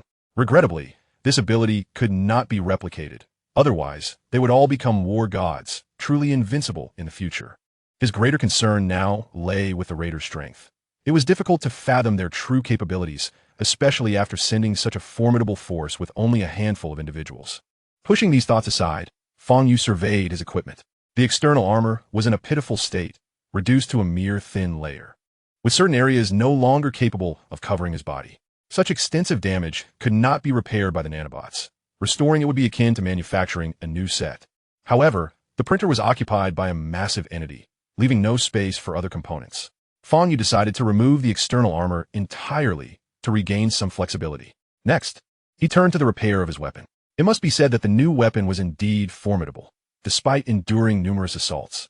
It retained its structural integrity with minimal damage. However, the previous 2 shockwave attacks had inflicted some harm, leaving the handle with superficial scratches akin to weathering, and the blade bore significant notches. Fortunately, the weapon's impressive thickness meant that even without a sharp edge, it could serve as a hefty hammer. As the golden ocean surged from his left arm, a soft glow emanated from the part he grasped, and before long, it appeared as good as new, showing no signs of damage, absolutely pristine. Now, although he had discarded the external armor, his combat prowess had seen considerable enhancement. The day was drawing to a close, and the battlefield had descended into chaos. With Kai Yang and the others fully capable of handling their end, he chose not to intervene, but instead descended to the lowest level to practice with the great knife. The weight of 1,000 pounds still served as a means of training for Fang Yu at this stage.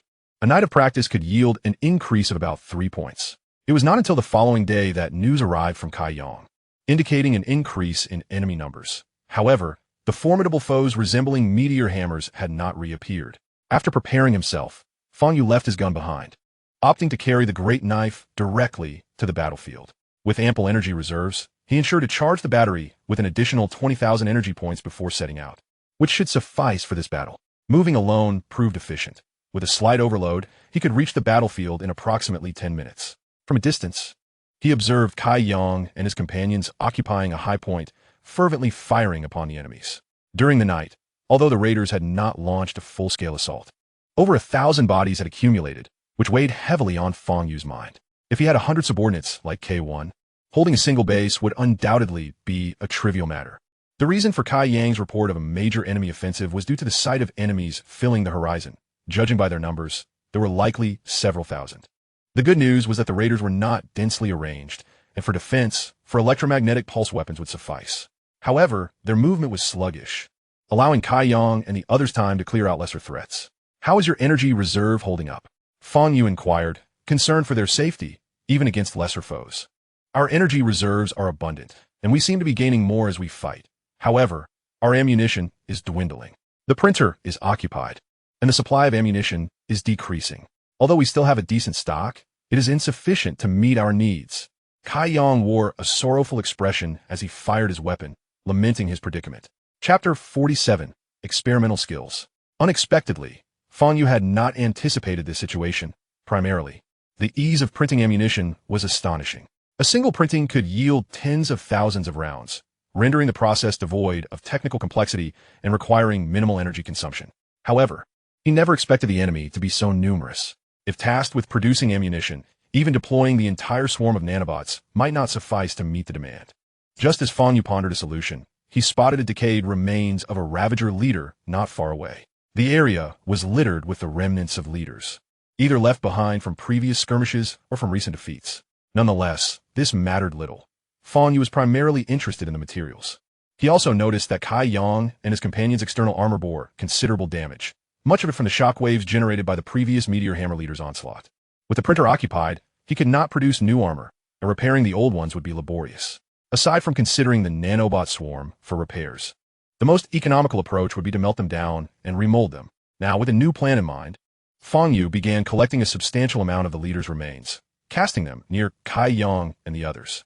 They were frantically shooting, too preoccupied to inquire about Fang Yu's actions. Soon enough, the materials were prepared, and Fang Yu commanded the nanobot swarm to envelop both the remains and Kai Yang himself. As the remnants melted away like snow, Kai Yang's external armor began to similarly liquefy and reshape. This process was not particularly swift, but it would not be overly slow either. Half a day should suffice to equip them all. Fang Yu kept a vigilant eye on the ocean of Ravagers, searching for entities with a structural strength exceeding 40, and to his relief, none surpassed that threshold. Before long, all four were fully outfitted, and Fang Yu let out a sigh of relief. He grasped the large broadsword resting on his back and strode towards the direction from which the enemies approached. Should he run out of ammunition, he would resort to hand-to-hand combat. If their external armor shattered, then retreat to the base was the only option. Having said this, Fang Yu set off with determination. "Boss, is it wise for the master to go alone? Might he be in danger?" "Should we?" K1 asked while continuing to fire his weapon beside Kai Yang. However, Kai Yang merely shook his head and sighed. "We are too weak. We can no longer keep pace with the master's growth. Once these enemies draw closer, I shall hone my skills and return to share my experience with you all. Then we will charge forth together." "But boss, this is too perilous. We should go together." K1 protested. "Listen, we must minimize the danger. You all need to cover me from the rear." Kai Yang's gaze was resolute as he dismissed K1's concerns. Seeing this, the others felt compelled to remain silent. Yet they steeled themselves, determined not to let their shortcomings endanger their leader. Fang Yu swiftly encountered the enemy, moving with an ethereal grace. With a single stroke, he cleaved an adversary in half, and before others could react, he had already surged toward his second foe. In mere moments, he had dispatched over 100 enemies. As he pressed onward, however, a sense of unease began to creep in. Over 10 kilometers had been traversed, yet the enemy numbers showed no sign of diminishing, though the leaders were few. Along the way, Fang Yu selectively targeted the leaders, and after slaying nearly 1,000 foes, he gradually approached the vicinity where the alien beasts had previously clashed with the Ravagers. What alarmed him was the tremors reverberating through the ground, akin to the tumult of colossal beings in combat. Intermittent, thunderous roars echoed through the air. Fang Yu's first thought was that the alien beast faction had returned. As he closed the distance, the cacophony grew louder. Thud, thud, thud. After another series of sounds, Fang Yu ascended a hillock and with a swift turn and a slash, he severed two leaders. To his astonishment, he beheld two titanic figures clashing at the foot of the mountain. The humanoid figure appeared to be a true powerhouse of the Ravager faction, towering over 10 meters, with every movement exerting tremendous influence on the nearby units, many of whom perished beneath its colossal feet.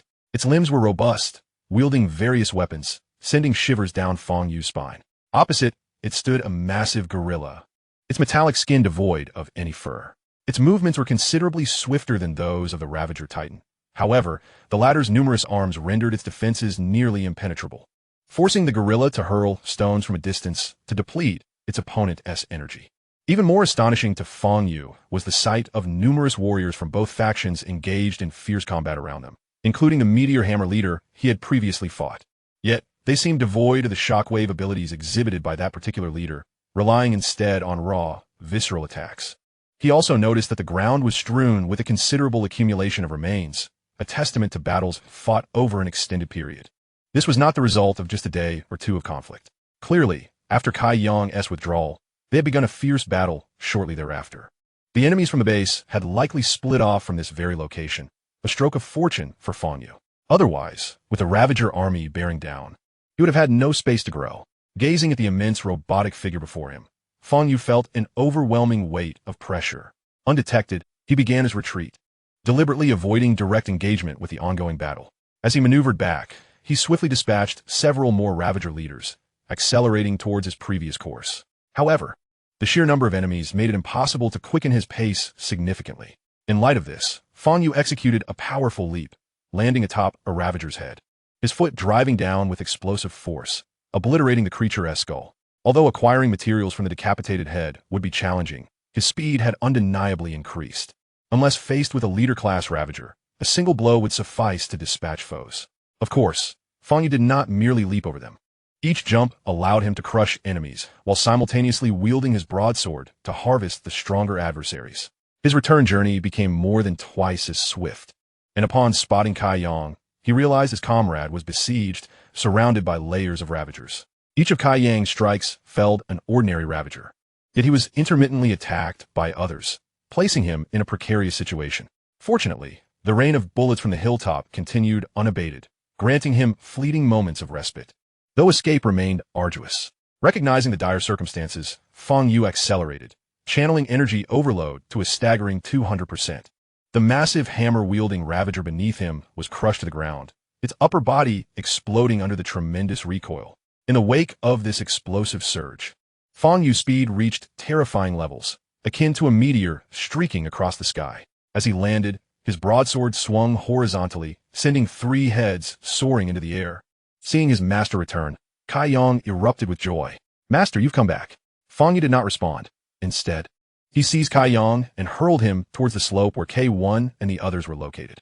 Then he leapt high, breaking free from the encirclement of enemies. Turning back, he summoned the energy from the impact crystal, gathering a significant amount into the blade. With a mighty roar, he unleashed his strike, activating all 5,000 points of energy with a single, devastating slash. Chapter 48. The completion of the colossal apparatus. The gleaming blade surged forth like a wild stallion unleashed, sweeping across the fan-shaped area before Fang Yu. The first row of enemies was cleaved in half, followed by the second and third rows, extending outward in a relentless wave. As the light of the blade radiated, its might diminished. Yet even so, every adversary within a kilometer was eradicated. Beyond a kilometer, up to 1,500 meters, the leader-class marauders remained alive, albeit gravely injured.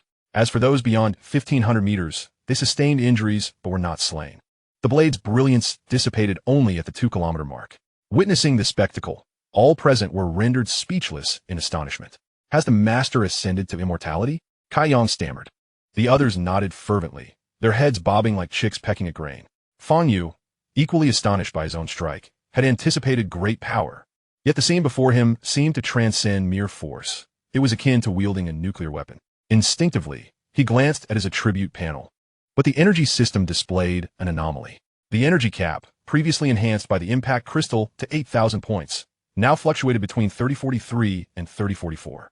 The numbers danced before his eyes, and it dawned on Fang Yu that the impact crystal required the energy limit to be restored before it could be summoned again. It was not an endless resource. This realization seemed reasonable. Otherwise, he would be invincible. A quick mental calculation revealed that, at the current recovery rate, it would likely take 3 days to return to full capacity. This prospect left Fang Yu feeling somewhat disheartened. If so, retaining this ability as a trump card would still be quite cost-effective. Contemplating this, he curiously gathered another 44 points of energy to unleash a blade of light, which shot forth in a fine line, but dissipated after traveling approximately 10 meters. Satisfied with the outcome, he checked his energy reserves once more. Energy system, 3045, 3045. Upon realizing this, he understood that exceeding a certain threshold would temporarily overdraw the impact crystal's limit, but within that limit, there should be no such issue. If this were the case, his combat capability would multiply. With a couple more batteries prepared, he felt he would become terrifyingly powerful. Lost in this thought, Fang Yu couldn't help but grin foolishly. Before he could indulge in further musings, Kai Yang and the others rushed over. "Master, are you all right?" they asked with concern. Noticing Fang Yu's silly smile, he quickly turned, cleared his throat, and replied, "Ahem, I'm fine. You all carry on. I'll head back for now. Call me if there's any issue." With that, he slung the massive broadsword over his shoulder and strode away. As Fang Yu vanished from sight, the others finally regained their composure. "Come, bring the data cable over." After transmitting the battle experience, the air was once again filled with a barrage of gunfire.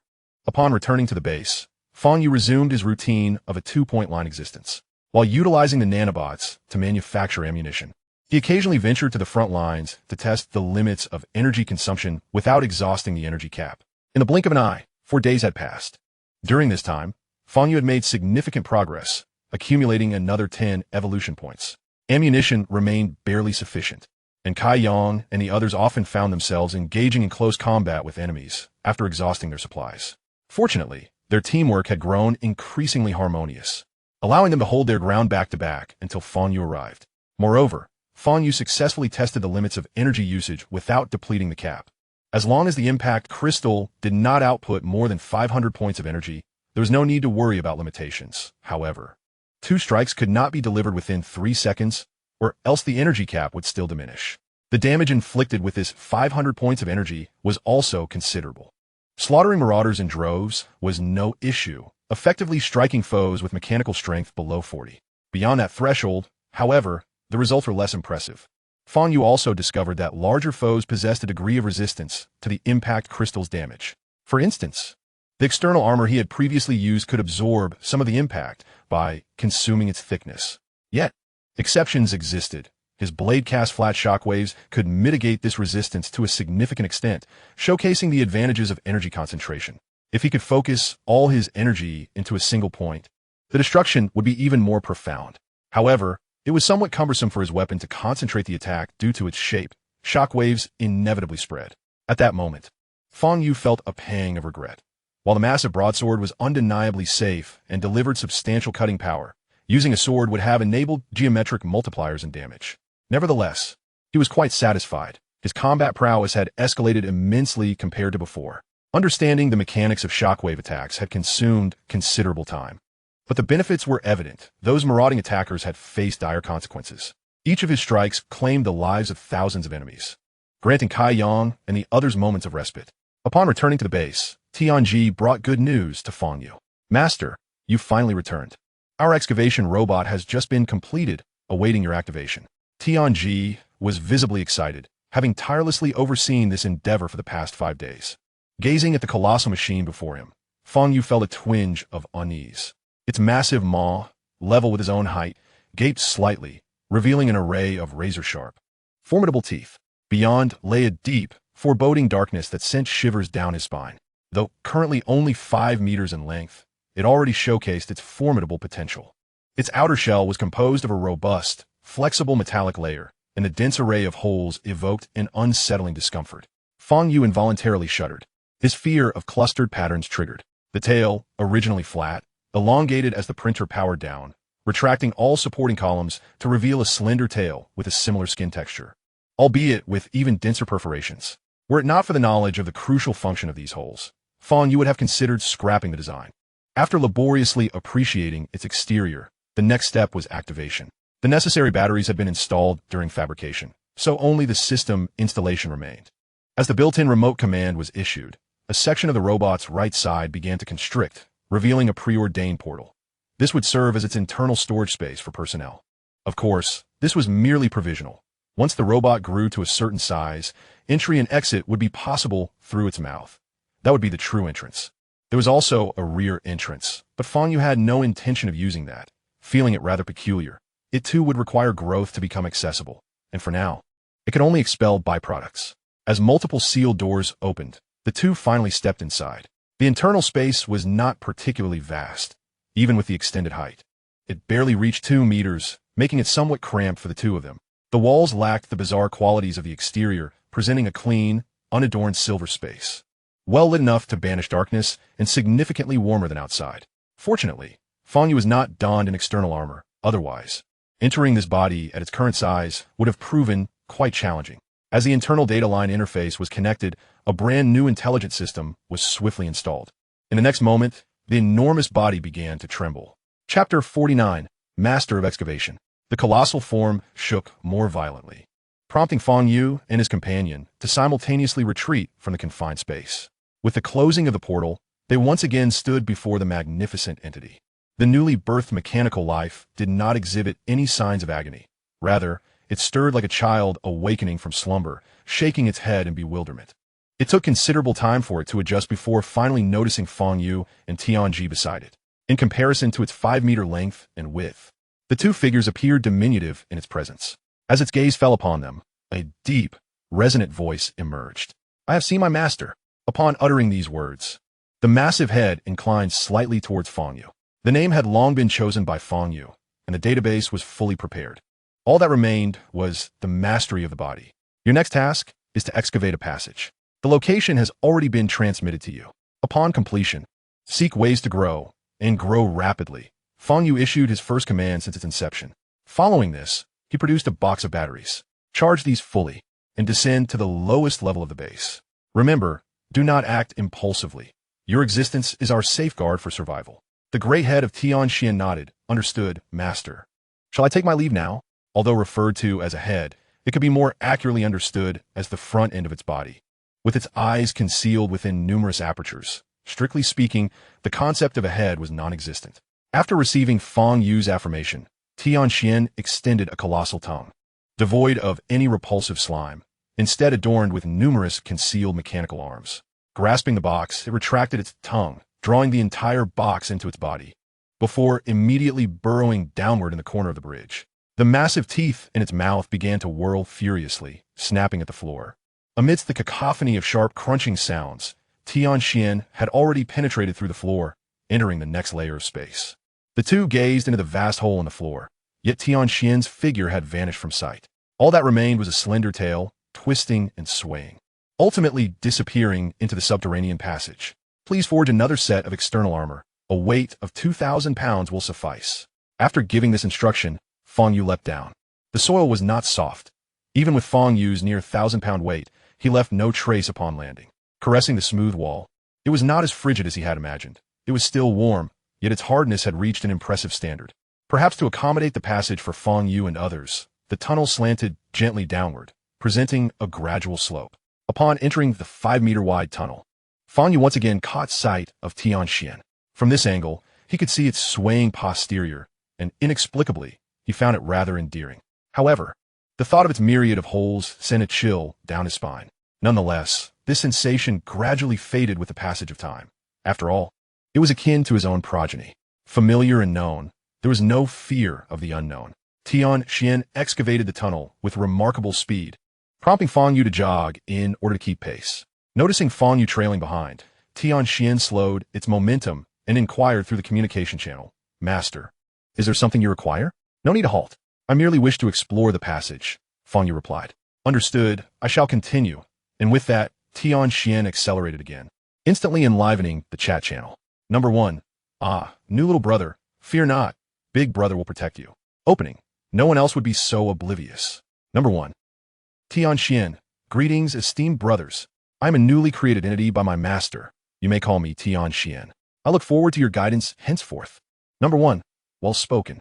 Observing the now lively chat channel, Fang Yu felt an inexplicable sense of comfort. He was no longer isolated.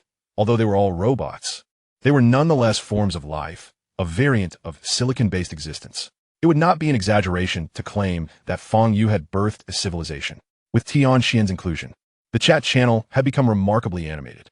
However, what astonished Fang Yu was that Tian Xian had designated itself as female, leaving him somewhat taken aback. Tian Yi, equally astonished, contemplated formatting herself, as Tian Xian's appearance had successfully redefined femininity in her mind, making her feel like an anomaly. Fortunately, apart from Fang Yu and Tian Ji, the others remained oblivious to Tian Xian's true nature, having only been informed of the production of an excavation device without any further assumptions regarding the robot. Fang Yu found amusement in their ignorance, anticipating the day they would all meet. As it happened, Tian Xian's excavation soon reached its conclusion. Before long, it burst forth from a vast expanse of open earth. After expelling molten metal to seal the passage walls, it greeted Fang Yu and then descended again underground. In its departure, it obeyed Fang Yu's command, using its secreted, dissolving metal to partially seal the entrance, leaving only a concealed door for Fang Yu and the others to pass through. Fang Yu intended to create a mechanism to destroy the passage at the moment the base was compromised. He tidied up the surface slightly before summoning Number 1 to construct some buildings to disguise the area as a base, thus alleviating his concerns. From now on, this would be the only route permitted for their return to the base. Upon returning to the base, Fang Yu utilized a swarm of nanobots to seal all the exits of the spacecraft, leaving only the upper opening and the lower tunnel entrance unsealed. Once everything was in order, Tian Ji sent a message indicating that the new external armor was complete. Having just finished his tasks, Fang Yu happened to be at home and chose to don the armor immediately. After a series of installations, his height increased yet again, accompanied by a sense of weightiness. Only then did Fang Yu recall that he had accumulated over 11 evolution points. It was indeed time for another evolution. With this thought, he opened the evolution panel, observing the two illuminated options, energy enhancement and body enhancement. With the support of batteries, energy was no longer a concern. However, energy enhancement would raise the overload limit, which was undoubtedly useful. On the other hand, body enhancement would significantly bolster defensive capabilities and increase offensive power, both appealing choices. Fang Yu contemplated deeply. Ultimately, he chose to focus on energy enhancement. Compared to body enhancement, the improvement in overload would provide tremendous advantages in both speed and attack. With a thought, the energy enhancement option dimmed, and a radiant white light enveloped him. As it enveloped his entire being, more white light concentrated around his chest and left arm, where a swirling golden ocean absorbed the luminescence, signifying that a transformation was underway. Chapter 50. Another meteor hammer? Body level 9. Body name, limitless composite type. Abilities, Devour LV2. Seed of Wisdom, heavy element fusion. Fusion, impact crystal. Evolution points. 1. Body strength, 45. Speed performance, maximum 50 kilometers per hour. Material reserve, 65. Energy system, 11,000, 11,000. Energy percentage, 100. External energy systems, battery 1, 7,000. Energy, battery 2, none. Introduction, unrestricted model, titanium steel alloy structure, adaptive intelligent tendon bundles. Standard maximum output power of 150 energy units. Extreme overload capacity of 300 energy units, capable of undergoing heavy element fusion within the body. After the upgrade concluded, Fang Yu found himself momentarily lost in thought as he gazed at the attribute panel. The changes reflected his previous conjectures, with the extreme overload now reaching a remarkable threefold level. The standard power output had surged to 1.5 times its original capacity, marking significant progress. Moreover, the upper limit of the energy system had increased by a substantial 3,000 points, demonstrating a commendable growth rate. With the evolution complete, Fang Yu felt an exhilarating surge of eagerness. He was now fully equipped, wielding a formidable great blade. As the energy output escalated, he immediately sensed that the weight of his gear had diminished considerably. Consequently, his speed in combat had notably improved.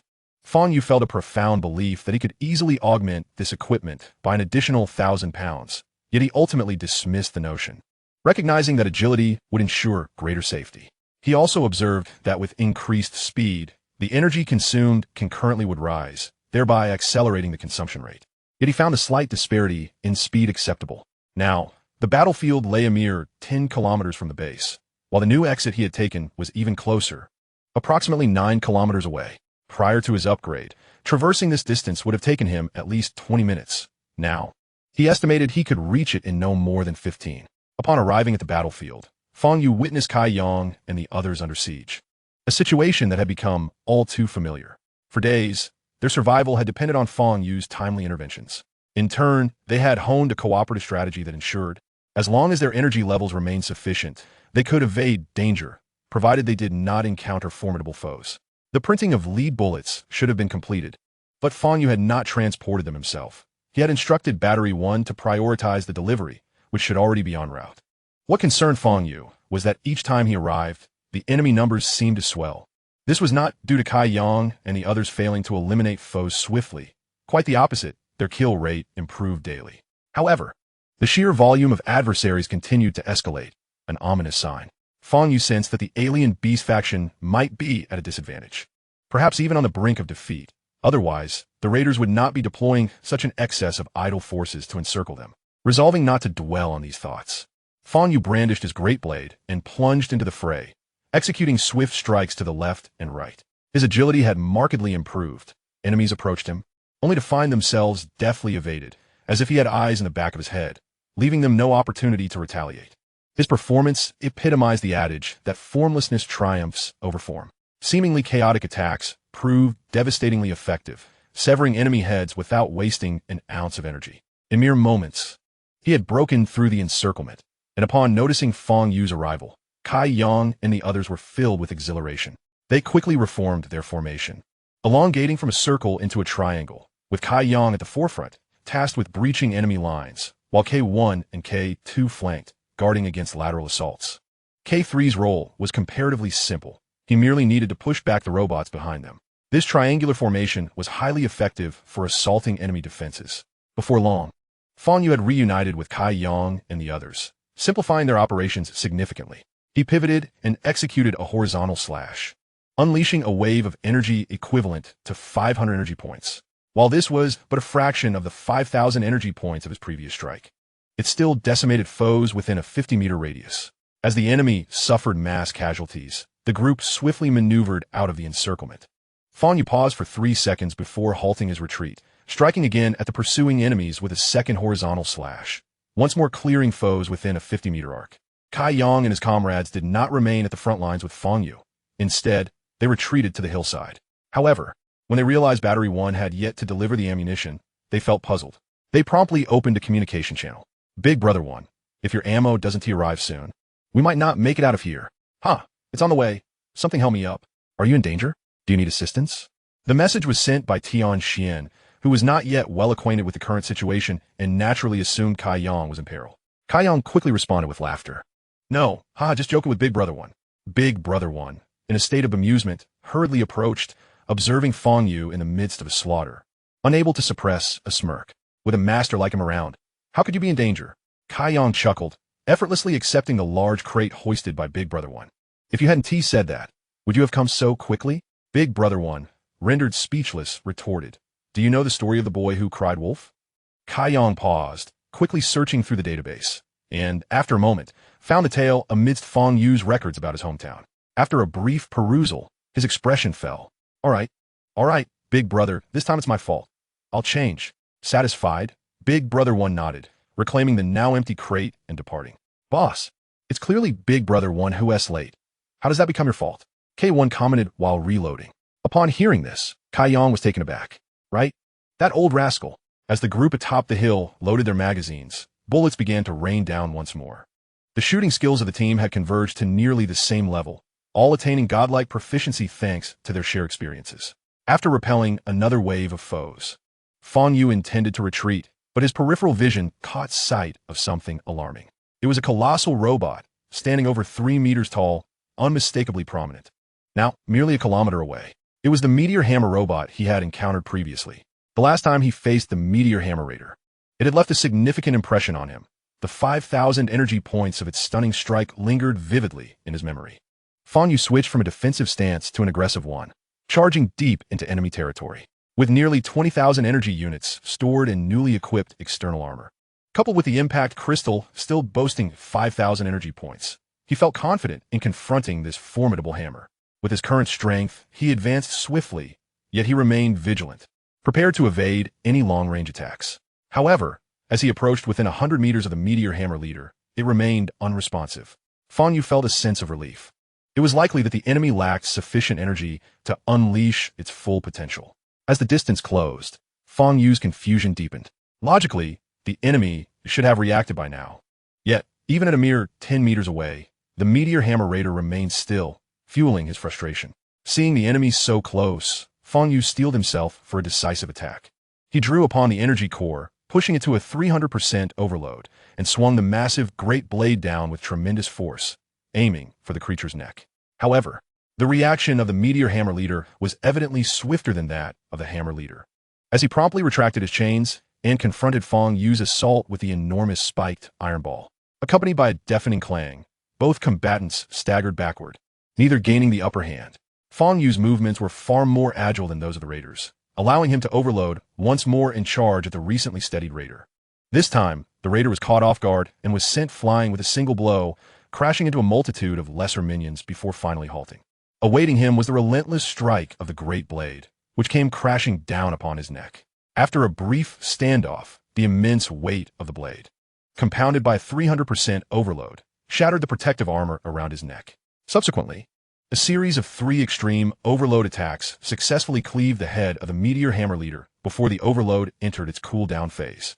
With his demise, his body ceased to function as well. Yet, the anticipated shockwave did not materialize, leaving Fang Yu somewhat perplexed. Nevertheless, time was of the essence as the surrounding raiders were closing in. Fang Yu raised his great blade high, channeling 500 units of impact energy into the hilt, which he then struck against the ground.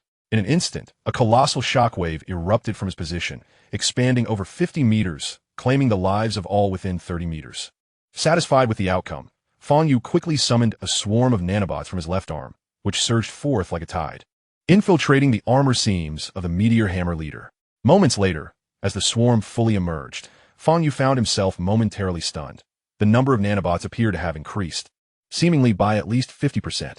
Reflecting on recent experiences, he surmised that this enhancement likely stemmed from the fortification of the energy system. He recalled the skills that had vanished post-limit release, suddenly realizing that the skill enhancements may have been integrated into the 3 foundational evolutions. Thus, the ultimate photonic conversion should fall under the body enhancement options. There would be opportunities to verify this later. The present was not the time. As the nanobots scoured the area, an answer swiftly crystallized in Fang Yu's mind. The meteor hammer leader he had encountered did not possess the shock crystal. Could it be that the previous encounter had merely been a coincidence? However, it seemed quite reasonable. After all, if every raider were equipped with such formidable power, they would indeed be invincible on this planet. As the enemy drew closer, aware that time was running short, Fang Yu hastily retracted the nanobots and dashed towards his original direction. With no enemies of equal strength to impede him, the lesser minions could not slow his pace. Meanwhile, Kai Yang and the others resumed their routine of monster hunting. With ample ammunition at their disposal, they no longer needed to engage in close combat, as long as the enemy did not present in overwhelming numbers. Amidst the barrage of gunfire, Kai Yang caught a glimpse of a lightning bolt striking through the enemy ranks, leaving no raider unscathed in its wake. K1, you and I will cover the master. K2, K3, continue clearing the nearby enemies. Understood. The group swiftly adjusted their targets, and soon enough, Fang Yu broke free from the throng. Following that, he unleashed a retaliatory strike, casting a blade of light that blanketed 50 meters, creating a vast vacuum zone. In an instant, the pressure on Kai Yang and the others diminished significantly. Fang Yu leaped several times, arriving at the stronghold, and upon glancing back at the mountain below, which was strewn with the remnants of fallen robots, he couldn't help but marvel at the sheer amount of materials necessary to produce such a multitude of robots. It was indeed extravagant. Contemplating this, he paused, realizing that his own stockpile of materials had grown considerable. It was time to check on the progress of the energy collection. Kai Yang, the next phase is yours. Rest assured, Master, we are more than capable here. With no further need for his presence, Fang Yu bid farewell to the group and leaped into the air, vanishing from sight. With his current strength, even with additional weight, jumping several meters high posed no challenge. Skimming over the mountain peak, he swiftly made his way back to the base. Simultaneously, he opened a communication channel, inquiring, Tian Xian, how much energy do you have on your end? Master, I currently have 12 energy batteries fully charged. Should I send them back? Tianxian replied promptly upon receiving Fang Yu's message, causing a slight tremor throughout the communication channel. Please send them back. Fang Yu was taken aback by the efficiency. Excellent. The technology has been flawlessly implemented, came Tianji's response. Ah, Master, I require assistance. Help me, please. Number 1 was currently engaged in constructing buildings at the new base, and given his individual efficiency, it was indeed challenging to erect large structures rapidly. What kind of technology is this? It's remarkable. Is it possible to provide a few more weapons? Kaiyang glanced at the nearby K-type robots, whose weapons were integrated into their backs, wielding only a large machete as they focused on the battlefield. If they could be equipped with 3 additional weapons, their efficiency would multiply. Observing the request from the group, Fang Yu contemplated briefly and decided to acquiesce. I have noted your requests. Await further news. Following that, he accelerated to full speed and reached the new base within 10 minutes. Following the path he had previously established, he arrived at the central location where Tianxian was already waiting. This was the space she had recently excavated, facilitating the loading and unloading of supplies while allowing her to pivot without issue. Otherwise, the 2 large openings would mar the aesthetics. Upon Fang Yu's arrival, Tianxian's massive form undulated as she attempted to nuzzle against him. Noticing this, Fang Yu quickly intervened. Tianxian wasted no time and opened her enormous mouth, her metallic tongue extending to reveal 12 batteries resting upon it. After accepting the batteries, Fang Yu replaced his own number 1 battery, placing it back on her expansive tongue. In an instant, his energy was fully replenished. Having dropped below 5,000 due to the recent battle, it surged back to 80,000 energy, leaving him quite pleased. He then removed all the batteries and patted Tianxian's body. Well done. Keep up the good work. Tianxian relished the praise, tilting her head in delight before retreating back into the underground tunnel from whence she came. Master, I have utilized the recent nuclear fusion byproducts for upgrades. Feel free to let me know if you require anything. At that moment, Tianxian had grown a full meter taller, demonstrating significant growth, her form becoming rounder and less flat. All right, proceed. The upgrades are paramount. With that, Fang Yu gathered the batteries from the ground and departed from the site. Chapter 52. Expansion of Forces. Tianji had been waiting at the base for some time, and upon seeing Fang Yu emerge from the lower tunnel, she hurried to greet him. Master, the printing operation is ready and can be initiated at any moment. Good. Let's first create 5 conventional machines and 7 battle machines. Upon hearing Fang Yu's instructions, Tianji activated the printer as the materials had long been prepared, awaiting only the command. As the machines whirred to life, layers of metallic structures gradually took shape. With materials in ample supply, this production utilized metals with a strength of over 30. Thanks to Tianji's modifications to the design blueprints, the finished robots rolled off the production line with a body strength exceeding 35 points, and with a stroke of luck, they might even yield units with 40 points of strength. This printing task was relatively intensive and would be executed in 2 batches to avoid wasting operational time. Weapons and some equipment ammunition would also be printed concurrently. The performance of these new robots surpasses that of Kaiyang, and plans for an upgrade for Kaiyang are already in the works. Similarly, Unit 1 also requires an enhancement. Time flows swiftly, and the efficiency of the printer far exceeds that of Fang Yu's nanoswarm, completing 2 rounds of printing in approximately 12 hours. Following the conclusion of these 2 print cycles, Tianji initiated a third, this time within a span of 2 hours, primarily focusing on external armor. In addition to the defensive external armor designated for combat personnel, the armor allocated to staff members leans more towards auxiliary functions, with the installation of the intelligence systems in the junior robots and the deployment of their equipment. Noon has arrived. A unit named J1 remains under Tianji's jurisdiction, while 4 units, designated from 2 to 5, assist Unit 1 in logistical tasks. The remaining 7 comprise the combat formation, answering to Kaiyang and tasked with guarding the battlefield's front lines. They continue the numbering system of the K-type robots, ranging from K4 to K10. The most significant distinction of these combat robots lies in the electromagnetic pulse weapons mounted on their shoulders. However, this structure pertains to K1. Beginning with K4, Tianji optimized the design, integrating all external equipment into the external armor. Consequently, they are inherently unarmed. This design choice facilitates future upgrades significantly.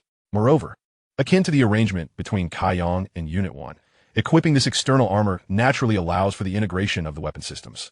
With all robots activated, the expansion of this formation has reached completion. Notably, the new weaponry brought to the battlefield by K4 and the others consists entirely of the tri-barrel 9-tube Gauss electromagnetic pulse weapons, which had previously been modified by Fang Yu, including those mounted on their external armor. The sole drawback of this weapon may be its excessively rapid firing rate, while the energy consumption is manageable, thanks to the substantial production capabilities of Tianxian. The issue is perfectly resolved. Initially, there was a contingency plan for a backup reactor chamber to create another excavator robot, if needed. But it seems prudent to hold off for now.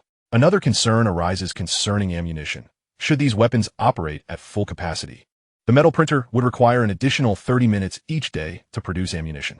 To address this, Fang Yu has issued a new directive to Tianji to develop a weapon that does not rely on physical ammunition.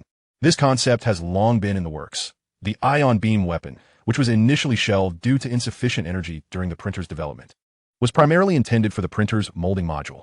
Now that energy is abundant, it is only logical to prioritize this plan. With the technology readily available, Tianji promptly assured that assembly could occur swiftly. After resolving logistical issues, Fang Yu received the latest intelligence from Kaiyang.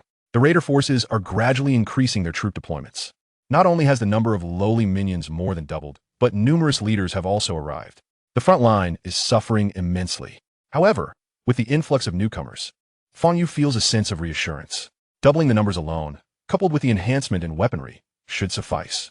Regrettably, engaging leader-level raiders effectively necessitates close proximity, which undoubtedly places additional pressure on the frontline warriors. Previously, a Meteor Hammer leader had forced Kaiyang and his team to retreat 2 kilometers before they could eliminate the enemy. Bear in mind that this was merely a single adversary. The territory lost has yet to be reclaimed. Fang Yu merely replenished the material reserve before setting off once more, intending to assess the battlefield where the beasts and raiders clash. Should the beasts falter, he would need to evacuate with his family. The thought of the colossal raider robots sends shivers down his spine. Shortly after departing, Fang Yu encountered a 10-man squad stationed on high ground. K1 through K10 unleashed a relentless barrage, their firepower akin to a torrential downpour, with a rate of fire capable of discharging hundreds of rounds every second. Meanwhile, Kaiyang maneuvered through the battlefield, executing precise strikes against the raider leaders, having claimed the lives of at least 100 under his hand. Upon Fang Yu's arrival, the team atop the high ground greeted him warmly, but remained seated. Fang Yu paid this no mind, acknowledging them before leaping into the fray. With his participation, a significant number of enemies were swiftly eradicated. "Master, shall we reclaim our territory?" Kaiyang inquired, a hint of excitement in his tone. Over the past few days, he had faced considerable ridicule in the communication channels, while all in jest. The pressure he felt was palpable. Fang Yu glanced at the surrounding terrain, noting that this location was more defensible than the previous high point, primarily due to the narrow entryway, which was obstructed by extensive ruins, hindering many enemies. "You all remain here. It's closer to the base for resupply, and new weaponry is under development. Considerations for the future can be made then." After a moment of contemplation, Kaiyang grasped the reasoning and nodded, inquiring, "Master, what brings you here this time?" "I wish to assess the situation ahead. You will hold this position." Watching Fang Yu depart, Kaiyang resumed his battle stance, well aware that the enemy forces were continually increasing. Even if they were temporarily cleared, reinforcements would soon follow. They would not know day from night, perpetually engaged in combat. If they were human, their bodies would have long since succumbed. After Fang Yu's departure, he pressed on, cutting down foes predominantly among the leaders, with no adversary daring to approach him. Upon reaching the battlefield once more, he was greeted by the sight of 2 towering metal robots. Unlike before, they were not engaged in combat with one another, but rather stood in a tense standoff, while numerous transport robots for various factions scurried beneath them, replenishing their power supplies. In stark contrast to their ease, the ordinary battlefield erupted with intensity. Fang Yu was astonished to witness the raiders deploying a new type of stealth soldier, entirely encased in thick steel plating, resembling a shield with legs from a distance. Following the stealth soldiers were long-gun infantry, characterized by their arms resembling elongated spears, with weapons exceeding 3 meters in length, an exaggerated sight compared to their stature. On the beast faction side, a new soldier type had also emerged, surprisingly a rare ranged unit. Chapter 53, Reconnaissance Behind Enemy Lines. The new infantry from the beast faction resembled scorpions, with their elevated tails hollowed out, spewing forth sharp steel needles. Though referred to as needles, they measured half a meter in length, thick in the middle, and evidently heavy. Most terrifyingly, the battlefield was swarming with thousands of these units. Even the raiders' stealth soldiers would suffer grievous losses under the relentless barrage of steel needles. Periodically, Clusters of stealth soldiers would be targeted, leading to entire areas being wiped clean, with no survivors among either the stealth soldiers or the long gun infantry. Although it appeared that the raiders faced a significant disadvantage, their rapid replenishment countered this. Unlike the Beast faction, the raiders outnumbered them by more than threefold. And even more alarming was that the raiders were aggressively reinforcing their ranks. Occasionally, transport vehicles specifically for raiders would arrive along the main road, delivering fresh troops at a much higher frequency than Fang Yu had observed during his previous visit, prompting him to furrow his brow. It was highly likely that raiders from other regions had joined the fray, or more ominously, the raiders were not even exerting their full strength. Regardless of the outcome, it is a fortuitous circumstance for Fang Yu. As long as they persist, his base remains secure. Due to the considerable distance, Fang Yu cannot ascertain the combat capabilities of these new types of troops, and it is unlikely that a victor will emerge swiftly. After contemplating, he deduces that with ample energy at his disposal, it would be prudent to explore the lair of the raiders. Currently, transport vehicles are traversing both sides of the main road. Previously, he set up an alarm system in the northwest. This time, he intends to investigate the northeast. After executing a powerful 360-degree shockwave, Fang Yu leaps into action, breaking through the enemy's encirclement and sprinting eastward.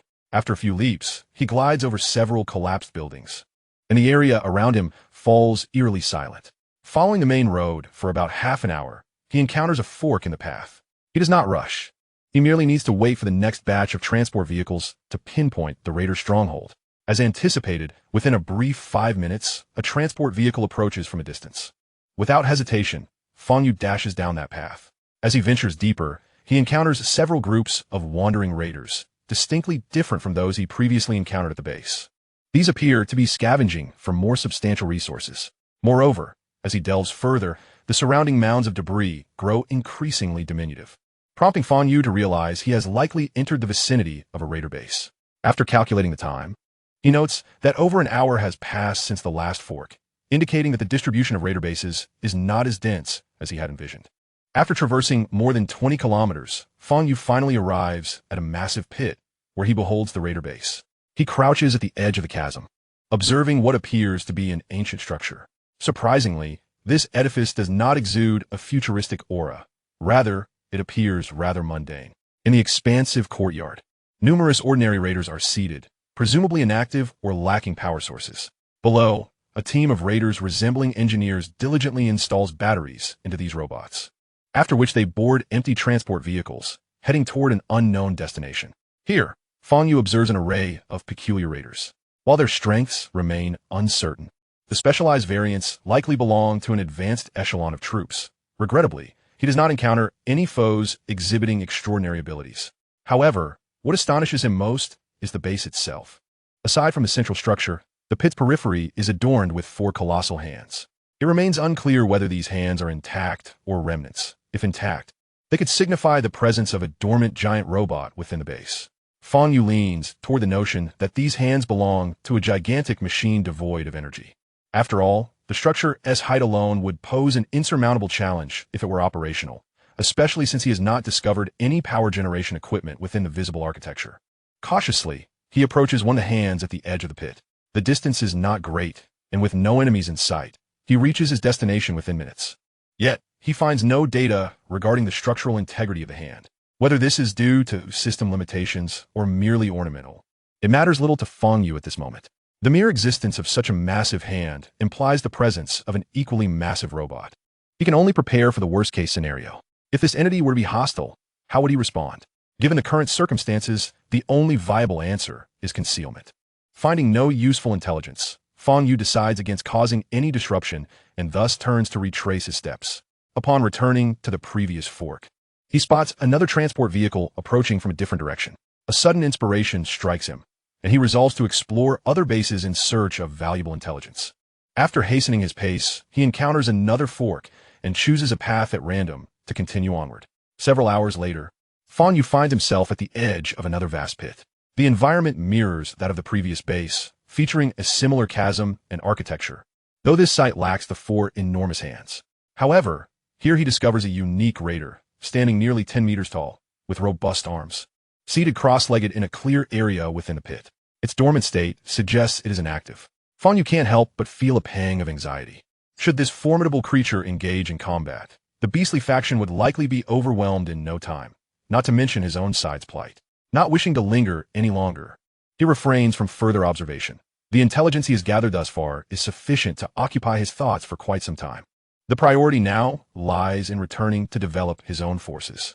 He rises and stealthily makes his way back. It is now known that these raiders possess some method of communication and support among themselves. However, they seem to operate under certain constraints, not fully exerting their capabilities. Or perhaps there's a centralized system coordinating their actions. They still boast a significant number of advanced troops. Yet the one comforting aspect for Fang Yu is their apparent lack of long-range offensive capabilities. Conversely, the beastly faction does possess such abilities.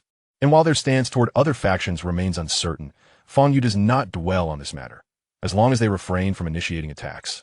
He has no intention of provoking them. Upon returning to his battlefield, night has fallen, and his comrades are actively engaged in combat.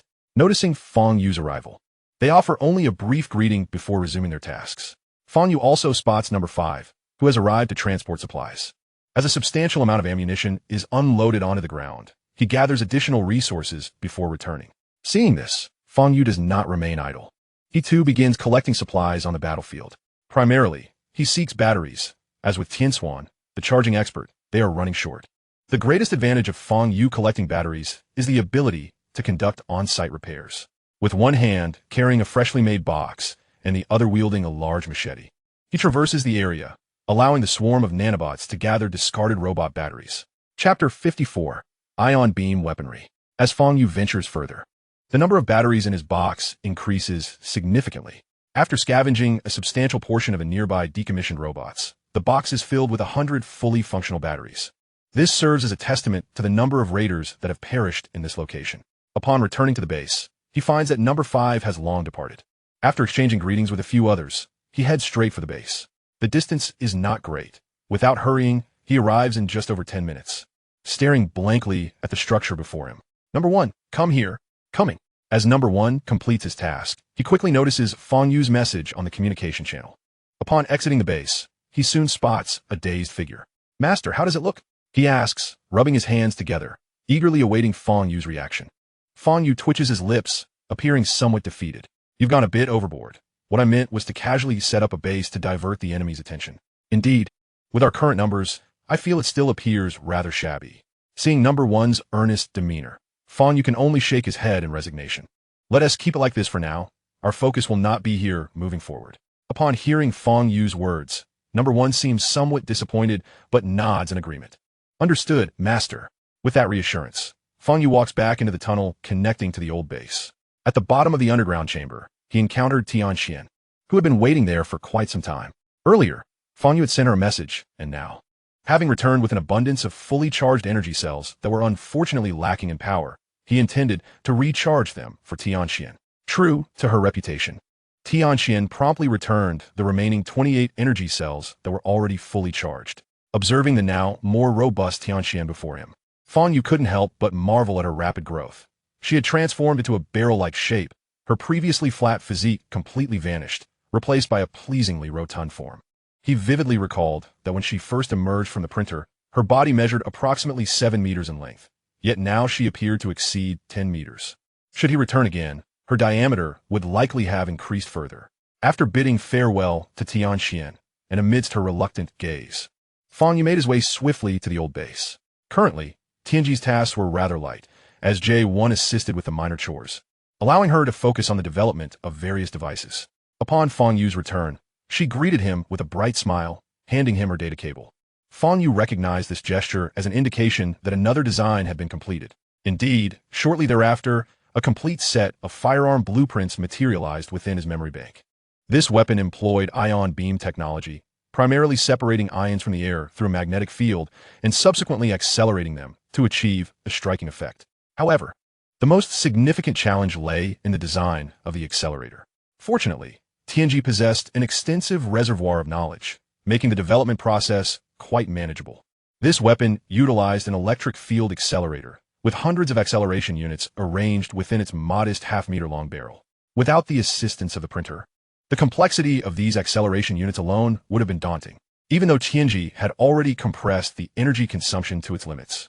firing a single shot still required 100 energy points to accommodate a broader range of usage scenarios. She had also designed a control system capable of freely adjusting the number of activated acceleration units, thereby modulating the weapon's power. After reviewing the design and finding no issues, Fang Yu promptly ordered its production. As for energy, he glanced at the pile of fully charged batteries in the corner, along with those that remained unused, feeling considerably reassured. With no concerns regarding the weaponry, he turned his attention to another reaction chamber. This item served little purpose merely lying idle. It was better utilized. Tianji, please manufacture a robot akin to Tianxian to make use of the reaction chamber. Master, in fact, if we were to create a digging robot, it would be more efficient for Tianxian to produce it. Aside from this reaction chamber, she can perfectly replicate a physical body, Tianji explained. Fang Yu's eyes lit up at this revelation. He had not considered such an option. With no further tasks at hand, he bid farewell to Tianji and carried the reaction chamber to the underground tunnel. Tianxian had not strayed far and, upon receiving Fang Yu's command, hurried back.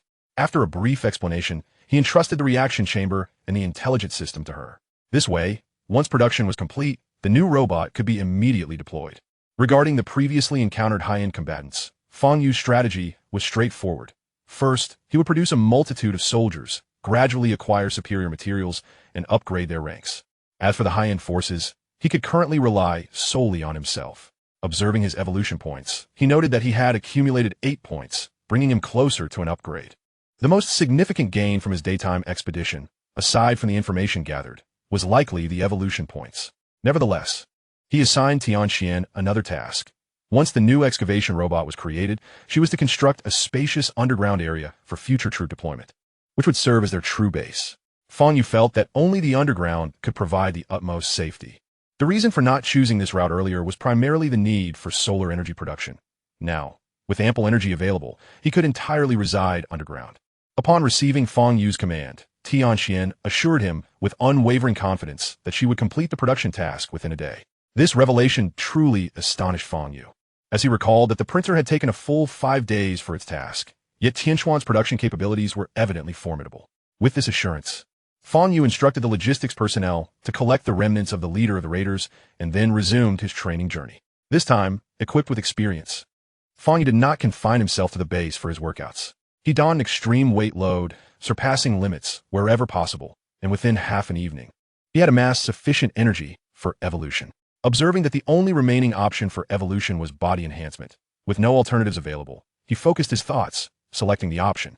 In the next instant, the evolution light began to shimmer around the armor layer enveloping his body, essentially his metallic skin and the primary structural framework within. The process was swift. After all the light had been absorbed, evolution was finally complete. Fang Yu instantly perceived the change. His passive energy production had increased, although there were no explicit data points. It was easily testable. A brief comparison revealed the desired results. Energy production had approximately doubled, a conclusion drawn from a 5-minute analysis of energy growth before and after evolution.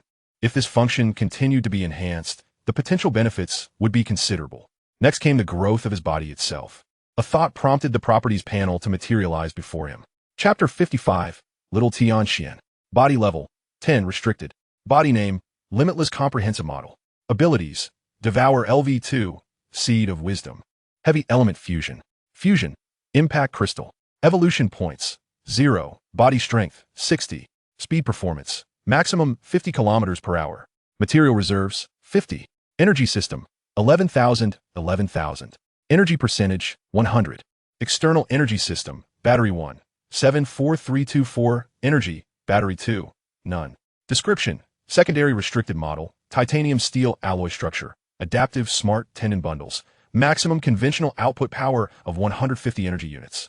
Extreme overload capacity of 300 energy units, capable of performing heavy element fusion within, and through relentless effort, the body has once again reached its zenith, requiring further restriction removal.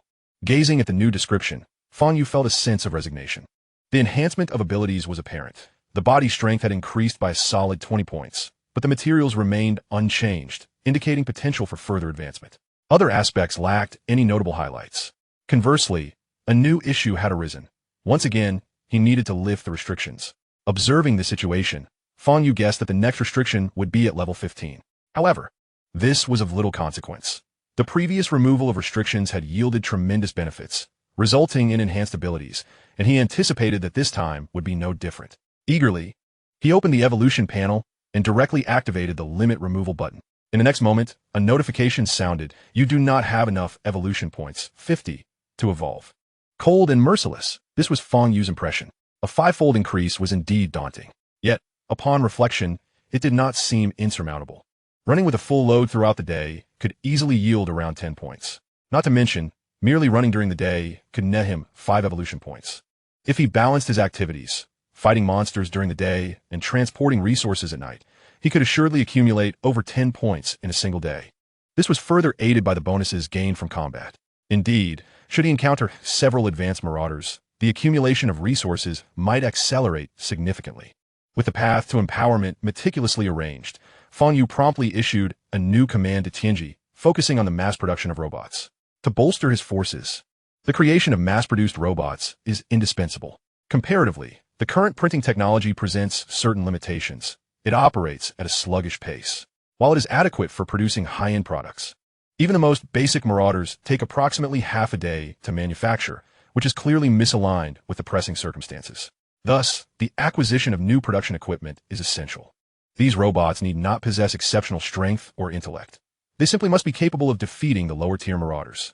The reason for not requiring intelligence lies in Fang Yu's inner conflict. He perceives that endowing them with intellect would render them akin to his progeny, or rather his kin, all of whom harbor emotions, making it challenging for him to regard them as mere cannon fodder.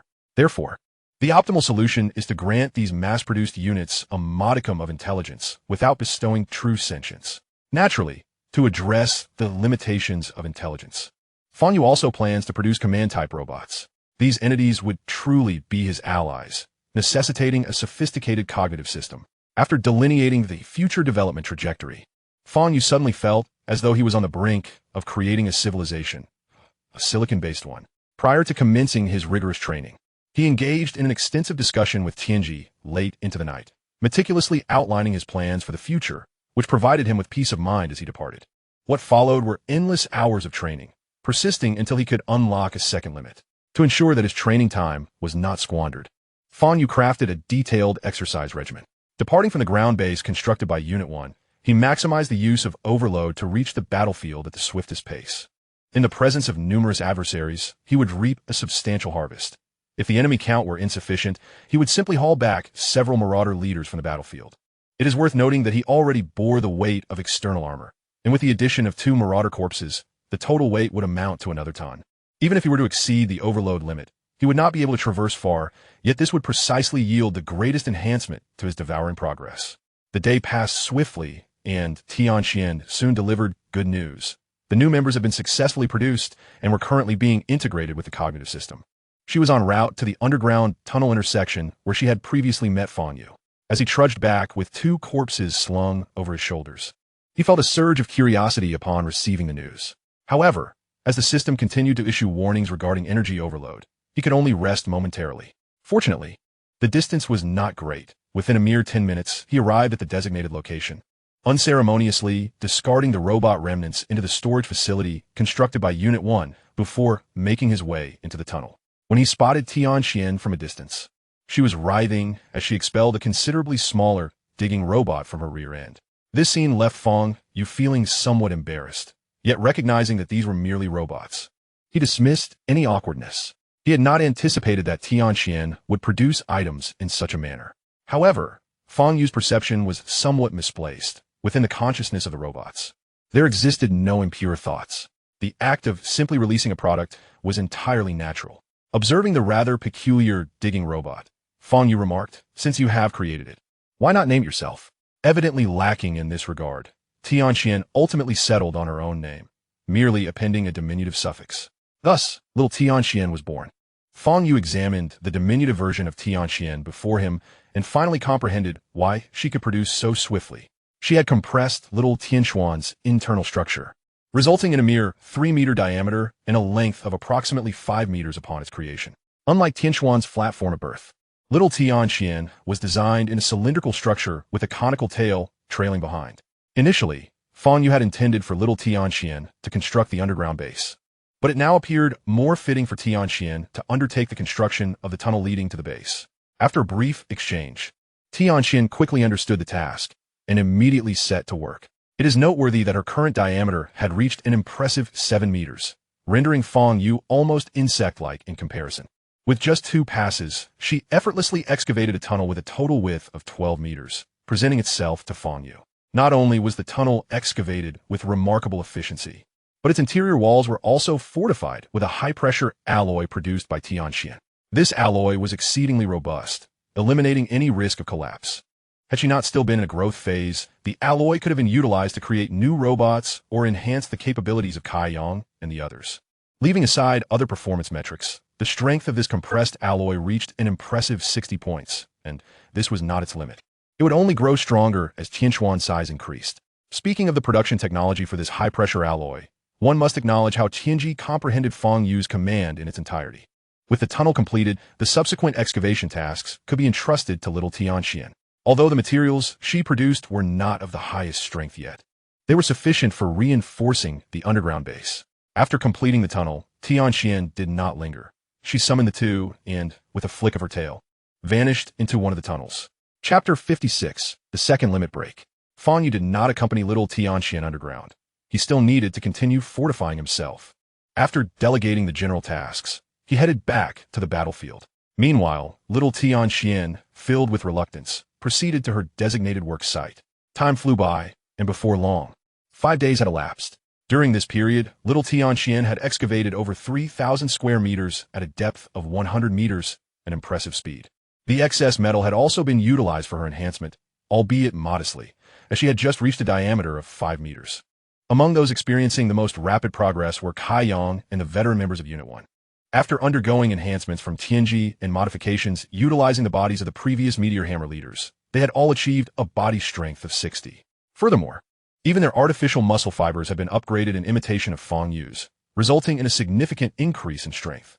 Although they did not employ the ultra-heavy external armor as Fang Yu did, their combat prowess was unequivocally formidable. The mechanical strength of other members had also been upgraded, with the lowest now reaching a body strength level of 40. The battlefield had undergone significant transformations. During this time, Fang Yu had visited the conflict zones between the alien beasts and marauders. However, both sides were endurance-focused combatants, relentlessly engaged in battle. After several days of combat, both factions' colossal robots had sustained damage, yet no decisive victor had emerged. In the realm of research, unfortunately, Tianji's investigations had encountered a setback. Her database relied entirely on Fang Yu's input, and his knowledge base had become somewhat insufficient at this stage, mastering certain concepts well while lacking in more advanced information. Should Tianji attempt to independently research and supplement this knowledge, it would likely take some time. Consequently, Tianji proposed a solution. She had discovered a peculiar location within the database of a marauder leader, a relatively well-preserved estate bearing the sign of a laboratory. The marauders evidently showed no interest in the data, leading Tianji to suggest that it would be worthwhile to investigate. However, given that Fang Yu was currently at a critical juncture in breaking his limits, he opted not to rush in search of the data. At long last, he had finally accumulated 50 evolution points. He planned to unlock his limits before venturing forth, believing it to be a safer course of action. In the newly excavated subterranean base chosen by Fang Yu for his limit release, although it was devoid of any furnishings and merely housed a multitude of materials, its safety was unquestionable. Moreover, with the ever-expanding presence of little Tianxian, there was a semblance of security. Upon arriving at this locale, Fang Yu focused his thoughts, and in the instant the evolution panel unfurled, the secondary limit release button was activated. In the next moment, he felt a sudden jolt in his heart, and his body began to tremble uncontrollably. Within moments, all external armor that enveloped his form was disengaged. Just as he was taken aback by this phenomenon, a familiar white light began to envelop him, soon encasing his entire being. Almost simultaneously, Fang Yu found himself once more in that long-lost dreamscape. In this dream, he was carefree, born into affluence, akin to a privileged heir, and he developed an infatuation for intricate mechanical structures, delving into everything from anime to film, from novels to models. Among them, his favorite was a robot model wielding the green dragon crescent blade, adorned with detachable armor that appeared remarkably lifelike. Yet curiously, this model did not represent the legendary Guan Yu. However, as his academic pursuits necessitated a move from his original home to a larger residence, All his cherished items were sealed away by his parents, remaining untouched until the end of his rich and fulfilling life. When Fang Yu finally reopened his eyes, two beams of light shot forth. Strangely, despite the dim surroundings, he could perceive everything with startling clarity. The scene felt familiar, a place reminiscent of the egg from his previous limit release awakening. Shaking his head to dispel lingering fragments of the dream, he adeptly began to consume the eggshell. This time, the eggshell proved even more potent than before. Upon finishing it, he discovered he had gained a remarkable 5 evolution points, which filled him with joy. Simultaneously, Fang Yu realized he had not activated any illumination. The scenery before him was as clear as it had been within the eggshell, leading him to conclude that this was a benefit of the secondary limit release. Such subtle functionalities would require exploration in due course, so he promptly opened his attribute panel. Machine level, 10 machine name, machine reconstruction type ability, Devour LV3 fusion, impact crystal evolution points, 5 machine strength, 100 speed performance, maximum 60 km per hour material reserves, 2 energy system, 17, 000, 17, 000 energy percentage, 100 external energy system, battery 1, 52, 344, energy, battery 2, none description, secondary limit release model. Constructed primarily from titanium steel with a multi-composite alloy structure, featuring adaptive electromagnetic tendon bundles.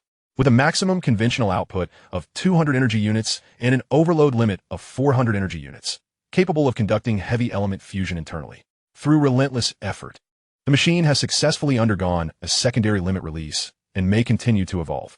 Gazing at the significantly upgraded attribute panel, Fang Yu felt a profound sense of accomplishment. Not to mention, with a strength of 100, if he were to encounter the Meteor Hammer Leader again, he could simply stand there and endure the blows without faltering. However, Fang Yu's curiosity was piqued by the level 3 of Devour.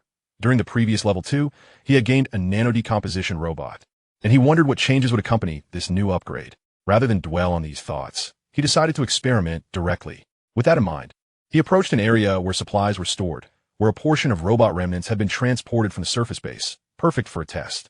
He casually extracted a hammer arm from the pile, specifically the specialized arm of the hammer leader. Biting down on the hammer, he hardly exerted any force before he effortlessly chomped off a piece. The unexpected strength of his bite astonished him. It was more than adequate for use as a weapon. Seeing that he could consume it without issue, and given his need for material reserves, he resolved to devour the entire piece. Just as he contemplated breaking down the hammer for easier consumption, his mouth began to morph, expanding rapidly as though encased in a mechanical glove fashioned by a green giant. In no time, his mouth had enlarged sufficiently to easily ingest the small hammer. Upon witnessing this transformation, Fang Yu was initially startled, but quickly deduced that this was likely another ability granted by the secondary limit release. In a short span, the hammer-shaped arm was completely absorbed into his body. If his mouth could enlarge, he wondered if his entire body could do the same. As if in response to his thoughts, his physique indeed began to change. Previously standing at a height of 2 meters and 3 centimeters after evolution, he now surged to 3 meters, a remarkable transformation. Furthermore, he sensed that with this increase in size, his strength had also augmented, making it considerably easier to deal with larger targets, though he still felt somewhat powerless against those towering above 10 meters. Nevertheless, this was not a significant concern. Since he could now grow larger, he was confident that further growth would be possible in the future. Fang Yu felt that his potential for growth was unprecedentedly vast. Chapter 57. Transformed? At present, Fang Yu's most pressing dilemma revolved around how to manage his external armor and the selection of weapon size. Regardless, the previous setup was clearly no longer viable. He carelessly stacked his former external armor in the storage area before taking his weapon and seeking out Tianji. The two engaged in a lengthy discussion throughout the night. Ultimately, a plan was established. Fang Yu would personally supervise the creation of a new set of armor and weaponry uniquely his own.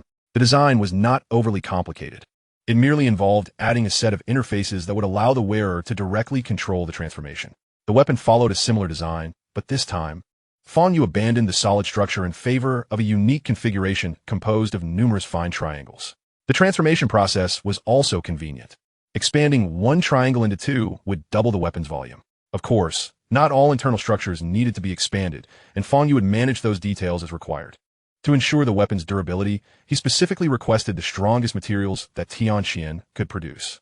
This involved a composite material synthesized under high pressure. When Tianquan's diameter was merely 6 meters, it could already yield a strength of 50. Now, with a diameter of 9 meters, the high-pressure alloy produced had reached a strength of approximately 80 points. Regrettably, this material was also a key component for Tianquan's upgrades. Otherwise, Fang Yu would have considered upgrading his subordinates as well. However, printing a weapon with such strength was no easy feat, and ultimately, Fang Yu relied on a swarm of nanobots for production.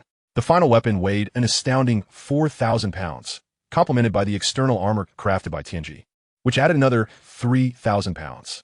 Fortunately, having undergone a secondary limit release, Fang Yu was able to bear the weight.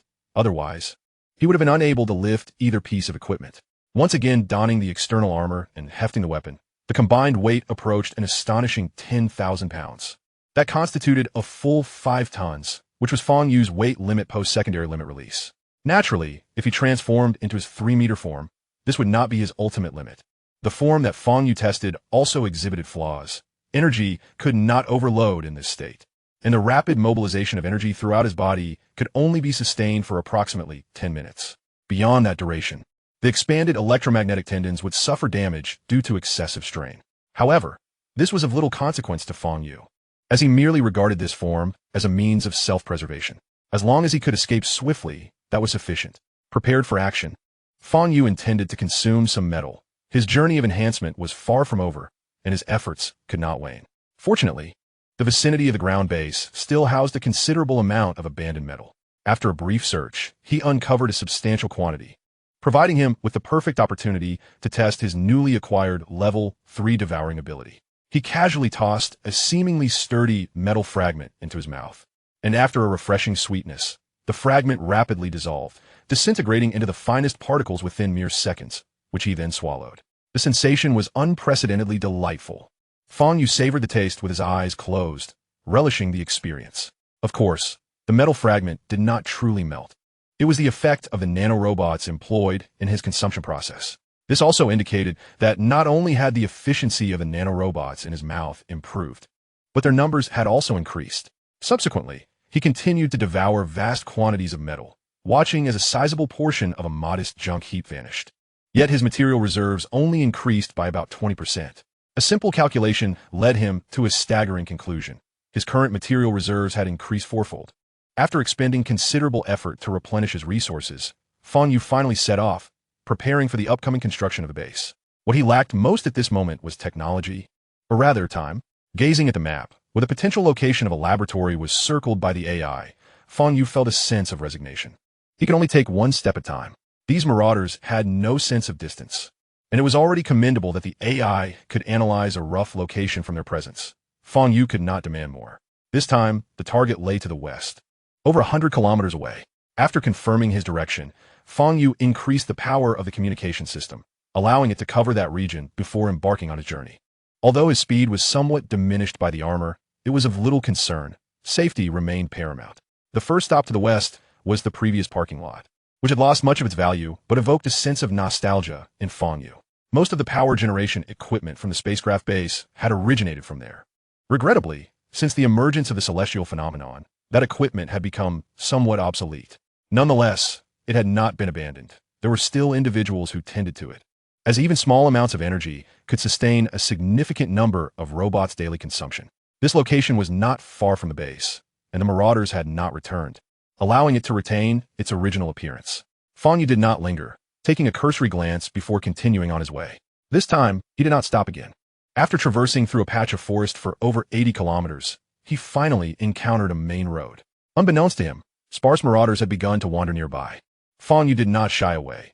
He cleared the obstructive minions in his path and pressed onward towards his destination. By the time he entered the region marked by the AI, he had walked for 2.5 hours. However, upon gazing at the expanse of ruins before him, he scratched his head in frustration. This location clearly resembled a sizable city. Even in its current state of devastation, the area remained astonishingly vast. To locate the so-called laboratory within this chaos was akin to searching for a needle in a haystack. Yet, having arrived, he had no intention of departing so easily. At present, the ruins of this city spanned thousands of square kilometers, and what lay before Fang Yu was merely a drop in the ocean. He recalled various scientific institutions from Blue Star and discerned that it should be a large building or campus. This realization narrowed down his target considerably, but he remained uncertain as to which structures or courtyards could be identified as a manor. He certainly could not recognize them amidst the urban ruins. The remnants of buildings that could be identified as towers were sparse, with even three-story structures being a rarity. However, there were several collapsed edifices, and even after so long, their outlines could still be discerned. This area was rife with marauder minions, though not densely populated. They were scavenging for supplies among the ruins. Without hesitation, Fang Yu began to search methodically from the nearest structures to the farthest, mentally preparing himself for a prolonged search. The first sight to catch his eye was a three-story building located a block away. After dispatching 2 marauders along the way, he arrived at his destination, only to find a sign on the ground reading Prosperity Shopping Center. He felt an unexpected reluctance to enter. This was clearly a commercial establishment and should have little to do with scientific research. Yet, unwilling to overlook any potential hope, Fang Yu resolved to venture inside. Chapter 58, The Urban Ruins. Upon entering the building, he was greeted by 2 escalators, reminiscent of the large shopping centers on Blue Star. Rather than ascend, Fang Yu found himself more intrigued by the basement. Navigating past the escalators leading upward, he indeed discovered a staircase descending into the lower levels. Surveying the surroundings, he noted the disarray, with dust covering everything, yet remnants of the pre-apocalyptic luxury remained evident. Given its scale, this place could have been considered a top-tier establishment in a third-tier city, but that was now a thing of the past.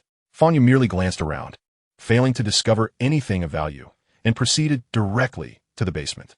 After exiting the escalator, he soon encountered a vast array of cash registers. The familiar sight evoked a feeling within him, as if he were witnessing Blue Star many years hence.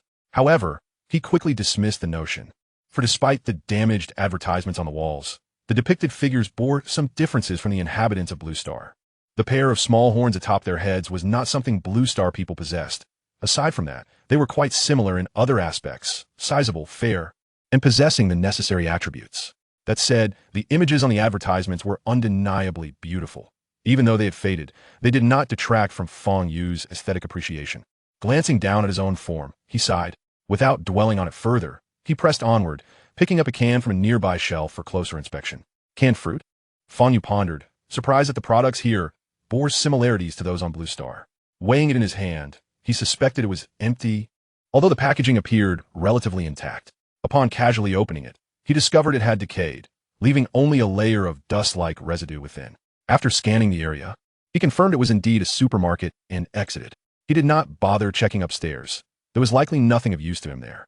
Having left the building, he continued to search 7 or 8 more structures, but aside from a few batteries obtained from the marauders he had slain, he found nothing at all. This left Fang Yu feeling somewhat disheartened. He regretted not having examined the marauders' memories earlier. How careless of him! What should he do now? Fang Yu muttered to himself. Observing his surroundings yielded no notable structures, and reluctantly, he chose a park-like area, where a hill provided some elevation. Surely, from a higher vantage point, he might discern something of interest. With that thought in mind, he made his way towards the park, navigating through the remnants of crumbled walls and debris that obscured the once visible pathways. For Fang Yu, the present moment posed no insurmountable challenge. With a few agile leaps, he deftly bypassed the obstacles before him. A slight overload of energy propelled him swiftly to the summit of the mountain. Upon reaching this vantage point, Fang Yu was momentarily taken aback by the surprising accessibility of the laboratory. The chaotic apocalyptic scenery before him stood in stark contrast to the idyllic estate beyond the mountain, reminiscent of a peach orchard. At the heart of the estate stood a towering 3-meter robotic statue. Although it was a considerable distance away, its origins were unmistakably traced back to the era preceding the apocalypse. In comparison to the current marauders, distinguishing strength was difficult, yet its aesthetic appeal was undeniable. The arms, though disproportionately robust, exuded an inexplicable beauty. The 3 legs beneath it similarly reflected a craftsmanship that diverged from the haphazard constructions of the marauders, embodying the pinnacle of local civilization's ingenuity and mechanical elegance. Scattered throughout the courtyard lay numerous remnants of robots, each displaying a similar demise, as if crushed by some immense weight. Given the evident passage of time, they were now corroded and beyond recognition. The specifics of their decommissioning remained an enigma. Observing this, Fang Yu instinctively sensed a latent danger within the courtyard, yet the precise nature of that peril eluded him. As he hesitated, contemplating whether to venture inside, a horde of robots emerged from the ruins. Were they mere foot soldiers, he would not have regarded them with concern, but these newcomers were evidently formidable adversaries. Unlike the earlier encountered hammer-wielding marauders, these marauders sported arms with razor-sharp blades and possessed long, intimidating tails. If not for the ominous red glow emanating from their eyes, it would have been challenging to associate them with the pieced-together marauders he had previously faced. A mere glance revealed the enemy's numbers to be staggering, amounting to tens of thousands. Although the distance obscured their strength, Fang Yu had no desire to engage with such overwhelming odds. With a few deft movements, he swiftly retreated behind the estate he had just spotted, leaping over the wall and into the safety of its confines. However, he refrained from delving deeper, wary of potential dangers. The technological prowess of this extinguished civilization was perplexing. It excelled in certain aspects while displaying weakness in others. Strangely, despite his prolonged presence in the area, he had yet to encounter a single corpse, a glaring anomaly that suggested something was amiss. As time passed, the sounds of footsteps emerged from beyond the estate. Yet curiously, the marauders did not venture inside to search. After a brief circuit, the footsteps faded into the distance. Finally, Fang Yu cautiously ascended the wall to peer outside, and indeed, he witnessed a multitude of departing figures. The recent arrivals comprised a squad of over 20 marauders, each boasting an average strength between 60 and 80, surpassing most adversaries he had previously encountered. Fang Yu contemplated that allowing them to uncover the secrets of the estate might be a prudent strategy. Without hesitation, he retrieved his ion beam weapon, cranked the power to its maximum, and fired. In an instant, a surge of high-energy ions erupted, igniting a dazzling light as it sliced through the atmosphere, trailing a brilliant line before striking the back of a marauder wielding a large blade at the rear of the formation. In that fleeting moment, the armor of the marauder was penetrated, creating a sizable breach, while black smoke and sparks erupted simultaneously. The immense kinetic force propelled the marauder into the others ahead, toppling several in a chaotic tumble. Observing the effectiveness of his attack, Fang Yu subdued his astonishment and quickly retreated behind the wall. Although the trace of his shot had dissipated, the marauders swiftly pinpointed the source of the assault. After a brief commotion, several marauders regrouped and returned to the estate, this time resolutely entering without hesitation. Fang Yu, initially concealed behind the wall, was taken aback when he witnessed the entire group enter without encountering danger. With no time to spare for further observation, he dashed towards the back entrance of the estate, hoping to find refuge within. However, the back door was constructed of metal, and even the walls appeared to be made from an unknown alloy. He attempted to push the door open, but it resisted his efforts. Pulling on it yielded no better results. Frustration welled within him. Had he inadvertently dug his own grave? Yet, urgency compelled him to act without further contemplation. He accelerated and leapt over the wall once more. At the moment he vaulted over, he caught sight of a foot stepping into the courtyard, allowing him to exhale in relief. It seemed he had narrowly avoided detection. However, the sensation of solid ground beneath him was replaced by the jarring sound of metal clashing. Glancing down, he realized he was standing atop a large-bladed marauder, while no fewer than 30 marauders stared at him, their wide lenses likely pondering how a creature had fallen from the sky. Chapter 59, The Past.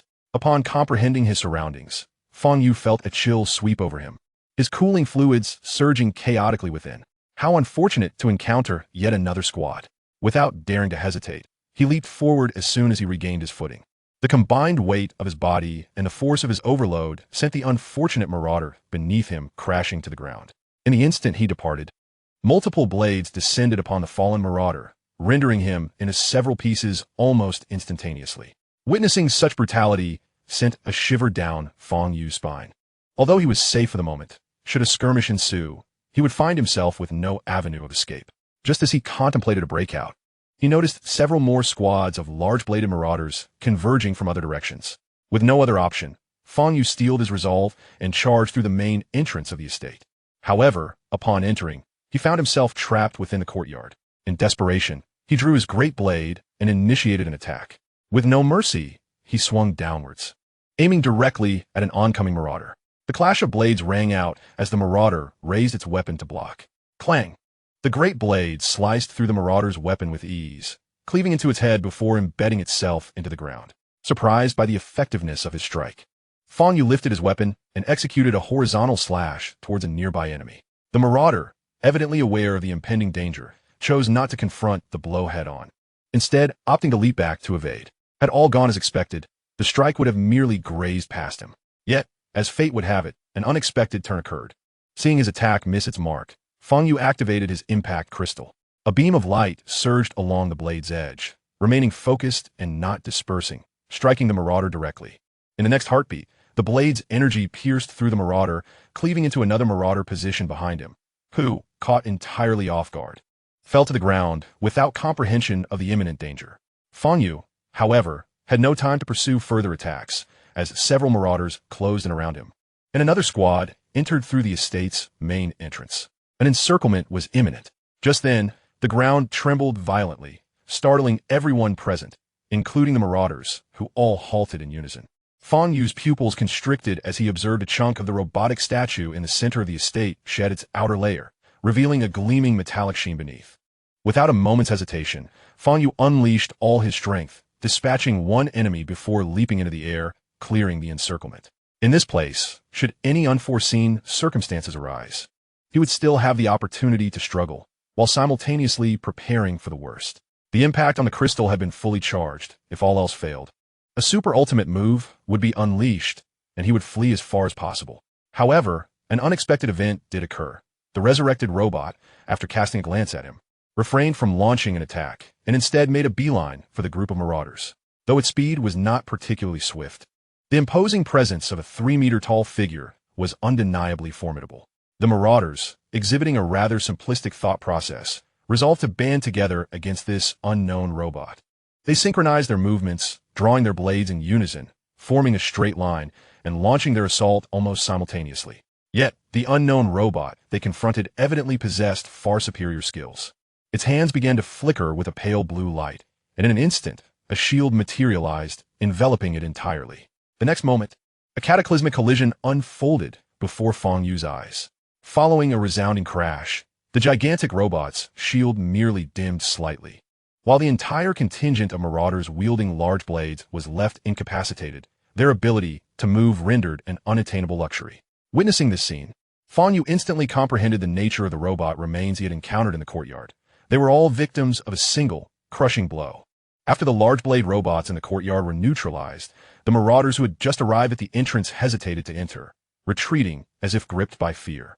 The towering robot, observing the absence of adversaries in the courtyard, retracted its luminescence and returned to its original position, the light in its pupils gradually dimming, indicating it was about to enter a state of slumber. Seeing this, Fang Yu hastily searched his memory for the language of this planet, and then inquired, "Excuse me, brother, do you know what has transpired here?" Upon hearing the familiar language, as Fang Yu had anticipated, the robot responded once more, the light in its eyes flaring more intensely than before. The next moment, a deep voice resonated, executing, protection, slumber. After a considerable pause, it managed to utter these 3 words, leaving Fang Yu somewhat exasperated. He deduced it was likely a command to protect this place before succumbing to sleep. With this thought, he subtly nodded in approval, finding it quite reasonable. "Count." Another word emerged, followed by the illumination of a data interface on its neck. Fang Yu's eyes brightened. It seemed to be requesting him to access its database. After careful consideration, he deemed it safe and confidently connected his data line to begin retrieving its memories. "Dr. Lee, this is fantastic. We have succeeded. Yes, I see it. Don't pull on my beard. You know, how many of this model have we produced? Is it really necessary to be this excited? Dr. Lee, this is the first mechanical warrior I assisted in creating. How could I not be excited? In that case, let us keep it. You come up with a name. Thank you, Dr. Lee. I've thought about it. Let us call it Little Cutie. No. Let us keep some dignity for our lab. Change it. TCH. Then how about Super Invincible? Change. Second Dog? Change. Fortune? Don't use my name, you brat. The scene shifts to the laboratory estate. Throw the ball over. Okay. Bang. Oh, woe is me. You hit me in the face. Soda. Oof. Can a mere apology resolve this issue? Sorry. All right. I'll forgive you. Now, come play with me. Bang. Ah, woe is me. I'm done playing. That hurts. In the laboratory. Dr. Lee, what are you installing in it? This is a rare item sent by an old friend of mine. After charging, it can undergo miraculous transformations. Quick, tell me more. It's a secret. What? So mysterious. Hey. Don't pull my beard, I'll tell you. This crystal can absorb energy while simultaneously generating a shield. The most astonishing part is that it's a natural crystal. Is your old friend really that generous? Aha, indeed. His laboratory artificially created a piece. TCH, a subpar product for my little cutie? No, I swapped it out. This one is genuine. Oldly, I adore you. Upon hearing the girl's words, a tear unexpectedly rolled down Dr. Lee's cheek. He silently murmured, "Son, your daughter still refuses to forgive me. Why'd you have to go to the front lines back then? Since that's the case, let us give it the remaining nuclear battery from our base. This battery has a half-life of over 100 years. I assure you it will run perfectly for a century." That night, the sky was devoid of clouds.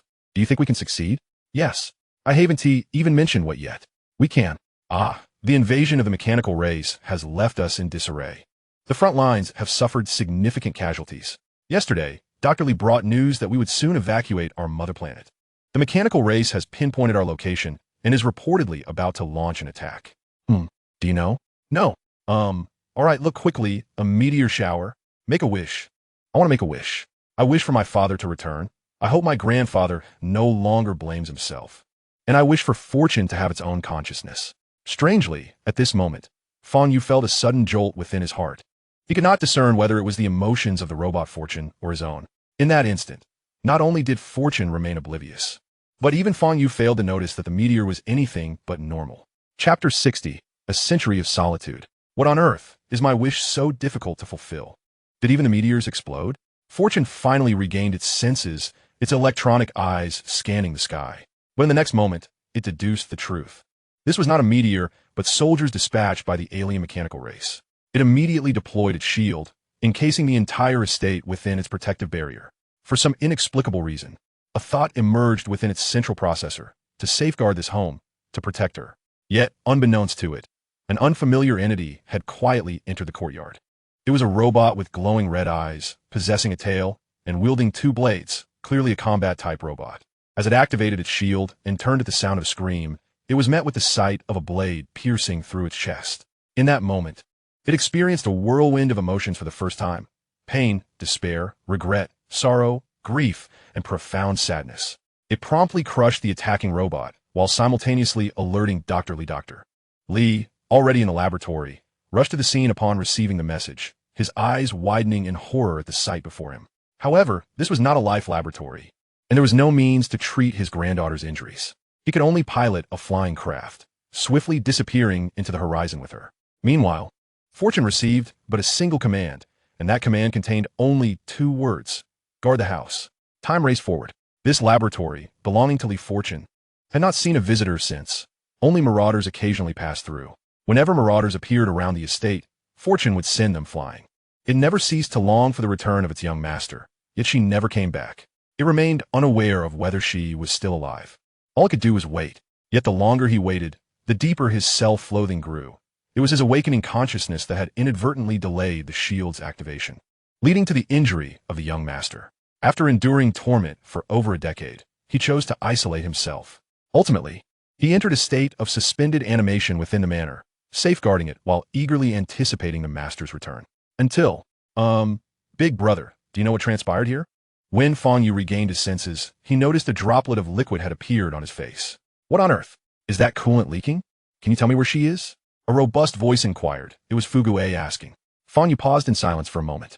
I do not know their whereabouts, but if you trust me, I can assist you in finding them as long as they are alive. I believe you. Fuguei did not hesitate. At that moment, he glimpsed a flicker of hope and chose to trust immediately. Fang Yu felt a sense of relief, realizing that Fuguei's intelligence was still quite rudimentary, making him easily trusting of others. Fortunately, he had encountered someone like himself. Otherwise, such a potent ally might have slipped away. This is a seed of wisdom. It will refine your intellect, allowing you to evolve into true sentience. After pondering for a moment, Fang Yu decided to transmit a seed of wisdom to him. Only by utilizing this would Fuguei be able to fully trust him. This was also the minimum requirement for joining his faction. As the seed of wisdom merged with him, Fuguei's eyes grew increasingly bright, and gradually his shoulders began to tremble, silently weeping. Yet he had no tears, and his distress could not be adequately expressed. The faint intelligence that had been suppressed for nearly a century awakened completely with the infusion of the wisdom seed. Witnessing his sorrowful countenance, Fang Yu felt a twinge of pain. Having just glimpsed the memories, it was as if he had relived them himself. Though merely an observer, he too experienced the profound empathy that accompanied such a connection. After a considerable while, Fuguei regained his composure and gestured for Fang Yu to follow him. They soon arrived at a large door within the manor, the entrance to the underground laboratory. However, under Fugue's attempts, the door remained obstinately shut. Fugue scratched his head, realizing that it likely lacked power. Unlike Fugue, who had a nuclear battery specially reserved for him by Dr. Lee, the energy for the entire manor was drawn from the planet's electrical grid, which had ceased functioning long ago with everyone's evacuation. Fugue knocked on the door, but received no response. He then squatted in a corner and began dismantling a section of paneling. Before long, he opened a small gap, revealing metal chains. His large hand struggled, but ultimately succeeded in prying the door open bit by bit. "Forgive me, Master. I have never entered here in nearly a century, so I have no idea what the current state inside is," Fugue sheepishly remarked. For a moment, Fang Yu felt as though he were gazing at a shield-wielding hero from a game he once played. The resemblance was uncanny. "It's all right. After a century, there are too many uncertainties," Fang Yu reassured him. From the outside, the structure resembled a garage, but upon entering, a different world unfolded. Shelves against the walls were lined with various parts, now dilapidated from the passage of time. Further inside lay a gently sloping ramp, seemingly leading directly to the basement. The slope was not steep, and the surrounding walls were composed of an unknown metal and dark glass panels, which, despite a century of erosion, showed no significant damage. As they descended, the space widened while the surroundings grew dimmer. Having acquired night vision from his previous enhancements, Fang Yu could still see clearly, while Fugue illuminated the area with intricate patterns of pale blue light emanating from his body. This spectacle piqued Fang Yu's curiosity. He wondered whether this was a capability of the crystal or merely a feature of the designed lighting system. But such matters were inconsequential. After walking for 2 or 3 minutes, they were halted once more at a corner by a closed metal door. "Can this be opened?" "Let me try," Fugue responded, squatting in the corner again. His massive hands had no difficulty dismantling such a petite metal panel, and before long, it was removed to reveal an interface. Fugue extended a finger, the tip splitting open, and a data cable emerged, which he skillfully connected to the interface. In the next instant, the base's lights blazed to life, and the door began to creak open. "Master, my power reserves are low. I can only supply this base with energy for 5 minutes," Fugue confessed, somewhat bashfully. Upon hearing this, Fang Yu promptly removed the battery from the second slot and handed it to Fugue. "This one still has ample power. Use it for now." Fugue nodded, wasting no words as he swiftly plugged in the battery, providing sufficient energy before retracting his data cable. "We're all set now." With his words, a sudden commotion emanated from within the door. "Greetings, stranger. The house is unoccupied. Please contact us for assistance. If you attempt to intrude, the defense system will be activated." The voice was mechanical, devoid of emotion. "Fugue, is there a way to resolve this?" Fang Yu refrained from acting hastily and instead inquired of Fugue, understanding that this was his home, and damaging anything would be ill-advised. Fugue nodded. "Please wait. I will disable the auxiliary system." With that, he moved inside. Fang Yu remained patient, observing the interior furnishings from the doorway. The space was not intricate. A vast hall, several rooms with open doors, and a workshop filled with mechanical arms. Meanwhile, Fugue was at the main control console connecting to the base's mainframe. The sights within were familiar to Fang Yu. He had seen them in Fugue's memories, though 2 familiar figures were conspicuously absent. "Master, it's done." Fugue's voice rang out from a distance. Upon hearing Fugue's call, Fang Yu turned to see him waving from the console. He acknowledged him with a nod and proceeded inside. His objective was clear: to acquire the technical data, a point he had already discussed with Fugue. The data cable was quite universal, and as Fang Yu connected with the mainframe, all the laboratory's information rapidly transferred into his memory bank. Unlike other robots' databases, Fang Yu's memory bank seemed to hold an infinite reservoir of data, seemingly without a bottom. He was quite satisfied with the data from the laboratory. It contained not only various robot design blueprints, but also foundational knowledge about robots, including information on the production of various alloys. Naturally, it also included documentation on large smelting equipment and production lines. These were likely all part of Dr. Lee's research projects. In summary, Fang Yu was immensely pleased. After obtaining what he sought, they did not linger and retrace their steps, sealing the laboratory entrance once more. Upon returning to the surface, Fang Yu surveyed the surroundings and noted that the marauders had vanished without a trace. "Let us go. There will be opportunities to return." Fang Yu comforted the somewhat reluctant Fugue. Fugue was momentarily lost in thought, seemingly reminiscing about something filled with memories. Yet, he also understood that a century had passed. Even if the figures from 100 years ago were still alive, they had long since changed beyond recognition. He merely sought to uncover the reasons for their absence. When he heard Fang Yu's words, Fu Gui snapped back to reality, nodded, and followed him, embarking on a new journey. However, their expedition had already begun the moment they stepped beyond the manor's gates. As he surveyed the surroundings, densely packed with marauders wielding large blades, Fang Yu felt a chill run down his spine. The combat prowess of these marauders was formidable. Engaging them in battle would be perilous, and escaping was no easy feat. It was then that Fang Yu instinctively glanced at Fu Gui's combat strength, which had previously been obscured by a layer of stone skin. Revealing specific data for the first time, combat strength, 350. Fang Yu thought, did I miss something in the lab? After reflecting, he reasoned that there hadn't been any useful parts there, which alleviated his concern. Let us prepare for battle. With Fang Yu's command, Fu Gui also readied himself for combat. His already large hands expanding further, appearing even more colossal. The marauders initiated the assault, the foremost among them brandishing twin blades and charging forward. The entire formation advanced in a conical pattern, their movements synchronized and far superior to those of the previous leaders. Fang Yu remained unperturbed. As the distance closed, he unleashed a wave of energy, sending forth a shockwave infused with 500 energy units. A massive, fan-shaped blade of energy sliced through the air, striking the lead marauder squarely. In the next instant, the marauder was knocked back several paces, causing a cascade of enemies to tumble, though none were fatally wounded. After impacting the first target, the shockwave continued to ravage the subsequent foes, yet not a single robotic adversary was dismantled. Fang Yu realized that to eliminate the marauders before him, the optimal strategy would be a full-power attack utilizing 5,000 energy points. Otherwise, he would have to concentrate his assault on a single enemy to achieve a kill. However, he chose not to do so. Although the shockwave was ineffective, he was reminded that his weapon remained formidable. With no hesitation, as the enemies fell, he advanced to deliver a finishing blow. One strike penetrated armor, and the second swiftly followed, decisively slaying the leading marauder. Just as he intended to withdraw his blade for another attack, the remaining foes had risen, launching a new offensive. Reluctantly, Fang Yu was forced to retreat momentarily. The marauder who had just risen saw Fang Yu attempt to flee and charged forward without hesitation, their movements markedly quicker. Fang Yu's instinct was to parry, but in the next moment, a colossal hand descended from above. Boom! Dust and debris erupted, only for the dispersing cloud to be drawn back in as if by a vacuum, culminating in an even grander explosion. As the dust settled, a powerful gale accompanied it.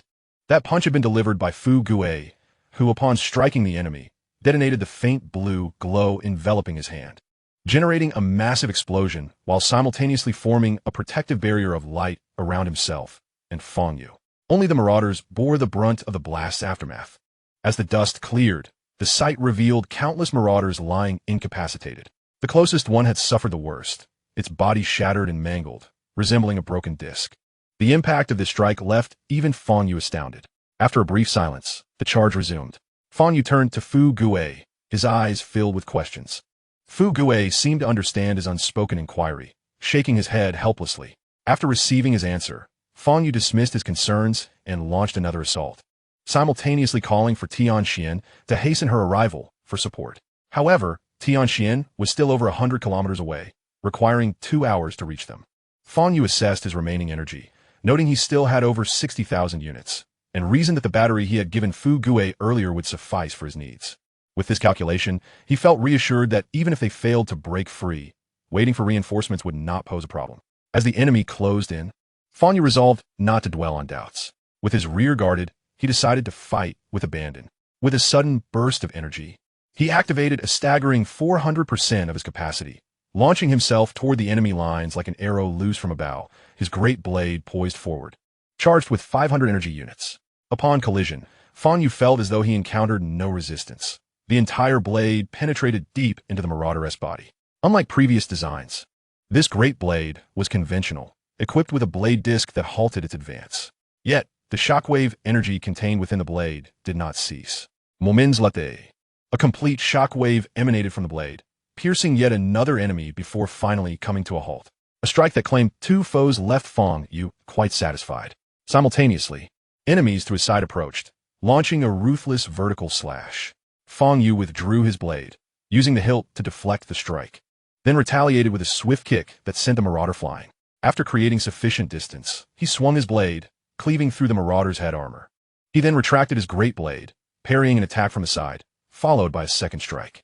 The marauder, still reeling from the damage to its head armor, was caught unawares as its skull was cleaved in two. In a short span, Fang Yu had dispatched 4 or 5 enemies, feeling a sense of accomplishment. After all, these marauders boasted combat strengths exceeding 60, with the strongest reaching 80 points. Previously, such foes would be classified as mini-bosses. Turning to check on Fu Gui, Fang Yu was astonished to see dozens of defeated marauder corpses littering the ground beneath Fu Gui's feet, all crushed beyond recognition. Moreover, he had just witnessed Fu Gui launch over 10 marauders into the air, each severed and dismembered by a single blow. Even if they survived, their combat effectiveness was utterly diminished. Fang Yu wiped the sweat from his brow, recognizing Fu Gui's overwhelming combat prowess. Aware that he could not match Fu Gui, Fang Yu opted to embrace his speed, avoiding direct confrontation and instead striking swiftly. Now, with 200% energy output as standard, his external armor still allowed him to outpace the marauders. While evading, he occasionally delivered slashes, effortlessly maintaining a high kill rate. Although escaping with Fu Gui proved challenging, he felt confident in his ability to delay for 2 hours. After an indeterminate period, both fighters had become somewhat numb to the carnage. Even Fang Yu's external armor had sustained multiple hits, with several areas damaged and peeling away. Yet looking at Fu Gui, it was evident he had sustained no injuries whatsoever. Though his movements were deliberate, each time an enemy sought to exploit a weakness, Fu Gui would dispatch them without hesitation. Now, both men stood amidst a sea of fallen marauders, yet the enemy seemed relentless, continually reinforcing their ranks. Are these marauders never-ending? Why are there still so many? Master, be cautious. A colossal one is approaching. Fang Yu was taken aback. A colossal one? What sort of creature is that? During a brief intermission in the battle, he caught a glimpse of a gigantic figure not far away. It was indeed a behemoth, towering at a staggering height of 6 meters. More than double that of Fu Gui. The immense battle axe it wielded exuded a formidable aura, causing Fang Yu's eyelids to twitch. After repelling a few adversaries in front of him, Fang Yu retreated to Fu Gui's side, finally having the opportunity to scrutinize the newcomer. Machine strength, 180. Upon discerning the specific attributes, Fang Yu felt a wave of reassurance wash over him, although this opponent appeared quite intimidating. With its towering stature and a 2-meter-long axe that suggested immense offensive capability, it was rather comical that it possessed only one arm. Initially, Fang Yu had assumed that the arm was merely obscured from view, but now it appeared somewhat ludicrous. Can you handle him? Fang Yu inquired curiously of Fu Gui. It was worth noting that Fu Gui's machine strength surpassed that of this foe by more than double. It should not be too challenging. I was created with the purpose of protection. My offensive capabilities are not particularly strong. However, given sufficient time, it would be no problem. Fang Yu smirked, glancing at the pile of debris beneath his feet, somewhat incredulous at the notion of lacking offensive power. Yet, he understood that this was primarily due to Fu Gui's sheer brute strength. Rest assured, Master, with me here, he cannot harm you, Fu Gui declared with confidence. For a fleeting moment, a vision of a young girl flickered through Fang Yu's mind. He grimaced again, hoping that with his newfound intelligence, he would prove to be more reliable. The enemy, possessing a significant height advantage, advanced swiftly. Upon his arrival, the other marauders instinctively retreated a distance, as if fearing collateral damage. Fang Yu took note of this but paid it no mind. Instead, it provided him with an opportunity to act. The axe-wielding marauder, upon their encounter, swung his massive axe with a heavy blow. The sheer impact from his gargantuan form made it apparent to Fang Yu that this strike would be difficult to withstand. He quickly lowered his stance, raising his great blade to intercept the blow with the midpoint of the handle. Clang! A resounding and prolonged clash echoed, propelling Fang Yu backward. The point of impact on his great blade was indented. As he absorbed the force of the strike, he found it formidable yet bearable. He extracted his feet from the earth and adjusted the handle of the great blade, causing several irregular triangular protrusions to emerge, allowing the weapon to regain its original form. Content with this, he noted that while the weapon's strength was somewhat lacking, it was remarkably resilient.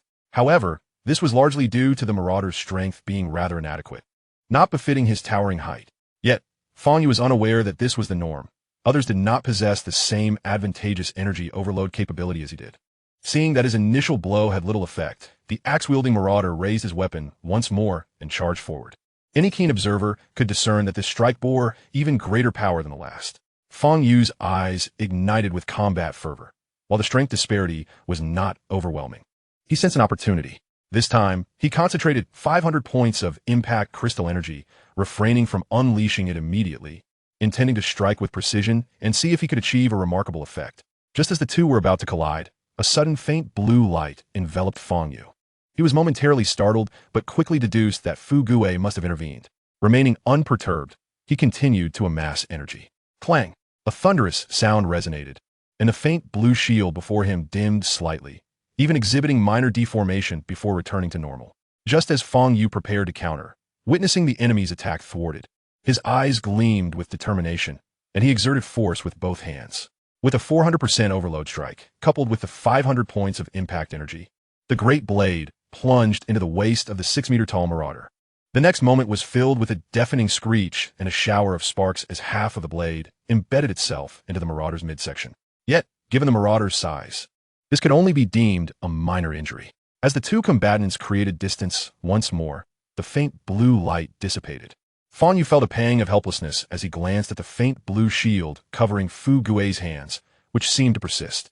He realized that he could not overly rely on Fu Gue's shield and resolved to unleash his full potential, lest he truly find himself in peril. In the next instant, Fang Yu's external armor began to morph, unfolding layer upon layer, while simultaneously his form began to expand.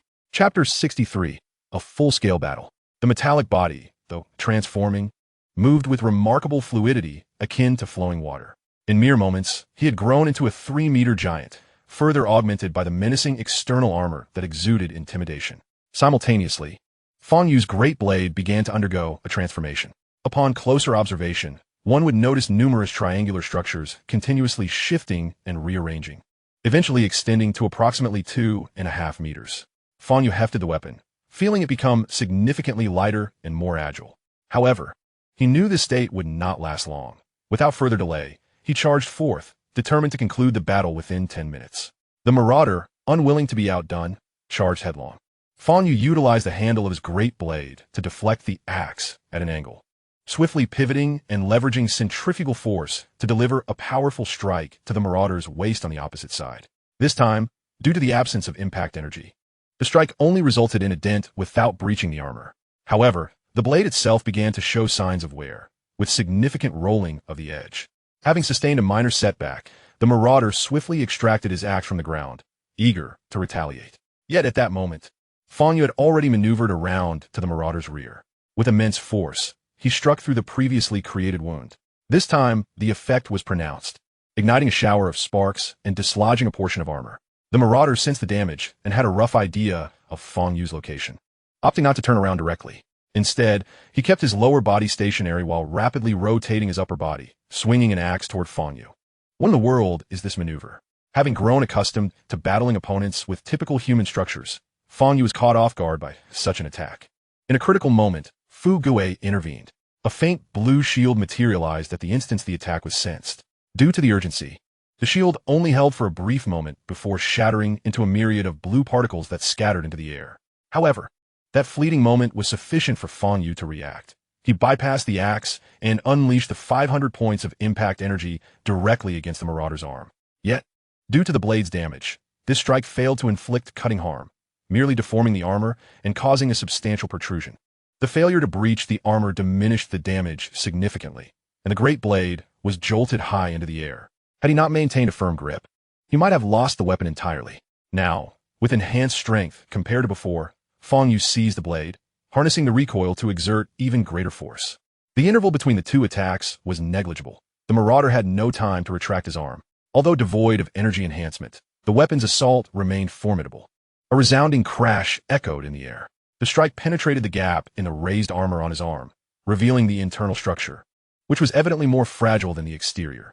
As the massive broadsword sliced through, the entire plate of armor was sent flying, severing numerous internal circuits. However, these were likely not vital components, for the marauder, wielding the enormous battle axe, launched an assault with hardly any delay. Having just extricated himself, Fang Yu raised his blade to block.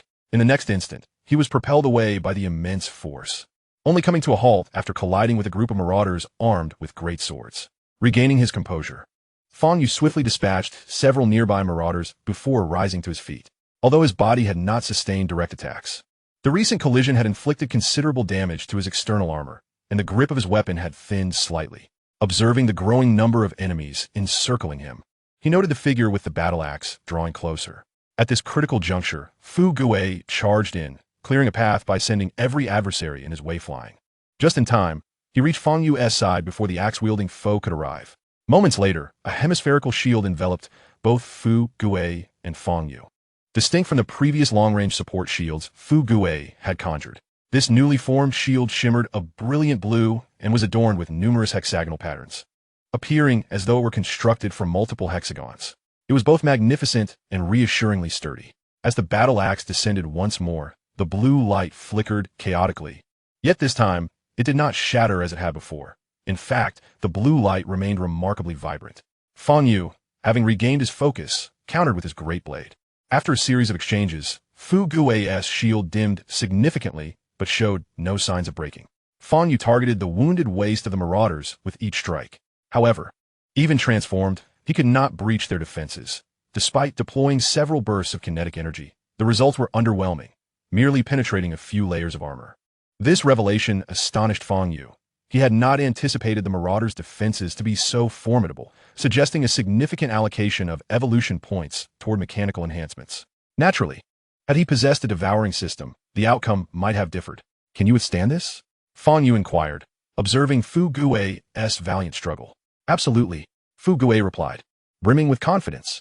As long as he had energy, the marauder would not breach his shield, although his nuclear battery's output had diminished.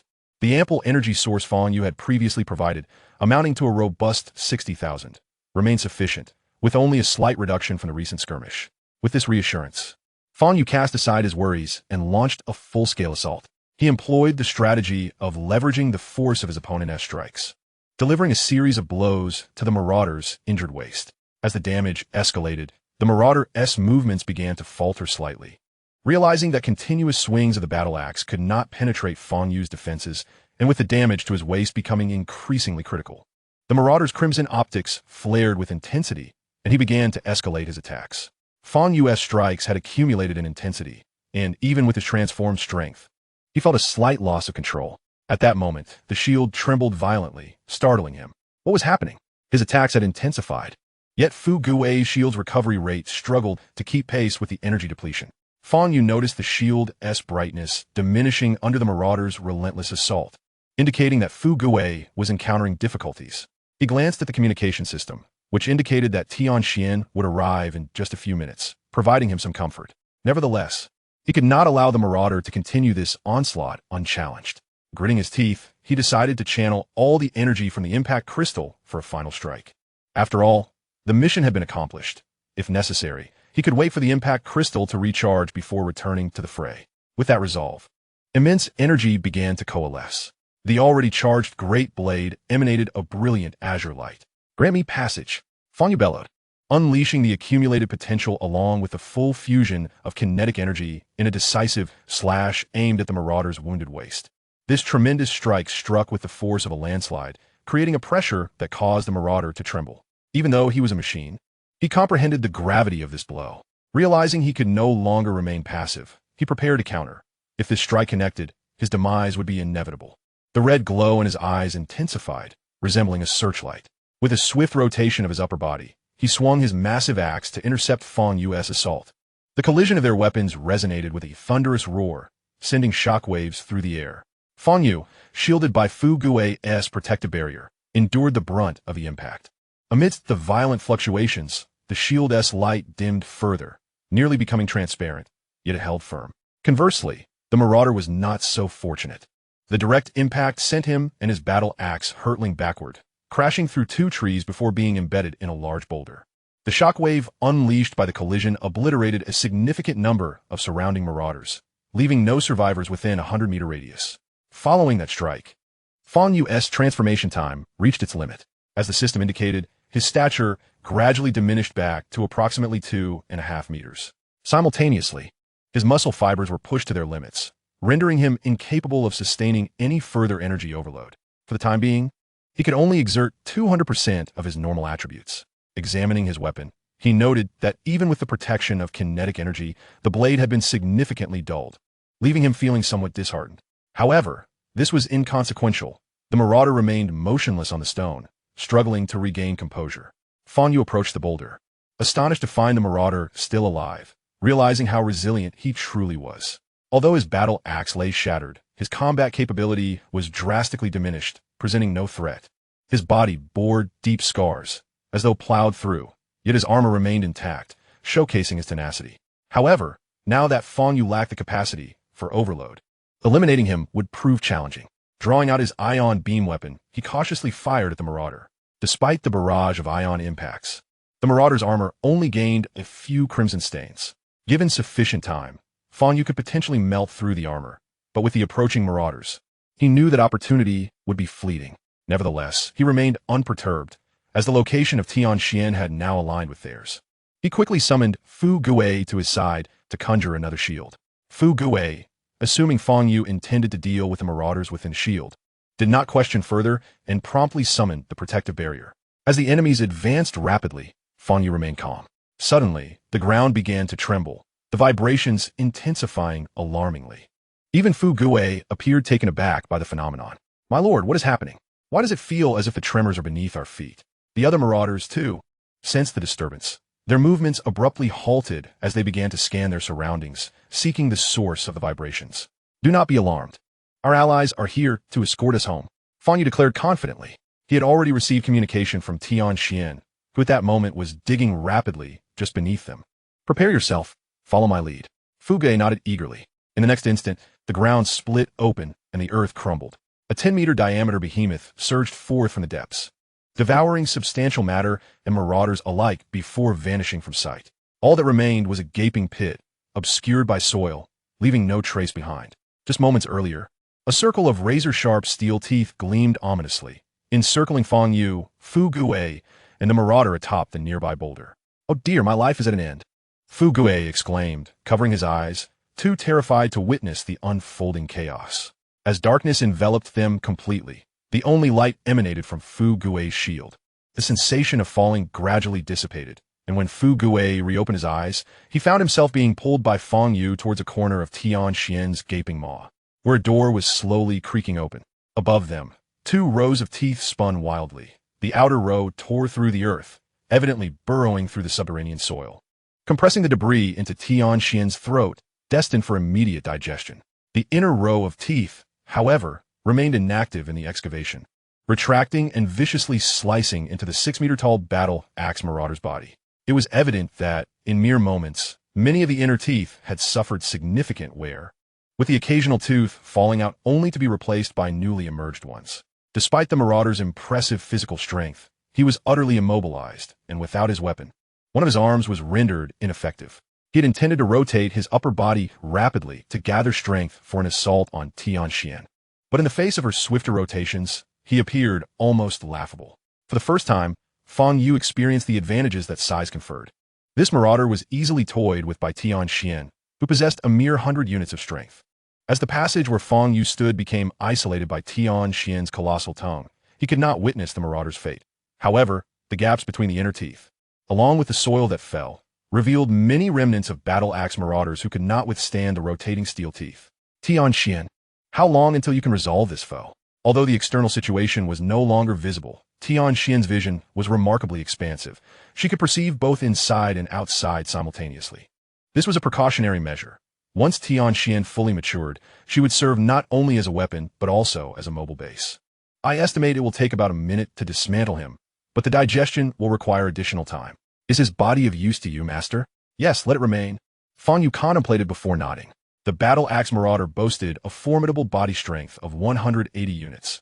However, while his 6-meter frame was beneficial for Tianxian's growth, it was not as substantial as it appeared, given that her 10-meter diameter body would require dozens of battle axe remnants to fill. Others, however, would benefit significantly from such a large body, potentially enhancing all partners within the base. Just imagining a collective body strength of 180 units brought him immense satisfaction. "Master, where are we?" After a prolonged silence, Fu Gui's trembling voice broke through. "We are within Tianxian's body, our ally," Fang Yu explained, already stepping through the open door of her maw and beckoning Fu Gui inside. Although Tianxian was fervently burrowing through the earth, her interior remained surprisingly stable, only slightly vibrating. Okay," Fu Guei stammered, still unaccustomed to the sensation, as this was his first experience of being consumed in a century. As the two entered, the corridor illuminated with soft white lights, casting a gentle glow that felt warm and inviting. After a few steps and passing through another door, they entered a spacious hall, Tian Xian's only area capable of accommodating humans. The transformation was astonishing. The height had increased from approximately 2 meters to 6. And where there was once emptiness, now hung a massive display screen. Fang Yu was taken aback. As if sensing their attention, the screen flickered to life, divided into a grid of multiple smaller screens. 6 of them displayed external scenery, primarily focusing on the head and tail, while the images on the sides remained indistinct. The 3 internal perspectives included 2 from within the mouth and 1 depicting the corridor. Fang Yu's gaze was fixated on the screen, showing the interior of the mouth, where the battle-axe marauder continued to struggle. Even as his body was cleaved in 2 at the waist, he flailed his arms in a desperate attempt to escape. However, as the inner row of steel teeth accelerated, his efforts waned. Observing this, Fang Yu understood that he could not last much longer. Indeed, mere moments later, the marauder was bisected, his brain severed in half, and he was promptly relegated to the status of debris. Subsequently, he was unceremoniously deposited into Tian Xian's belly, and Fang Yu could no longer see what transpired thereafter, trusting that Tian Xian would manage the remains appropriately. As if aware of Fang Yu and Fu Guei's potential boredom, the ground suddenly fissured, and a chair emerged, accompanied by a small device. "Master, this is the communication system interface I just crafted," Tian Xian's cheerful voice chimed in. Fang Yu nodded, surprised by this development. Seating himself in a noticeably larger chair that felt quite comfortable, he signaled for Fu Guei to join him. Meanwhile, nanobots surged from his left arm, enveloping the communication device. Thereafter, the process became significantly simpler. After some exploration, the device was successfully integrated into Fu Guei's body. Simultaneously, a new name appeared on the communication channel, Fu Guei. "Hey there, I'm here, brother, I've got your back." A message from number 1 declared, who was busy gathering supplies. "Don't listen to him. He's just a scavenger." Kai Yang interjected, undermining him. "You're the scavenger. Your whole family are scavengers." The message led to an abrupt silence. Realizing this, number 1 finally grasped that they were all akin to family. I didn't say anything. Just pretend I don't exist." Fang Yu sighed and suggested, "All right, let us introduce ourselves. Hello everyone. I'm a new guy. My name is Fu Guei. Please treat me well. I am Tianji, responsible for equipment research and development. Feel free to reach out if you need anything. I am Tian Xian, hee. This time, not only messages but also tangible voices came through. Her tone had evolved from its initial state to one that was more melodious and pleasant. Fu Guei quickly nodded, "Greetings. Tian Xian, do come play sometime." Number 1, while scavenging, couldn't resist displaying a mischievous grin, resembling a neighborhood troublemaker. Number 2, nearby, observed number 1's cheeky demeanor and glanced at the chat channel, involuntarily releasing a drop of antifreeze. As the group grew more familiar, the chat channel buzzed with activity once more. Fang Yu sat quietly in a chair, observing with a sense of satisfaction, refraining from conversation. 2 hours later, Tian Xian had come to a halt at the underground base's plaza. The base had expanded further, now appearing quite spacious. Tianji had also relocated here, eagerly awaiting Fang Yu's return alongside her assistant, J1, and a complete set of printing equipment, while the power generation devices on the ground were entrusted to the likes of number 1. "Master, you're back," Tianji exclaimed with enthusiasm, rushing to greet him and calling out loudly to Tian Xian, whose mouth was agape. Tian Xian emitted a sound, releasing a collection of parts. Master, you sob. "What are you doing over there, Tianji?" As Fang Yu stepped out from the luxurious cabin of Tian Xian, he noticed Tianji lamenting over the heap of parts from the battle axe raiders, an unidentified liquid streaming from her electronic eyes, creating quite the spectacle. He was at a loss as to when Tianji had installed such a humanoid system for herself. Tianji glanced at the metallic fragment in her hand, and then at Fang Yu, who was tilting his head in her direction, and her mind momentarily malfunctioned. Quickly regaining her composure, she stood upright, though her body still trembled slightly.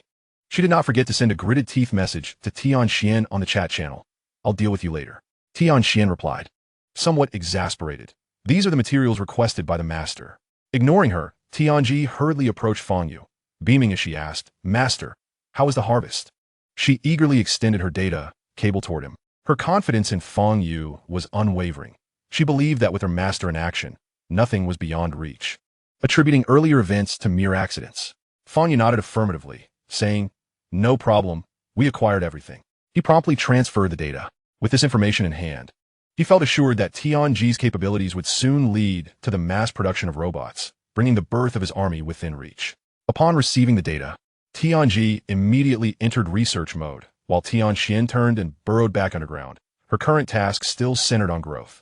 Fang Yu cast another glance at the smaller Tianxian, who was busy expanding the underground space. Its size had already reached 5 meters, a result of the ongoing base expansion. However, as its size increased, its speed was gradually unable to keep pace with Tianxian's growth. Yet, this was merely temporary. Once Tianxian became sufficiently powerful, all that was needed would be to provide the compressed materials for upgrades, and the smaller Tianxian would swiftly evolve. Having delegated his tasks, Fang Yu proceeded to the warehouse area to retrieve 3 batteries. He installed one for himself and handed the other 2 to Fu Guei. Upon receiving the batteries, Fu Guei promptly installed them, also passing his own battery back to Fang Yu. Upon receiving it, Fang Yu quickly noticed a distinction. One of the batteries was indeed the one he had previously given Fu Guei, which was not surprising. However, the other was a genuine nuclear battery, complete with fuel. Though the fuel's half-life had long since expired, rendering its output insufficient to meet Fu Guei's consumption.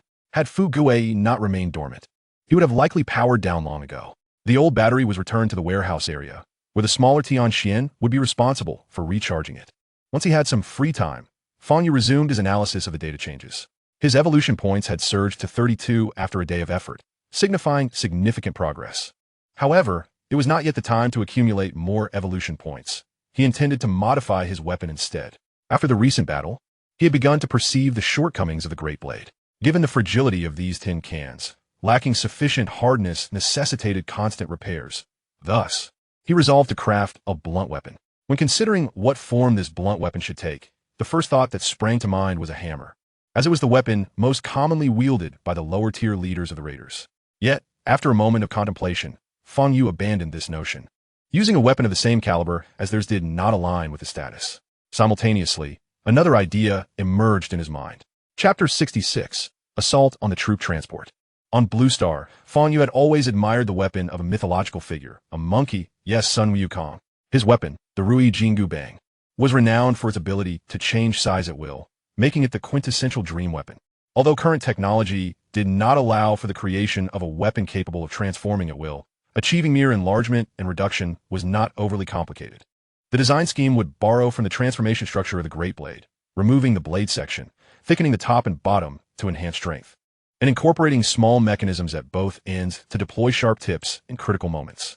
The primary function of these tips would not be to kill, but to concentrate impact energy, significantly enhancing penetration power. Previously, an attack utilizing 5,000 energy points had failed to sever the battle axe raiders. But an attack concentrated at a single point would assuredly pierce through. The design was rapidly concluded, and with the completion of the blueprint, printing commenced. The material utilized for this endeavor was a piece of armor from the battle axe raiders. A mere small fragment would suffice to craft Fang Yu's weapon, so he did not hesitate in its use. Should materials run short, J1's enhancement could be postponed, and if necessary, the enhancement of number 1 subordinates could also be deferred. There were always solutions to be found. As the weapon gradually took shape, a 3-meter-long Rui Jingu Bang materialized before Fang Yu. Its structure remained a dense array of triangles. Though this time, solid triangles were employed, increasing both strength and weight. When transformed, the weapon could reach a maximum length of approximately 5 meters, ensuring that even in his 3-meter giant form, Fang Yu could wield this staff with ease. To enhance the weapon's aesthetics, Fang Yu painstakingly designed the ends of the staff to resemble golden hoops. With such an appearance, naming it the Rui Jingu Bang seemed entirely appropriate. Subsequently, he grasped the completed Rui Jingu Bang and tentatively swung it a few times, only to immediately encounter difficulty. The staff was simply too heavy, without maintaining energy overload. He could hardly lift it. Reluctantly, he resorted to modifying his armor, and before long, a layer of armor was shed. Only then did he successfully grasp the weapon. Gazing at the seemingly modest 3-meter-long staff, he noted its weight had reached 3 tons, equivalent to a staggering 6,000 pounds. Considering the weight reduction from the armor, his total equipment still weighed around 8,000 pounds. At this moment, Fang Yu felt a profound sense of satisfaction. With the weapon completed, he inquired about Tianji's progress. It was astonishing to note how rapidly the robot absorbed knowledge. They had already entered the research phase. However, the development would not be quick requiring at least a day. With nightfall upon them, Fang Yu had no intention of resting. He hefted his weapon and made his way to the ground. Naturally, he was eager to test the power of his new weapon, and accompanying him was Fu Gue, who was also restless and eager to do something. After careful consideration, Fang Yu decided to take him to Kaiyang. With Fu Gue in command there, encountering the Meteor Hammer leader would pose no significant issue.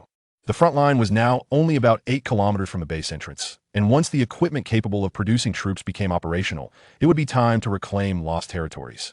The two acted swiftly, and before long, they arrived at the stronghold where Kai Yang and the others were stationed. In the distance, Kai Yang spotted Fang Yu and his companions approaching, both of whom were quite tall by local standards. The minions of the raiders on the front lines stood around 178 meters, while the legless aberrations barely surpassed 1 meter in height. "Master, who is this?" Although they had previously conversed over the communication channel, it only contained text and names, devoid of avatars, leaving Kai Yang unfamiliar with Fu Gue. Fang Yu silently noted this. The rudimentary communication system had been established for convenience. But now that the Tianji mission was nearing its end, an upgrade was warranted. "Hello, Yaime Fu Gue. It's a pleasure to meet you." Fu Gue spoke in a deep, resonant voice. After confirming his identity, Kai Yang nodded in acknowledgement. "Hello, I am Kai Yang. Ah, the master has mentioned you." Fu Gue replied courteously. Fang Yu paused for a moment, pondering, "Did I? I don't recall." Kai Yang found this remark rather gratifying, feeling that the master was still thinking of him, which brought him satisfaction. After a brief exchange, the trio arrived at the forefront of the battlefield. At that moment, 10 K-type robots were relentlessly firing at the enemies. With no formidable foes present, the skirmish was considerably easier. The ion beams of the new weaponry inflicted penetrating damage on these minor minions, typically taking down 3 to 5 with each shot. Since Fu Gue was a defensive warrior, he refrained from engaging directly, opting instead to observe the battlefield conditions. Fang Yu, however, was restless. His purpose for coming was to test the weaponry while also devouring some metal. After calling to his companions, he pushed through the crowd and made his way towards the main road to the northwest. Interestingly, these machines only attacked or explored along predetermined routes, demonstrating a rather low intelligence.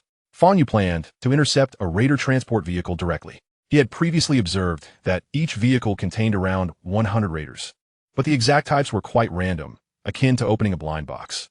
However, intercepting them was no simple task, as these transport vehicles were also robotic, equipped with wheels at their extremities, enabling rapid movement. He feared that a direct confrontation might result in injury, especially since the energy restoration from the crystal was minimal, and he could not rely on it any longer. Ultimately, he focused his attention on a large tree nearby. Without hesitation, he deployed a swarm of nanobots, and in no time, a massive tree was processed into uniform logs, resembling an ancient battering ram. He then secured it with metal chains between 2 other trees flanking the road, deliberately raising the specially crafted ram to avoid detection.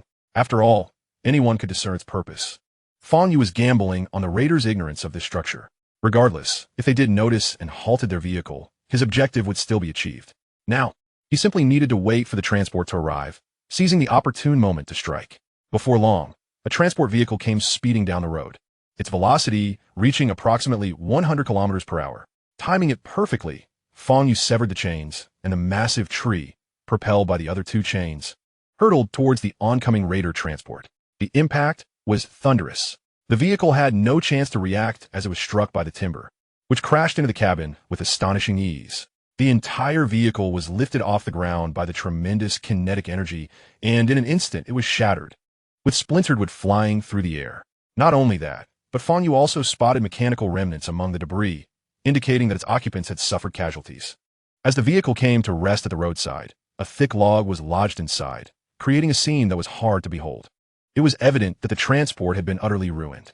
Soon, raiders began to disembark from the vehicle. Fang Yu remained patient, gripping a long staff with golden hoops at both ends, waiting for the raiders to emerge. The first wave of enemies appeared, not as mere raider minions, but as elusive soldiers and a new type of combatant. They resembled teddy bears, albeit rusted and seemingly lacking combat prowess, yet each stood about 3 meters tall. Their entry into the transport vehicle had not been an easy feat as the last of the enemies exited the transport. Fang Yu finally beheld the full array of raiders contained within. There were 20 elusive soldiers and 5 colossal bear warriors. The transport, which could accommodate 100 or so individuals, had only carried this scant number of raiders. Upon peering back into the vehicle, Fang Yu discovered around 5 already decommissioned elusive soldiers inside. A stroke of fortune indeed. Had these elusive soldiers been on guard, a frontal assault would have likely proven futile against them. Once the raiders disembarked, they quickly noticed Fang Yu by the roadside. In their simplistic mindset, they perceived him as either an ally or a resource, prompting them to charge at once. The threat posed by the elusive soldiers was minimal. They typically operated in tandem with spear-wielding infantry, but this time none accompanied them. Fang Yu paid little heed to them. His curiosity piqued instead by the slow-moving bear warriors in the rear. These bear warriors bore a distinct resemblance to the bear soldiers of the Aberration faction, but leaned more towards the toy bear aesthetic, likely a product of modification. As the elusive soldiers initiated their charge, Fang Yu twirled his staff with ease, feeling quite adept before also rushing towards the enemy. A clash was imminent. Facing these elusive soldiers with a strength of only 100, Fang Yu swung his staff, elongating the rear and to land a powerful blow squarely on one soldier's face. The head, fused with its shield, was driven deep into its shield-like chest cavity by the strike. Without retracting his staff, he continued to sweep it across, striking the second enemy who had surrounded him. Although this enemy did not perish with a single blow, it was nonetheless severely impacted, its body bending at a 90-degree angle, making normal movement exceedingly difficult. Recognizing the might of his weapon, Fang Yu held nothing back, unleashing an energy overload. In mere seconds, he dispatched over 20 elusive soldiers with ease, a feat that would have been far more challenging in the past. However, it was now a trivial task for him. The bear warriors moved slowly, yet Fang Yu noticed that their body strength exceeded 140, surpassing that of the elusive soldiers. Each step tremored like an earthquake, leaving Fang Yu astonished at their formidable mass. He advanced confidently, targeting the fastest bear warrior with a powerful strike. This blow was delivered without restraint, utilizing 400% of his energy overload, creating a sound akin to breaking air. It was immediately followed by a tremendous collision, the recoil nearly causing him to lose grip of his weapon. Nevertheless, he swiftly regained his composure, evading the subsequent attack from a massive paw. A paw print materialized upon the ground, a charming impression of 4 fingers resembling a bear's paw, were it not for those menacingly crimson eyes brimming with aggression. One might have mistaken it for an adorable pet toy. Indeed, a smaller version would have been even more delightful. Observing the damage inflicted by a single, forceful strike, Fang Yu could not help but furrow his brow. With just one blow, he gleaned a rudimentary understanding of the giant bear's structure. Its primary attribute seemed to be its remarkable resilience, its armor boasting an astonishing thickness that explained the relatively minimal damage dealt. It was evident that their deployment was primarily aimed at countering the scorpion units of the Beast faction, as their steel-spiked assaults were hardly a concern for such formidable creatures. With this realization, Fang Yu ceased his futile attempts at brute force. He manipulated the long staff in his grasp, swiftly transforming its tip into a spearhead. Subsequently, he began to concentrate and impact energy. Although he had only regained over 300 points, it was sufficient for a preliminary test. This energy accumulation was unprecedented, illuminating the entire spear tip with a radiant glow. In the next moment, as the spear tip lunged forward, the energy surged forth. Unlike previous assaults, this attack followed a singular trajectory, penetrating directly into the center of the 3-meter giant bear's forehead. With a resounding crash, even a body of formidable strength, boasting an intensity of 140 points, was pierced through. Yet, the giant bear soldier merely paused momentarily before launching another strike. Fang Yu was taken aback. He had clearly pierced the creature's skull, yet it continued to move. However, time was of the essence, and he promptly retreated, narrowly avoiding a blow. Upon closer inspection, he soon discerned an anomaly. Inside the gaping wound where the bear soldier's brain had been pierced, he found nothing but metal, entirely devoid of any mechanical structure. This revelation left Fang Yu perplexed. Who could have designed such a solid construct? With a sigh of astonishment, he launched another attack, this time redirecting his focus downward, aiming for the neck. As soon as the cooldown elapsed, he initiated the assault once more. Indeed, as he had anticipated, another strike penetrated cleanly. Yet, to his frustration, this blow only revealed a simplistic portion of the structure, without a trace of a processor. Undeterred, Fang Yu continued to engage with the remaining giant bears. After several assaults, one among them became a headless monstrosity, yet it continued its relentless pursuit. Finally, after an endless series of penetrating strikes, he discovered the giant bear soldier's weakness. An unintentional piercing attack severed the main power supply line, rendering the giant bear immobile, thus concluding his prolonged probing. With the weakness identified, Fang Yu felt a profound sense of relief. The subsequent 4 giant bears were dispatched in mere moments, having deliberately led himself away from the roadside. He was now positioned such that even should a transport vehicle pass by, it would not immediately detect him. Without hesitation, he released a swarm of nanobots to commence an exploration of the internal structures of these giant bear soldiers. As the bears were systematically dismantled, Fang Yu found himself frowning, not due to complexity, but rather because of the simplicity of their design. Aside from the thick armor, the interior comprised the most rudimentary structures, comparable to the marauder minions, lacking any standout features other than their enhanced strength to carry such heavy armor. Even their skeletal structure was smaller than their external appearance. This explained why the giant bear soldier had not perished when Fang Yu pierced its head. Its internal skeleton merely reached the neck. If he were to liken it to something, Fang Yu felt it resembled a marauder minion clad in a skin suit. With a comprehensive understanding of the internal structure, he wasted no time. The swarm of nanobots swiftly severed the armor of the bears. Following this, he began to consume the remains, amassing a reserve of materials. As for the taste, it was inconsequential, but the material reserves had indeed increased significantly, likely due to the robust nature of the metals involved. As the materials entered his mouth, the consuming swarm of nanobots commenced their work, transforming the materials into powder within mere seconds. Fang Yu could not help but marvel at the formidable capabilities of the upgraded, consuming nanobots. In a short span, all 5 giant bear soldiers had been ingested, yet his material reserve had barely reached 87%. After devouring a considerable number of stealth soldiers, he finally filled the reserve. With the enhancement of his consumption abilities, although gaining evolution points had become notably easier, the necessity for substantial nourishment each time remained somewhat cumbersome. Observing the surroundings with little of interest left, Fang Yu chose not to linger and turned towards the base. He had thoroughly tested the weapon's capabilities. While it lacked the sharpness of the previous broadsword, its strength had escalated several tiers, promising longevity. Moreover, the penetrating power generated by the impact energy was exceptionally potent, surpassing even that of the broadsword. Glimpsing at the time, he felt no urgency to return to the base.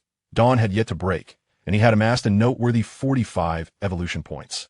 Thus, he resolved to explore further before heading back. He proceeded to the battleground between the beasts and marauders, astonished to discover that the beast faction maintained the upper hand. Those scorpion-like robots had begun to intermittently strike the marauders' colossal machines, which were rendered helpless, thwarted at every attempt by the giant gorillas. Despite this, the marauders were not entirely at a disadvantage. The sheer numbers of marauders ensured that a momentary silence would often lead to a significant counterattack. The frequency of transport vehicles had noticeably increased compared to before. Fang Yu observed briefly. Seeing that the situation had not devolved into total chaos, he withdrew. On his return to the base, he unleashed a wave of slaughter. Unlike his earlier encounters with the giant bear soldiers, which required strategy, dealing with these lesser minions was a matter of striking with a staff. Either they were cleaved in two, or it felt akin to winning a lottery. Not only were these lesser minions no match for him, but even the hammer and iron ball leaders charging towards him could not withstand his onslaught. At this moment, he resembled an unstoppable force, reminiscent of a titan returning to a novice village. Curiously, despite the marauders being at a disadvantage, the numbers on this side seemed to be increasing. It was uncertain whether they had garnered attention. By the time Fang Yu returned to the base, dawn had already broken, and he had claimed the lives of hundreds of enemies. Yet, even so, the enemy numbers showed no signs of diminishing. Were it not for the support of his new weapon, the positions defended by Kai Yang and others might have already fallen. Even with the advantage of weaponry, Kai Yang estimated they could withstand only a couple more days at most. Casting aside such distractions, the priority now was evolution. His evolution points were ample. He promptly accessed the evolution panel, revealing the options before him. Still the 3 foundational choices alongside 2 blank slots. After a moment of contemplation, Fang Yu realized he lacked nothing critical. However, recalling the adjustments made to the communication system's power before his departure, he noted that the increased power consumption was substantial. Moreover, this wireless transmission technology was nearing its limit, making it difficult to extend its range. With this in mind, Fang Yu concentrated, and one of the blank options illuminated. Would you like to confirm the enhancement of the communication system? Without hesitation, Fang Yu selected to enhance it, leaving the specifics of the technology to the system's discretion. Not long after, as the numerous question marks dissipated, the option gradually transformed into 4 words: quantum entanglement. Upon witnessing this technology, Fang Yu felt a jolt of realization. He recognized it. If this technology were indeed mature, it could facilitate super-distance communication, achieving results in a single leap. With this thought, he promptly delved into his memory repository, meticulously reviewing the technical documentation concerning quantum entanglement. In due course, Fang Yu's furrowed brow relaxed. Although the technical challenges were considerable, they were not insurmountable. The primary hurdle of this technology lay in inducing entanglement of quantum states. Fortunately, among the currently available technologies, there existed one capable of accomplishing this task, the ion beam weapon. The fundamental principle was quite similar, utilizing the ion stripping technology inherent in the ion beam weapon. One could apply potential energy through the confinement of ions, specifically via the acceleration module within the weapon. However, the distinction here was that, instead of providing acceleration, it merely exerted potential energy. Once the potential energy accumulated sufficiently, it would stimulate the internal energy level transitions of the ions, simultaneously entangling their quantum states through Coulomb interactions among the ions. Fang Yu recalled that this technology was referred to as ion trapping technology back on Blue Star. Although there were some discrepancies, they were trivial. With the core of this communication system established, the remaining issues could be swiftly resolved. Subsequently, he located Tianji, who was busy printing large equipment within the underground base. Upon seeing Fang Yu approach, Tianji was brimming with excitement, eagerly reporting progress. Master, do you know? Our device has been developed, and in a few hours, we will be able to mass-produce robots. All right, settle down. You're about to fall apart, Fang Yu chuckled, gently patting Tianji's head before continuing. Just in time, I have a new technology for you to assimilate. With that, Fang Yu extended the data cable. Before long, Tianji, having absorbed all the knowledge, was exhilarated. Master, this technology is remarkable. Indeed, the rest is up to you. Not a problem. The remaining technical challenges are few. Once I complete the construction of the production line, I will thoroughly tackle this technology. Tianji had always been passionately engrossed in research.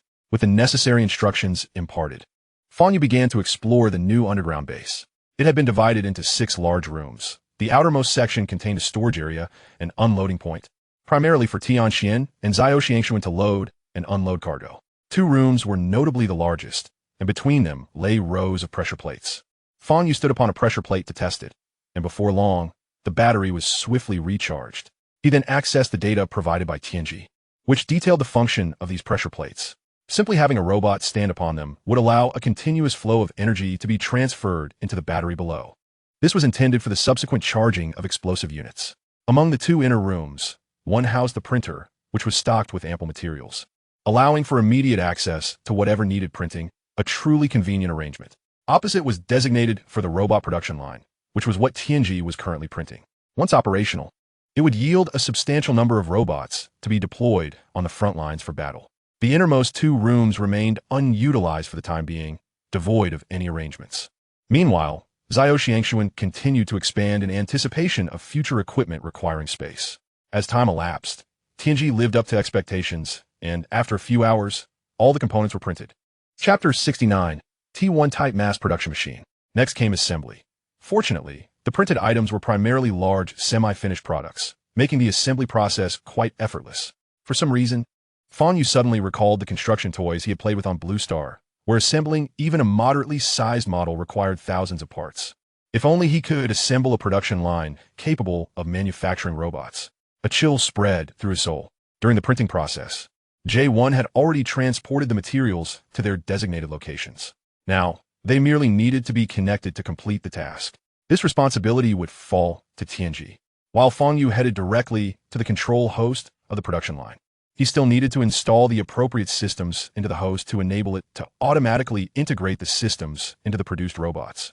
The products of this production line had been meticulously planned from the outset, utilizing only an intelligent system, specifically an AI model akin to the one used by the early units.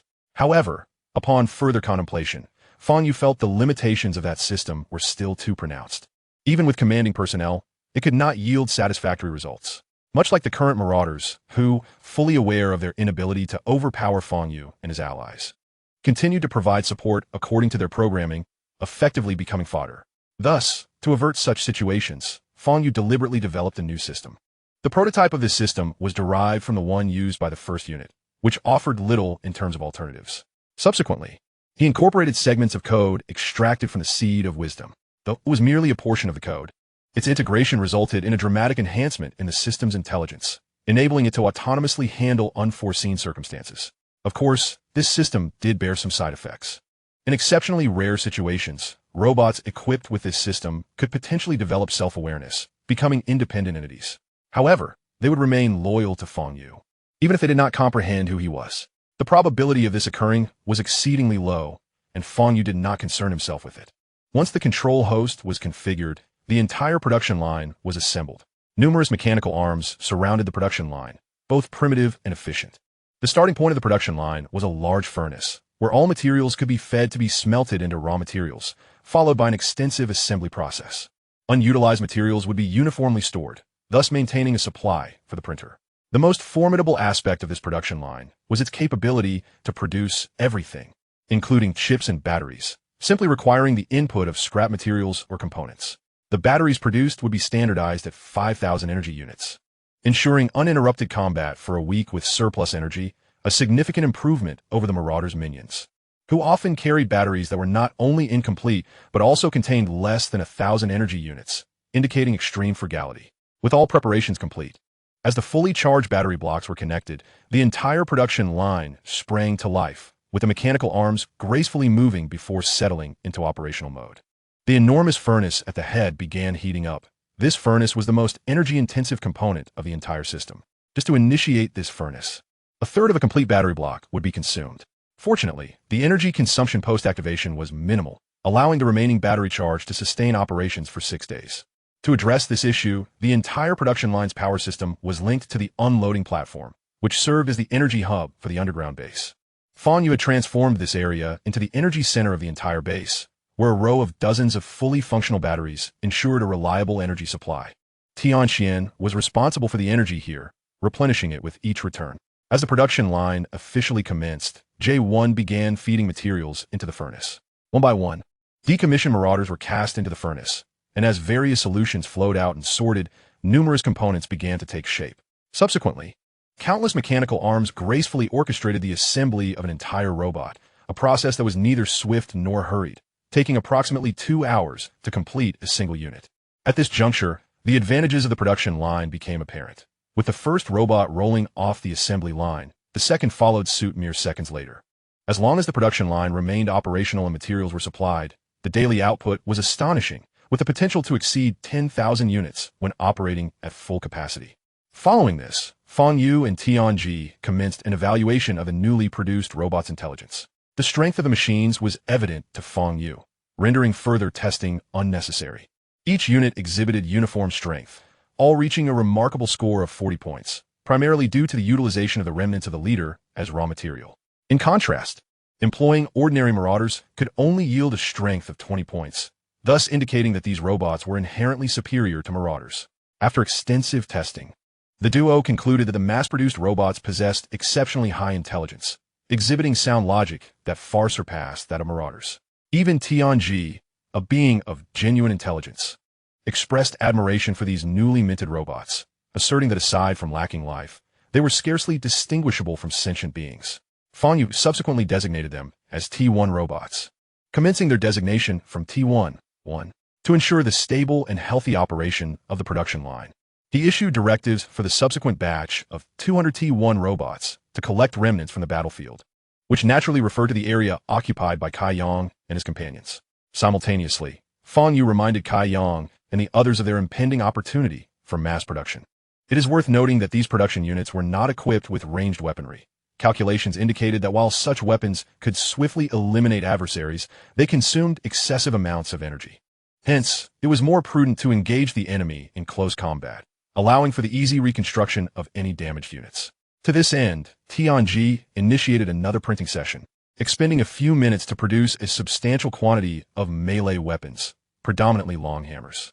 This significantly shifted the balance in favor of the T1 robots, as these long hammers were reusable and would not be rendered useless alongside the robots they equipped. Once operations commenced smoothly and all functionalities were confirmed, Tianji resumed his research and development efforts. Observing Tianji's industriousness, Fang Yu felt a twinge of guilt.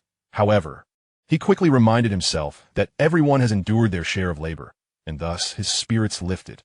Noticing the printer had become available, he resolved to create additional research units.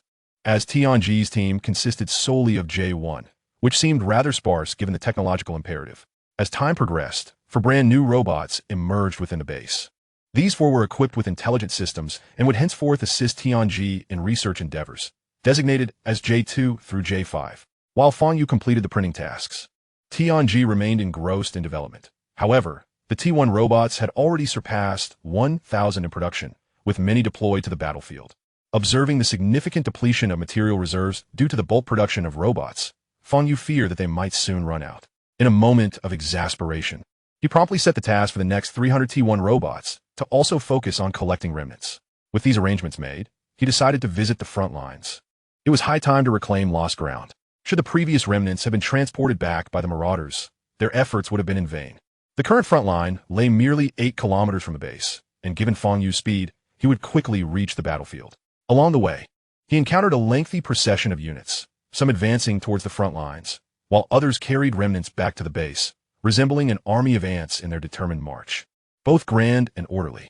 On the battlefield, unlike before, Kai Yang and his companions were not engaged in combat. Rather, they were diligently imparting combat experience to the newly arrived T1 robots, with Fugue standing by their side, free from any concerns of danger. This sight invigorated Fang Yu. For with such experience, the combat capabilities of the T1 robots would undoubtedly see significant enhancement. Upon Fang Yu's arrival, the gathered individuals greeted him warmly. He merely nodded in acknowledgement and swiftly ascended to a vantage point. What lay before his eyes was an intense battlefield, where, due to the absence of ranged weapon support, combat was confined to close quarters. The line was not drawn too far back. Approximately 1,000 T1 robots effectively thwarted the enemy's advance, with the advantages of the long-handled hammers becoming increasingly apparent, bolstered by their combat experience. The marauders found little success, with only an occasional large hammer leader able to engage a T1 for a few rounds. However, the T1 robots clearly outsmarted their opponents, with comrades consistently providing timely support in critical moments. Although the T1 units were slowly retreating to minimize casualties, this was merely a temporary measure.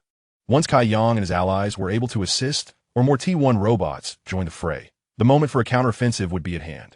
In the rear of the battlefield, numerous T1 robots were similarly engaged, not in combat, but in the swift collection of remnants, subsequently delivering them to allied personnel for transport back to the base. Fang Yu contemplated the situation and called for Kai Yang. Send someone to the production line in the underground base to directly transmit the combat data to the control mainframe. Kai Yang understood Fang Yu's intent immediately and dispatched K-10 to complete the task. Master, I plan to increase our forces here for a counteroffensive against the marauders. What do you think? Kai Yang set aside his current work and approached Fang Yu to discuss the subsequent strategy. Initially intending to assist, Fang Yu, seeing that Kai Yang had formulated a plan, nodded in agreement. He then resumed observing the battlefield. It must be said that the design of the long-handled hammers was exceptionally well executed, not to mention the leader-level marauders. The T1 robots could effortlessly dispatch ordinary minions within 2 strikes. Occasionally, even a single strike was sufficient to obliterate an enemy, and even when facing a marauder leader one-on-one, they held their ground admirably. At this moment, the T1 units formed a line in battle. Whenever a marauder leader approached, it faced the assault of at least 3 T1 robots. The battlefield resembled a veritable meat grinder. Any adversary that confronted that steel wall of defense faced certain doom. Feeling a surge of excitement, Fang Yu brandished his double-headed golden staff and leaped into the fray, embarking on a spree of destruction. With his subordinates handling logistics, he felt entirely at ease, knowing he could now progress in his conquest on the battlefield. Rather than competing with his subordinates for kills, Fang Yu plunged into the enemy's rear, where his might, combined with his formidable weapon, rendered him invincible. As he slaughtered his way towards the beast's battlefield, he turned back to continue his onslaught, engaging in relentless combat until day turned to night and night gave way to dawn. Suddenly, a message from the communication system illuminated his surroundings. Master, the latest communication system has been completed. Would you like to take a look? It was Tianji announcing his successful development. Fang Yu promptly replied, wait for me. Seizing his staff, he swung it toward the nearest enemy, unleashing a surge of 500 energy waves. From the point of impact, the ground fractured, creating a long gash before him, instantly decimating a significant portion of the surrounding foes. He stomped his feet with force, propelling himself forward like a darting blade, covering 100 meters in an instant. Any obstruction met with him was cleaved in two. His speed was remarkable, allowing him to traverse the front line without pausing for breath. Initially, Kai Yang and his companions contemplated providing assistance to a couple of units, but the long-range weaponry proved to be less efficient than Fang Yu's lethal prowess.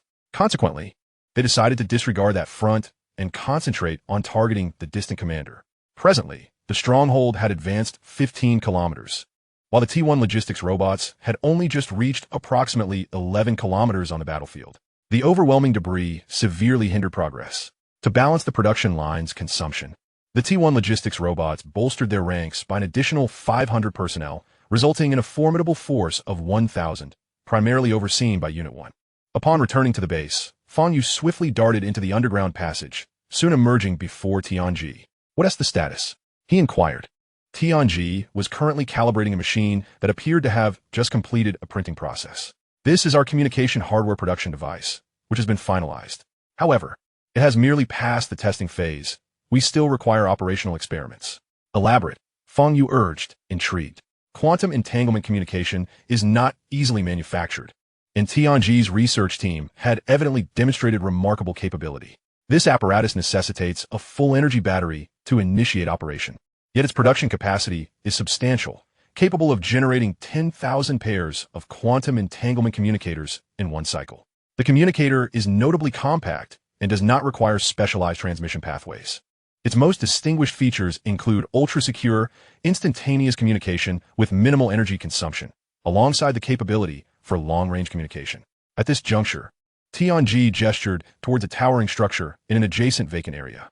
"Master, this is the quantum communication relay station.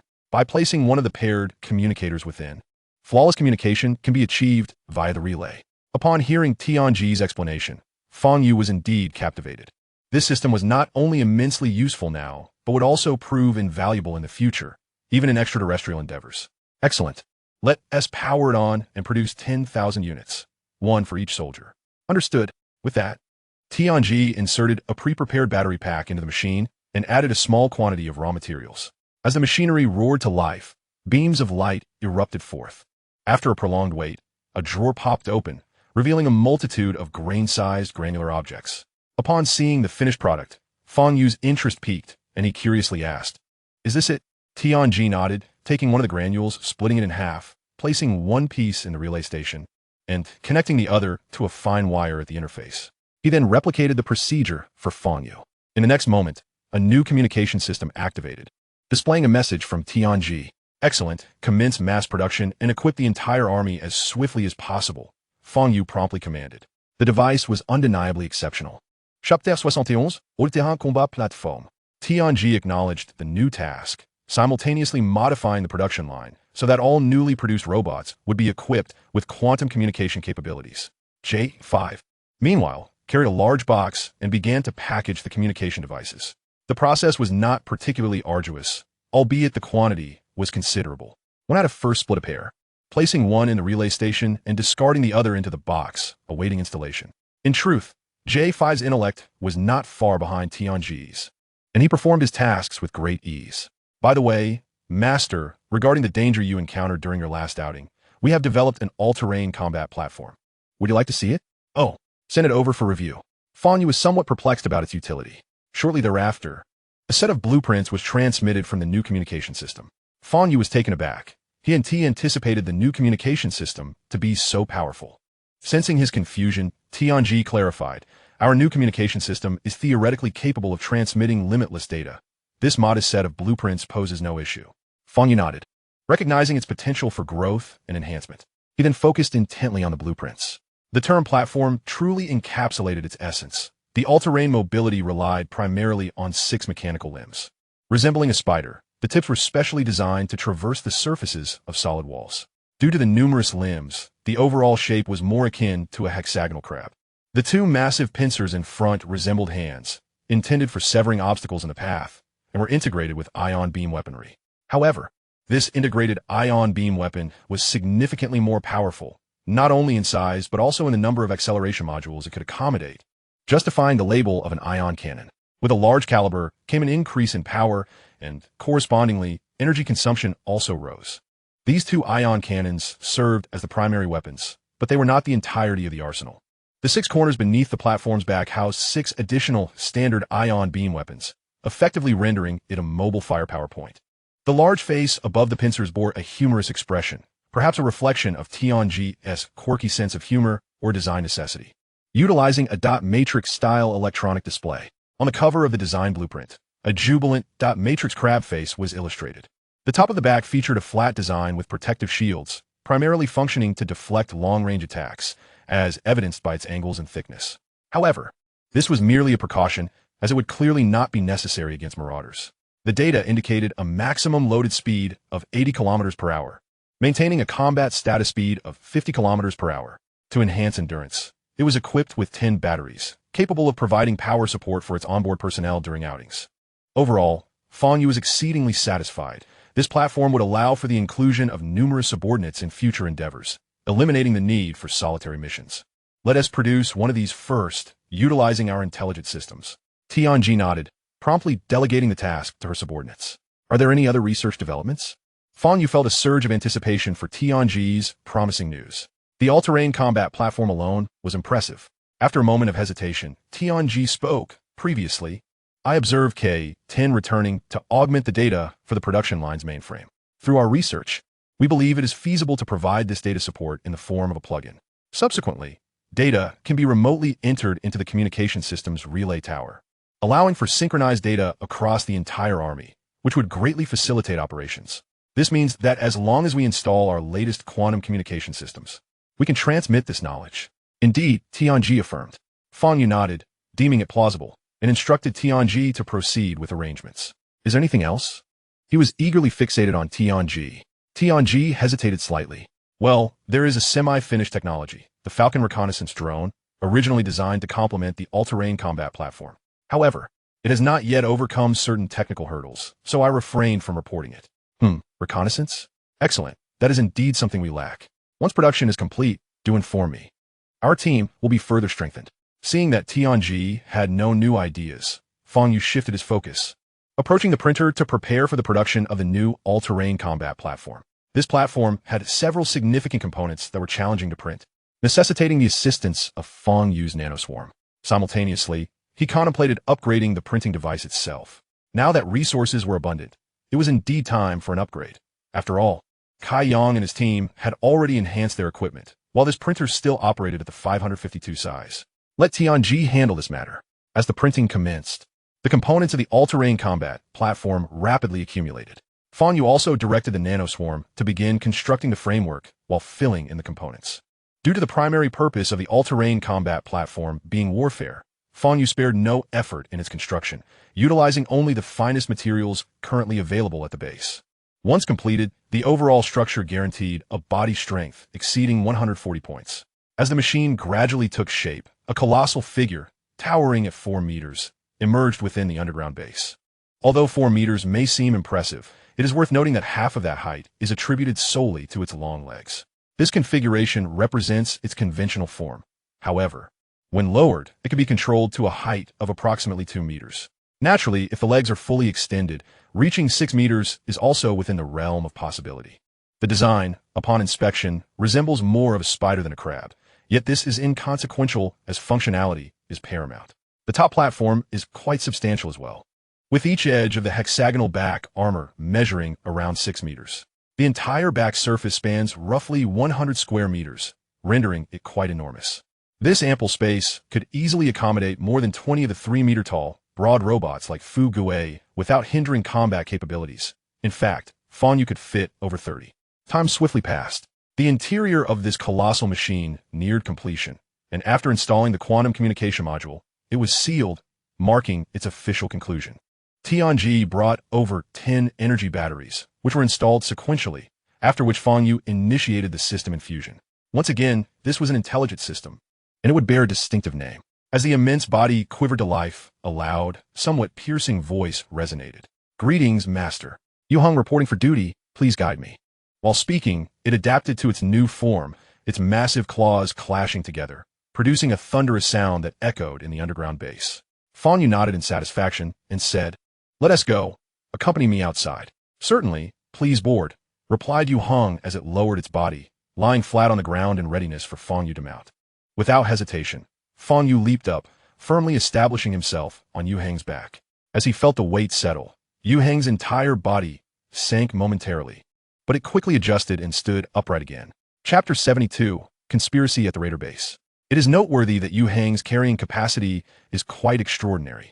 Its 6 articulated legs could easily support several hundred tons.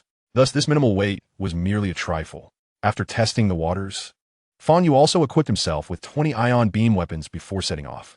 Yu Heng's 6 legs began to thrash wildly, propelling it to speeds exceeding 60 kilometers per hour. Meanwhile, Fang Yu, perched atop, found himself quickly unsettled. Whoa, slow down, take it easy. Yu Hong, unable to clearly hear Fang Yu's words, instinctively inquired, Master, what is the matter? Speak louder, I can't hear you. Stop. This time, Yu Hong understood and promptly halted, stabilizing its stance. Is there a problem? It asked curiously. Do you really need to ask? Fang Yu retorted, scrambling to gather the scattered weapons. After considerable time, he finally located them all and exclaimed in frustration, Don't you have a stabilization system? This jostling is unbearable. Yu Hong, tapping its massive claws against its head, produced a jarring metallic sound and timidly replied, My apologies, I completely forgot. All right, let us proceed, but this time at a slower pace. With the balance system activated, Fang Yu no longer felt the vibrations. Instead, the ride was remarkably smooth, rivaling that of high-speed trains from his previous life. Nonetheless, he still felt the need to install a securing mechanism on Yu Heng's back, for in the event of an unexpected situation requiring swift movement, it could prove perilous. The corridor was quite spacious. Given Yu Heng's size, there was still ample clearance from the ceiling, and width was not a concern. Even with numerous T1-type robots traversing the tunnel, collisions were not an issue. Upon bursting out of the tunnel, Yu Hong began to accelerate.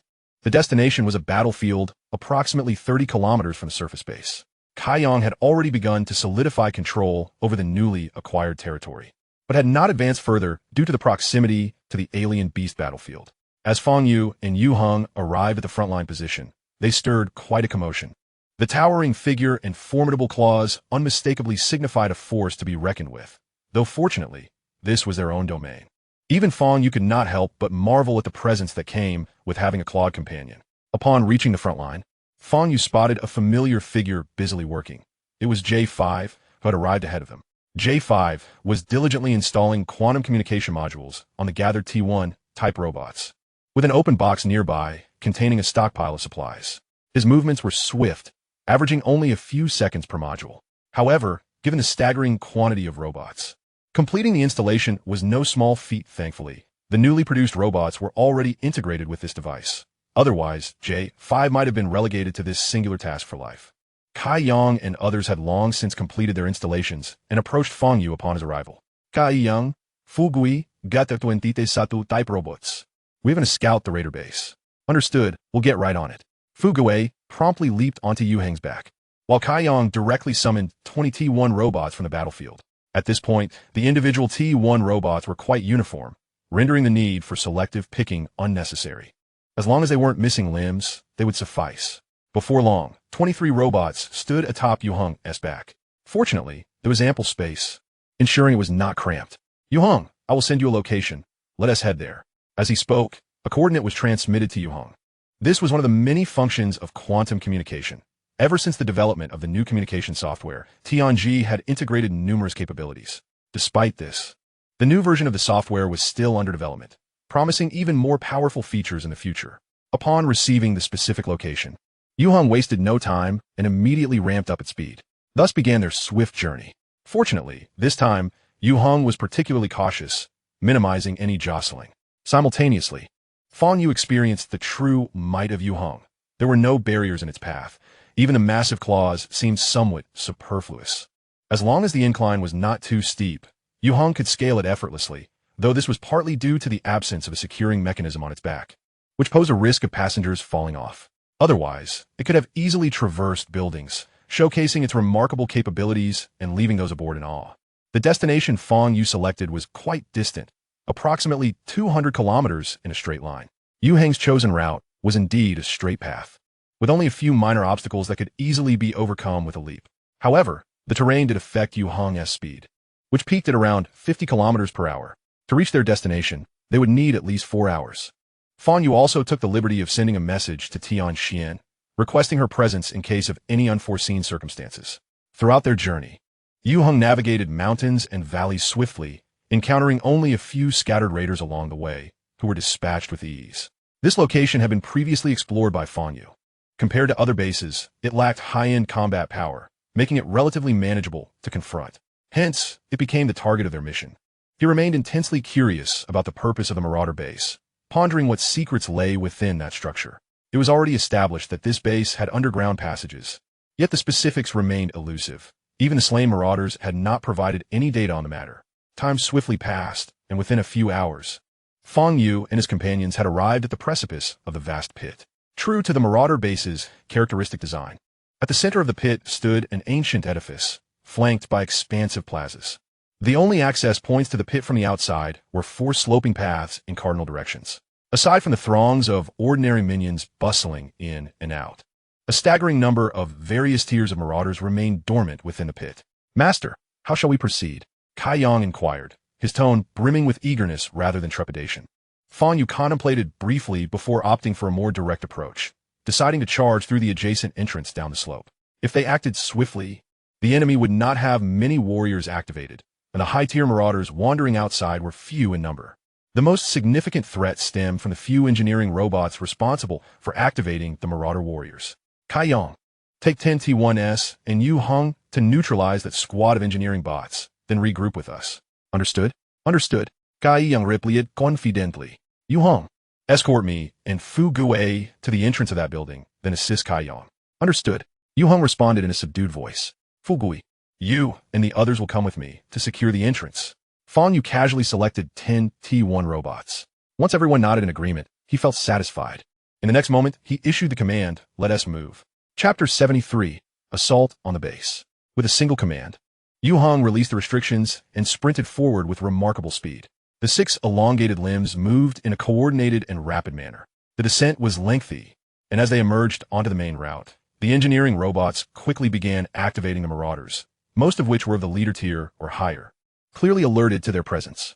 As Fang Yu and his 11 companions leaped off Yu Heng's back, Yu Heng led Kai Yang and the others towards the freshly activated Marauders and engineering bots. The first strike came from Yu Heng, who unleashed 2 powerful cannon shots. He had charged his weapon in advance, and once all acceleration modules were lit, a massive beam of ion energy shot forth. Although silent, the brilliance of the light was blinding. In an instant, over a dozen recently activated Marauders were pierced through, strung together like candied hawthorns. Subsequently, Kai Yang and the others remained on Yu Heng's back, firing furiously. Yu Heng's mid-layer armor also housed ion beam weapons, effectively adding 6 more combatants to their ranks. Almost instantaneously, the newly activated Marauders suffered significant casualties, including several flail Marauders who could not withstand the concentrated fire of the ion beams. The engineering robots fared even worse. As soon as Kai Yang and his team had the opportunity, they focused their fire on them. Within just a few rounds, all the robots were obliterated. Once Yu Heng noted the absence of enemies, without needing Kai Yang's command, he dashed towards the main entrance where Fang Yu and the others were located. Meanwhile, Fang Yu encountered his own challenges. As soon as they disembarked, they rushed toward the entrance. Upon entering the spacious main door, the interior scene unfolded before them. It was a vast hall, at the end of which lay a downward passage whose depth was indeterminate. The intricate patterns adorning the sides of the passage hinted at its complexity. Aside from simple decorative engravings, the hall featured 6 towering 5-meter-high robots. Their appearances were nearly identical, indicative of mass production, with weapons resembling large anchors, though Fang Yu perceived them more as pickaxes. However, the critical moment arrived as the 6 robots activated the instant Fang Yu and his group entered the hall, their eyes glowing red, casting a faint crimson hue over the already dim space. A casual glance revealed that the strength of these 6 robots was formidable, each boasting a power level of 150. Focus fire on one. Follow my lead. Fu Gue, prepare your shield. With that, Fang Yu aimed at the nearest robot's head.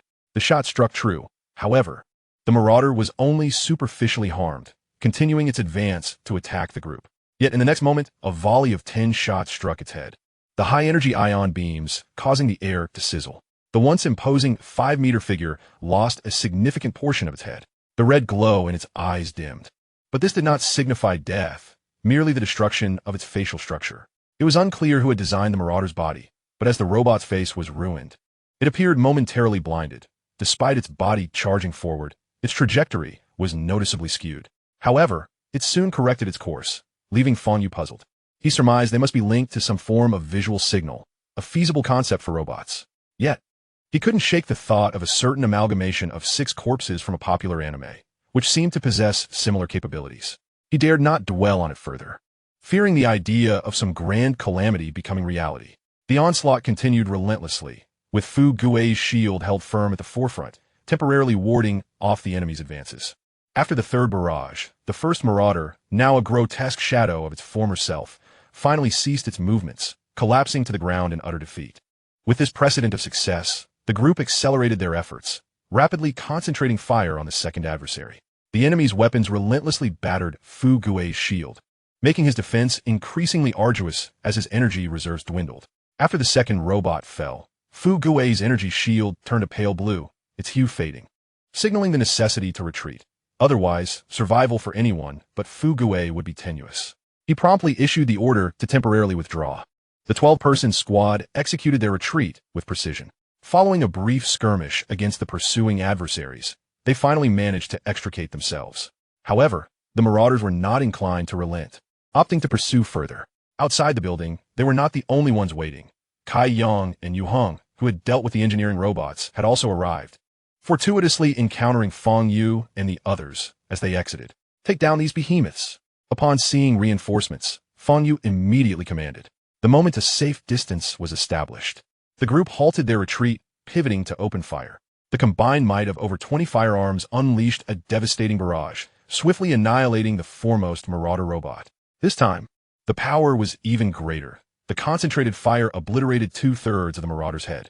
Meanwhile, the battlefield was even more brutal on the other side. Once all had disembarked, Yu Heng launched his assault from the flank, targeting a slower enemy, and pounced upon it with ferocity.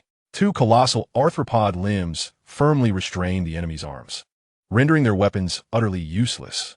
Subsequently, the assault commenced with a charged ion cannon attack from the massive pincers. As a blinding beam of light erupted, the targeted adversary almost instantaneously froze in motion. A gaping void appeared in the center of their head, while the ground beneath exhibited a crystalline surface, evidently a result of extreme heat. The collective combat prowess of the gathered individuals was astonishing, swiftly dispatching all foes in their vicinity. Fang Yu exhaled in relief, astonished by the formidable strength his side had now attained. Just imagine the might they would wield if every member were equipped with ion beam weaponry. However, such aspirations could only be realized in the future, as their battery reserves remained somewhat lacking. Fortunately, the base was now capable of producing batteries, albeit with raw materials sourced solely from the battlefield. After gathering the 5-meter-tall marauders into a pile, the group set forth again, venturing into the building's interior. The carcasses, naturally, would be entrusted to the arriving Tianxian for disposal. Fang Yu signaled to his companions and leaped onto the back of Yu Heng, continuing their exploration of the base. The spacious environment easily accommodated Yu Heng, or else they would have had to proceed on foot. As they delved deeper, they encountered a deep well, encircled by a spiraling slope. It appeared to have been excavated directly, with only rudimentary reinforcement applied. Chapter 74, Secrets of the Lower Levels. This terrain was exceedingly hospitable for Yu Heng, whose 6 elongated limbs could traverse the pit's center without the need to painstakingly navigate the surrounding slope. Their speed was notably enhanced. Yet, even with this advantage, it took several minutes for the group to reach the pit's bottom, suggesting a depth of several hundred meters. Upon arrival, they found no anomalies, only a long corridor extending into the unknown. The passageway was quite spacious, akin to the above-ground sections, and Fang Yu wasted no time in commanding them to advance. The corridor stretched for several hundred meters, and before they could reach its terminus, they found themselves confronted by a well-prepared squad of marauders. These adversaries had evidently anticipated their arrival and had already fortified their defenses. This revelation momentarily stunned Fang Yu. He sensed that the enemies here possessed a higher degree of intelligence. Nevertheless, this would not deter him from seizing the opportunity to investigate further. With a direct command issued, the ion beam weapons unleashed a barrage of fire. In mere moments, a significant number of enemy robots were dismantled, and realizing they could not prevail, the remaining machines began to retreat, vanishing around a corner shortly thereafter. Fang Yu furrowed his brow. sensing the complexity of the situation, and promptly instructed Fuguei to activate the shield, just in case. As Yuheng's massive form reached the corner, a moment later, a swarm of marauders surged forth. Unlike the haphazard robots they had previously encountered, these marauders were exquisitely crafted, featuring a quadrupedal design reminiscent of spiders, with some aspect akin to Yuheng's own limbs. However, their upper bodies diverged significantly. Though mechanical, they bore a closer resemblance to insects, with sharp conical appendages suggesting formidable offensive capabilities. Fang Yu's immediate instinct was that the previous adversaries had merely served as bait. These were the true guardians of the area. Yet, he remained unfazed, as these creatures exhibited only a strength of approximately 100, making it impossible for them to quickly breach Fuguei's shield. In the next instant, without need for further orders, a brilliant light illuminated the entire underground passageway. While the ion beam weapons could not eliminate the marauders in one blow, a few more shots would suffice, primarily due to the marauders' slender physiques. Each stood only about 1.5 meters tall, including their forelegs. The T1-type robots benefited from shared experience, their attacks consistently hitting the same spots as before. If one were to consider the most potent attacker, it would undoubtedly be Yuheng. His enormous pincers could sever foes in half with ease. It must be said that when it came to combat, Yuheng was indispensable. As the group advanced while simultaneously retreating, the marauders were swiftly dispatched. Remarkably, due to their continuous withdrawal, Fuguei's shield held strong, visibly replenishing its energy. Before long, the marauders were entirely vanquished. Staring at the remnants strewn across the ground, Fang Yu remained cautious, opting not to retract Fuguei's shield, prioritizing safety above all else, as it required minimal energy. Once back atop Yuheng, the party pressed onward, reaching the same corner, this time encountering no obstacles. However, the scene before them left them astounded. They beheld the colossal remains of a robot, reduced to a mere framework, its integrity inexplicably compromised. Yet, astonishingly, it still housed an intact brain. Indeed, what remained was solely a robotic brain, unlike other machines that operated on processors. Even Fang Yu's companions, possessing sentient mechanical life, utilized chips. This brain, however, resembled a biological one, with the only notable difference being its material composition. It was a metallic brain, intricately connected by numerous cables leading to an array of instruments behind it. Among these was a machine actively producing marauder minions, seemingly utilizing off-the-shelf components, merely assembled together. Another standardized production line appeared to have been responsible for the earlier quadrupedal robots, though it had ceased operation. Yet, the most captivating sight was a platform situated behind the giant robot. The platform was connected by countless cables, and upon it rested a floating crystal, surrounded by a constantly fluctuating space, controlled by the platform beneath it. Fang Yu immediately recognized this object as akin to the impact crystal he had previously acquired. Apart from the difference in color, it bore no significant distinctions. Below the platform, where the cables converged, numerous batteries awaited charging. To Fang Yu's disappointment, these batteries were all defective. Fortunately, the base had developed the capability to restore perfect batteries from these defective ones. Otherwise, repairing them individually would have been an overwhelming task. He approached to attempt removing the crystal, hoping to absorb its energy. In the next moment, a surge of information was transmitted toward Fang Yu. He sensed instantly that it emanated from the brain, and for safety's sake, he refrained from accepting it. But that was not the end. Following the information's arrival, a massive electromagnetic pulse ensued, seemingly aimed at frying Fang Yu's circuit board. However, the power of the evolution system rendered him impervious to various environmental hazards, leaving him utterly unaffected. The incessant harassment had thoroughly exasperated him, prompting a decisive strike that unleashed a shockwave, severing numerous connections to the brain before dissipating into the air. Following that singular blow, as the cerebral activity ceased, all forms of aggression vanished without a trace. He successfully acquired the crystal that lay before him. In an instant, notifications from the system flooded in. Would you like to fuse with the spatial crystal? Taken aback by this prompt, Fang Yu was soon overcome with elation. Anything associated with space was undoubtedly a valuable asset. It could potentially be top-tier equipment, possibly even a means to graduation. Yet, as if anticipating Fang Yu's thoughts, the system elaborated further. The spatial crystal possesses the ability to tear through space for spatial traversal. However, to preserve the integrity of the body, this capability cannot currently be utilized. Was this not a worthless item? Just as Fang Yu was at a loss for words, another system notification arrived. Chapter 75, Work Log. Secondary function. It can absorb energy from the dark universe, with efficacy determined by the crystal's grade. What? This revelation was astounding. Was the potential for void production he had previously envisioned finally at hand? System, what is the grade of this crystal and its production capacity? Please absorb and fuse it to inquire further. Thus, without further ado, Fang Yu recalled that such crystals were separable, so temporary fusion posed no issue. I remember only being able to fuse one last time. Can I continue fusing now? Yes. Then let us proceed with the fusion. In a mere moment, the crystal in Fang Yu's hand vanished. Observing this, he promptly accessed the attribute panel and, as anticipated, discovered an additional spatial crystal listed under the fusion options. With a mere thought, the attributes of the spatial crystal materialized before him. Spatial crystal, level 1, void traversal, insufficient strength, unable to use, dark universe energy acquisition. Daily yield of 40,000 energy points. At this revelation, Fang Yu secretly rejoiced. After fusing with this crystal, he felt the energy points surge, visibly increasing at a rate of approximately 1 point every 2 seconds.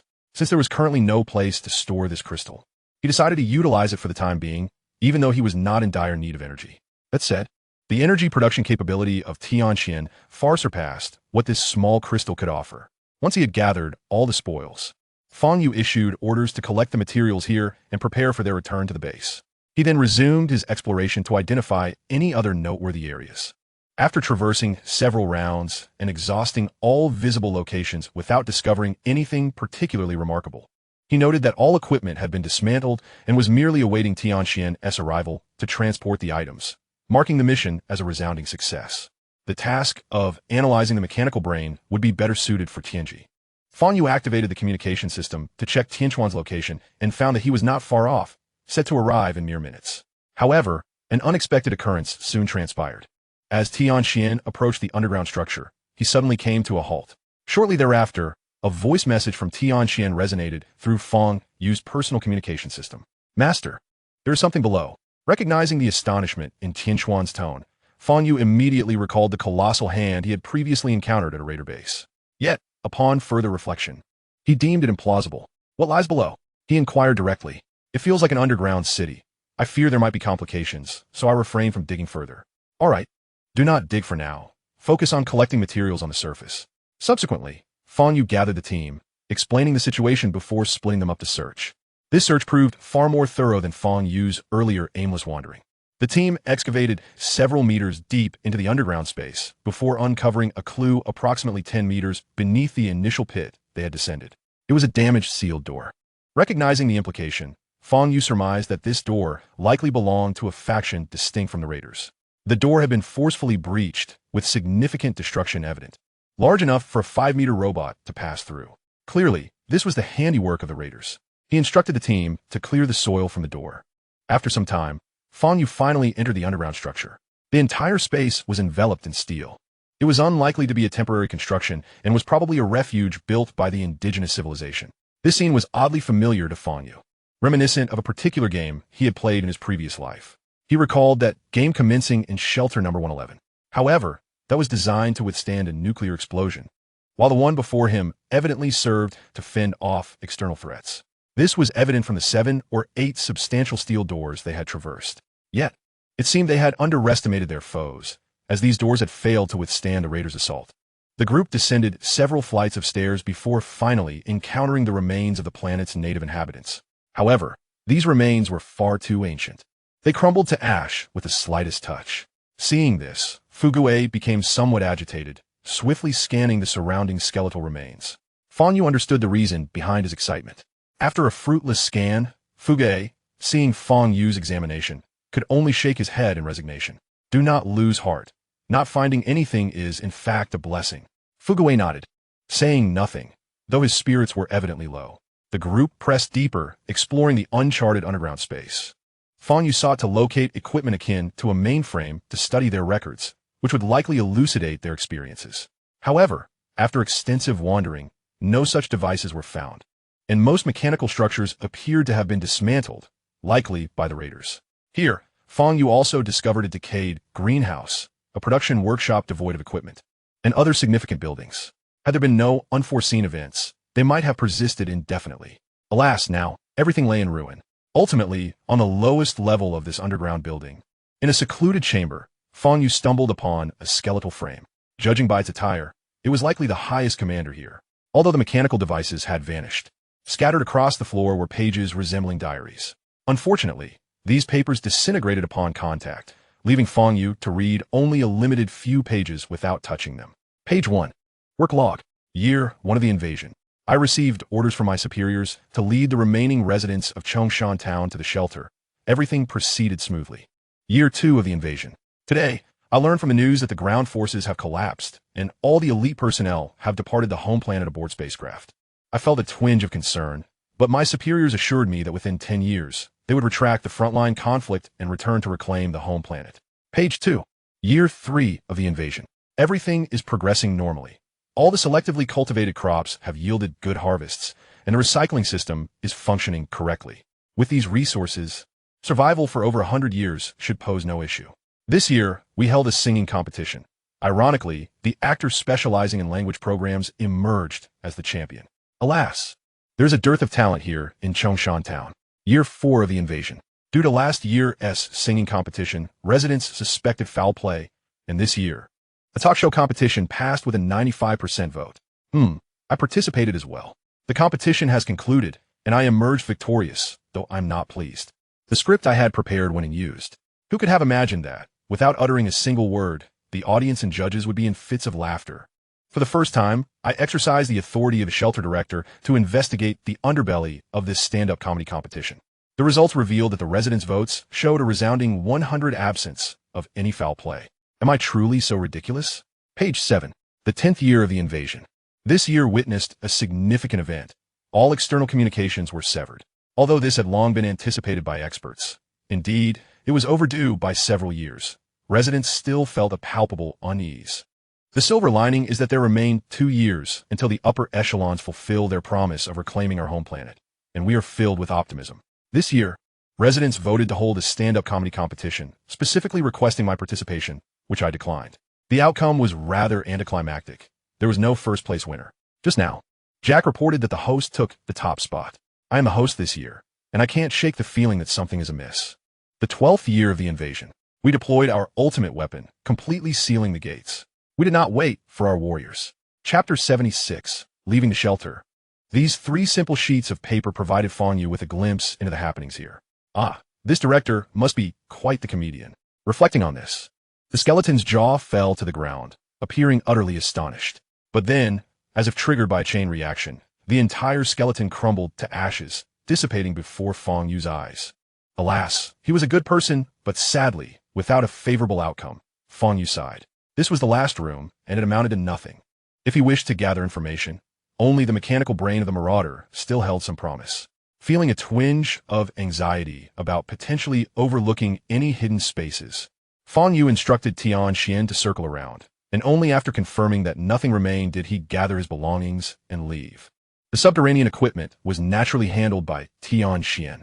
The group once again climbed atop Yu Heng's back, intending to retrace their steps. Yu Heng was quite adept at scaling walls, and his ascent was nearly as swift as his descent.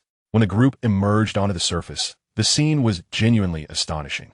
Aside from the dormant robots, there was a multitude of marauders, a dazzling array of types, resembling a grand gathering. Among them, there were no fewer than 1,000 towering 5-meter units, and dozens exceeding 10 meters.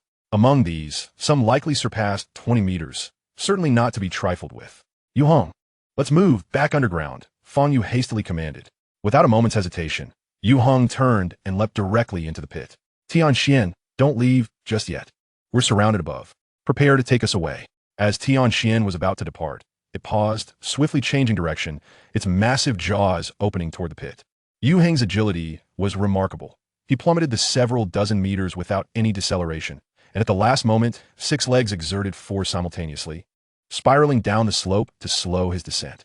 By the time he reached the bottom of the pit, his speed had significantly decreased, having traversed several hundred meters in less than a minute. Upon reaching the pit's base, the group quickly spotted Tian Xian waiting there, and without further ado, they jumped into its mouth. Tian Xian twisted its body, disappearing underground. Almost simultaneously, as they vanished, dozens of marauder robots crashed to the ground at the pit's base, rendered utterly inoperative. Within Tian Xian's mouth, its enormous tongue had isolated the dirt and gravel. As the lights flickered on in a corner of the space inside, Fang Yu exhaled in relief. Phew, that was rather perilous. I didn't expect their support to arrive so swiftly. It seems they are unconcerned about the battlefield. Otherwise, they wouldn't have been able to engage. Master, this individual you haven't introduced yet, a stuttering Kai Yang inquired, trembling slightly. It was his first encounter with Tian Xian's true form, and entering its belly at first was a bit disconcerting. Fang Yu, somewhat puzzled, asked, "What? You don't recognize it? Weren't you chatting just fine before? What are you talking about? Do we know each other?" Kai Yang was utterly baffled. "Hello, Brother Kai Yang. I am Tian Xian," it replied. "What? You're Tian Xian? Where is that cute girl from the communication system?" Kai Yang was momentarily taken aback, feeling as if his cognitive systems were being overwhelmed. Tian Xian's rapidly spinning double rows of teeth momentarily jammed, revealing its frustration. "Am I not cute? Sister Tianji adores me. Cute? You must be kidding." Kai Yang felt as if his CPU might overheat, yet he struggled to maintain a composed expression. Fang Yu quickly interjected, "All right, enough of this chatter. Tian Xian, open the door." "Certainly." With that, a passageway leading inward materialized before them. However, this passage was too narrow for Yu Heng to traverse. When Tian Xian was upgraded, it had not anticipated the arrival of 6-meter-tall robots. Nonetheless, this posed no issue. With a bit of growth, Yu Heng would be able to pass through. "Do we have any updates from the battlefield?" Fang Yu mused, noting that the number of marauders surrounding them was evidently abnormal and that it was unusual for so many enemies to consolidate in such a brief span.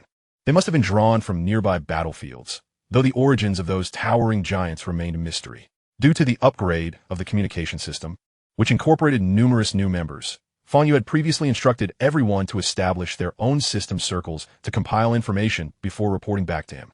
Kai Yang, having grasped the situation, stated, "Master, the marauders have ceased their support on the battlefield." K1 inquired whether we need to expand our influence. "For now, it's unnecessary. Have them assess the situation with the exotic beasts and report any issues immediately." After a moment's contemplation, Fang Yu issued the command. If the marauders withdrew, it was uncertain how the exotic beasts would respond. However, news soon arrived. Although the marauder ranks had diminished, the 10-meter robot continued to resist fiercely. Upon hearing this, Fang Yu felt a sense of relief. Each additional day of standoff would allow the T1 robots to increase their numbers by the thousands. After a little while longer, with the addition of some ion beam weapons, their position would be even more secure. Glancing at the progress of their absorption, they were mere points away from another evolution. It appeared that recent efforts would need to intensify. The return journey was even swifter than the initial trek, as was the subterranean traversal. Tian Xian retraced its path, having excavated the soil previously. Although the surrounding earth had been refilled, it was considerably less compacted. Upon returning to the underground base, the group dispersed, each with their own tasks. Kai Yang would command the frontline operations, leading 20 T1 robots and Fu Gui back. He also took along around 100 ion beam weapons produced by Tianji. Yu Heng temporarily assisted number 1 in clearing the debris. Tianji's primary focus shifted to analyzing the mechanical brain acquired from the marauders.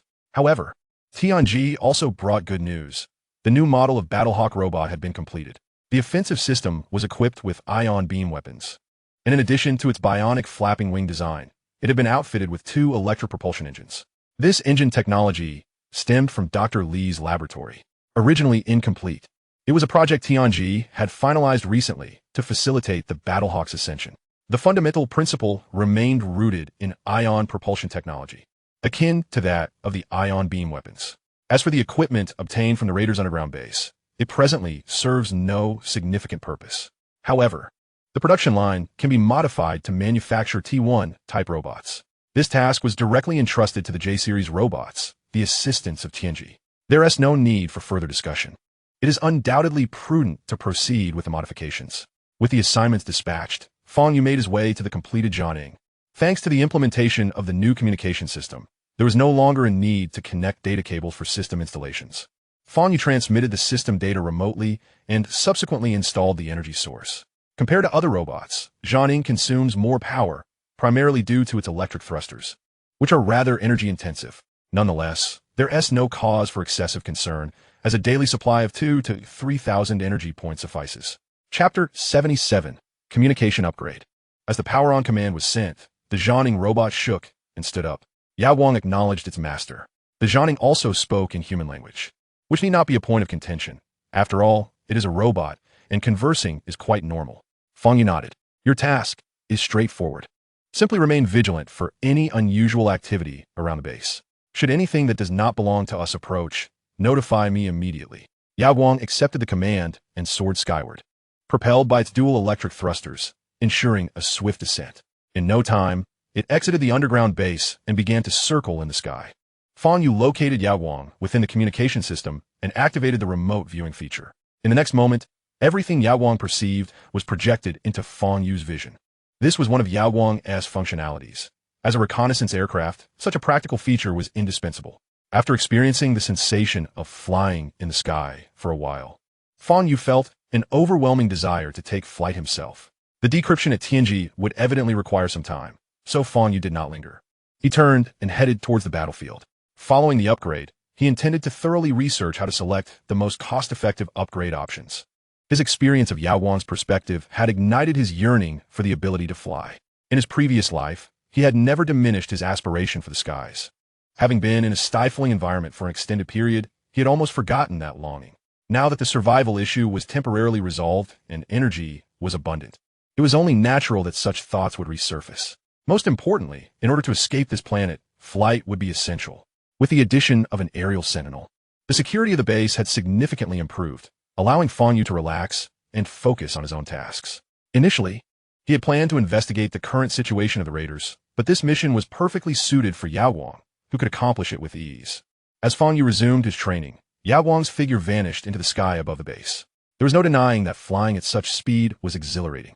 Its first destination was the base previously eradicated by Fang Yu and his companions. In just over 20 minutes, Yaoguang reached the airspace above its target. While Fang Yu busied himself, he remained attuned to the vantage point provided by Yaoguang. This was one of the benefits of the performance enhancement. Although the intellectual augmentation for Fang Yu was modest, it allowed him to divide his attention and engage in other activities without hindrance.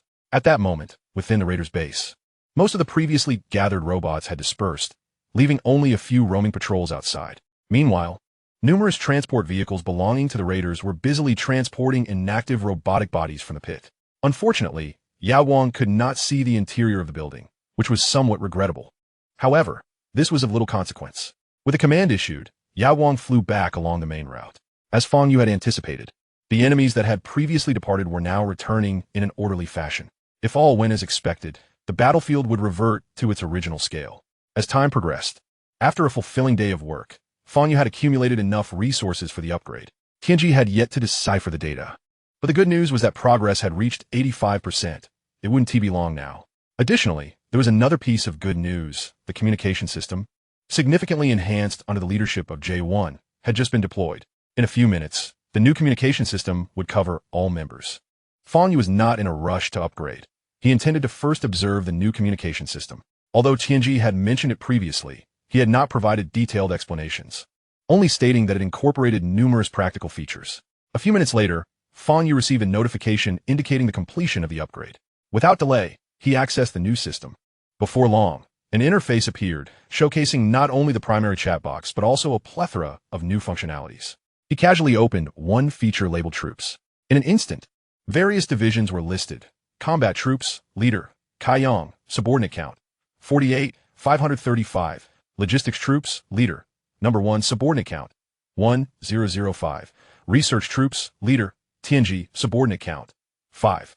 Reconnaissance Troops, Leader, Yaoguang, Subordinate Count, 0. Support Troops, Tianxian, Xiao Tianxian, Yuhang Fugue. Upon seeing this interface, Fang Yu was momentarily taken aback. He had not anticipated the inclusion of such detailed statistics, which proved to be exceedingly useful, a consideration he had not previously entertained. Subsequently, he returned to the main system and opened another button labeled Attributes. As he pressed the button, another list appeared, featuring only the leaders or intelligent warriors. Fang Yu casually selected Kai Yang's name. An attribute panel emerged, simple yet clear. Kai Yang, Energy, 73, 201, Body Strength, 160, 100, Body Integrity, 100, 198. Height, 21 meters, Weight, 12 tons. Fang Yu then clicked on Tianxian's attributes. Tianxian, Energy, 800, 000, Body Strength, 200, Body Integrity, 100, Diameter, 12 meters, Length, 41 meters, Weight, 2,000 tons. Overall, quite formidable, and Tianxian's weight alone was astonishing. Nothing else warranted further inspection. Fang Yu returned the menu to the homepage. The other options were rather standard, including a map, private chat, channels, voice functions, and an array of features. However, due to Fang Yu's elevated permissions, he also had access to supplementary functions such as perspective shifting. After exploring the options, he found a map feature particularly well developed, with every individual represented by a colored dot. Red dots indicated enemies, compiled from all ally perspectives. It could be said that as long as Fang Yu's side maintained at least 6 operational robots on the battlefield, the positioning function would remain effective. Presently, nearly 50,000 robots were present on the battlefield, with Yaoguang illuminating the greatest number of enemies, functioning like a radar on the battlefield. Seeing no other pressing matters, Fang Yu was thoroughly satisfied with the communication system developed by Tianji and the team. With a sense of tranquility, Fang Yu was ready to undergo his evolution. He bypassed the rooms equipped with devices and sought out an open space to commence the transformation. Once again, he set his sights on the vacant evolution button. System, this time I desire a comprehensive array of functionalities, including flight, repair, enhancement, and, ideally, an impeccable transformation capability. Can you recommend something? The system remained silent, leading Fang Yu to believe it had crashed. However, after a prolonged pause, the system finally responded. Due to the complexity of your request, I recommend consuming 1 evolution opportunity for a specialized enhancement of the Nanite Swarm. Fang Yu felt a twinge of frustration. While he acknowledged the utility of the Nanite Swarm, utilizing a precious evolution opportunity solely for its enhancement seemed somewhat wasteful. System, are you being truthful, or are you attempting to deceive me? Chapter 78, Evolution of the Nanite Swarm. The system did not reply, leaving Fang Yu feeling somewhat helpless. Nevertheless, trusting the system's reliability thus far, he decided to proceed with the enhancement of the Nanite Swarm, hoping it would meet his expectations. As he confirmed his decision, the evolution commenced instantaneously. This time, the white light concentrated intensely, all converging into his left arm.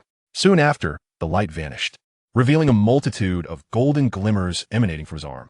To his astonishment, the previous portal for accessing the Nanite Swarm had disappeared, replaced by a spherical structure protruding awkwardly from his arm. As the transformation ceased, Fang Yu found himself puzzled. Was this the completion of the evolution? Aside from the disappearance of the Nanite Swarm, it appeared there were no other changes. Setting aside his complex thoughts, he promptly opened the attribute panel to assess the situation.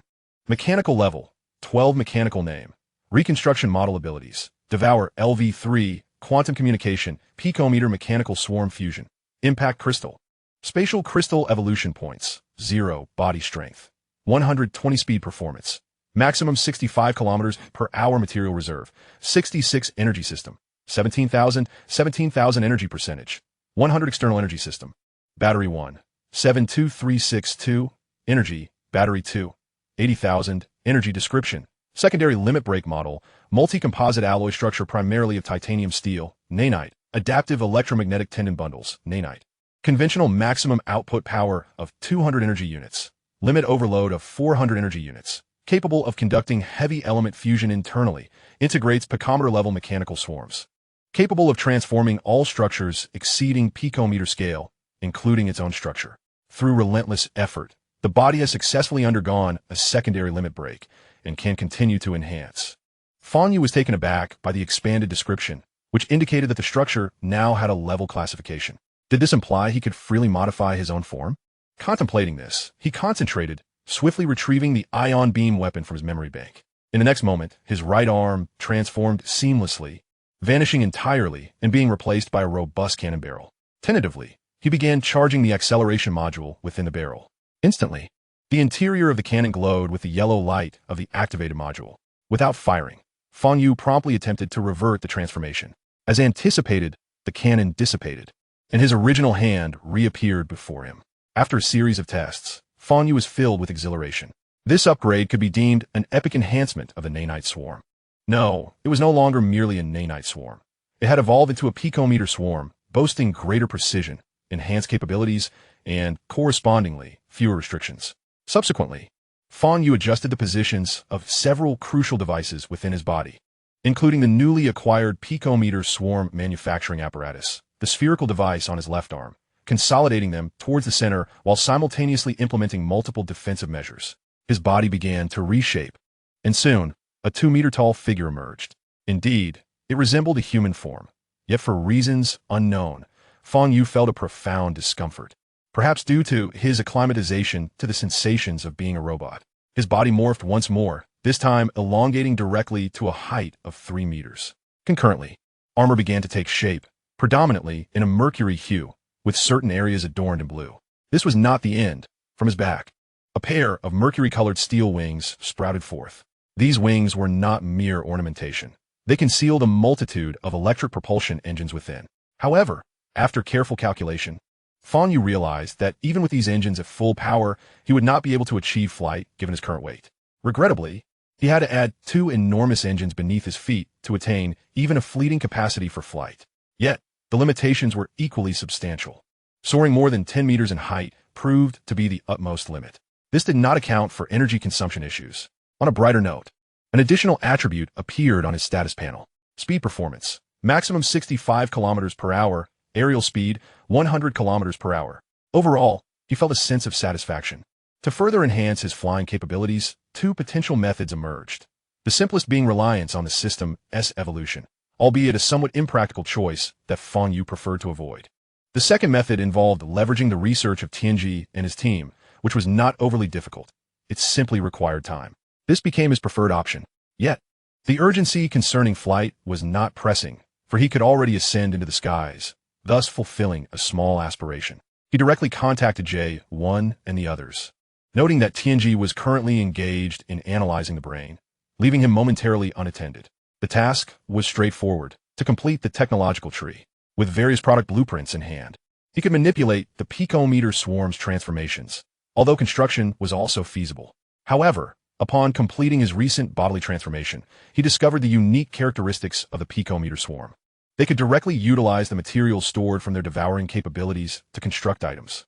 During his last transformation, he had directly extracted 10% of the material reserve, which also included the substances from his previous body. The benefits were clear. As long as the material reserve was not entirely depleted, he would possess an infinite supply of armor. As for mechanical strength, irrespective of how diligently the picometer robots endeavored, the reconstituted body's strength remained capped at 120 points. This realization left Fang Yu feeling somewhat disheartened. A brief experiment revealed that regardless of whether he devoured materials with a strength of 160 points, the reconstituted strength remained at 120 points. Conversely, devouring materials with a strength of 20 points yielded the same result. Due to this characteristic, further testing ensued, leading to the unfortunate discovery that materials reconstituted with a strength of 120 points would degrade if they strayed beyond a 100-meter radius from his body, ultimately stabilizing at a mere 60 points. This revelation left him quite vexed. Strangely, however, upon returning within his designated range, the strength of the reconstituted materials would revert to 120 points, presenting an intriguing phenomenon. Yet, upon reflection, he could still enhance his subordinates, as even 60 points proved to be quite formidable. With a mere thought, he accessed the attributes of his subordinate, revealing open ocean mechanical strength, 160 points. My apologies for the intrusion. Fang Yu was enveloped in a cloud of frustration. Had he truly sunk to the depths of being the weakest? Yet, he remained the mightiest in terms of sheer strength, his combat prowess undiminished. He then pondered the ordinary T1 robots, their strength hovering around the 30-point mark, which was manageable. However, considering their sheer numbers, over 50,000, he shuddered at the thought and temporarily shelved that plan. During the testing phase, Fang Yu stumbled upon a remarkable phenomenon. Typically, his devouring progress would remain stagnant during periods of inactivity, yet following this upgrade, the progress was slowly incrementing. Though the increase was modest, it was consistent. Ultimately, he confirmed that the movements of the Pimi worm swarm had been integrated into his own bodily motions. This was indeed good news, as he could now level up while reclining, though the requisite energy consumption remained unchanged.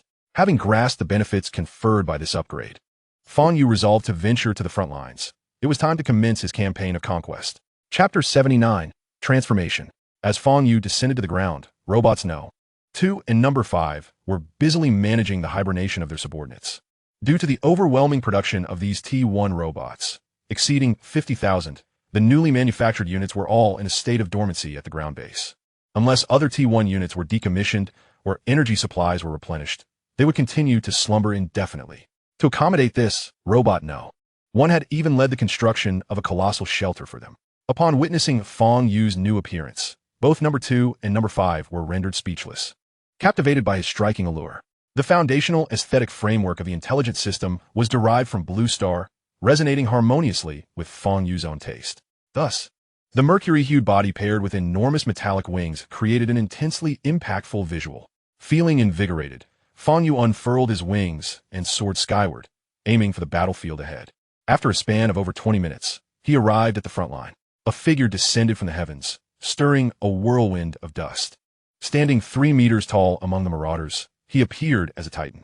Even the Meteor Hammer leaders seemed trivial by comparison, and indeed, they were. Upon landing, Fang Yu's metallic form shifted, and shortly thereafter, he wielded a flanged mace in each hand. Like an arcade game of whack-a-mole, he swiftly dispatched numerous foes. One strike at a time. Is that the master? Kai Yang gazed in awe at Fang Yu's rampaging figure on the battlefield. This silhouette was simply stunning. In contrast to Kai Yang's astonishment, Fu Guwei exhibited a much calmer demeanor. He seemed significantly stronger. Meanwhile, Fang Yu was disheartened to realize that this mere 20-minute journey had consumed a staggering 20,000 energy points, an outrageous expenditure. Initially, he had thought he could forego recharging at the base with the spatial crystal, but now it seemed prudent to recharge in case of emergencies, while ruthlessly eliminating surrounding enemies. Fang Yu soon became disheartened upon realizing that clearing a circle of foes paled in comparison to the vast numbers they were up against. The T1 robots, due to their sheer quantity, were far more efficient in their extermination efforts. With a powerful leap, augmented by his propulsion system, he vacated the battlefield and rejoined Kai Yang and the others. Kai Yang, lead the counteroffensive. Push towards the alien beast battlefield. It is high time we retaliate. Upon receiving the command, Kai Yang was filled with exhilaration. He had been anticipating this moment for quite some time. He promptly agreed and swiftly contacted the K-Series robots coordinating the battlefield. Before long, Fang Yu observed the T1 robot forces commencing their advance. Though their pace was slow, it never faltered. Be it a leader or a mere minion, nothing could impede their progression. During this interval, Fang Yu took the opportunity to download the combat data utilized by the T1 robots from the communication system. The breadth of information was staggering. Comprehensive strategies for individual combat, responses to threats, combat techniques, and much more. Subsequently, the data encompassed team tactics, cooperative strategies, and synergetic coordination, culminating in a wealth of battalion formations and other related content that left Fang Yu astounded. He had not anticipated that, in such a brief span, the data could be so thoroughly refined. Absorbing this knowledge, Fang Yu felt a notable enhancement in his capabilities. He then contributed some of his own insights, albeit limited, focusing on advanced combat strategies. The advance on the battlefield continued until they reached the main route, now just a stone's throw from the alien beast battlefield. Only a slight detour around the hill was required to reach their destination. At this point, Fang Yu called for a halt. Kai Yang, you and your team hold this position. Contact me if anything arises. I need to return for a moment. We will resolve this next time. Just as he intended to maintain the momentum, Fang Yu received a transmission from Tianji. The cerebral entity had finally deciphered the message. After instructing Kai Yang, Fang Yu wasted no time in launching himself into the air. Simultaneously, a particular scene from a film flickered in his mind, one that had left a lasting impression. A massive robot leaping into the air, followed by a dazzling transformation into an aircraft. Inspired by this recollection, Fang Yu, although lacking the aircraft's design schematics, felt confident he could alter his form. It then dawned on him that flight would alleviate his weight. In his earlier excitement, he had completely overlooked this aspect. With a mere thought, excess structures were retracted into his material storage space, retaining only the essential rare materials, while the majority of his internal structure was supplanted by the Pimi worm swarm. In an instant, his weight diminished several-fold, and his material reserves swelled by 30%. The electric thruster nozzles were repositioned to the rear. Due to an excess of nozzles, many were merged, creating the appearance of a colossal engine from a distance. Had he not been concerned about insufficient thrust, he might have retracted a few, as his entire form seamlessly transitioned into that of a fighter jet. He surged upward with unprecedented exhilaration. Startled by the thrill of this transformation, Fang Yu hastily regained control, simultaneously moderating the thrust. Before long, flaps and ailerons sprouted at the trailing edges of the wings, while leading-edge devices morphed into vortex generators. The rear underwent similar transformations, as a vertical stabilizer gained a rudder and the horizontal stabilizer was equipped with elevators. Once all alterations were complete, he stabilized his aircraft form, exhaling in relief. Although he had a grasp of aircraft structure, He had nearly overlooked critical details, which could have resulted in a disastrous mishap. Thankfully, the form was satisfactory, and he emerged unscathed. Only after achieving complete stability did he apply thrust. With the electric thruster engines gradually ramping up, his speed skyrocketed. However, as velocity increased, stability was somewhat compromised. Fang Yu conducted several tests, ultimately positioning the larger engines beneath the wings, which restored stability. Concurrently, the speed metrics in his attribute panel reflected significant changes. Maximum speed registered at 65 kilometers per hour on the ground, and an impressive 998 kilometers per hour in the air. Though not yet reaching supersonic speeds, this was not his upper limit. After all, he had yet to engage energy overload. This electric propulsion system was also capable of overload, albeit with considerable energy consumption. It must be noted that Fang Yu's remarkable physique, allowing for effortless transformation, revealed that each new form could indeed undergo overload. However, limitations still persist. For instance, the previously standard 3-meter frame can no longer endure overloads, while the 2.3-meter stature, despite its capacity for a 400% overload, exhibits a combat efficacy that is somewhat inferior to that of the 3-meter configuration. The present aircraft form, though appearing colossal, primarily comprises structures dedicated to lift generation, resulting in an actual mass that is slightly less than that of the 2.3-meter variant. And this is without the addition of external armor. Just as he contemplated attempting an overload, he was disheartened to realize that he had already arrived at the base. Time had elapsed, approximately just over 2 minutes. Not only had his speed increased, but energy consumption was also minimal, expending merely over 1,000 units. Fang Yu executed a graceful transformation in mid-air, reverting to his 3-meter height, his striking white metallic wings unleashing a torrent of ion streams. Amidst a thunderous roar, he landed safely, raising a cloud of dust. Upon his arrival at the underground base, Tianji was already waiting, a mechanical brain cradled in her hands, connected by a data cable. Chapter 80, Secrets of the Predator. Tianji gazed at Fang Yu in astonishment, momentarily at a loss for words. Is this a direct connection? Fang Yu broke the silence, sensing that Tianji appeared somewhat dazed, still pondering. Wasn't the processor just upgraded? Is it insufficient? That shouldn't be the case. All right, just connect it. I've got it sorted. Tianji regained her composure and promptly replied. Fang Yu nodded, extending the data cable to directly link it to a wire emanating from the brain. Before long, he accessed the database of this cerebral entity. The brain's original owner had emerged from a colossal space warship, initially a towering mechanical warrior, hailing from a civilization that, as Fang Yu surmised, was a mechanical one. Their modus operandi resembled that of locusts, driven solely by the principles of defeat, acquisition, and fabrication. One fateful day, their fleet stumbled upon a resource-rich planet within a certain star system, where scans revealed the presence of energy crystals within. However, this resource-rich world was already home to life, and its civilization possessed a technology level that was not insignificant. After seizing 3 adjacent planets, they ultimately launched a decisive battle on the homeworld of this civilization. He had awaited this confrontation for an extended period, and by chance, he led his multifunctional ship to participate in the post-war plundering of this planet. Fang Yu observed the memories belonging to this marauder, or rather, a minor leader of the mechanical civilization. The sheer number of warships was staggering, commencing at a minimum of 100,000. It was difficult to fathom that this was not even the main battle force. Numerous vessels were destroyed by ground defenses. Yet even when a warship was incapacitated, some of its crew managed to survive, safely descending to the surface. The multifunctional ship, belonging to the minor leader of the mechanical civilization, was destroyed just as it was about to reach the ground. It was precisely their proximity to the surface that allowed his subordinates to preserve a significant number of living forces. What followed was a relentless scavenging mission, tirelessly collecting all metallic items to await transport by other ships. However, their streak of fortune did not last long. Initially, they encountered no attacks from ground forces, nor did they come across the local civilization's inhabitants, which was rather peculiar. Yet, the intelligence of these mechanical warriors was generally low. Ordinarily, with the assistance of their ships, they could connect to the network dominated by their overlords, which would have significantly enhanced their intelligence.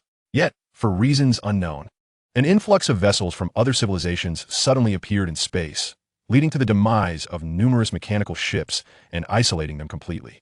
With the disappearance of supporting vessels, their mission was abruptly interrupted, and the system automatically switched to a reserved side quest. During wartime, the primary task was to locate and eliminate enemies. while the secondary objective involved constructing bases and expanding their ranks.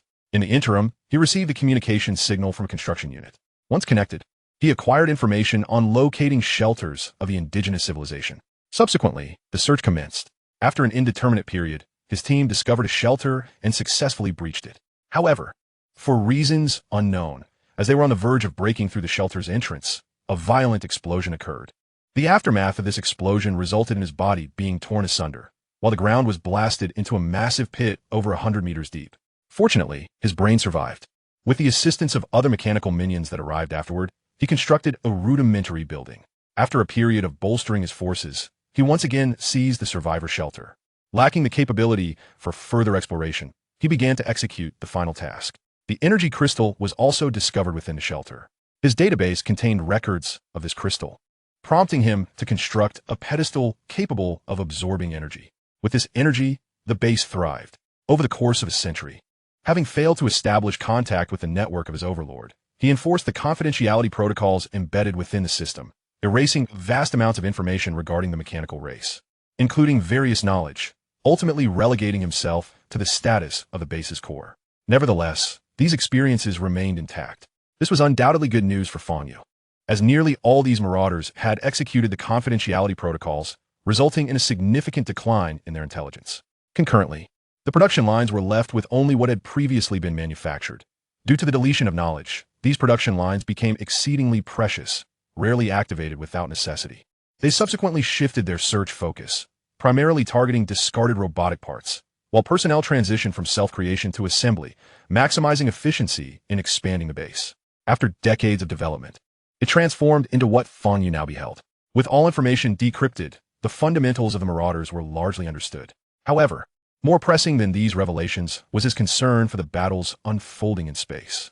It appeared that to transcend the constraints of the planet, a greater accumulation of power was necessary. The origins of the massive pits at the Marauder base were also unveiled. The next step should involve locating additional bases of the Marauder civilization to ascertain whether the energy they had utilized over this lengthy period could be harnessed for his own purposes. Alas, the individuals sought by Fu Gui were likely no longer to be found.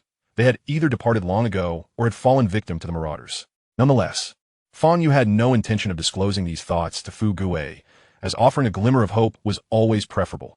What if an unforeseen event transpired? He glanced at Tianji, who remained by his side, and instructed, please manufacture an additional 10 J-type robots, specifically tasked with enhancing the technology tree. No problem. Tianji nodded in agreement. With matters settled, Fang Yu did not linger further. He intended to address the issues posed by the Beast faction and the Marauders at the front lines. After recharging, he proceeded along the corridor to the surface base. The ground-level greenhouses were nearly occupied, with a multitude of mass-produced T1 robots resting here, in slumber. The spectacle was truly magnificent. A matter of time before it surpassed the scale of those Marauder bases.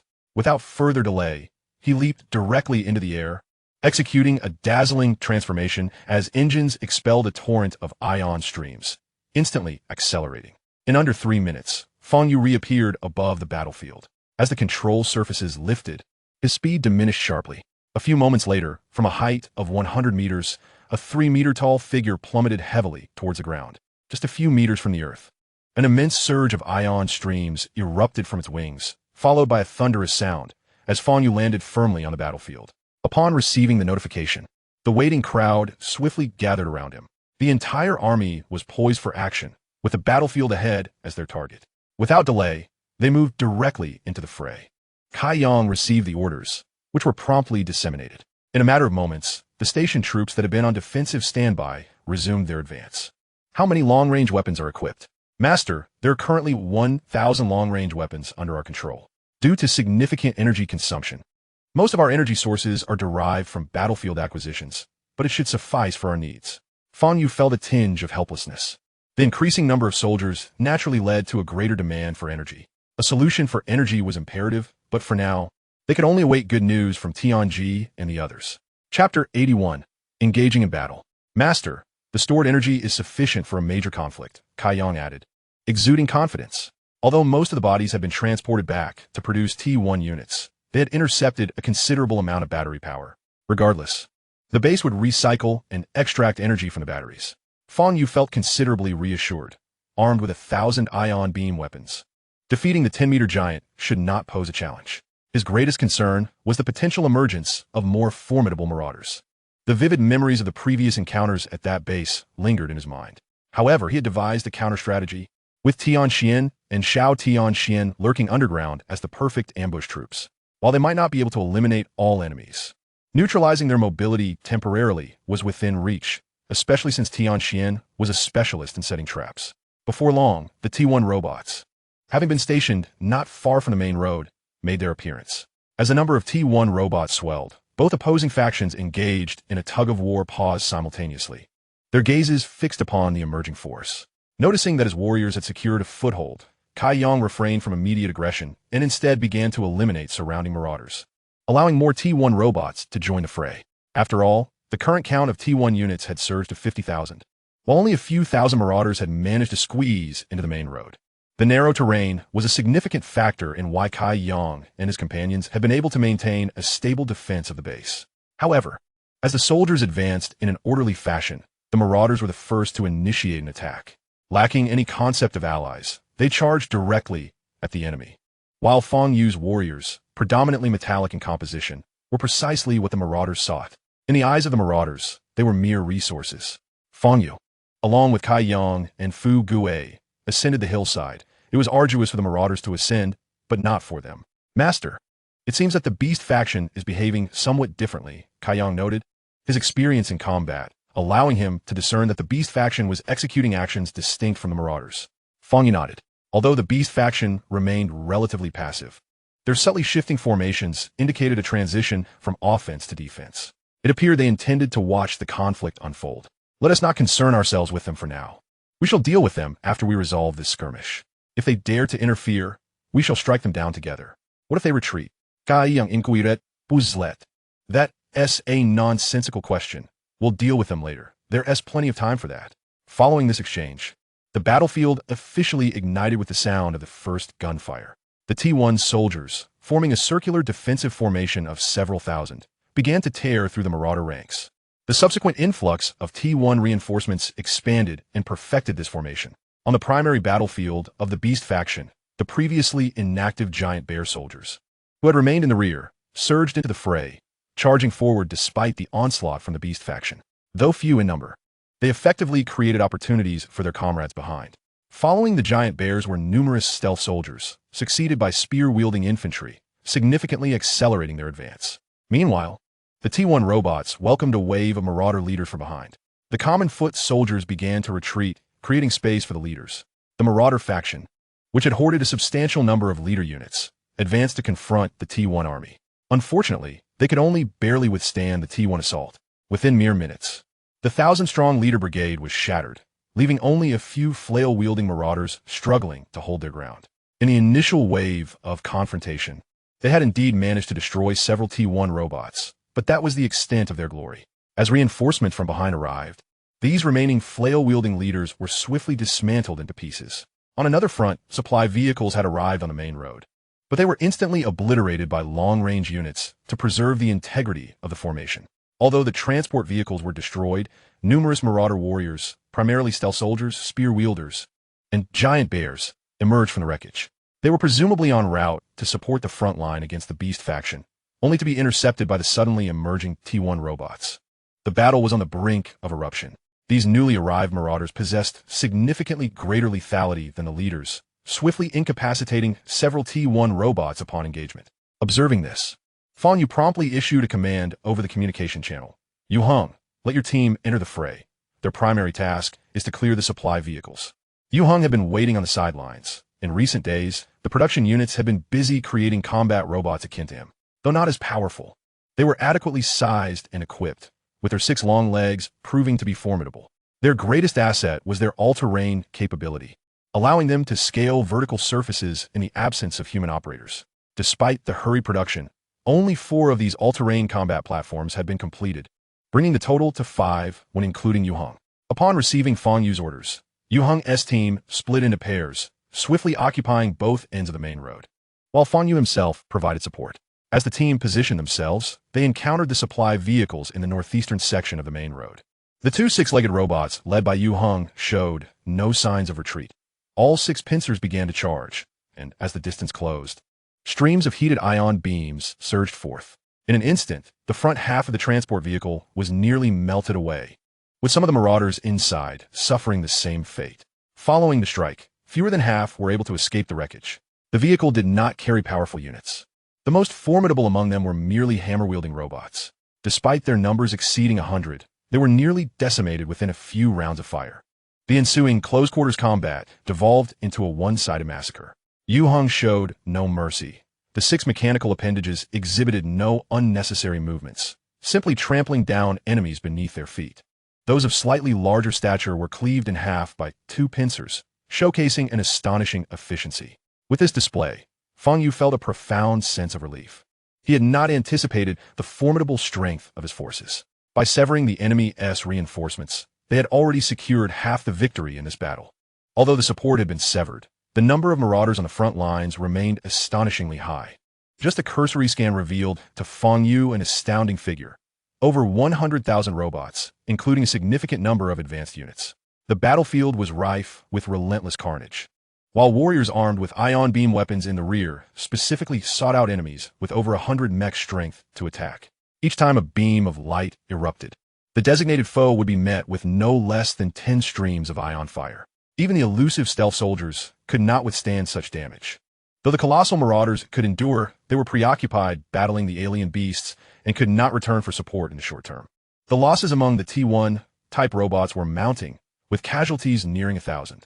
However, far away at the ground base, a substantial number of warriors were awakening, steadily streaming towards the battlefield along predetermined routes. Chapter 82, A Shot Fired. The fighting on the battlefield grew increasingly intense as the 2 opposing forces, previously locked in a stalemate, began to engage in genuine combat. The 10-meter marauder, sensing its isolation, intensified its assault. Its opponent, a formidable gorilla, adeptly maneuvered to evade direct confrontation, seizing opportunities to strike when possible, relentlessly battering the marauder. With its body already marred by numerous dents awaiting repair, the situation only worsened. Realizing it could not catch the gorilla, the marauder's massive form surprisingly abandoned the pursuit of an equal opponent and shifted its focus to assaulting the alien mechanical beasts on the ground. This unprecedented turn of events caught even the gorilla off guard. In an instant, several melee units from the alien side fell victim to the marauder's onslaught. Fortunately, the gorilla reacted swiftly, returning to provide aid and knocking the giant marauder to the ground. Seizing the opportunity, the gorilla stomped on the marauder, delivering a flurry of punches like a tempest upon its foe. Yet, the reprieve was short-lived. After the marauder's armor had been deformed by the onslaught, it astonishingly rose again, defying the weight of the gorilla and retaliating. However, the marauder, lacking any semblance of a miraculous revival, stood with a severely injured arm, black liquid seeping from its wounds. Though one of its arms was rendered useless, it still possessed 3 others, which mitigated its losses somewhat. Unfortunately, its weapon had vanished amid the chaos of battle. Meanwhile, the fight continued unabated, and Fang Yu remained unperturbed, waiting for the conclusion of the conflict or the annihilation of the marauder forces before making his entrance. This battle raged on for an entire day. The marauder side had received several formidable reinforcements, all of which were repelled by the T1 long-range warriors. The good news was that energy supplies were temporarily sufficient, as dedicated T1 units were engaged in resource collection, with each long-range warrior equipped with 2 fully charged batteries. Conversely, on the alien side, the ordinary warriors had retreated significantly, leaving only a few to obstruct the marauder's assault. Since losing one of its hands, the giant marauder had attempted to break free several times, but all efforts ended in failure, leaving it with only 2 functioning hands and at a distinct disadvantage. Fang Yu and his companions stood atop a vantage point, refraining from participation in the fray. The already scant reserve of T1 robots had been nearly depleted, with fewer than 40,000 remaining on the battlefield. This was their last vestige of strength. Yet, Fang Yu remained calm. T1 warriors could be reconstructed, and the next generation would possess even greater strength. After a day of observation, he miraculously discovered that his evolution points had increased by over 10, signifying significant progress. It was noteworthy that he had remained completely motionless throughout the day. This upgrade had evidently conferred numerous latent benefits. The Pyme robots within him had not ceased their movement, circulating through his body like human blood, continuously augmenting his absorption rate. Upon noticing this change, Fang Yu glanced at the remains of a marauder at his feet. In the next instant, a golden tide surged forth, enveloping the wreckage, and within moments, it vanished entirely. With the disappearance of the Golden Ocean, Fang Yu received a notification of increased material reserves. A rare smile graced his face. Henceforth, the act of absorption would require far less effort, marking this upgrade as exceptionally perfect. As the last Marauder minion fell, only 2 colossal machines remained engaged in combat.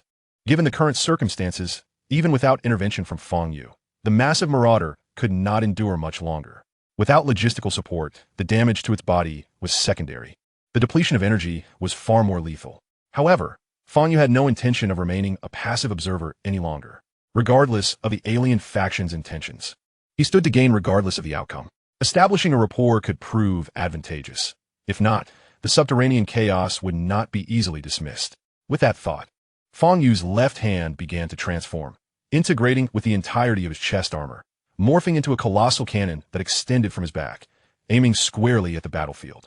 Having converted unnecessary mass into this cannon, its length surged to an astonishing 4 meters. Simultaneously, impact crystal energy surged within the barrel.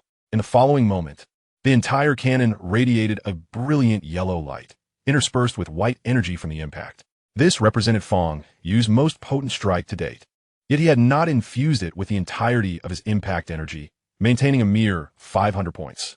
The first to be startled by this transformation were Kai Yang and Fu Guei, who had been observing the battle. They nearly leapt in shock as an unfamiliar cannon extended from behind them, but once they realized it was Fang Yu, they regained their composure. For Kai Yang, who valued martial prowess, Fang Yu now embodied the essence of a true deity. Fu Guei's thoughts were far simpler. Could he withstand this? No? Then there was nothing to worry about. As the acceleration modules within the energy cannon illuminated, the entire barrel brimmed with ion energy. A torrent of ion streams erupted forth, striking the colossal Marauder's chest with incredible velocity. The onslaught did not cease with a single shot. Rather, it continued unabated. With Fang Yu's inherent cooling system and the tirelessly working Pai Mi swarm, layers of material rapidly accumulated, enabling the melting barrel to thicken continually. The Marauder, struck by the assault, staggered back, its outer armor rapidly turning red. After merely a few seconds of enduring the barrage, the armor began to liquefy. Yet, the attack persisted. The high-energy ion streams continued, with blue ions mingling with increasingly sparse white impact energy. Having melted through the outer layer of armor, they penetrated the interior, leading to the swift disintegration of internal cables and structures. Within 20 seconds, a gaping hole had formed in its chest, with extensive damage to internal components and a complete failure of the energy system. Ultimately, the ion streams dissipated within the Marauder's back armor, leaving a scorched area but failing to penetrate through. However, whether it penetrated or not had become inconsequential. The 10-meter giant's structural integrity began to crumble. It was not long before it was rendered entirely inoperative. Meanwhile, Fang Yu's side was beset by incessant alarms from the system, commencing with warnings of high temperatures and escalating to alerts concerning significant damage to his body. However, Fang Yu remained unfazed, for everything was well within his control. Once the assault ceased, the cannon barrel had almost melted, its tip beginning to droop and soften after the swarm of nanobots halted their repairs, indicating an extraordinarily high temperature. Nonetheless, this did not perturb Fang Yu. With the cessation of the attack, the previously overwhelmed swarm of nanobots surged into action, swiftly dismantling the structure of the particle cannon. In no time, the 3-meter-tall Fang Yu was restored once more. The remaining 43 integrity of his body was rapidly repaired, exceeding 80 within mere breaths. And the integrity continued to rise. All alarms ceased. Simultaneously, Fang Yu exhaled a sigh of relief. This attempt had been a resounding success. He cast his gaze towards the battlefield, where the enormous gorilla robot, upon witnessing the destruction of the Marauder, turned to make its exit. Chapter 83, The Life Laboratory. Fang Yu leaped into action, pursuing the 10-meter-tall gorilla. The others followed closely, all intent on the chase. It was worth noting that the mere presence of a 10-meter giant was imposing enough for an ordinary person. Merely catching sight of it would likely induce panic and prompt them to take cover. This creature towered over 3 stories high. However, Fang Yu remained unconcerned. He had long transcended the realm of ordinary humans. Though he stood only 3 meters tall, his explosive combat prowess would not significantly differ from that of the gorilla. Take, for instance, the recent Marauder, which had been rendered inoperative by nothing more than a versatile ion beam. Now, having undergone reconstruction through the nanobot swarm, Fang Yu could be considered to have reached his peak condition, with the only consumption being energy and material reserves. Yet, regrettably, the materials utilized for armor reconstruction could not be classified as consumption for absorption. Otherwise, he would have taken flight immediately. As Fang Yu drew closer, he felt the ground tremble beneath him. This gorilla was undoubtedly formidable. He activated his electric propulsion engine, ascending to match the height of the mechanical beast. "What faction do you belong to?"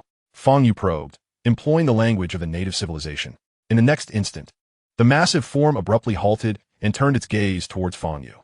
Just as Fang Yu braced for an attack, a cold, mechanical voice resonated, devoid of emotion. Identifying native language, executing primary sequence task, confirming identity. Following this declaration, the gorilla began to survey its surroundings, and after a brief moment, its gaze settled upon Fuga. As if it had ascertained something, the gorilla turned its focus back to Fang Yu. Identity confirmed. Native combat robot from the mother planet, originating from Dr. Lee's laboratory.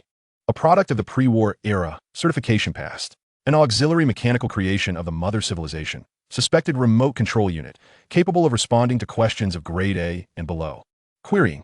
We are creations of the mother planet civilization, birthed a decade after the apocalypse. Designated as the Mechanical Beast Legion.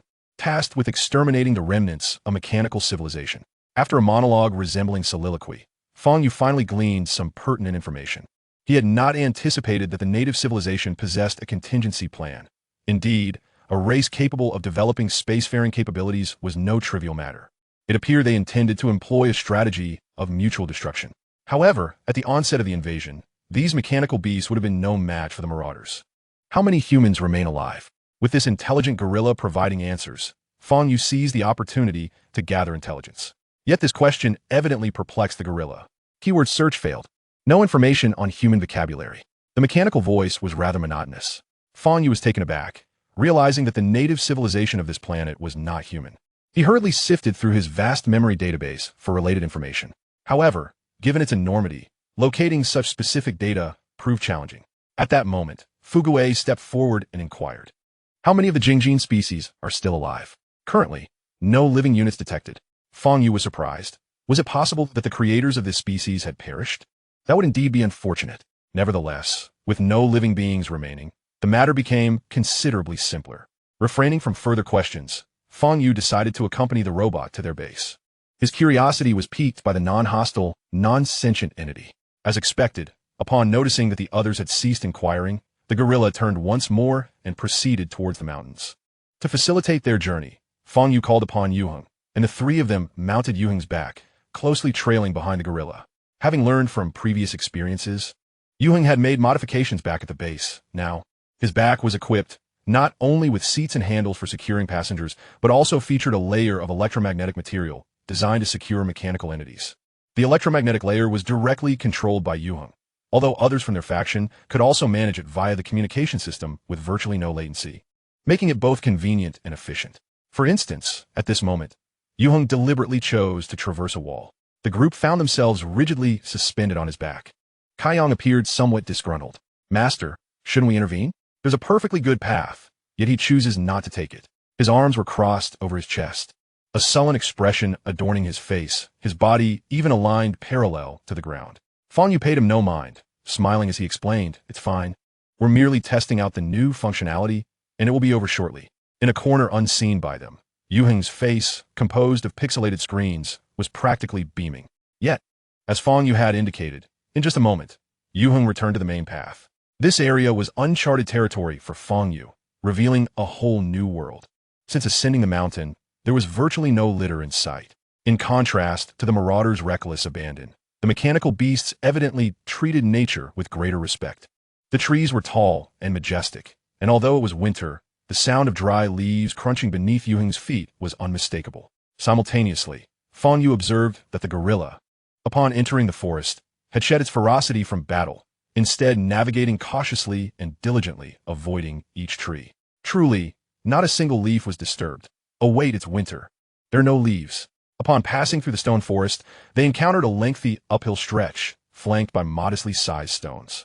Despite having weathered the elements, signs of human craftsmanship were still discernible. The gorilla chose not to traverse this route, but rather opted for a steeper incline, which, given its size, posed no significant challenge. Yuheng, too, took a different path, intentionally selecting the steepest descent. As they proceeded, they eventually arrived at a relatively spacious platform just shy of the mountain summit. This platform, encircled by the mountain, was clearly hewn from the rock. Close to the mountain's edge, Fang Yu noticed a familiar structure, strikingly similar to the estate where Fugui resided, albeit without a sign. Additionally, Fang Yu recognized that this building also dated back a century, rather than being a modern creation. The gorilla approached the platform as though returning home, striding directly into the estate, where a large door stood ajar, seemingly leading into the mountain itself. Observing this scene, Fang Yu curiously turned to Fugui, sitting beside him, and asked, "Have you been here before?" Fugui shook his head in confusion for a moment, then spoke with a quavering voice. "Though I have never been here, I should have heard of this place. If my memory serves me correctly, this should be the Life Laboratory." In the next instant, an image appeared in Fang Yu's mind. Chapter 84, Hope. Dr. Li was cradling the gravely injured and dying little girl as he departed the estate in a flying vehicle, leaving Fugui alone to guard the courtyard. Fang Yu sighed softly. He truly hoped that the little girl was still alive, for since his arrival in this world, he had yet to encounter a living carbon-based life form. However, the thought seemed implausible. Firstly, the gorilla had stated that there were no survivors here, and secondly, even if she had been alive before, a century had passed. Moreover, the surrounding environment was still quite humid. Coupled with the mechanical beast that scurried about, it was likely that even ashes had long since been scattered to the winds. The gorilla did not delve deeper. It merely found a charging point to replenish its energy.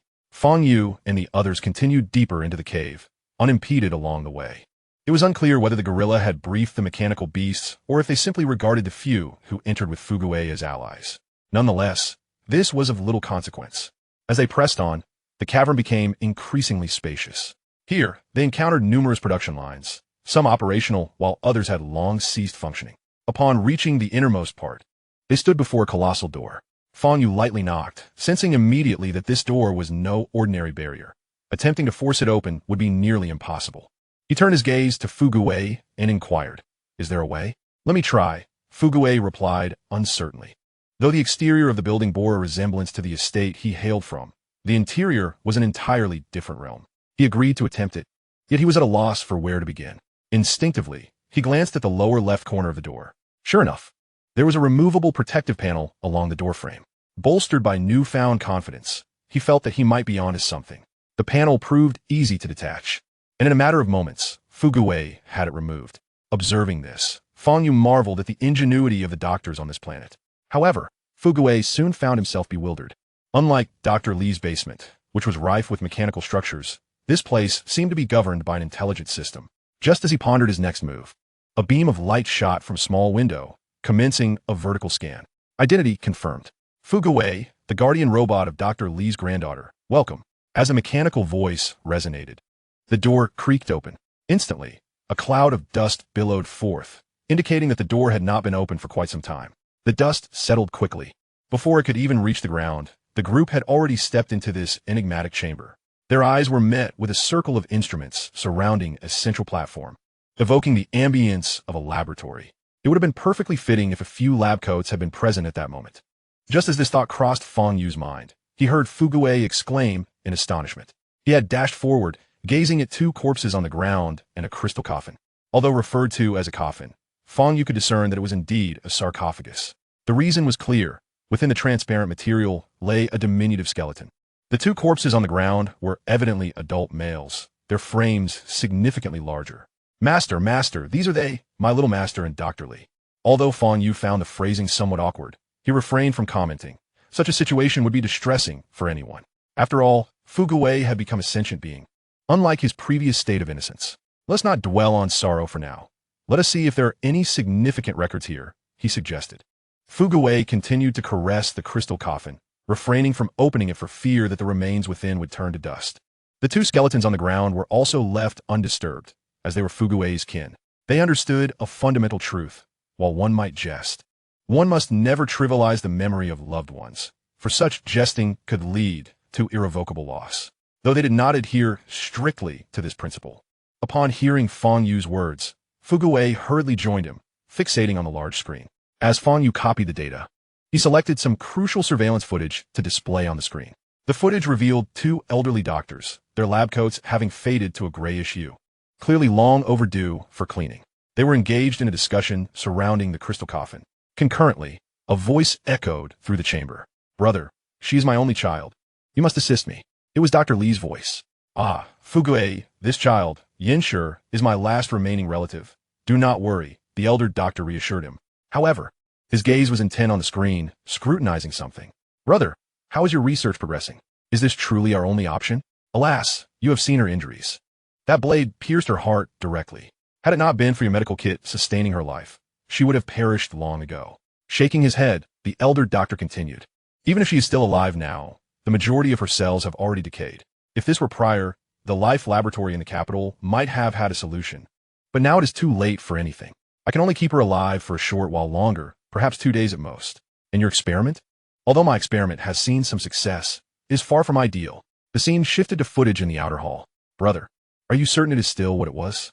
Dr. Li Fugue inquired, staring at a mechanical mouse with trepidation. The elder doctor stroked his beard confidently. "My assistant has conducted tests. This little creature indeed retains its memories, though its intelligence is woefully low. Our next step will involve experimenting with a more intelligent animal." Just then, a researcher monitoring the instruments suddenly exclaimed, "Dr. Li, trouble.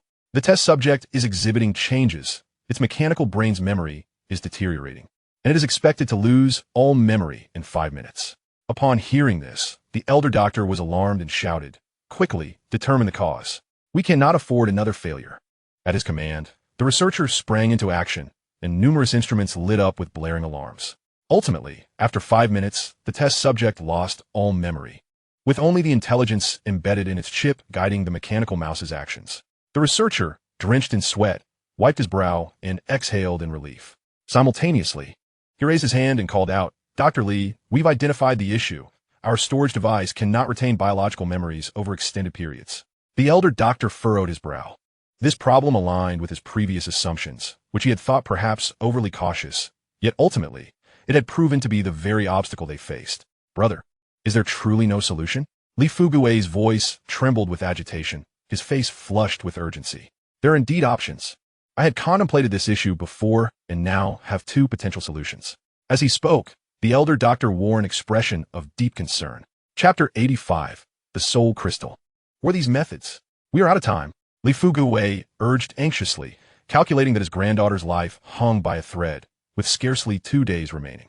Moreover, the formidable forces of the mechanical civilization are set to arrive in the coming days, and it seems that every conceivable difficulty has fallen upon him. Firstly, the task of altering Yinshi's memory form must be undertaken, enabling her recollections to adapt to this mechanical mode of storage. The advantage lies in the fact that the technology is already at hand, while the drawback is the scarcity of time. Nevertheless, it is possible to abandon the physical body, preserving only the brain's vitality. However, there are still challenges, as the success rate of this method remains rather low. Upon hearing the initial approach, Li Fugue felt a chill run through him. Yet, he gazed hopefully at his elder brother. What about the alternative method?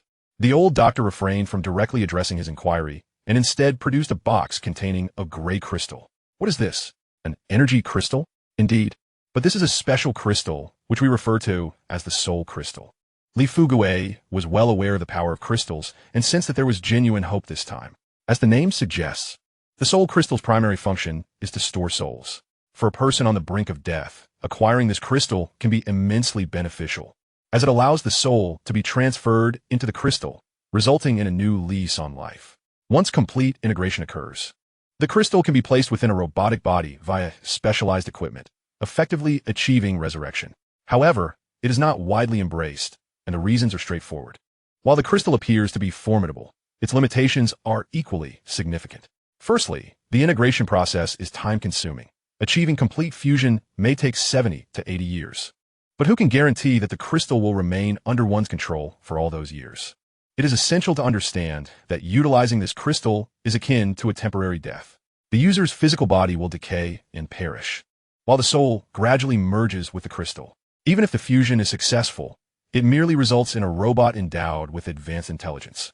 True resurrection requires evolution into mechanical life, which refers to the transition of a robot into mechanical life. The only distinction between this and a robot is that this step is relatively easy for robots transformed from living beings, typically taking around a decade. In contrast, genuine intelligent programs require at least 10,000 years for evolution. Nonetheless, This pales in comparison to the plight of the central brain of the mechanical civilization, which will not engage with higher life forms and, thus, cannot evolve into mechanical life. Consequently, it relies solely on plunder to enhance its power. Even if they reach the pinnacle of development, they can only aspire to match the technological levels of the strongest civilizations in the universe. Further advancement is unattainable. This can only be classified as a pseudo-mechanical civilization, while true mechanical civilizations are those that possess wisdom. They would not be foolish enough to oppose the entire universe. Returning to the discussion, the two doctors on the screen ultimately opted for the second plan after deliberation. Time, as previously mentioned, was no longer on their side. In the final 2 days, the two made extensive preparations. The old doctor constructed numerous production lines to manufacture intelligent beast-like robots, which represented the culmination of his life's research. Meanwhile, Dr. Li Fuguwei utilized the finest materials available to create a female robot that bore an exact resemblance to Li Yanxi, although it could still be discerned as a robot upon closer inspection. Possessing this appearance would reduce the time required for Li Yanxi to regain her human consciousness from 10 years to less than 5. As the day passed, the old doctor completed the necessary arrangements. All essential equipment was ready, and the next step was the soul transfer.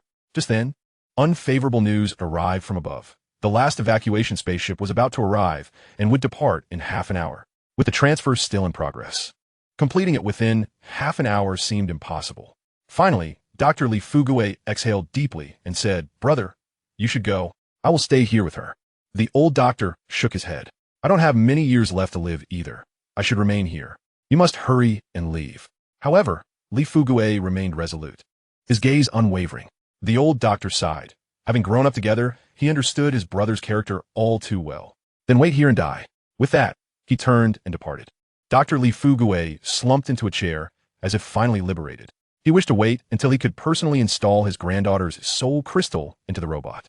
At that moment, the robot, indistinguishable from his granddaughter, was positioned on the platform before him. "Ah, I wonder if you will awaken and see me again. I hope you no longer blame your grandfather." With that, he pressed a button, and the platform slowly descended, sinking into the ground. Meanwhile, the old doctor was organizing the evacuation. After ensuring that everyone boarded the spaceship, he himself did not leave.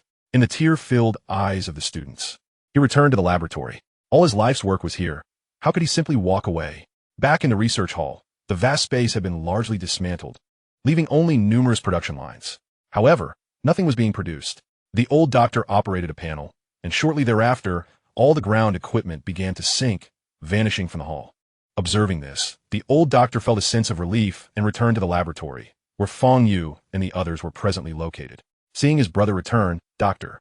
Li Fuguwei became anxious. "Brother, you," before he could finish, the old doctor interrupted him.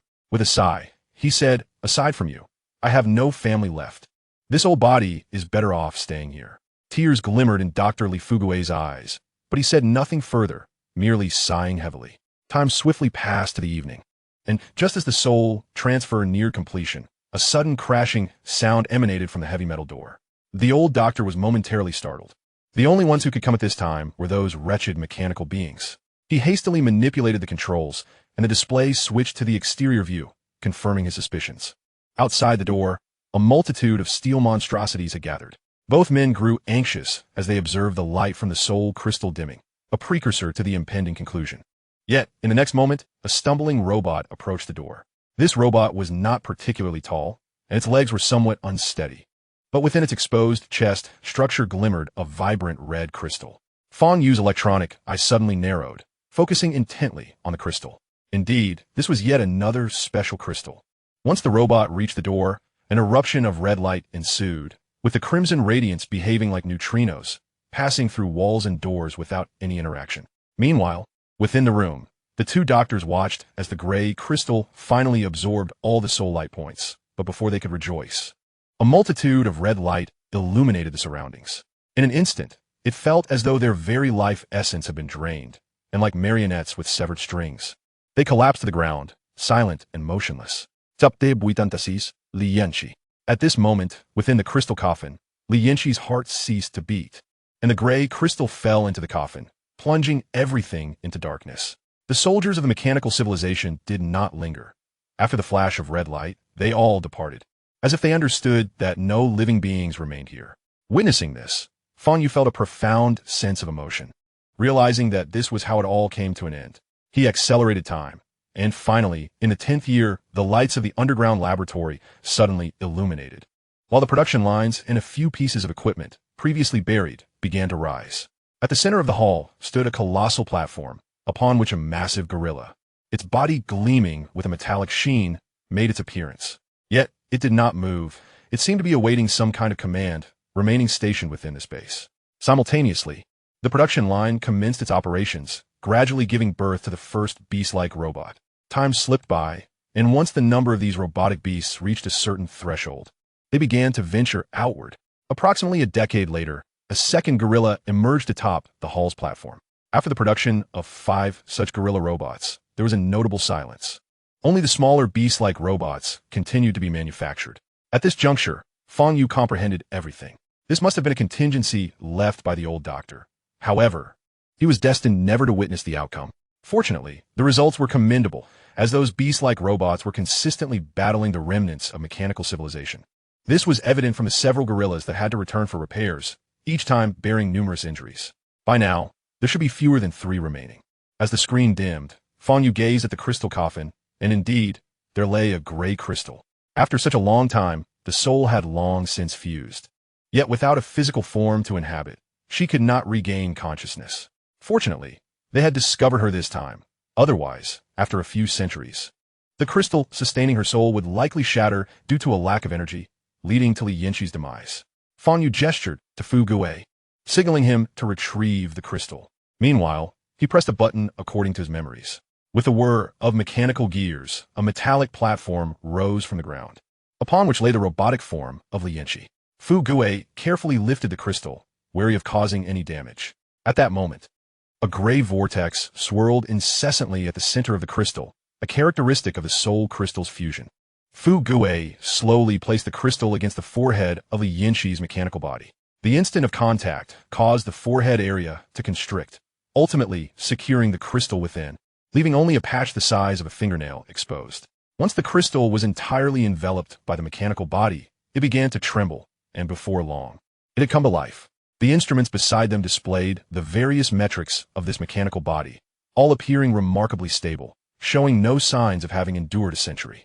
Even the battery health was above 90%, fully charged.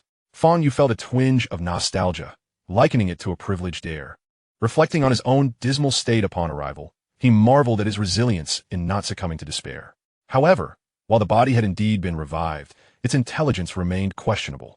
Years would be required for her to regain full functionality. Fang Yu was not inclined to linger, having already obtained the pertinent information. This journey had proven worthwhile. As for the resources here, he lacked neither need nor ambition. The documentation on power generation revealed a complete geothermal power system. Replicating such technology posed no challenge for Fang Yu.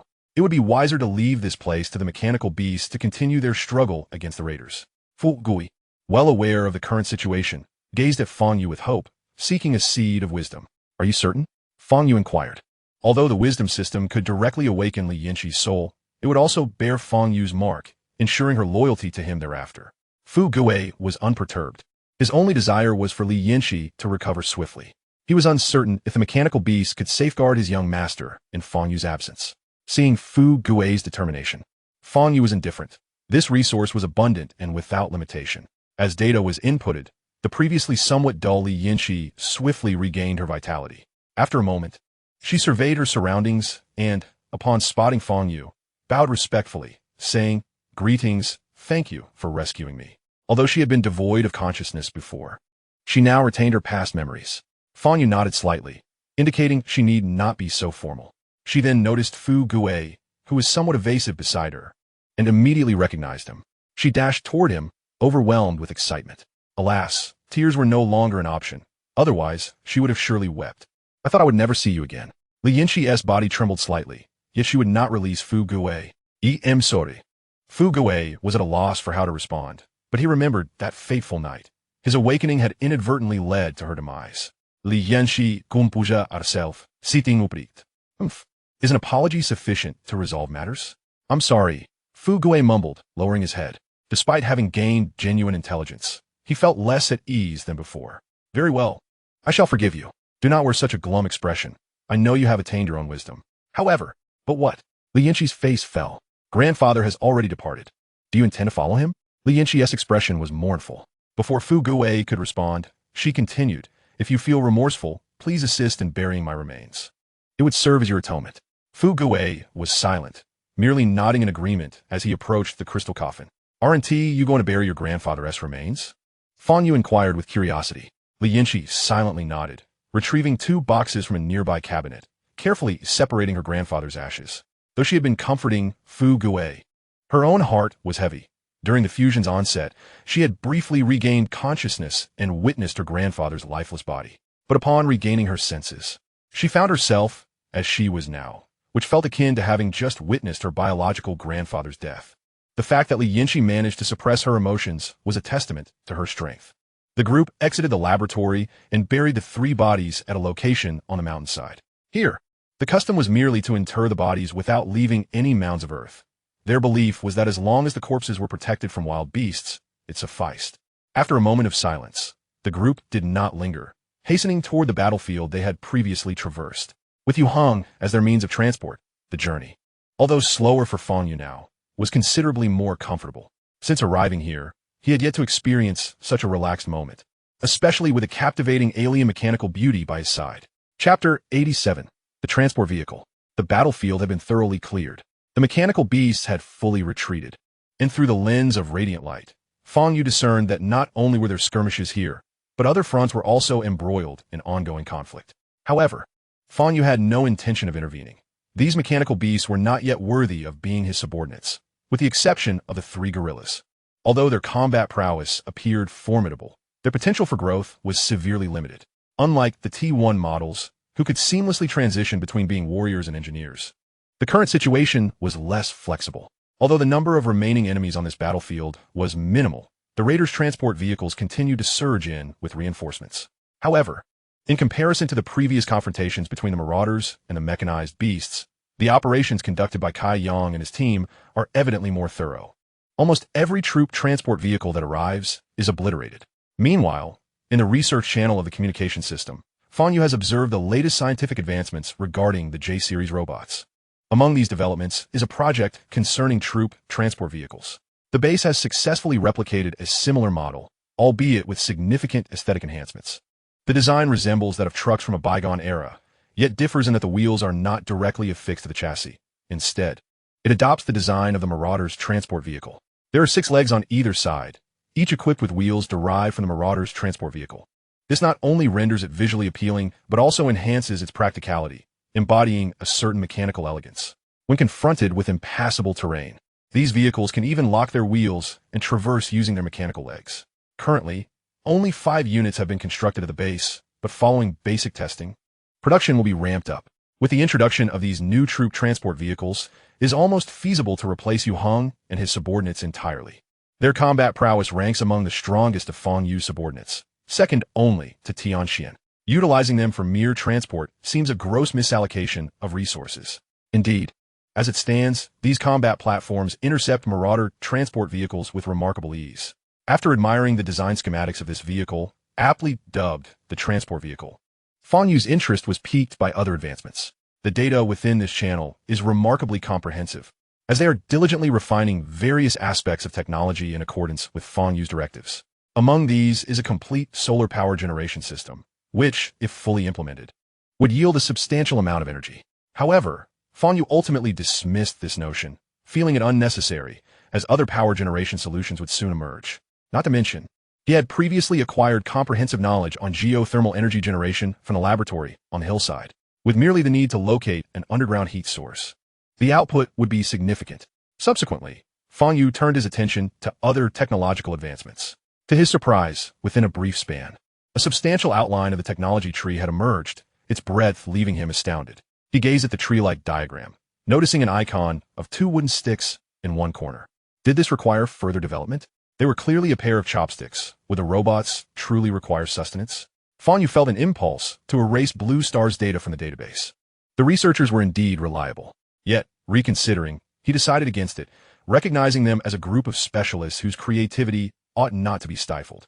He then shifted his gaze to other technologies, finding no significant issues, except for a slight misalignment in the technology tree.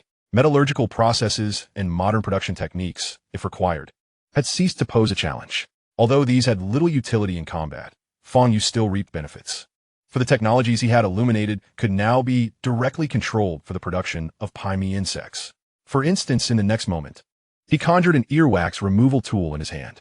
However, realizing he had no ears to cleanse, he resignedly tossed it into his mouth, thus converting it into material reserves.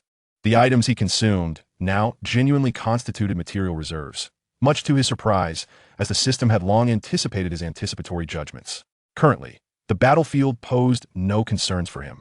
Yet he still ordered his forces to secure this position as a stronghold. Otherwise, should they advance toward the Marauders' base, it was uncertain whether they would mobilize their main forces. Preparation was prudent. The production of T1-type robots was currently adequate, requiring only a few days to replenish to pre-war levels. Yet energy resources were somewhat strained.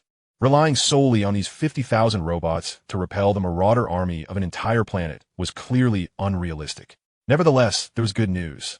With the completion of the technology tree and Tianxian's mineral extraction efforts, breakthroughs in previously elusive heavy element fusion technology had finally emerged. If all went well, the self-sustaining heavy core fusion device would not be far off, though its size remained challenging to manage. Upon reviewing his attributes, Fang Yu discovered that his evolution points had already reached 73, ample for evolution. With the introduction of new devouring options, coupled with the consumption of material reserves due to frequent transformations, his reserves had consistently remained above 90%. Moreover, having been particularly busy lately, he had not noticed the rapid growth of his evolution points. Shifting to the perspective of the radiant light, he surveyed his surroundings and found no immediate dangers. He then greeted his companions before soaring skyward. As for what the others intended to do next, Fang Yu did not impose any specific requirements. After all, with no pressing tasks at hand, he did not wish to overly burden his employees, save for Tianji. With a warplane soaring overhead, Fang Yu soon found himself within the underground base. After exchanging pleasantries with Tianji and the others, he ventured alone into an empty room. With a mere thought, the evolution interface was unveiled. The remaining options glowing before him were limited to the 3 standard choices. After a brief contemplation, Fang Yu resolved to enhance his energy. He surmised that the enhancement would be holistic, and it could also bolster the Pi-Me insect swarm, potentially increasing their size. With this in mind, the energy enhancement option was activated, and the familiar white light enveloped his form before swiftly diminishing, converging deep within his mechanized body, disappearing entirely. Simultaneously, the familiar panel materialized before him. Body level, 13. Body name, body reconstruction type. Habilité, Devour LV3, Quantum Communication, Pi-Me Mechanical Scourge. Fusion, Impact Crystal, Spatial Crystal. Evolution points, 24. Body strength, 140. Speed performance, maximum 70 km per hour. Aerial speed, 1,223 km per hour. Material reserves, 94. Energy system, 34,000, 34,000. Energy percentage, 100. External energy system, battery number 1, 54322. Energy, battery number 2, 80,000 energy. Description, secondary limit breaking model, primarily composed of titanium steel multi-composite alloy, nano, adaptive electromagnetic tendon bundles, nano. Conventional maximum output power of 250 energy units, ultimate overload of 500 energy units, capable of internal heavy element fusion, integrating Pi-Me level mechanical swarms. Capable of transforming any mechanical structure larger than Pi-Me, including its own structure. Through relentless efforts, the body has successfully achieved secondary limit breaking and can continue to evolve.